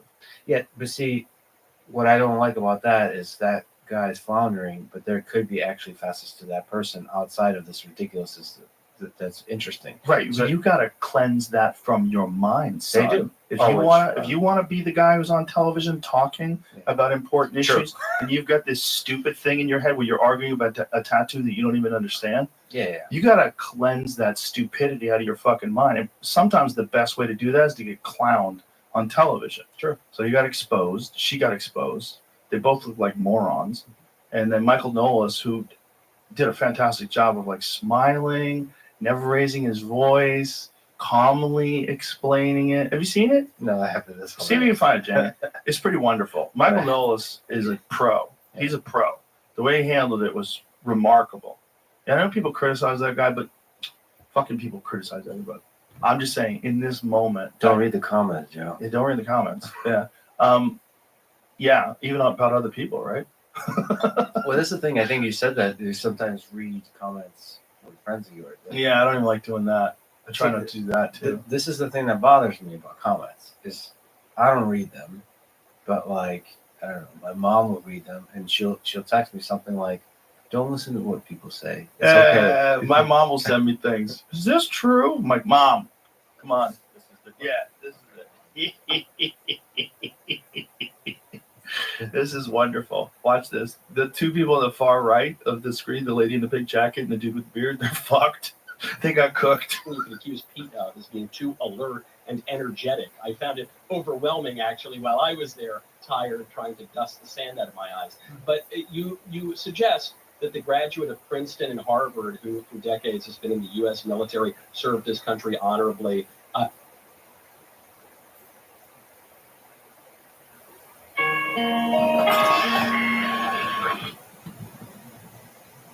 Is this all right? We're recording. You sure? Yeah, I'm sure. Whenever you're ready. Oh, right. On March 7th, 2015, I, Daniel Powell, a temporary archivist for the Housing Historical Committee of New York State, give full verbal consent to be recorded. Hey, Dan, just a quick note. Full is kind of a wishy-washy word. Legal prefers the word complete. Complete verbal consent. It's kind of what's written on the paper. Sorry, my fault. Do you want me to read it again? If you would. Sure, totally. I, Daniel Powell, a temporary archivist for the Housing Historical Committee of New York State, give complete verbal consent to be recorded. Great job. Now it's all legally binding. Good stuff. And just a quick reminder, we do require you to record everything. Really important. Actually, about that, Mr. Davenport, when I was reading the agreement thoroughly, I was a bit unclear on what exactly that was all about. Exactly what it says, Dan. Record everything. I'm surprised you haven't encountered similar language before. It's industry standard. Oh, sure. Of course, obviously I have, but everything? Everything? Don't worry about it, Dan. Just leave it on and forget about it. It's just for liability, legal stuff, lawyers, right? Heard a joke about lawyers once. Really? Yep. And when I need to change batteries, It's electrical. Just charge it while you sleep. All right, yeah, okay, sure. We're here after you. Oh, sure. There's a lot of space here, isn't there? Yes, Dan, we're a fair distance into the woods for the isolation. Sensitive materials and all that. Really loving the isolation, very zen. And the building's cool too. Reminds me a bit of the library at my old college. All the concrete. You know, I really appreciate your enthusiasm.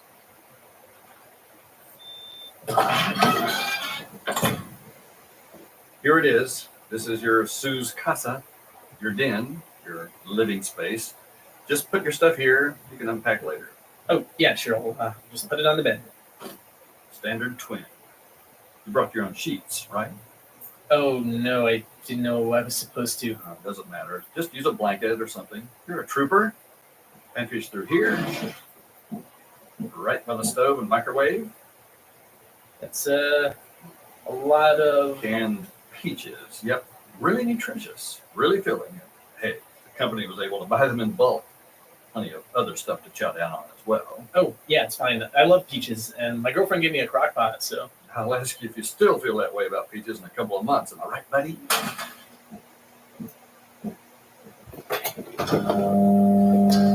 What was that? Language. That's just the electrical system. Really finicky, but nothing to concern yourself with. Power should come back on in less than 5 minutes. Or even sooner, in this case. Really, don't worry about it, man. Nothing more than a temporary annoyance. Nothing to concern a sport like you. Old buildings, all that. How old is this place? Pretty old.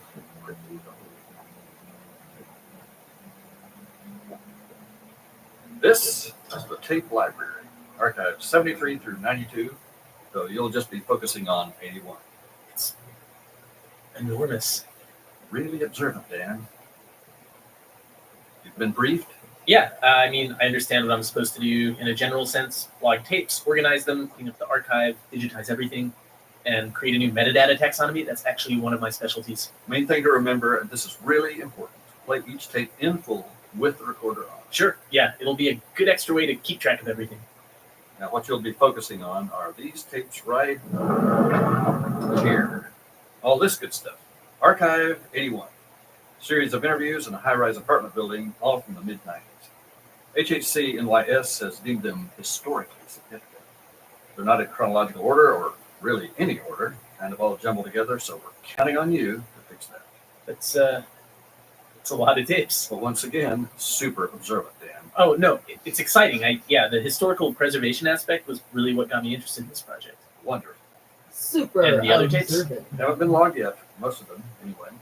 They haven't been looked at all? The whole thing's immense. We've been trying to get everything sorted out for a while now. Good enough for government work, as my dad says. On a completely unrelated point, here's your badge. Thanks. Main doors are quiet, or if you really want to leave. The woods seem, full of nature. Probably take a couple hikes or something. Just remember to keep recording. Lawyers. All right. Moving on. If we go to the auditory alcove, you'll notice the reel-to-reel. It's old, but fully functional. Yeah, it's a Atari 5050T model, right? I've used similar things before, actually. My college library had a TIAC A4010. Me and my advisor used it to catalog the university's ethnomusicological archives. So, yeah, I've got this. Ethnomusicological. Now, that's a $5 word. Anyway, I'll shorten my required demonstration. This turns on power to the system. There's the tape here. Adjust volume, play, fast forward, stop here. It should auto rewind at the end of the reel. Is there a tape repair kit around here? Because older tapes can... Nah, that really shouldn't be a problem. Just go easy on the machine. It's old. Not even to make sure... Then if we alter the tapes in any way, we're kind of defeating the purpose of the whole archive process. Now, just play the tapes and you won't have any issues. Understood. Don't alter the tapes. Exactly, Dan. Make a log, a description of anything of note, digitize, all that good stuff. Put them in chronological order, and remember, record everything. Really important. Sounds great. I've got it. Good. So yeah, I think this is the part where I've got to say goodbye, Dan. You've got a long day ahead of you. Oh, am I on the clock now? In about 5 minutes, for when you fill out your timesheet. Yeah, legal thing. What are you going to do? I'm sure you can get situated tonight. Anyway, I'll leave you to it. Nice meeting you. I know you're going to knock it out of the ballpark. Thanks. All right. Bye, Dan. Wait, seriously? 5 minutes? Really hoping no one actually listens to this. Whatever, it's just liability. All right, well, let's see what these tapes are all about. Okay, so... Yeah, it goes here. Stupid reels. All right, here we go. Check. Testing. Okay, we're good. Melody Pendris, February 17th, 1994, 1632. South exterior of the Visser Building. This is an introductory survey of the Visser Towers residential block, as supervised by the Urban Preservation and Development Department of New York State. Exterior foyer is standard post-war construction, appears well maintained. The main lobby is larger than you'd expect in a building of this size. No one's in it at the moment, which isn't strange considering its work hours. Okay, that's good for here. This facility is room B1, gas and electrical metering. Meters are old, but not out of the ordinary. The whole facilities area seems well ventilated. Actually, surprisingly so. A lot less stuffy than my building's basement for sure. This is the first floor hallway. Conditions are fair, no windows. There are some stains on the wood, but nothing major. 6th floor. Plan seems to be the same on all levels. Guess it's time to say hello. Hello? Hello? Sorry to interrupt. I'm Melody Pendris from the Urban Preservation and Development Department. I just want to ask a few questions about the building.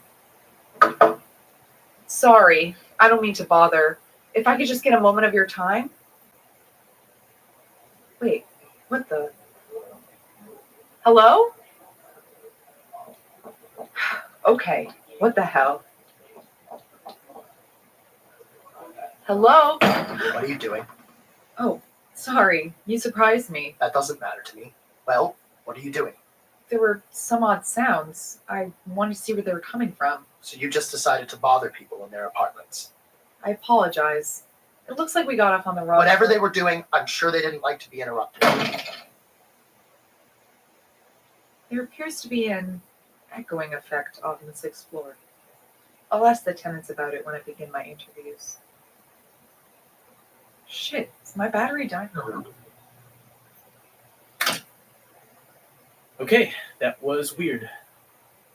1 down, 3.5 billion to go. And here we are.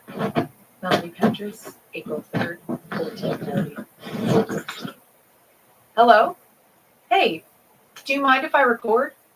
I've been trying to talk to someone from the Historical Society for a while now. And well, we weren't really able to talk the last time I saw you. You're Melody Pendris. Jacob, right? You know about me? You're recording this, right? Yes, but if that makes you uncomfortable, I can stop. No, keep recording. Samuel said it was important that you keep recording. Well, that's good, right? I'd love to ask you a couple of questions. I know what you're doing. All right. Then can we sit down somewhere? I can ask you about your time in Visser, the Historical Society. It'll be great. We'll stay here. We'll stay here. Sure, whatever makes you more comfortable. Could I get you to say your name for the recorder? My name is Jacob Lester, but that's not I'm not good at this. Not good at what? Shut up. I'm not good at talking to people, explaining things to people with limited perception. You're going to act like this. I'm just going to leave. No, I'll be nice. I promise. Please, stay. Samuel told me to give you a message. What did Samuel say? Samuel told me to tell you that it is not yet time for you to understand the work we are undertaking. It will be eventually, but not yet. Cycles upon cycles, stories upon stories, Melody. Until then, refrain from troubling the members of my society. Just to be clear, that YouTube script is labeled Final Warning. And everything is on a need-to-know basis because I've gotten in so much trouble because of my big fucking mouth.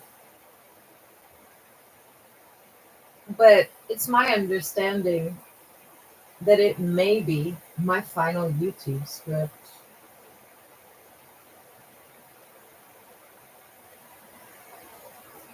Disturbing them. That's what he said. He couldn't have told me himself? Samuel doesn't want to meet you yet. And I speak with his voice. Fine. Tell Sam. It's Samuel. Tell Sam that I don't want to antagonize him or his followers. I'd just like to talk to them to get everyone's perspective. It's not like I'm accosting you. You're just the first member of Sam's, whatever his thing is, that I've gotten a chance to talk to. After you slammed the door in my face, I couldn't find anyone else. You wouldn't understand why. Because you're not telling me anything. Try me. Shortcuts. Shortcuts? This building has more shortcuts than you could possibly realize. Really? Where are they? It's not where, it's... You're taking my story out of me. Samuel said you would do this. He warned me. No, I'm not. We're just having conversation. It's the same thing. Get away from me. Jacob, I'm just trying to understand. Where'd he go? Damn. Shit, that was... Oh, is there... On February 2nd, 1994, I, Melody Pendris, a temporary researcher for the Urban Preservation and Development Department of New York State, give verbal consent to be recorded. This is pursuant to Clause D of Section 3451. What? Melody Pendris, June 11th, 0233. Audio of equipment. Melody Pendris, April 1st, 0105. Audio of 14th floor hallway. Please, no. What the hell? All right, there's got to be some way to fix this. They can't seriously mean don't repair the tapes at all. I'm heading to the boiler room. It's growing hotter the further down I go. Samuel, he's going to be down there. He said he would, and he never lies. He's an evil, soulless psychopath. But he never lies. The architecture of this place, it's shifting. Something I noticed before, always out of the corner of my eye. Something else to ask Samuel about. I hope this works. If not, there's always my tapes. Someone can, well, best not to think about it. Samuel's gone too. Okay, we're almost down there. Damn it. Okay.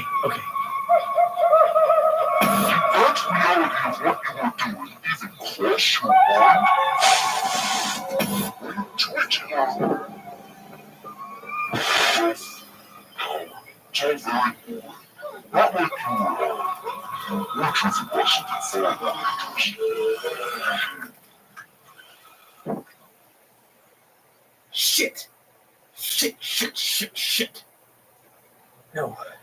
No. Okay. God damn it. And now I can't even see. Okay, shit. How do I turn this back on? Do I just wait until it turns back on naturally, or...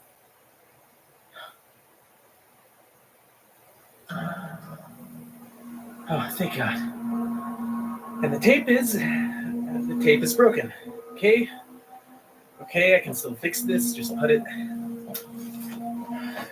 back here. Yeah, that'll be it. Okay. All right. What the hell was that? What the hell was going?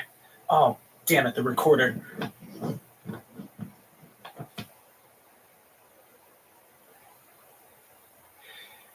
Hey, my name's Mark Solinger. What you just heard was a small portion of the audio that my friend Dan Powell sent me. I guess the best way to describe it would be that he disappeared right after sending me this. No one else seems like they're going to be able to help, so I will be releasing all of his audio to everyone. If you know anything about Archive 81 or what's happened to Dan Powell, please email me at archive81podcast@gmail.com. That's archive81podcast@gmail.com. And if you don't, just tell all your friends about the podcast. Leave a review on iTunes. Visit our website, archive81.com. Just get the word out. I really need to know what's happened to Dan. Okay, thanks.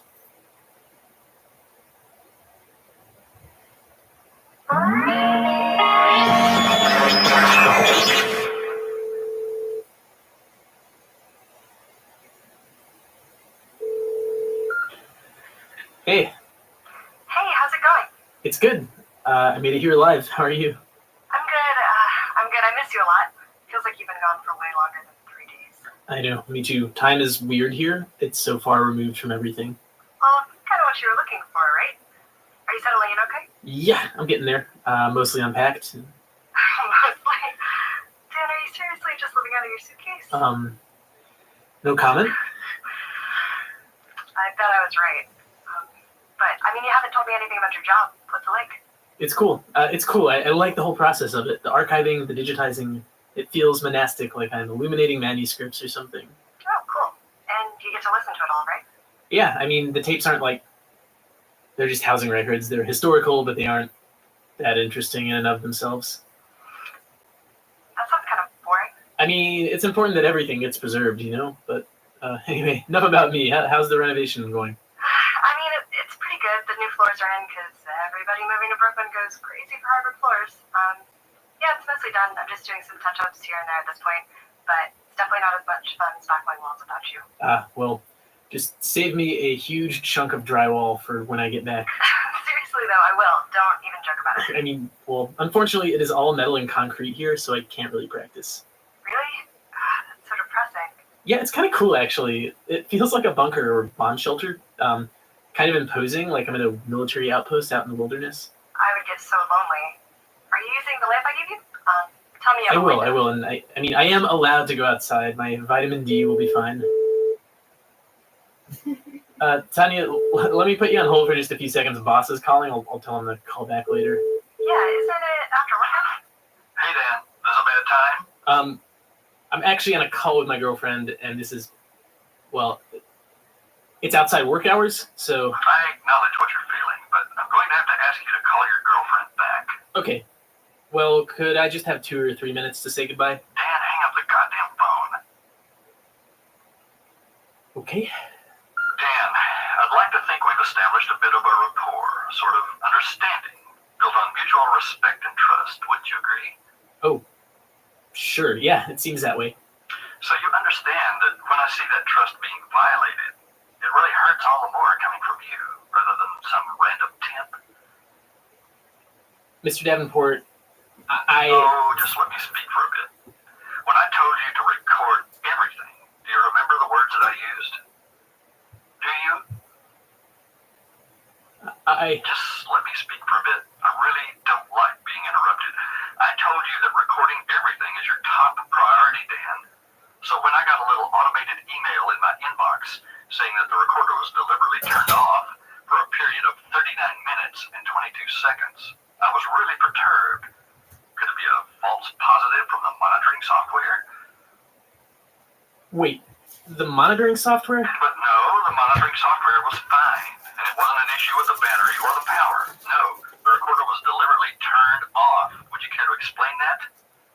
Wait, just a minute. I'm being monitored? Dan, I understand your concern, really, I do. No one is listening in on you.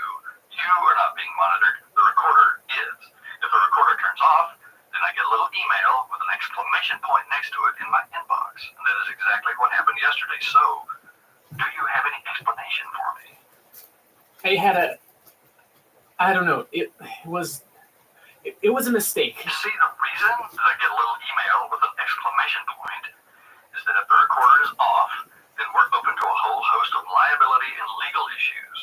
If the recorder is off, and, well, I'd really hate to think this of you, but you could be doing anything.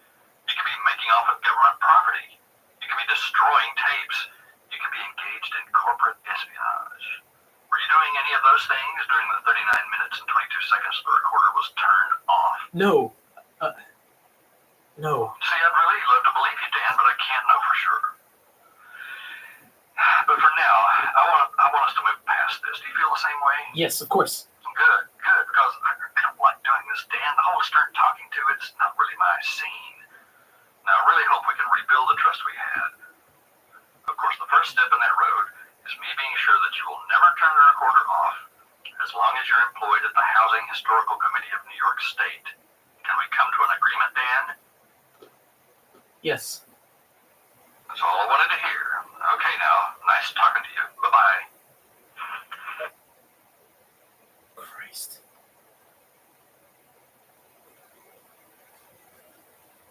Well, shit.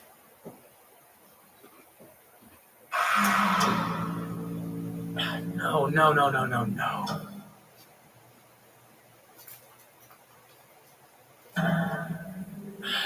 Stupid old.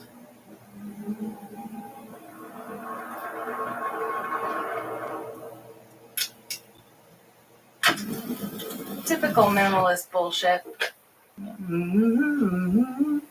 Got the critics hard, but what the hell is that worth, right? I started the recording, if you don't mind. Oh, no, go ahead. I appreciate that. Melody Pendris, February 20th, 1840, floor 6. What did you have for breakfast today? Lucky Charms. They're magically delicious. Sound good? Actually, could you tell me what time you got up? Okay. Around 1 or so. You know, night owl. I do my best work when the whole world's asleep. You sound great. Could you tell me your name? Tamara Morris. Thank you. How long have you been living in Visser? Couple years, 2 or 3. Oh shit, it's been a while. And why did you decide to move to Visser? It's cheap. I wanted to stretch the grant money out as long as possible. Probably should have moved to Wisconsin, somewhere with dirt that I can't write surrounded by nature. Anyone who says birdsong is beautiful is lying. It's just screaming. It's horny birds screaming. Tell me a bit about what you write. I write opera. Oh, interesting. I'm sorry. All I know about opera is the fat lady with the... Yeah, the fat lady in the Viking helmet. Sorry. No, it's all right. Wagner's the dude you're thinking of, and he's awful, racist as shit. The opera I write is more... You can take your time. This is going to sound super pretentious, but whatever. The opera I write is more real, full of objects and flesh. I like to use sounds you'd hear on the street, everyday sounds, to pave the road between the ear and your vocal cords with wider lanes. Music that doesn't sound like music until you get to this point where it does. Are you following me? Yeah, I get that. People always say that, But okay, I'll show you.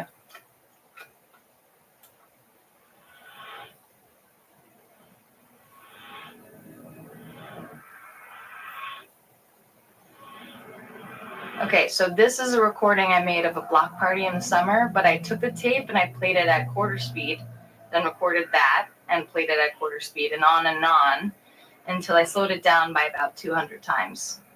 If you listen close, you can almost hear the band. It's unique. Yeah, I know it's difficult to listen to, but see, that's the point. Now, what's supposed to happen is the song should play on the stage with these hooded figures dressed in all black, and they're supposed to move so slowly. So it's almost imperceptible, right? In the stage notes, I asked for one of the figures to hold a knife, but all the directors have ignored it because they're fucking cowards. The opera ends when the audience decides to leave, you see? Yeah, whatever, it's an early work. You want to hear something else? Sure. Nice to play for someone that isn't an art critic. What is this? Me being hit. The actors are seated at a table. It's like a party, They're all laughing and joking, but they're all kicking each other hard under the table with boots. The whole thing is called dinner party music. Oh. It's all right. It's not for everybody. Okay, just one more. I promise. What's this opera called? Purgatory. It's a cast recording. The whole thing happens in complete darkness. I choreographed the whole thing with a former teacher of mine, this modern dancer from Argentina. Had to stop performing it when the union picketed it. What'd you think? I really don't know. I feel a bit dizzy after listening to them. Yeah, they have that effect. It's intentional, though. Well, I'm into giving people a new perspective. You know what I mean? Okay. So, Tamara, tell me about your experiences living in this apartment building. I mean, it's fine, right? Don't go on the 8th floor unless you want some really insane drugs from the club kids. Avoid the historical society because they're weirdos and who cares about what they get up to. But I mean, it's not like I really care about the whole thing, right? You don't? Not when I'm working on my magnum opus. Oh, tell me about your magnum opus.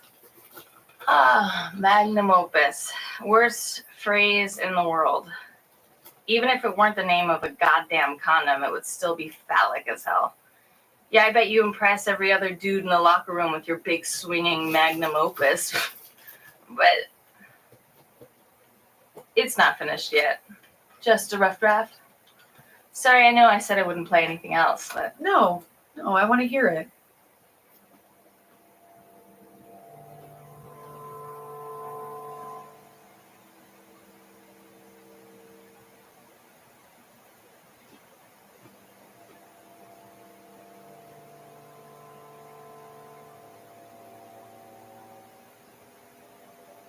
It's beautiful. Shucks. No, I just. That's fine. I moved here to write it. I was having these dreams, all set to music that I would forget as soon as I woke up. I've been trying to bring the music out, into the waking world. It's easier in Visser. The place has good energy. So what's this piece called? What's it about? I don't know what it's called. It's about. I'm interested in the totality of human experience and how difficult that is to stuff into a narrative. The ideas can't be expressed in language. How something greater than a story can shift the way we see the world, like calling someone by a wrong name so many times that it becomes the right name, so that they believe it. The idea of the piece is to create music that can demolish barriers and to get people to build their houses with the debris. Are you starting to feel nauseous? Yes. This song isn't close to being finished, but when it is, it'll be beautiful and true. It'll change the world. I think I should get. Bit disappointed, but yeah, probably for the best.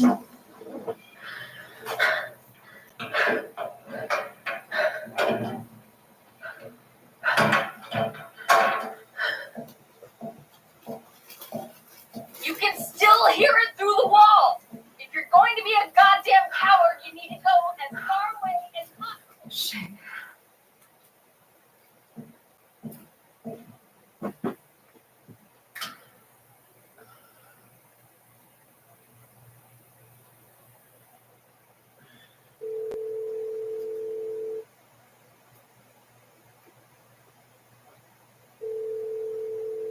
Tanya Malova is not available.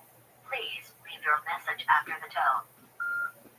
Hey Tanya, it's me, Dan. Probably already know it's me.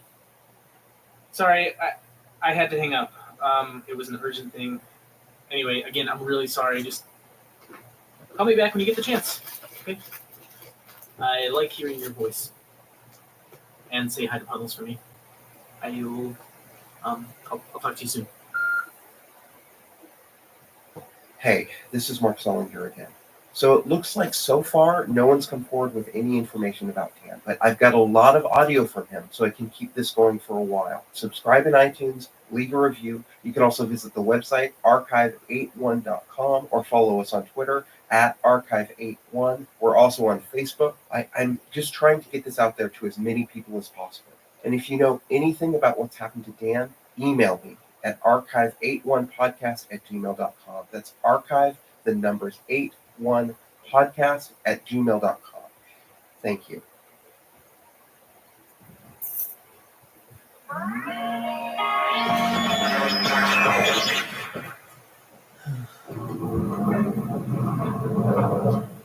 Damn it, how hard would it have been to just put them in order from the start? Ooh, here's the tape. I'm going to clearly label it and put it in its proper place. It's called file management. And I'm talking to myself. Cool.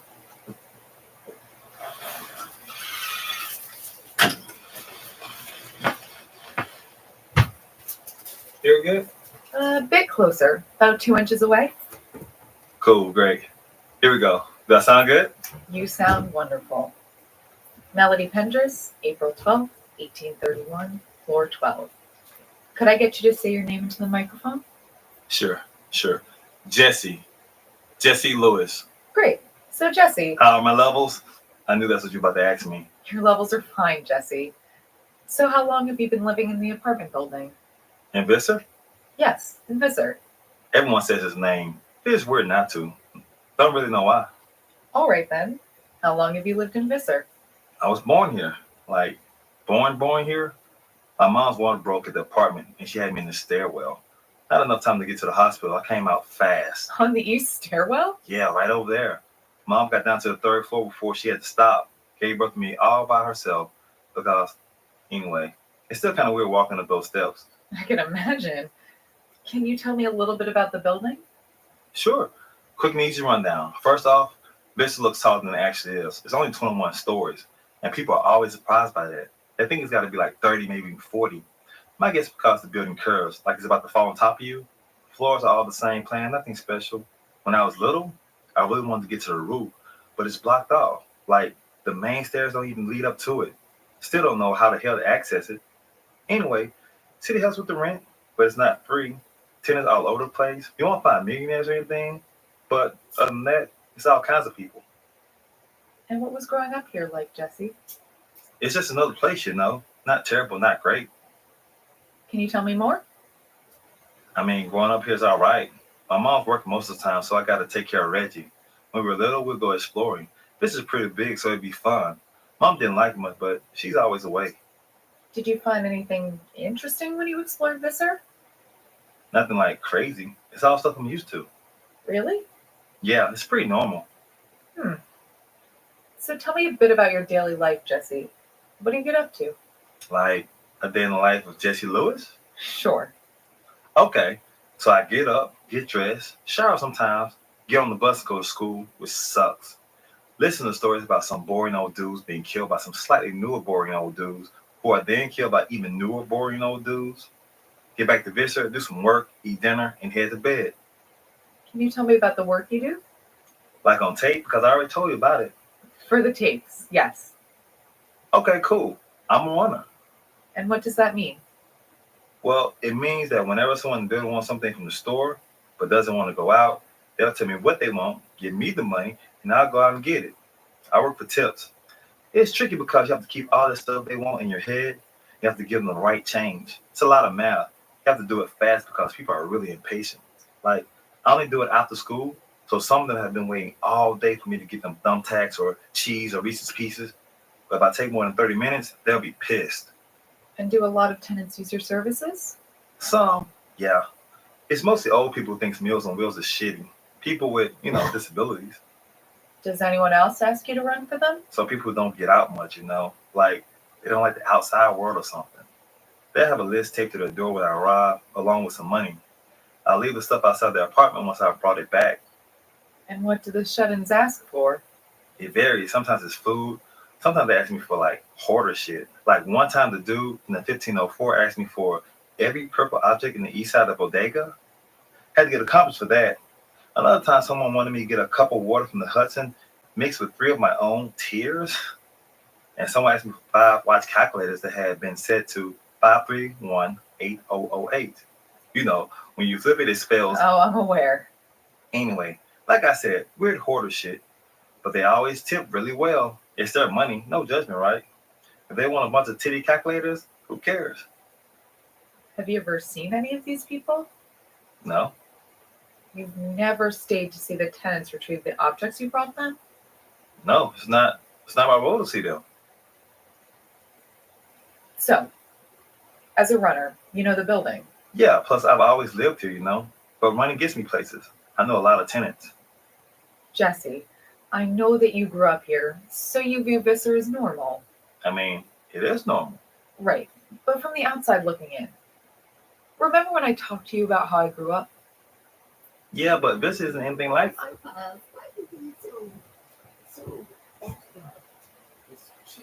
I'm not saying that it is. I'm just saying that things can appear normal when you're inside of them, right? Let's put it this way. Is there anything in Visser you wouldn't tell the kids in school about? The 8th floor is creepy, but it's just game creepy, drug creepy. You just avoid it, and you're fine. That's most kids themselves. They're just high, High people don't have to make sense. The song isn't creepy exactly, but it's its own thing. I've heard about it. Yeah, some people say they hear it like elevator music, but not come from anything. Have you heard the song? Sometimes I hum things to myself without, realizing it, but that's not strange, right? Yeah, it's normal. You probably shouldn't ask me about shit like that, I mean, I've lived here my entire life. It's something I'm used to. I don't know. But the stuff about the society, that's different. The Historical Preservation Society? It sounds less scary when you say it like that. Yeah, Samuel's thing. Why does it disturb you? Samuel's got his own shit going on. That's all I know. Whenever they have their meetings in their apartment, I get a weird vibe. Just this weird vibe. I don't know. Sound crazy. You don't sound crazy. Yeah, it's like a historical society. Who actually think that's cool? I don't like the way they talk about it. Jacob, Shari, Marina, Gladys, all the tenants that joined up. Same as this grad school asshole, and they're looking at him like he's Big Dick Johnson or something. Like his shit don't stink. Like he's got this hold on them. It's only been here like 4 years, right? He acts like he lived there forever. It's weird. It's all. Jesse, I might have a little assignment for you. Shit. You know what? Screw this.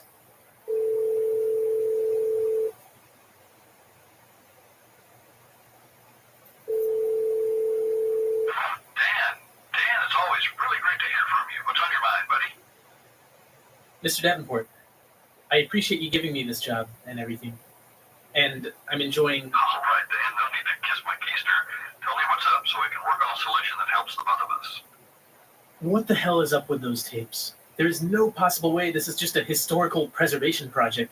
There's something seriously weird with this shit. A dude that can vanish, shut-ins asking for tears, some sort of satanic boiler room.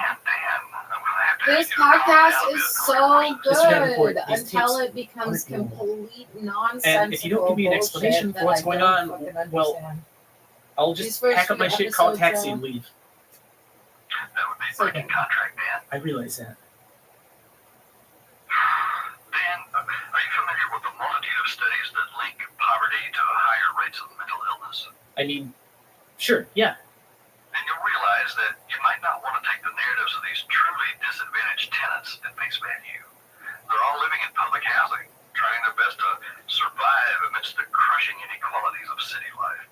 If some of their stories seem strange or questionable, then it's simply a manifestation of their altered thought process. And of course, drug use is unfortunately common in these low-income environments. You understand what I'm saying, of course. Sure. That's one of the many reasons we're interested in preserving these tapes. We're fascinated by urban poverty, and this is such a wonderful record of that lifestyle. It would be a shame for these people's experiences not to be shared. They're almost like, you like NPR, don't you? They're like these little radio documentaries, the uplifting ones. What were they called? It doesn't matter. Can you... I guess I'd just be more comfortable if I knew more about the tapes. Like, who is Melody Pendris? I'm not really familiar with her. Is she the interviewer? Yeah, she's the one asking the questions.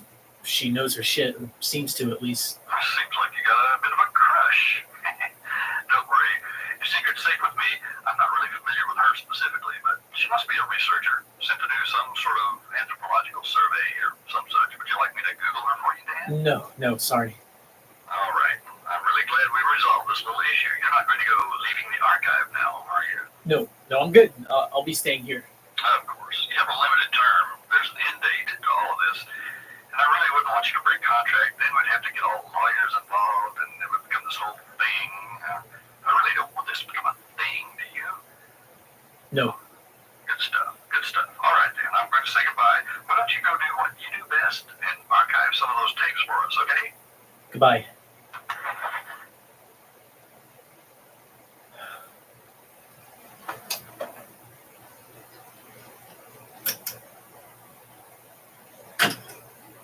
Jesse Lewis, April 13th. Shit, what did Melody? Oh, yeah. 5:48 p.m., floor 6. Oh, shit. Hey, everyone, quiet down. I said quiet down. Sorry. So, first of all, I'd like to thank Gladys for letting us use her apartment. Thank you, Gladys. Everyone thank Gladys. And thanks to Linda for the chips. Those were pretty good. Could have used less salt, but I've been talking too much. Sorry. So, welcome to the bi-weekly meeting of the Visser Historical Research and Preservation Society. Save the applause for Samuel, guys. Last meeting's minutes. Carl brought some great photos of Visser in the 70s. As we'd have said 20 years ago, groovy. We discussed the damage being done to the 8th floor and explored possible solutions. Alexandra expressed a desire for the society to collect membership dues, but this proposal was voted down because it was a terrible proposal. And most importantly, Samuel explained Visser's construction and the building's significance. And speaking of Samuel, on to the main event. Samuel, will you talk to us? If I could have everyone's attention. Wonderful. Thank you, Jacob, for a lovely introduction. And thank you all for coming. Unless anyone has any objections, I'll get right into it. I've discussed previously the nebulous nature of this building's construction. No one can quite pinpoint exactly when it went up. Sources say 1947, 1948. An architectural survey even places it as late as 52. Records are amorphous, shifting, unsure. But it was built, it exists, we can feel it, its presence. We can feel it, can't we? We've all felt it. Its power, its magnetism, its force. I've touched on this concept before, and I'll certainly come back to it.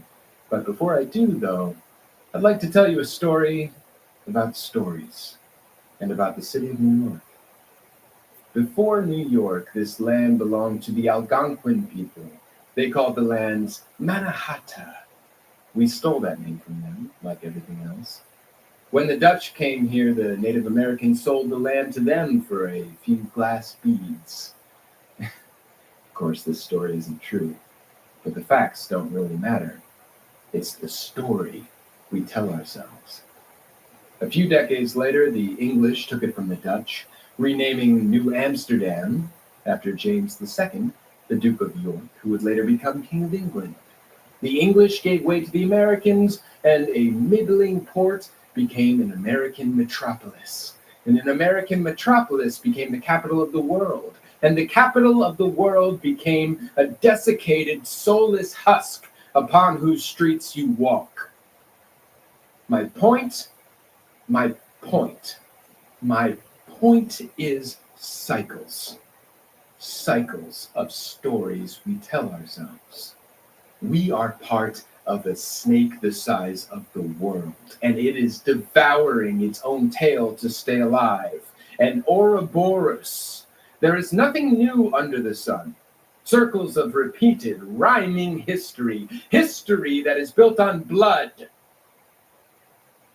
Genocides, slaveries, murders, exploitations. That's the main one. Exploitations. And it contains all of the previous words within its 4 syllables. The cycle of history is a cycle of exploitation and blood. And there are places that are the point at which the snake's fangs sink into its own flesh. The axle of the wheel. We've been looking for the reason why, but we all know this. That this place is unique. A crossroads, or an axle, or a fulcrum. I realize I haven't said this as plainly before, but you all know this to be true, do you not? Anyone? Yes. Good. Good. I'm glad I'm not alone. I'm glad you're accompanying me on this journey. Above all, there is a call, a force, a song. I can feel it on the edges of my mind, the boundaries of my perception, and you can feel it too, or you wouldn't be here. Everyone in this room feels the wordless language of this structure, its primal desire. Everyone but one, perhaps. When you live with something for a long time, you can become blind to it. If you hear a bedtime story every night of your childhood, the story loses its power. The story becomes wordless, devoid of meaning. I think that's what's happened to Jesse here. Oh, shit. Jesse, would you please turn that recorder off?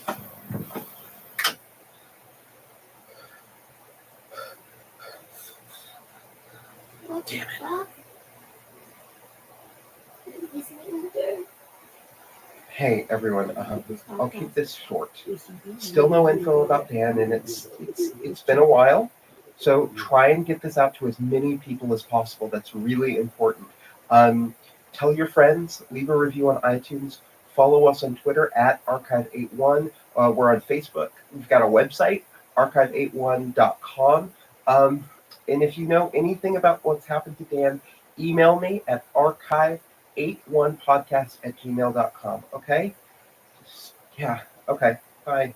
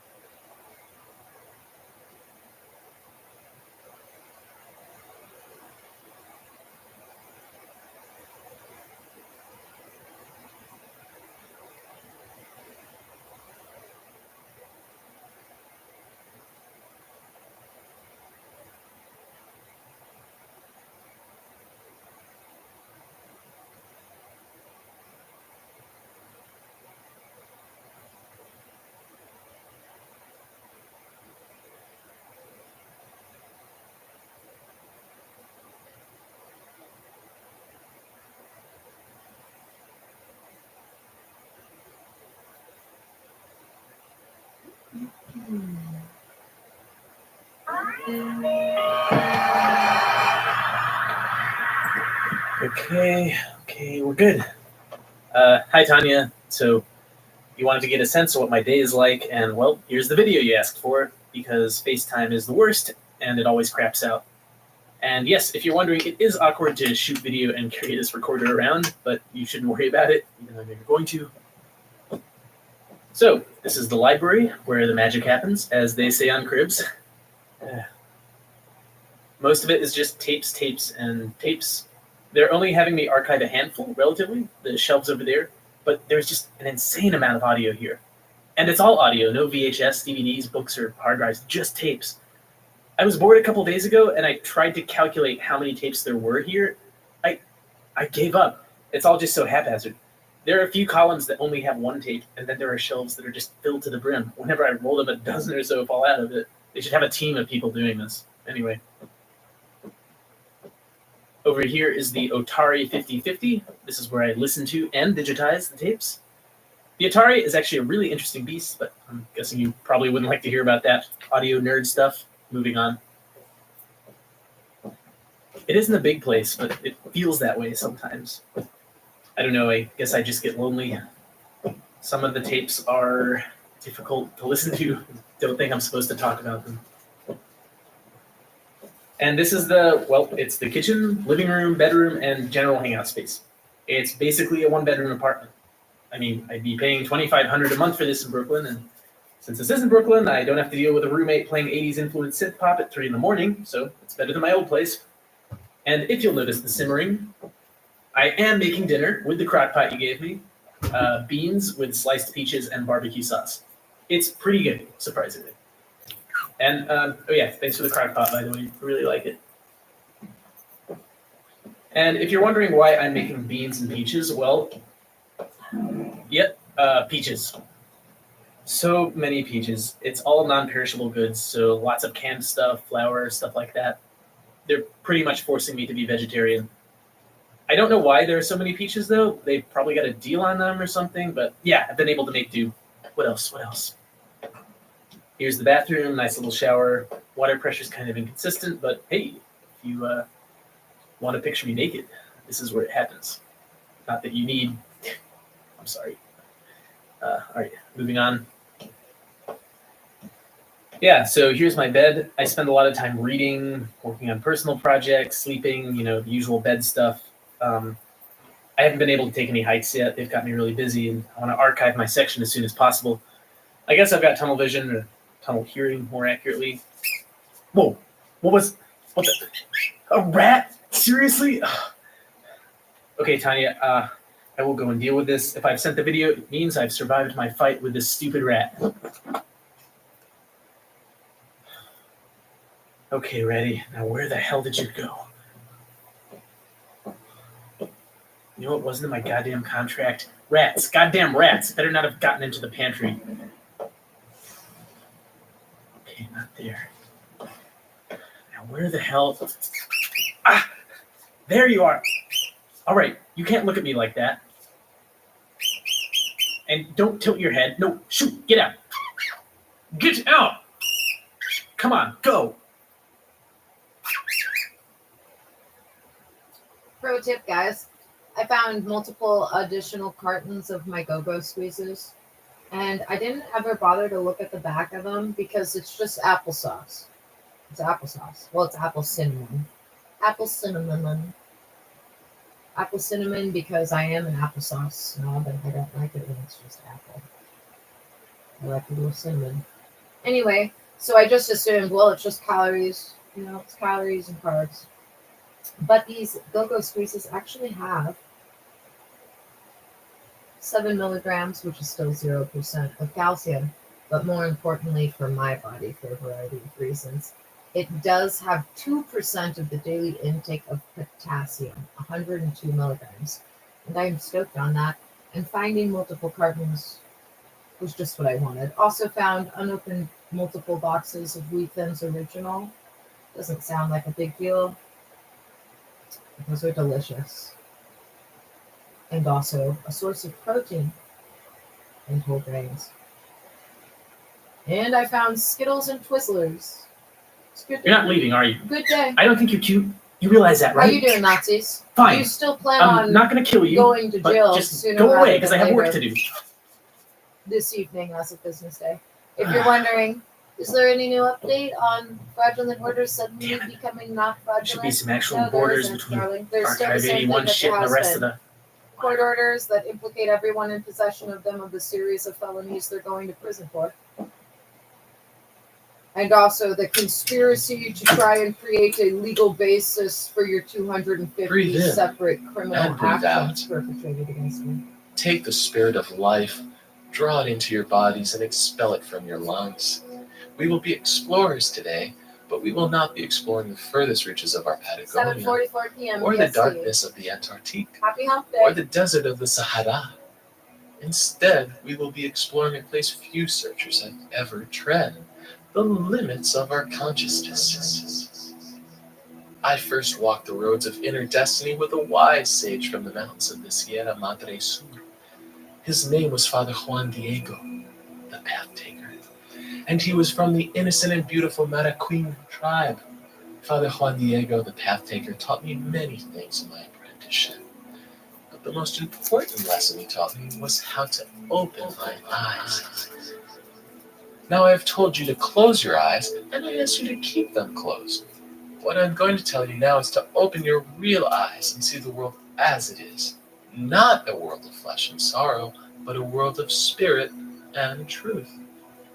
If you have prepared yourself by listening to the previous 14 tapes in the series, you will be able to do this. Now each person's journey will seem different, but each journey will also be exactly the same. So I will describe my journey to you, and you will learn from my experience. For those who have not walked the path as long as I have, my radiant assistant Jennifer will be adding sounds to match my journeys. I'm recording my teachings in a studio, so I see the ghosts and spirit artifacts of all the music that was played here. It's a wondrous sight.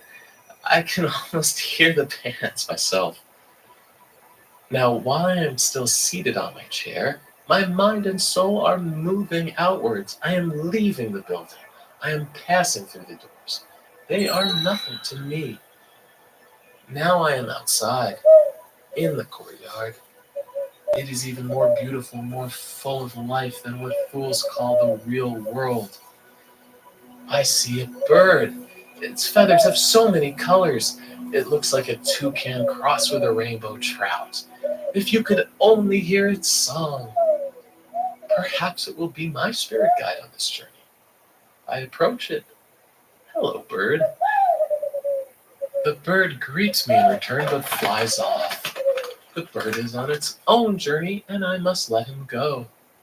Now I am moving across the street. The street is less hospitable than the courtyard, but I keep walking. I am Carlos Rolando, a 90-level spirit. Nothing can touch me here. I move towards the building. It seems tall, taller than a mountain. This must be where the path was leading me. I enter the front door. Speaking of spiritually realized buildings, here at the Potential Institute, we are trying to build a new facility in accordance with the laws of the spiritual and natural world. Your tax-deductible donations to this important project will truly... What the hell? Well, searchers, I am seeing a man with no face. He's telling me... Oh my god! What the fuck is that? What the goddamn fuck is that? Jennifer, turn the recording off. What is that? Oh my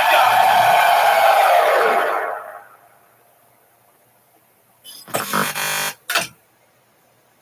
Well, that is definitely not related to the Visser building. What the? I told you to leave. I mean, you're cute, but leave. Seriously, I have no food for you. Damn it. Okay, let's hope this works.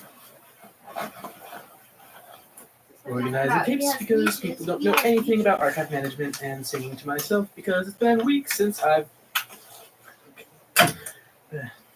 Great. It is my great privilege to welcome you to the private collection of one Mrs. Cassandra Wall. As I am unfortunately unavailable to escort you through the exhibit, this tape should serve as a useful guide to the objects contained within. Simply examine the pieces in sequential order and listen for the following explanation and context. You'll be accompanied by a manservant to ensure your safety. Physical contact with the objects is discouraged. And finally, as I'm sure Mrs. Wall's staff has informed you, your utmost discretion with regards to the collection is greatly appreciated. Object 304A. A small glass jar with a cork stopgap containing 20 millimeters of the substance colloquially known as mummy brown. Originally in the possession of noted pre-Raphaelite artist Dante Gabriele Rossetti, the paint was recovered from the coffin of his wife, Elizabeth Siddal. Interestingly, though her grave was excavated in 1986, her body was remarkably well preserved, possibly due to the effects of the laudanum in her system. Object 248D. A Victorian hand mirror, approximately 30 centimeters in length, recovered after a fire destroyed much of the Chentworth estate. The hand mirror exhibits the unique property of its reflection being delayed by approximately 8 milliseconds. The mirror has not undergone any impartial or scientific tests, thus, as of now, the reasons for the effect are unknown. The heirloom belongs to the Chentworth family. It goes without saying that they've been unsuccessful in their many efforts to recover it. Object 309B. A collection of 28 unused bridal veils placed in a clear glass cube. Each of the veils was collected from a virgin who passed away the night before their wedding. Object 411K. Walrus tusk carving of an unknown deity found on the island of Chichagow, in what is now the state of Alaska. Estimated date of creation approximately 700 AD. The carving depicts what appears to be a humanoid woman with gills and scales. The Tlingit people of the island profess no knowledge of either the deity or the manner of its carving. There is a residual trace of blood on the head of the figure. Object 155J. A mixed media piece by Gillian Creek entitled Sacred Profane Geometry Circles. The artwork consists of approximately 80 detailed architectural blueprints of the Alfred P. Murrah Federal Building, folded into an origami sculpture depicting the Battle of Little Bighorn. The piece was obtained in 1978. Object unknown. We have been unable to catalogue this particular piece. Gazing upon it directly is difficult. The phrase non-Euclidean is called to mind. It might be advisable not to linger in this particular corner of the exhibit. Object 105C. A live canary in a gold wire cage. The canary, nicknamed Saint-Germain by the staff, has been in the collection for 38 years. Please do not feed the canary, as it appears to require neither food nor water. In all other respects, it seems to be an ordinary bird, though with an admittedly lovely song.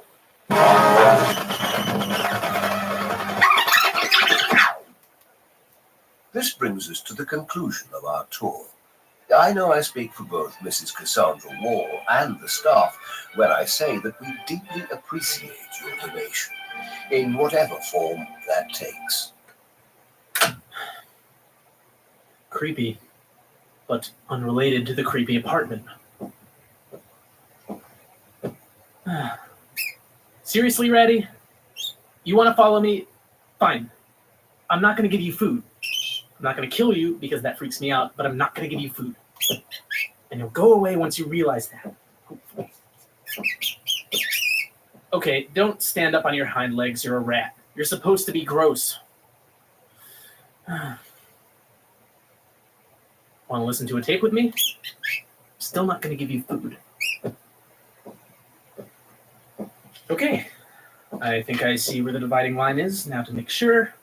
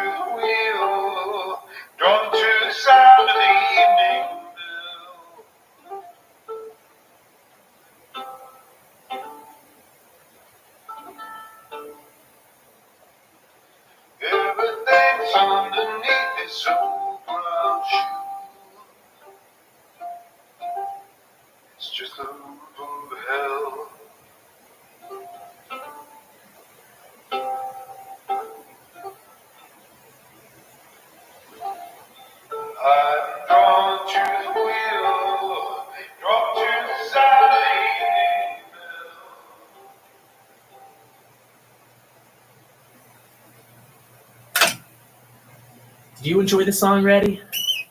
Yeah, me too. I think that's enough tapes for today. What do you think, Ratty? You want some food? Come on. I should probably get out more, go hiking. But I don't know. It feels weird to leave. The tapes they're getting to me. I feel like this tiny cup left under a faucet, and the water just keeps coming and I'm overflowing.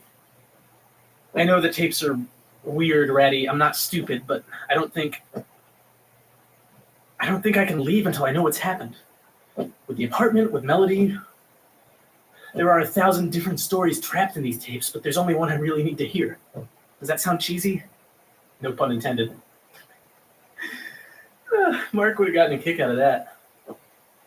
So, I'm guessing you wouldn't be into peaches.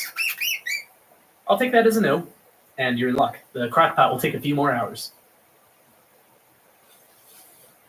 Here's some chia seeds. You guys like seeds, right?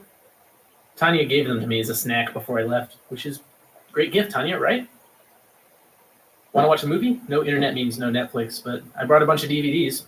Got a Gear A and shit.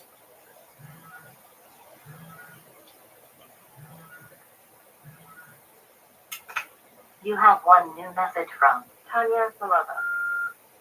Hey Dan, so I still haven't got that video, the one you said you make.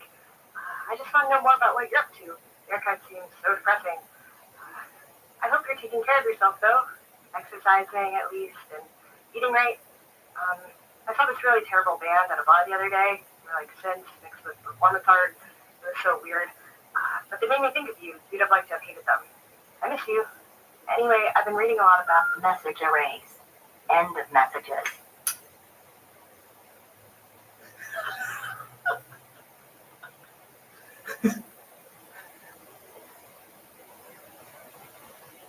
Hey guys, so nothing new to tell you. There's still a lot of audio to go through. I'm trying to bring you the most relevant portions of it. But if you know anything about anything, please email me at archive81podcast@gmail.com. And if you don't, if you could get the word out there, just please leave a review on iTunes, tell your friends, follow us on Twitter at Archive81. We're on Facebook. We've got a website, archive81.com. Just tell me what you think happened to Dan. Get the word out there, please. Okay? Thank you.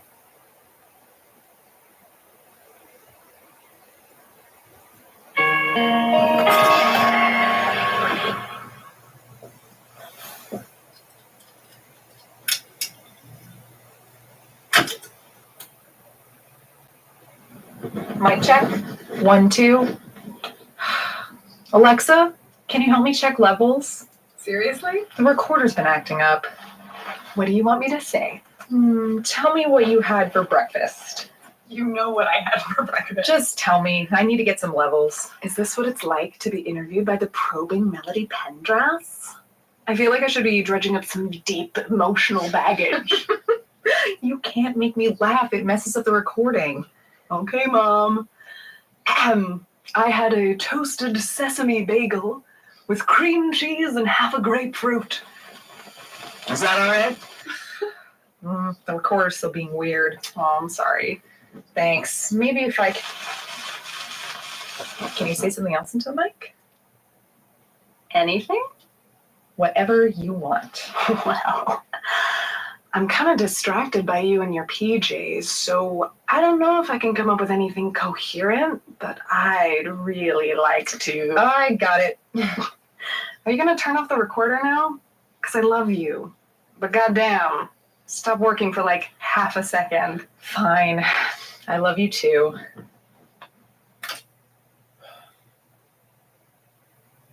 Shit, what time is it? Oh.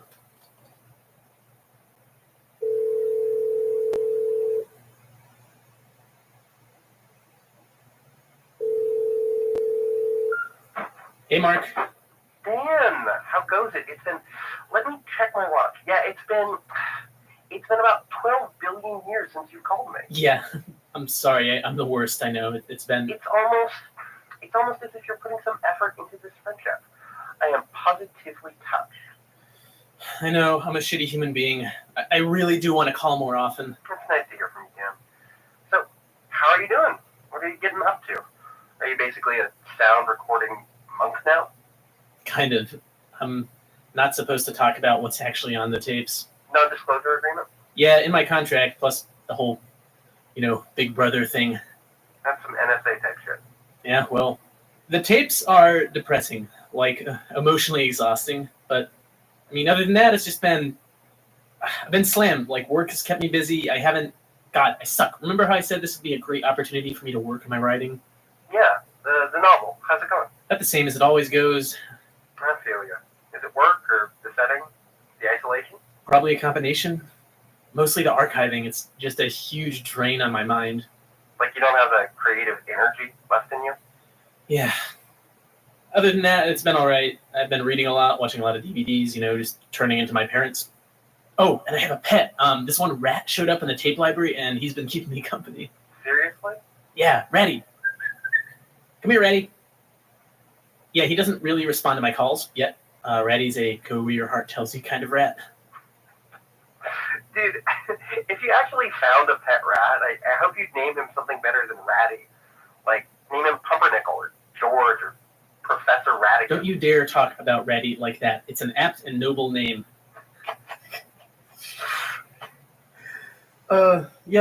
Anyway, what's new with you? Work's hectic. The EP just accepted a job across town, so the hunt's on for a new boss. Until then, Matt and I have to do all the shit that she did to keep the show running. Also, Boston's a terrible city. Like every conversation I have revolves around sports. Do you want to hear about the Patriots? I do not. Go Sports! Exactly. Go Sports. Ugh. Yep. Anyway, Tanya contacted me a couple days ago. Wait, seriously? Yes, seriously. She's worried about you, dude. Oh. Yeah, oh. Yeah, we're having a rough patch, I guess. Things haven't been totally ideal. I'm not even sure what I want. I mean, are you still interested in this being a thing? Are you getting bored with yet another unconventionally attractive, slightly controlling brunette of Eastern European descent? Dude. Sorry, it's just you've got a type. Because I'm fine with whatever. It's just Tanya contacted me. She hates me. She thinks I'm the worst for some reason. But yeah, she thinks you're just going stir crazy. Are you doing okay? Yeah. Actually, I have a favor to ask of you. Sure. What is it? Could you do some research into the Visser apartment building? It's in New York. And the Housing Historical Committee of New York State. It might also be known as the Urban Preservation and Development Department of New York State. And could you look up a woman named Melody Pendris? She's probably in her late 40s at this point. If that's what you want, sure, I guess. Thanks. It's just, I don't really have the internet out here, and you're sort of a journalist. Sort of? You know what I mean, but yeah, I'd really appreciate it. Okay. Yeah, of course I'll do some research. Let me just write this down. All right, Vassar? The Visser building. It's in New York. Okay. Housing Historical Committee, Urban Preservation. What's the spelling on Pendras? No idea. Okay. We'll try to have that for you in a couple hours. Really? Yeah, I mean, I wasn't planning on doing anything cool today. You know me. Oh, man. Thanks. So, any particular reason you want me to research these? It's important, and I really shouldn't tell you anything more than that. Okay. I won't press it, but if you ever want to tell me, if you ever need somebody to talk to, just let me know, okay? Thanks. I'm letting you go, Mark. Bye.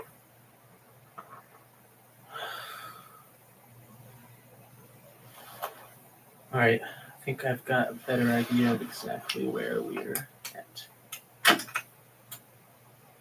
Melody Pendris, May 5th, 11:21, floor 1 monitoring room. Could I get your full name for the recording? John Smith. Really? It's the name I'm given. Fine. Can you tell me a little bit about what brought you to Visser? I saw an ad in the paper. And what was that ad for? Security guard. Good pay, free place, got the job. Did you have any experience in law enforcement before that? No, So what does your job entail? I watch the tapes. Could you tell me more? I sit here, I watch the security feed. If I see someone engaged in criminal activity or a tenant in distress, I report it to the proper authorities. And do you respond if a tenant is in distress? No, You don't respond at all. if I responded, it could open up management to liability. My job is to contact the proper authorities. Then do you make the rounds? No, management feels this is a better use of my time. All right. What's it like living in Visser? It's all right. Can't complain. Have you ever noticed anything out of the ordinary here? No, Nothing strange at all. no. Do you know anything about the rumors of drug use on the 8th floor? If there were any unlawful activity, I would have reported it to the proper authorities. The Historical Society? Are you asking me if I keep tabs on the social lives of our tenants? That would be an abuse of my power. What happened to Jesse Lewis? We have no tenant by the name of Jesse Lewis. Oh, no. I talked to him. I have a recording of him. I remember him. Could you describe him for me? 17, African American, tall, looks like a runner, hyperactive, never slowed down. I don't recall anyone fitting that description living at Visser. I can't believe you. There's no way you don't know. Melody Pendras. If you believe something happened to one of our tenants, perhaps you should contact the New York City Police Department. I suspect they have a robust missing persons unit.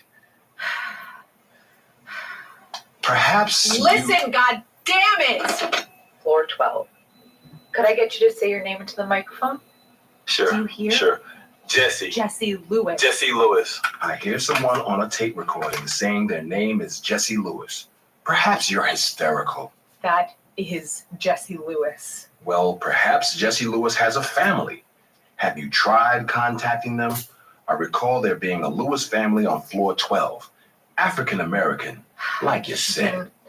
She didn't. Though I recall Miss Lewis only having one son, 13 years old, if I remember correctly. What happened to Jesse? Why does nobody remember him? If you remember something that others can't recall, perhaps you should seek the attention of a licensed psychologist, Melody Pendris. Oh, no. You know something. You're this spider watching everything.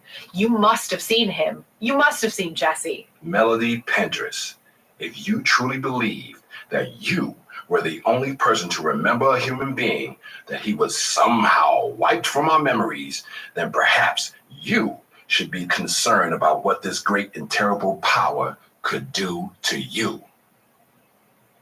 Who are you? I watch the tapes. I see a lot of interesting things on the tapes. My name is John Smith. Now, please turn the recorder off. Makes me uncomfortable.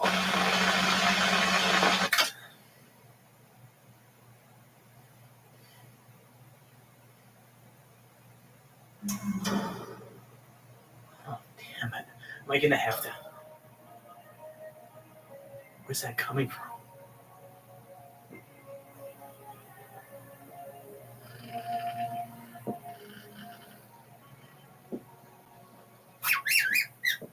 Ready. There you are. Sorry. I think I got a little bit lost in my own head for a second. Did you like that peach cobbler I left out last night? Of course you did. Want to watch a movie? I could probably stand to see Troll Hunter again. You've got good taste.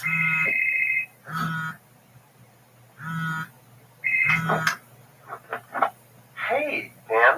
So I was able to dig up some stuff for you. Mark, that was fast. Yeah, I mean, I am sort of a journalist. That you are. I'd say you're even on your way to becoming kind of a journalist. Are you not going to tell me anything until I apologize? I'm sorry. Okay, so the Housing Historical Committee of New York State, not a thing.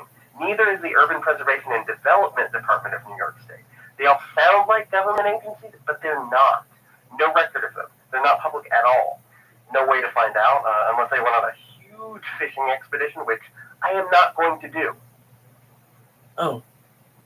Yeah, they're dead ends, is what I'm saying. The Visser building is more interesting. There aren't any records of it, which would be weird if Visser was the official name of the building. But I thought, hey, maybe it's a nickname or something. So I checked through newspaper archives, some oral histories, hacked into the mainframe on my rollerblades, all that good stuff. And what did you find? Absolutely nothing. That's disappointing. But, Visser is a Dutch name, which I deduced because I am a genius, and it happens to be the last name of a South African artist I like, so I thought, hey, let's go through all the Dutch or South African corporations that owned New York property in the 90s, which I guess would be a pretty small list because of apartheid. No, there was only one Dutch corporation listed as owning residentially zoned property in the city of New York. They were called BAS, and they owned precisely 0 apartment buildings. Wait. Yes, they were listed as property owners, but they didn't own any properties, which could have been a clerical error, but this was a fun little mystery. Went on the Wayback Machine, didn't work, so I decided to call it Actress, where I was put on the phone with an amazing woman by the name of Ari. Anyway, she wasn't technically supposed to pull the property archives, but we chatted a bit, and she really likes public radio, and we both had the same favorite This American Life episode. And it turns out that Boss Holdings Incorporated owned a property called the Visser Building from 1951 to 1994. Mark, that's awesome. So what else did you find? Well, Ari and I did a bit more digging into the Boss company. Boss Holdings is owned by the Butande Corporation, which is apparently owned by Koning Inc., which is owned by Boss Holdings Incorporated. What?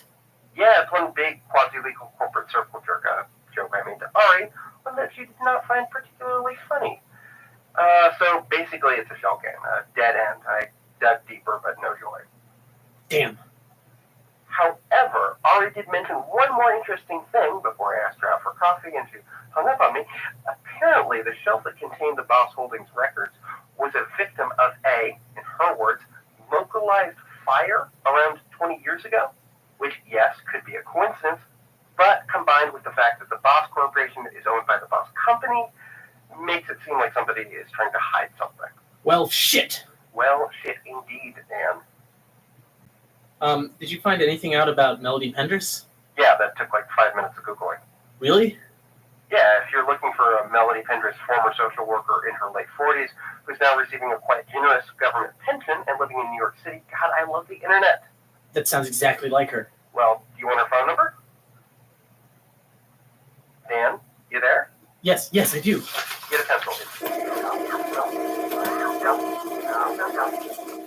You got it? Yeah, thank you. Don't mention it. Dan, can you tell me what's going on? I mean, why are you interested in all this? I just am, all right? Okay, dude. I'm sorry. I'll tell you when the assignment ends and I'm home. Sure. Bye. I mean, thanks.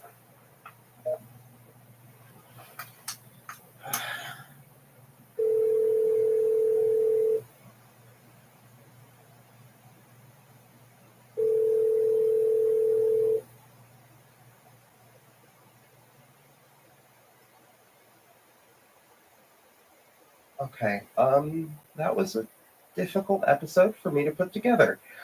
Yeah, I really don't want to talk more about that. You know the drill. Still haven't heard anything from Dan. And if you know anything, email me at archive81podcast@gmail.com. Leave a review on iTunes. Follow us on one of our social media sites. Whatever. Okay, bye.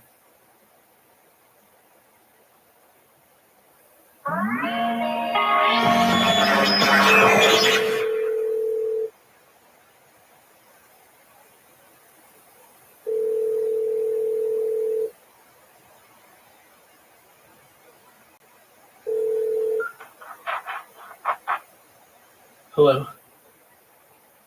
Is this Melody? Melody Penders? Hello, Dan. Dan, I'm sure you have a lot of questions, and that's perfectly normal. If I was in your position, I'd have some questions too. The work we're doing is complex and doesn't always lend itself to easy answers or explanations. Dan, you there, little buddy? Okay, I'm done. I quit. You can't keep me here, and I do not need this.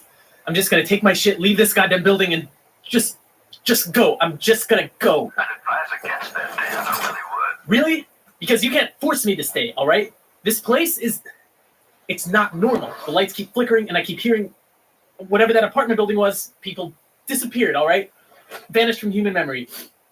And there are cults and weird security guards and teleportation, and I think some sort of evil museum. Are you done?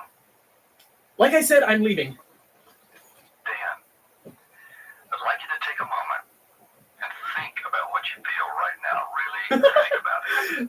Well, I'm pretty angry right now, Mr. Davenport. But beneath that, really consider it. What am I feeling? What am I feeling? Right now, I am feeling that you should go fuck yourself, Mr. Davenport. Well, there's no need for vulgarity. And that's not really what I'm getting at, Dan. That's not what I'm talking about at all. Beneath all that, do you feel a slight tautness, a little bit of tugging? I have no idea what you're talking about. Ratty, you want to come with me? Come on, the food's much better outside. There's a part of you, and it's not a small part, that's grown accustomed to this place. Nope. Well, I don't think Ratty's coming, and I've packed up all my shit. So goodbye, Mr. Davenport. I hope to never hear from you again. I really urge you to. Opening the door, you can't stop me. This is your home.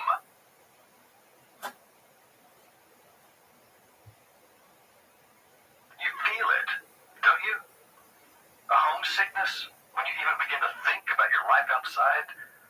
Like strings are tying you to this building. If you don't feel this, if you have no idea what I'm talking about, then walk through that door. Nothing's stopping you. Just walk out. Away from the truth in this building. But if you feel the way I think you do, then close the door. We'll try and figure this whole thing out together. Just tell me what's going on. I'm still leaving after this, though. Of course, Dan. No one's forcing you to stay. You're just a valued colleague, and we'd hate to lose you. Why do I feel this way? I don't know, Dan. I really wish I did. Here's what I'm thinking.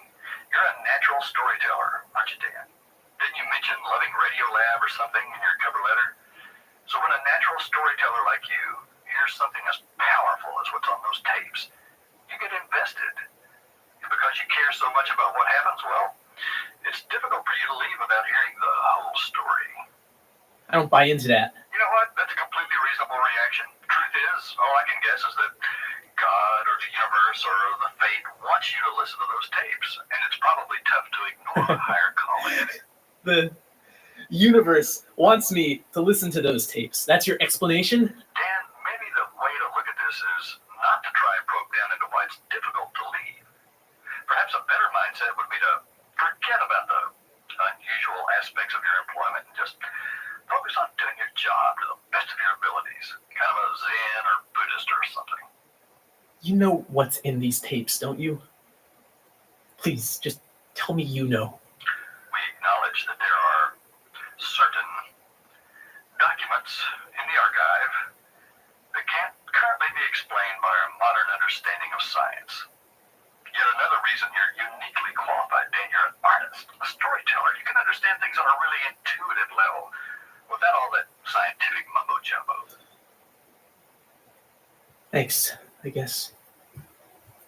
And my section, Archive 81, the apartment, Visser.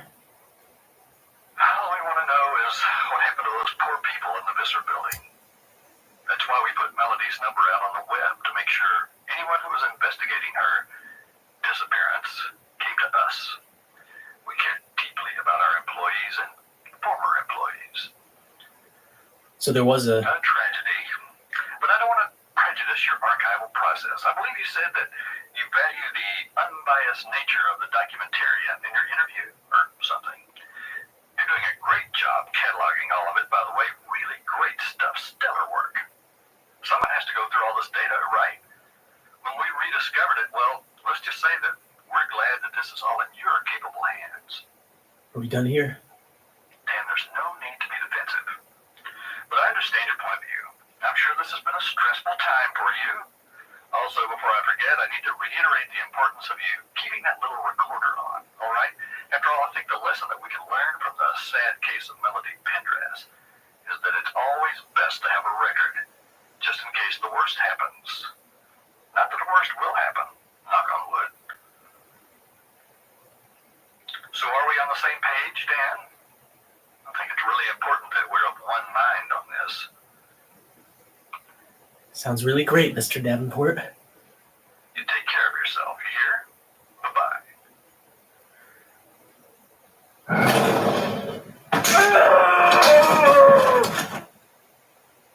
Bye-bye. Ready. I was starting to worry about you. I could have left you all alone. And then who would have made you your favorite peach cobbler? Nobody. Come on, Reddy. Don't you want some? Yeah. I feel it too, Reddy. Davenport's a used car salesman, but I feel it. I don't know if I've got the strength to leave. Come on, Reddy.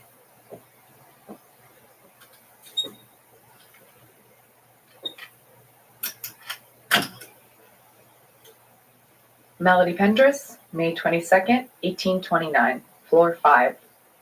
Could you please say your name for the recorder? Joshua Martinez. Sorry, just a little bit of space between you and the mic. Yeah, sure. Do you need my name again? No, it's fine. Okay. So, Joshua, how long have you lived in the Visser building? About 5 years. Yeah, around 5 years. 5 or 6. And what made you want to move here? I just graduated from high school, so I was looking for a place to stay, you know? And I was working at the loading dock with Victor. He was looking for a roommate, and he told me about the place. It's cheap, close to work. Yeah, pretty much it. Give me a sense of what it's like living in Visser. You just want to know about the freaky shit. Am I right? Oh, no. I mean, I'm interested in... I'm not angry, okay? Like, I get why you're intrigued. This place is weird. I know that. Weird stuff is like sexy, you know? You get like fascinated with it. You feel that, don't you? I need to answer some questions. Like Jesse Lewis? I heard you were asking about him, shouting and shit. Do you know where he is? No, no, that's not the point. You don't get it. I've never heard of him, right? But like, I don't doubt that something weird happened to him, you know? It's just the way Visser is. But that's... I'm sorry, Joshua. You just accept it? I mean, okay, like think about it. Everyone avoids the 8th floor because there's this gang. Weird gang, but just a gang. Druggy. And there's a club that's kind of freaky. And there's a... How old was Jesse? 17. There's a teenager that goes missing. You know what that sounds like? Like normal New York bullshit. I'm not angry, okay? This is shitty, but everywhere is shitty. My friends are here, rent's cheap, it's close to work, like whatever, you know? I'm sorry if it was... Nah, I'm not angry, okay? And shit, I believe you with Jesse. Thank you.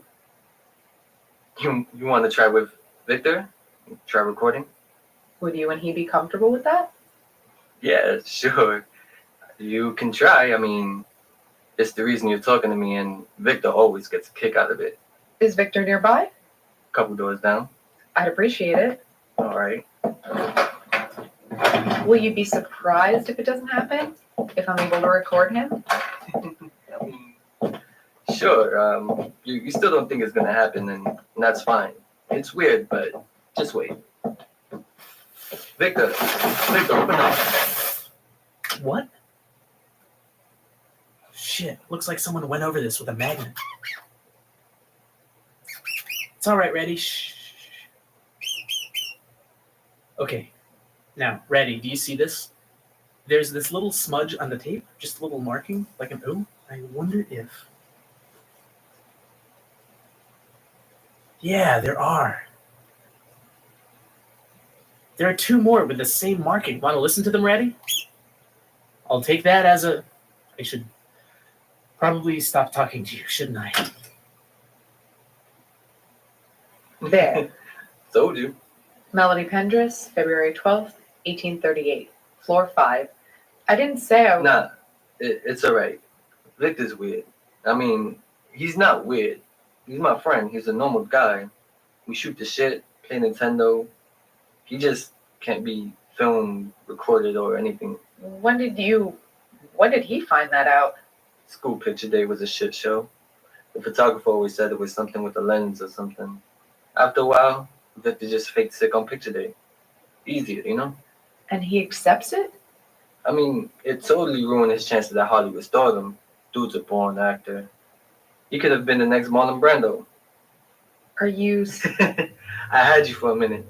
Nah, Victor should have been a bank robber. He's not that type of dude. He just rolls with it. Doesn't it affect his life? A little. He tells everyone he doesn't like having his picture taken. But like, nobody's lining up to do a documentary on Victor Rivera. It's fine. It's difficult for me to imagine ever accepting something like that. You should talk to him. I tried. No, like, just talk to him. Without the recorder. Don't take notes. Just talk to the dude. I will. But let me just see if the onboard mic placement might be just the issue. Just as precaution. Yo, Victor, come on. Yeah, I'm putting the last one in. Don't worry. Melody Pendris, February 12th, 2014. Floor 5. Victor's cool, right? Yeah, he's... Normal? Yeah, he's normal. Like, not normal. Because he's a really good dude. He'd lend you his ass $40. And most normal people aren't that nice. But, like, he's normal. I like him. Yeah, I like him too. You still want to, what'd you say, measure the distance? If Victor doesn't mind. Like you said, he's cool with it. All right then. Is this going to fulfill your curiosity? No, but it'll be the last recording I try to take off Victor. 60 feet, 55 feet, 50 feet, 45 feet, 40 feet, 35 feet. What do you think it is, Ratty? Magnetic fields? I don't want to think about stuff like that anymore.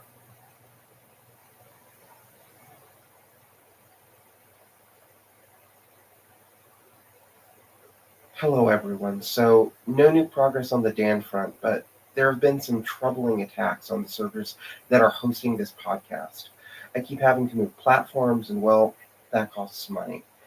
And I'm really sorry to have to ask you this, but if you want to keep hearing Dan's story, well, I'm starting a Patreon page for donations.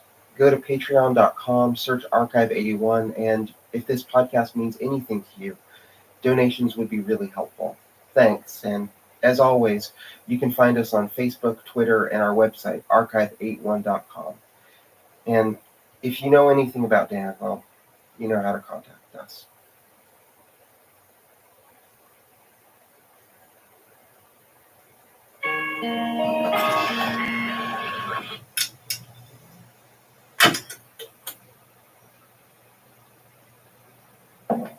Melody Pendris, May 17th, 12:14.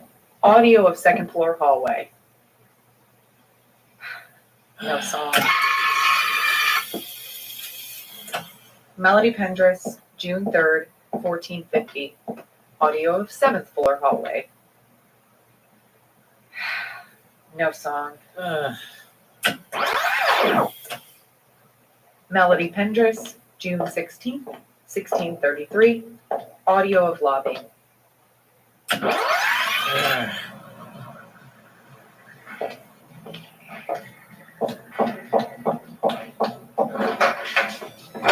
boombox. You still trying to get this on tape? Guess you won. Yeah, it's probably not gonna happen. The music's weird like that. Good luck though. Thank you. Oh, and this is hanging over by the Dwayne Reed. So if you don't want to ruin the tape. Thanks for letting me know.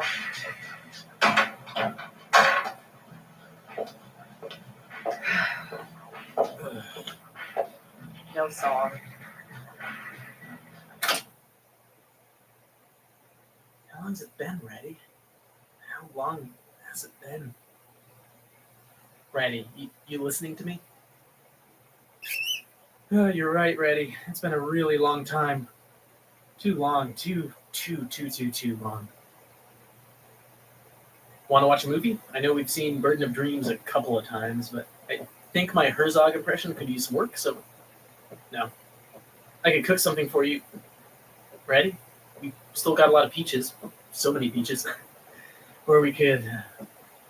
Ready, what do you want to do? Come on, Ready. I'm pretending you're my conscience. The least you could do is give me something. There you go. And you're completely right. I know I should call Tanya. I know, okay? I know.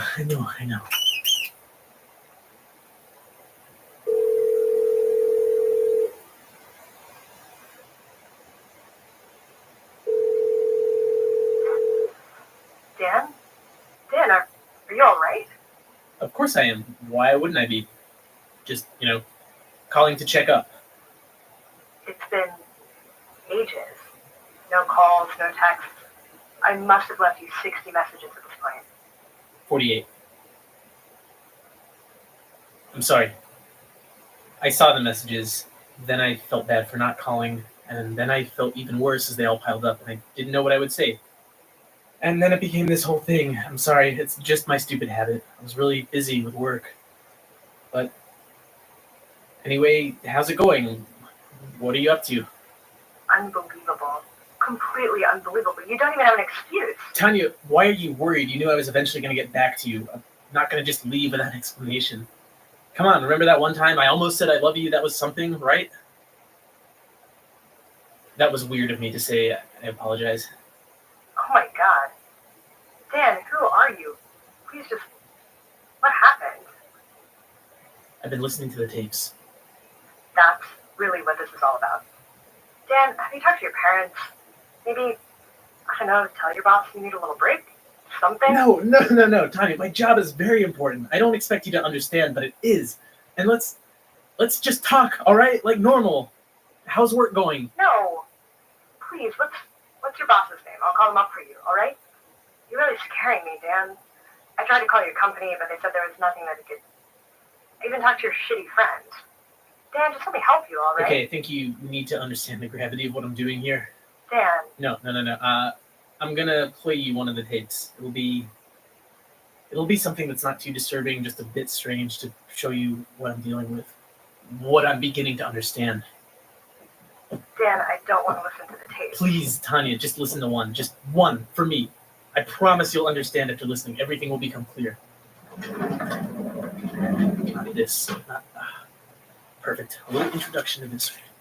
Yes, sir? Let's see. Melody Pendris, July 23rd, 1713. 6th floor. Could you tell me your name? Could you talk into the microphone, Craig? Just look at me and you should be all right. Yeah, all right. All right, Craig. Let's start at the beginning. When did you move to Visser? No. Cut the bullshit. I don't have the time. Mr. Simmons? Ask me about the faces so I can do what I need to do. All right. I won't keep you. Tell me about your unique relationship with faces. How many people do you see a day? 100, 500, 1,000? I'm not sure. I guess it depends on the day. I work at Grand Central at one of the ticket booths. Last time I counted, I saw 1,845. I have to get a good look at them, you know? A really good look, like 15 seconds continuous. It only works if I get a good look, or I'd just stand by the clock and look at everyone. Wouldn't even be an issue. I'm trying to get my average up to 2,000, trying not to get so many repeats. I'm trying to get a job in an airport, more tourists, less business travelers. Lots of the same people ride the train. It's a loop for them, salespeople and marketers. Why do you feel the need to see so many faces, Craig? It's random. It doesn't matter how long I spend with another person. I don't know the reasoning behind it. No idea. For the first few months, I tried to figure it out, logic my way through it. Useless. Okay, I'm dancing around it. I realize that. Okay. Every day, one of the faces disappears. It becomes blank, like old stones in a river, worn out. Can you tell me more about what the faces look like? Flesh masks. No features, no eyes, no nose, no mouth, nothing. Just the color of their skin, and it's all just a little blurry. I don't know, it's difficult to talk about. And how do you feel when you see one of these faces? Creeped out. It's creepy, right? Some on a face. But, like, I can't let it bother me. I've just got to treat them like normal. They are normal. At first I thought it was like some alien shit. Have you seen They Live? Sorry. Oh, well, Rowdy Roddy Piper, the main character, he can see aliens, you know, with magic sunglasses, and they appear like these gross skeletons. At first I thought that's what it was, like I was finally seeing the aliens. But then I talked to them, you know, and they weren't aliens, just normal people. It wasn't them, it was me. Because why would it always be one? And of everyone I see in a day, it's always one new person. Have you ever had someone you were close to lose their face? This was around a year and a half after it all started. So I had it down mostly. Got the job at Grand Central, which gave me a lot of new faces. I was seeing less and less of them. But one day I got sick. Vomiting, fever, the whole deal. I tried to get out of the apartment, but my girlfriend had said I needed to stay in. She was taking care of me. I should have gone out, seen some other people, but I was sick. Our relationship didn't last afterwards. What was it like? I don't. I could still read her mood from the tone of her voice, and we could still kiss. I could still feel her lips, even though. I don't want to get too specific, but imagine having sex with someone with no face. I couldn't. She could tell something was wrong. It didn't last long after that. Have you ever considered moving from Visser? You think it's all about Visser, don't you? I have a suspicion. I mean, you're right, but I've tried to leave, even got an apartment down in Queens. But the face thing, it comes with me. It's in me now. No point in leaving, right? You could still move. And move back to Florida? You've been trying to hear the song, right? Get it on tape? Yeah. Good luck. You're trying to get to the bottom of something that's beyond anything. We're ants trying to understand the face of a god. Trust me, it's just best to keep your head down, try and figure out the rules, and hope it doesn't fuck up your life too much. I've carved out a bit of, well, something for me. It's okay. Can you tell me anything about the song? I can hum it for you if you'd like. I hear it off and on, mostly when I'm about to fall asleep. I would appreciate that.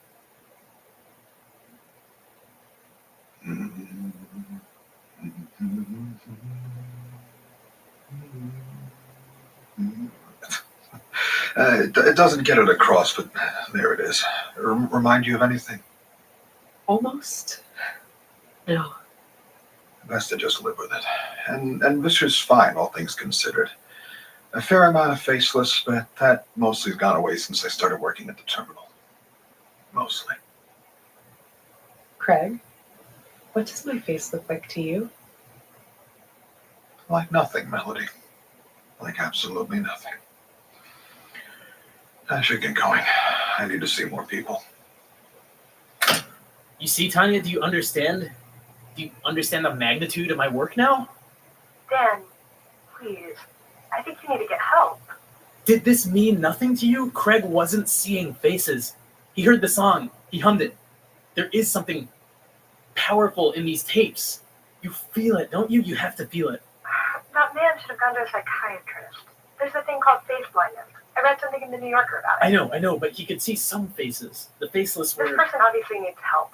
I don't know what to say, but I think you're seeing things that aren't there. Dan, are you okay? No! Alright, it just wasn't the best tape. You'll need to hear more. Maybe the cult one. That'll show you. You'll understand then. Dan, I hope you get help. And I want you to get better. Maybe, please don't call me again. No.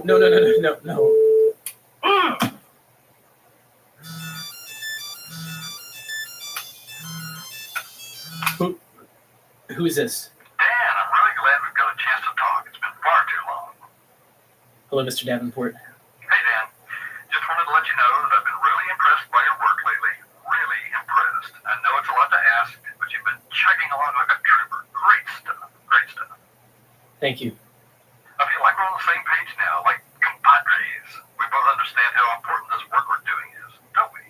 Yes. And I know this work is stressful. I really do. Being cooped up all alone there. I've been managing. I know you have. I really know you have. But I didn't call you just to pat your back. The thing is, as we go down to the home stretch, bottom of the seventh, it's really important that we keep our eyes on the prize. And that means following the protocols, Dan. It's my understanding that you played a tape for a civilian. How did you... The contract you signed was really specific, Dan, and there's a reason it was so specific. People aren't going to understand these tapes. Dan, you're a special case. There's no telling what people will do when they hear them. It's the recorder, isn't it? Have you been listening? Dan, I'd like to talk like adults here, but you're making that difficult. You have. Of course we've been listening, Dan. We want to make sure you're doing the best job you possibly can. But you told me. Dan, just listen to me for a couple of seconds. We're all on the same page, remember? Yes, we're listening to you to make absolutely sure you're not violating the protocols. And it's a good thing we did. Who knows, next time you can play a tape for someone who actually cares about what's going on here. We can't let anything affect the work we're doing. To make sure of that, we need to operate from a base of trust. That trust is just inherent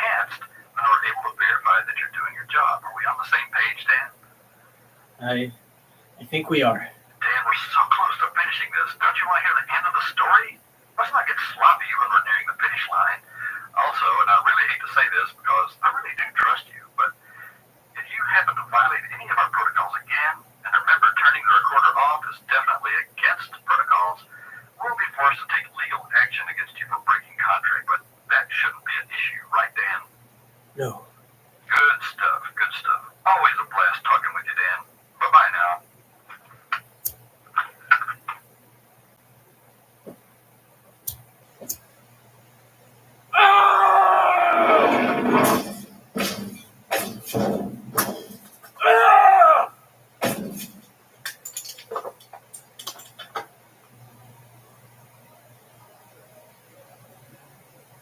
What the? Where does it want me to?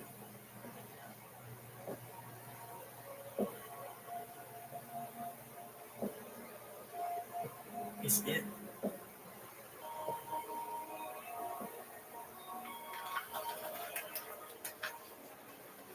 It's a tape, but wow.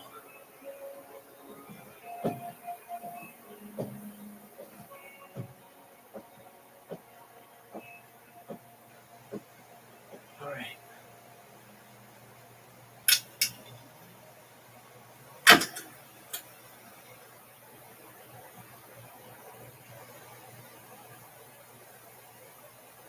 I know this probably isn't a good time to end the episode, but with what's contained on the tape, I thought it was best to split it in two.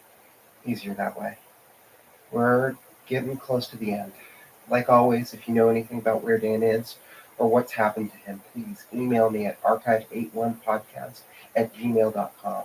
And if you don't, well, we have a Patreon page that helps keep the podcast running. If you can donate, please do. We're also on Facebook, Twitter, all that stuff. Thanks.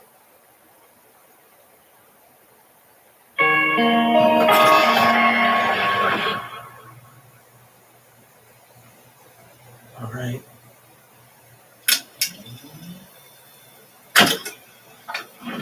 Does this have to be taped?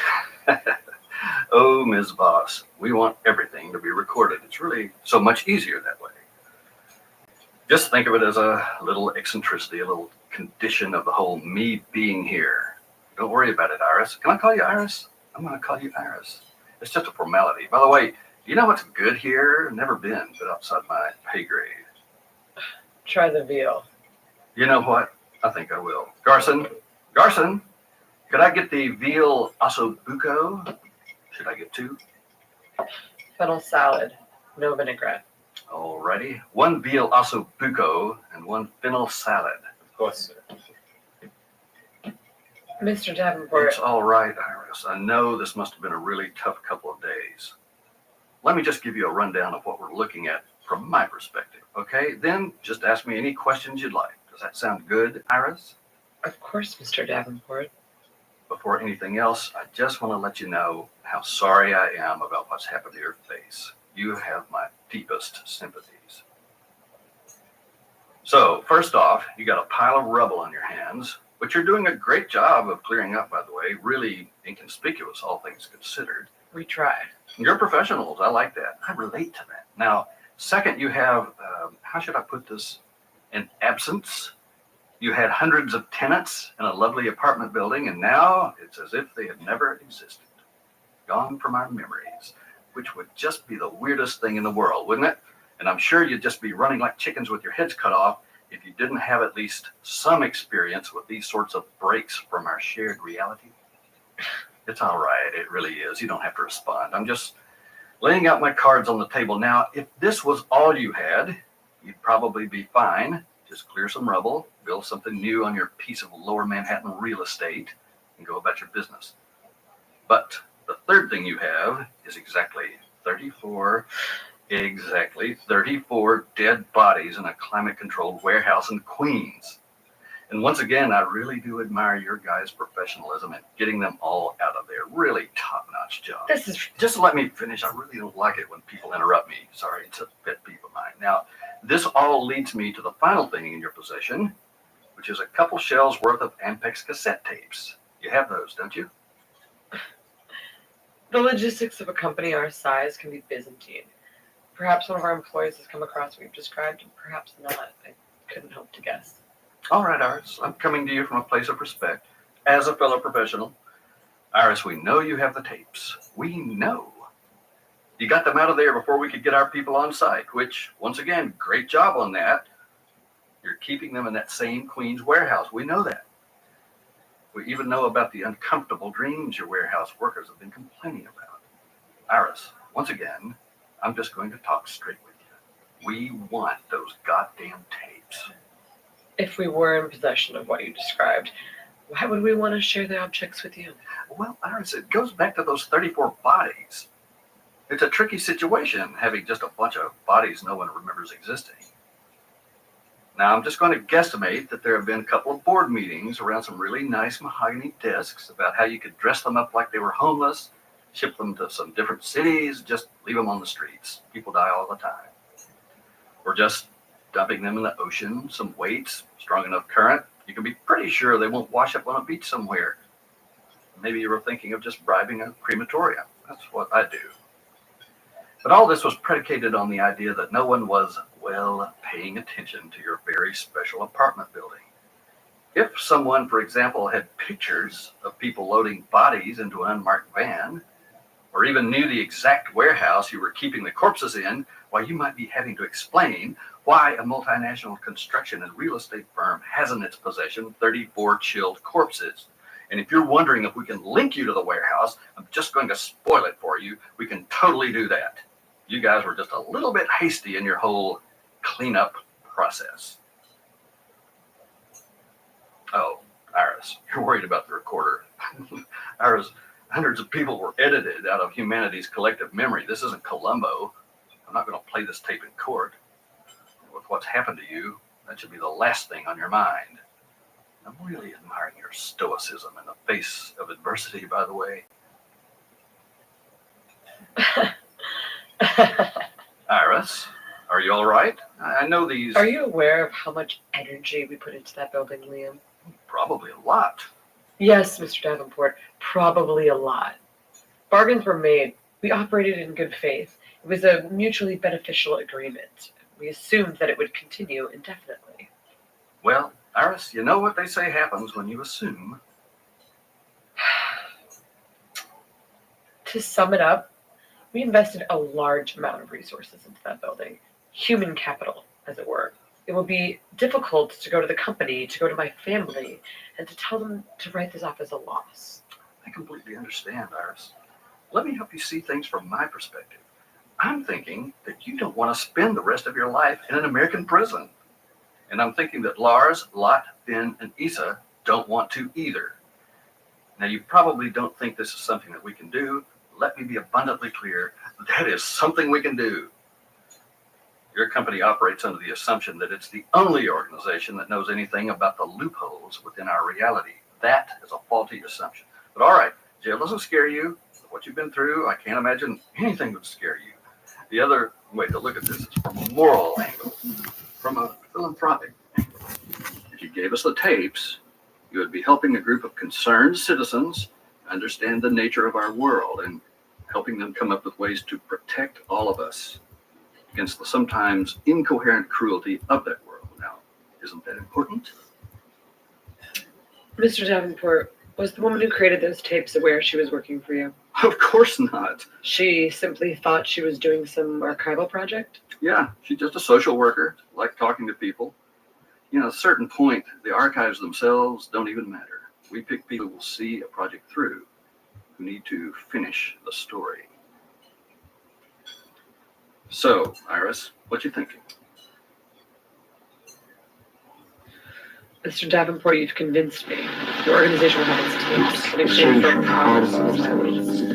Our lawyers will draw something up. I wish you the best of luck. I can only imagine you putting this power to good use. Wonderful, Iris. I knew we could work something out. See, professionals. We're on the same page. Also, I really hate to ask, but is there any chance we could have the corpses as well? Pretty please? If you feel that would be best. I really do. I'll work it out with your people. Now, our lunch should be arriving soon, and I, for one, am very excited to try it. Also, Busco, yum. Let's turn this off.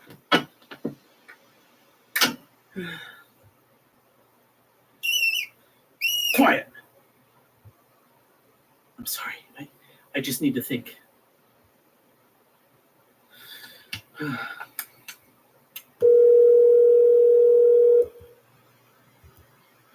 up.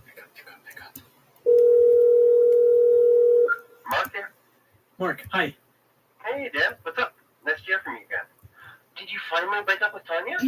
What? No. Okay, it what makes you is say that? 8:53 p.m. Pacific Standard Time, January 22nd, 2025. I'm ending this live stream and a new one should initiate in 90 seconds or less.